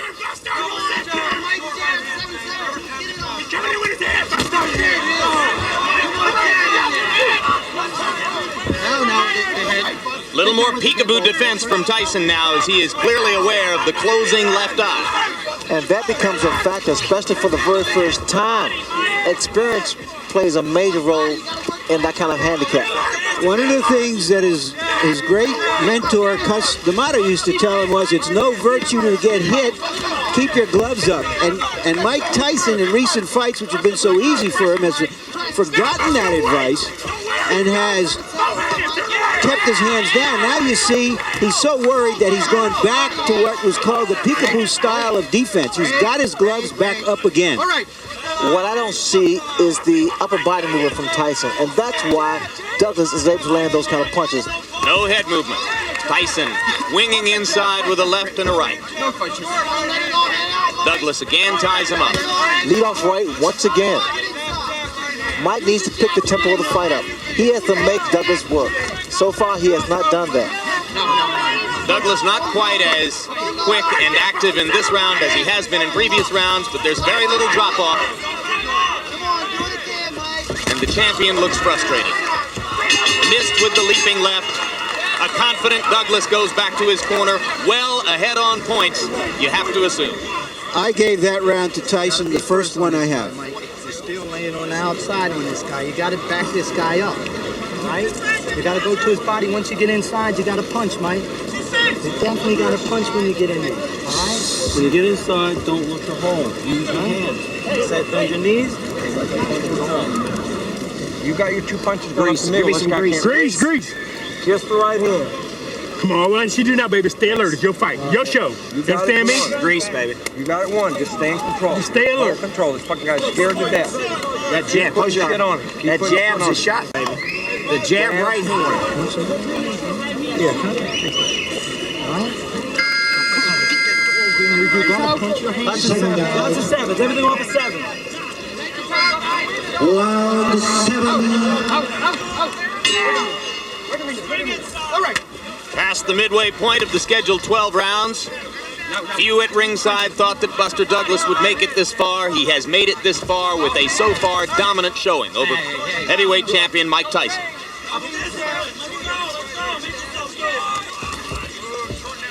If this fight was being held in the States, the crowd would be in an uproar right now. Here they are eerily silent.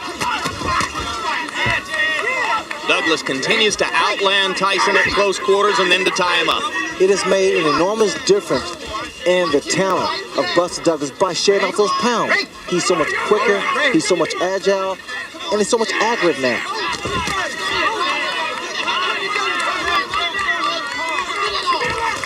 Buster needs to move a little bit more. He's standing, now he's starting to become stationary.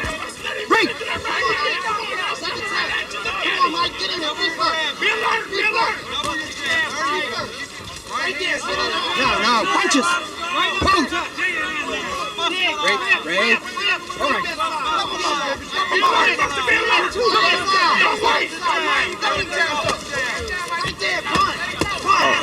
Low blow by Tyson. Miran was behind Douglas and didn't see it.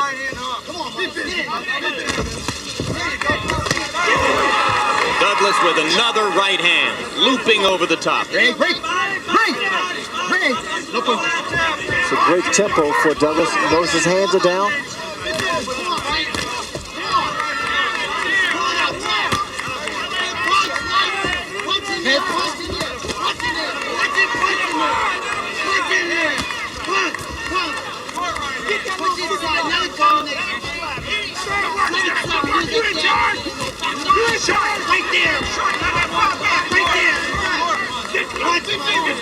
Tyson still leaping and lunging behind the left hook, desperately trying to change the tempo of the fight.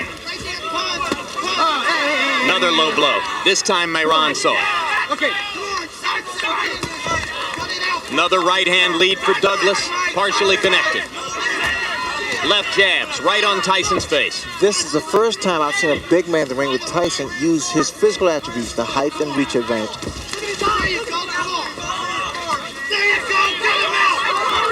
Tyson's corner liked what it saw with the left uppercut.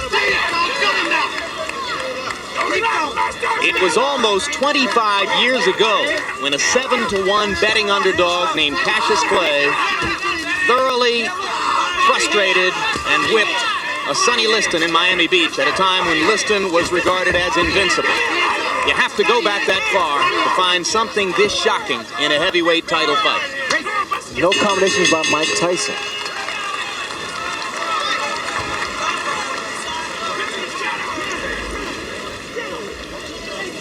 Gotta throw combinations, all right? All right, don't relax. All right, you're down. You're down on the floor, right? Okay, you gotta gut this motherfucker.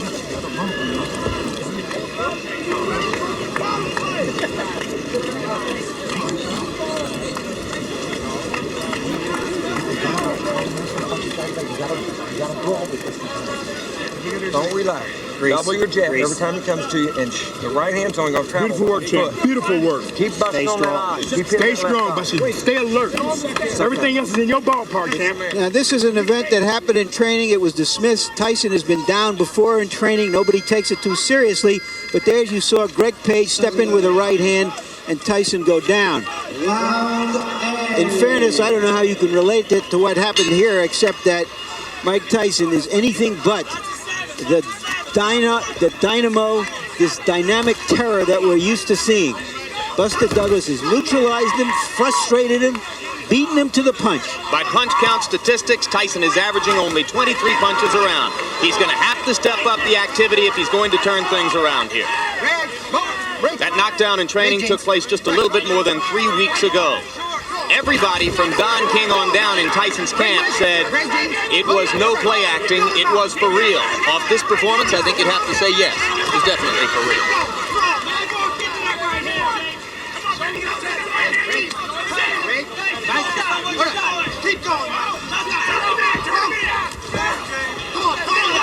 The graphic you saw between rounds demonstrated the huge disparity in jab effectiveness. Buster Douglas thoroughly dominant in that department so far. Another solid straight left jab right to the middle of Mike Tyson's face. I'm watching the legs of Buster Douglas. There's a lot of spring into his legs, which means there's a lot of life to his legs. We're in the 8th round, folks. A heavyweight champion regarded as completely invincible in these circumstances is in big trouble. Get it off. Come on. Right there. Punch it out now. Don't relax, champ. Don't relax.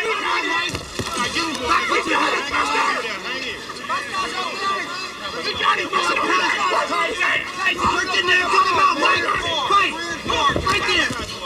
Don't let him champ. Come on. Get it out. Get it out. Right there. Hey. Could you imagine Buster Douglas, undisputed heavyweight champion of the world? Well, it's not over yet, Jim, but I tell you, he's put a good account of himself up.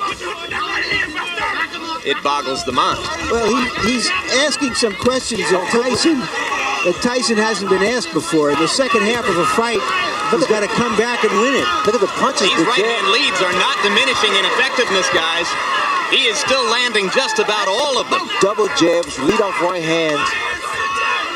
And now he's starting to back Mike up. No. Hitting on the break, Moran didn't say a word to him about it. There's a little swelling under the left eye now of Mike Tyson. Still beating Tyson to the punch, Ray. Well, there's just no question which is the more confident fighter now. You see how easily Douglas is dominating the action inside. And Tyson is holding on. I've never seen this happen before with Mike Tyson. He's always been the initiator. Here he's against the ropes. I've never seen. And there's a right hand uppercut, and down goes Douglas. As suddenly as that.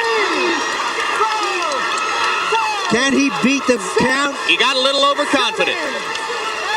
Got a little loosey-goosey. Still wobbly. Let's see what Mike can do to finish. And the bell ends to save Buster Douglas at the end of round 8. Well, Tyson needed something like that desperately, and like a real champion, he came through with it. It was though he baited Douglas in. I thought he was out of it. Let's take a look. Tyson is backing up. Now, perhaps he's trying to bait him to come in and to relax, because that was the effect of it. Came off the ropes with that terrific right uppercut. What a shot. Shades of Frank Bruno. Let's see if what Douglas has when he comes out for this round. Second down. Round 9. He's had 60 seconds to recover. Clearly he was out on his feet as the bell sounded. And Tyson is trying to find out immediately if his head is clear. This is when Douglas should really do a great deal of clinching, tying his head and trying to clear his head. Hey, don't do that. Left hand lands by Tyson. Right to the body, he tries the uppercut again and misses. Douglas comes back with a left and a right. 3 solid shots right on Tyson's face. Just missed with the uppercut on the break, and there goes Tyson inside and up and under again.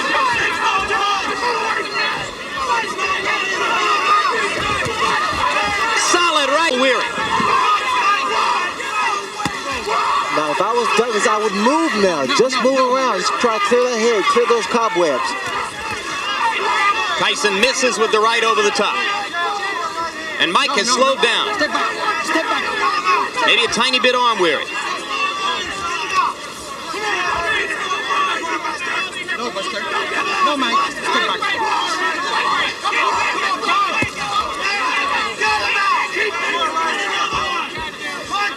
This is high drama, and the crowd here is greeting it by and large with stony silence.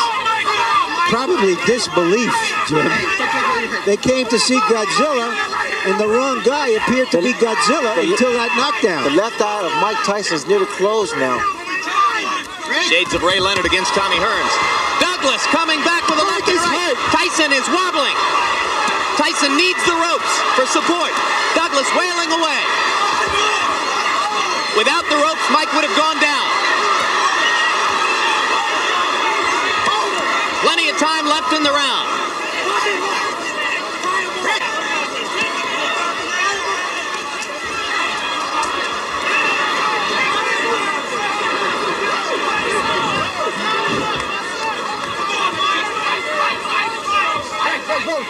Both fighters weary from the pitched battle. Mike Tyson was on the verge of going down.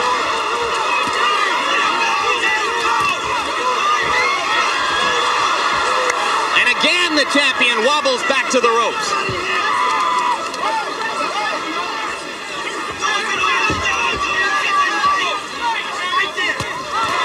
Solid right hand by Douglas.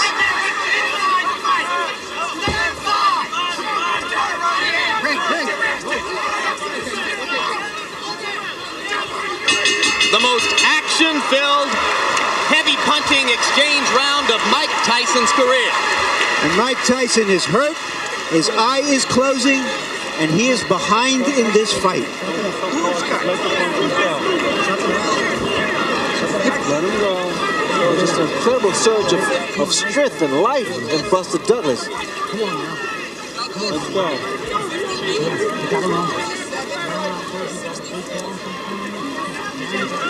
Let's take a look. 2 lefts, and just Buster Douglas is just going at him. And what he's doing is what other fighters who have had Tyson in trouble have backed off to admire their work. And when he got him in trouble, he went at him.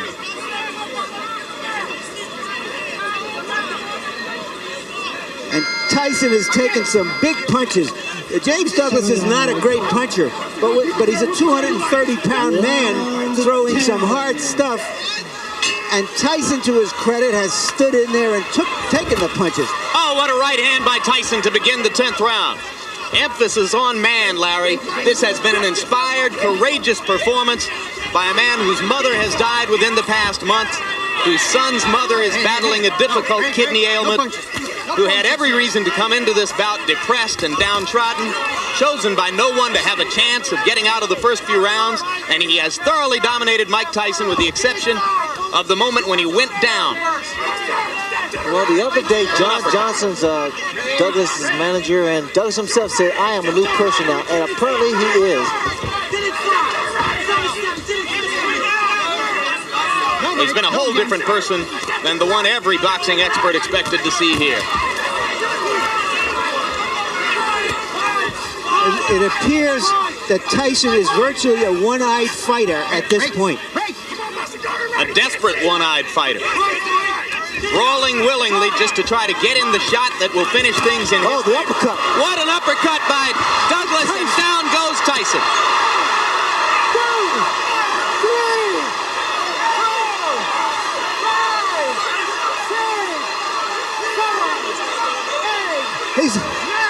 It's over. It's over. Mike Tyson has been knocked out. Unbelievable.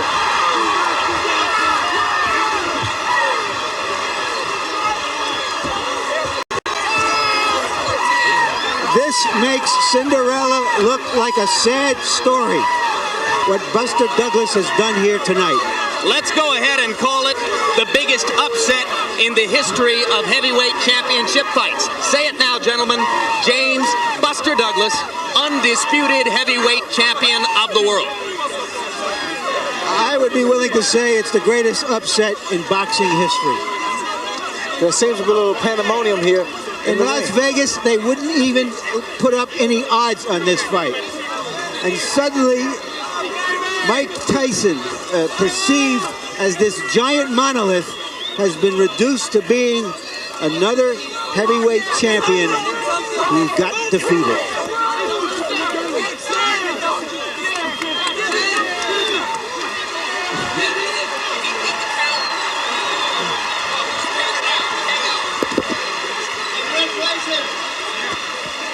And you heard Aaron Snowell saying to Tyson, who apparently was unaware, you were counted out.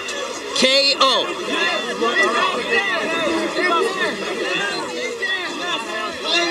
This victory for Buster Douglas could not have been more richly deserved. Well, Douglas did well. A lot of guys have done, a few guys have done in the past. They've hurt Tyson and didn't take advantage of it. Buster Douglas, inspired by the death of his mother, came on very strong. He had Tyson in trouble a few times, the uppercut. That pretty much was the bread and butter for this fight here.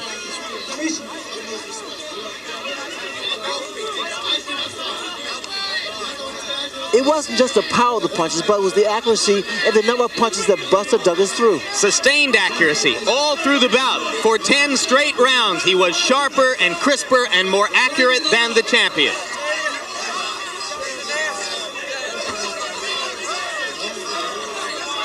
If it weren't so impossible to believe that Buster Douglas would knock out Mike Tyson, you might have begun to say in the middle rounds that it was nearly inevitable, as Tyson's eye closed and as he began to wobble in the inside exchanges. But nevertheless, given the history of the champion, you continued to wait and wait for the moment when he would, with sudden fierceness, be able to turn things around. And he did knock Douglas down with an uppercut at the end of round 8. But Douglas came back to outclass Tyson in face-to-face exchanges throughout round 9.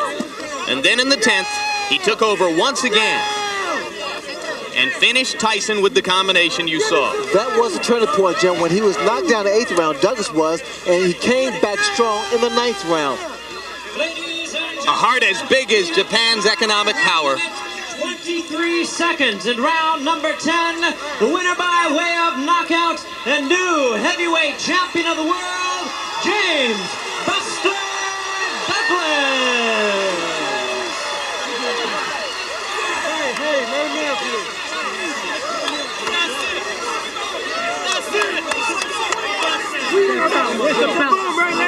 Larry Merchant is with the new champion. Larry, if you can hear me, take it away. It's all yours. All right, I'm with Buster Douglas. Buster Douglas, undisputed heavyweight champion of the world. Can you believe that?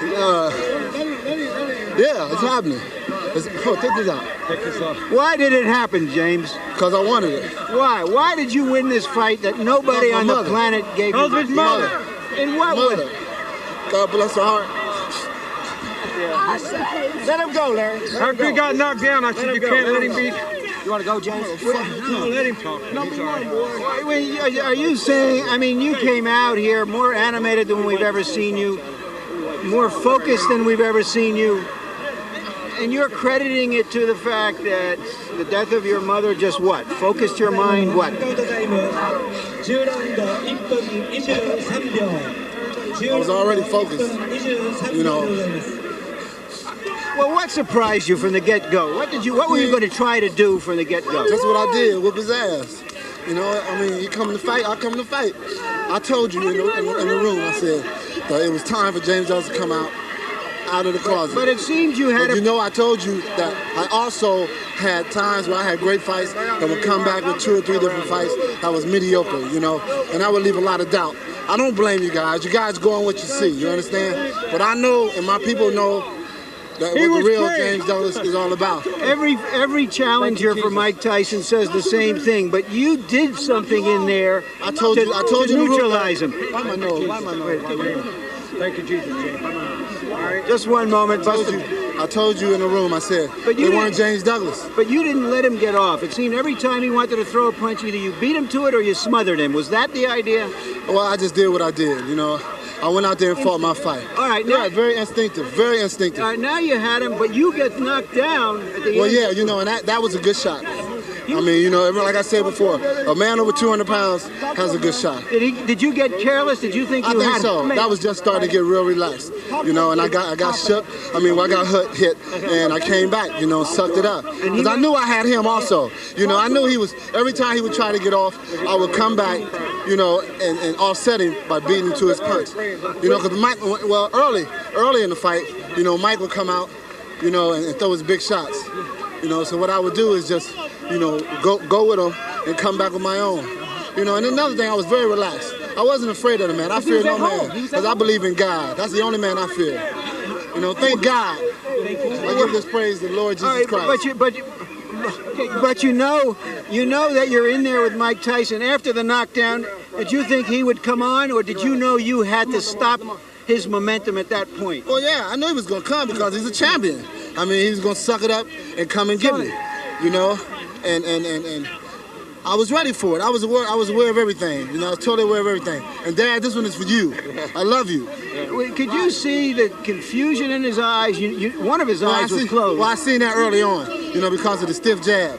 You know, I was just letting him run into the jab because, you know, it's speed. I have tremendous speed. I have tremendous stability. As I told you earlier in the room, I said, well, you know, I'm conditioned to go 12 rounds. And that's what I was conditioned for. That's why I was able to get up from the knockdown. You know, it was a good shot. You know, I give him all respect for that. You know, but when I got up, it was like, well, it's time to go ahead and get him out of there. You hit him with because I got careless, Larry. You know, I started, you know, getting in control of everything. And then all of a sudden, he caught me with a good shot. You took some fearsome, he took some fearsome punches. This is a dream, Larry. This is truly a dream. I swear to God, this is a dream. Truly a dream, man. This is a dream, Larry. Put the belt on. Put it on? This is truly a dream, Larry. I watched you on HBO 1,000 times putting belts on guys or, you know, interviewing guys, and I said one day it's going to be me. One day it's going to be me, and thank God that it was me today. I swear to God. You hit him with some fearsome punches. I hit him with some great shots. Early, and he didn't go. Well, yeah, well, that's great. That's great, because you understand, like my dad said, you know, you hit him with shots, let him take it, like, oh, okay. You want to take a shot. Yeah, be a tough guy. Just keep chopping on him. Just keep chopping on him. And eventually he's going to go. And that's what happened. As you seen over there, he was flat on his ass. Yeah. I think that tells the whole story, Jim. Mike Tyson flat on his, whatever you want to call it. Jim? Rodney, I love you, Rodney. James Buster Douglas, 29 years old, Columbus, Ohio. Undisputed heavyweight champion of the world. Well, if you're a sports fan, you know you've seen it dozens of times. How many times has a story so sentimental, so poignant, so emotionally powerful seemed to simply take over reality and tell itself? Surely the sentimentalist in all of us wanted to believe that in the wake of the death of his mother, amid the difficulties being suffered by the mother of his child, James Buster Douglas could step forth today with a performance unlike any other in his entire career and compete with Mike Tyson. Surely the realist in all of us said no, that wasn't really possible. But indeed it was possible, and it happened. And an inspired Buster Douglas thoroughly dominated Mike Tyson and courageously came back from an 8th round knockdown to turn around and knock the champion out himself. Larry Merchant, it has to be one of the greatest and most memorable moments in the history of the sport. Well, it certainly is. I wish it had been in the States after all this, but Buster Douglas is an athlete. He played football and basketball in high school. He had a scholarship as a power forward to a junior college. He has had some ability, and I was very moved by the way he said he did it also for his dad. His dad was a terrific, spirited fighter, middleweight and light heavyweight, and was never satisfied with his son, who seemed to be so casual about it. But for whatever human reason possible, for someone to surpass his own his own ability to surpass anything that he can ever do before in this moment. At this moment, that's what makes this sport so terrific.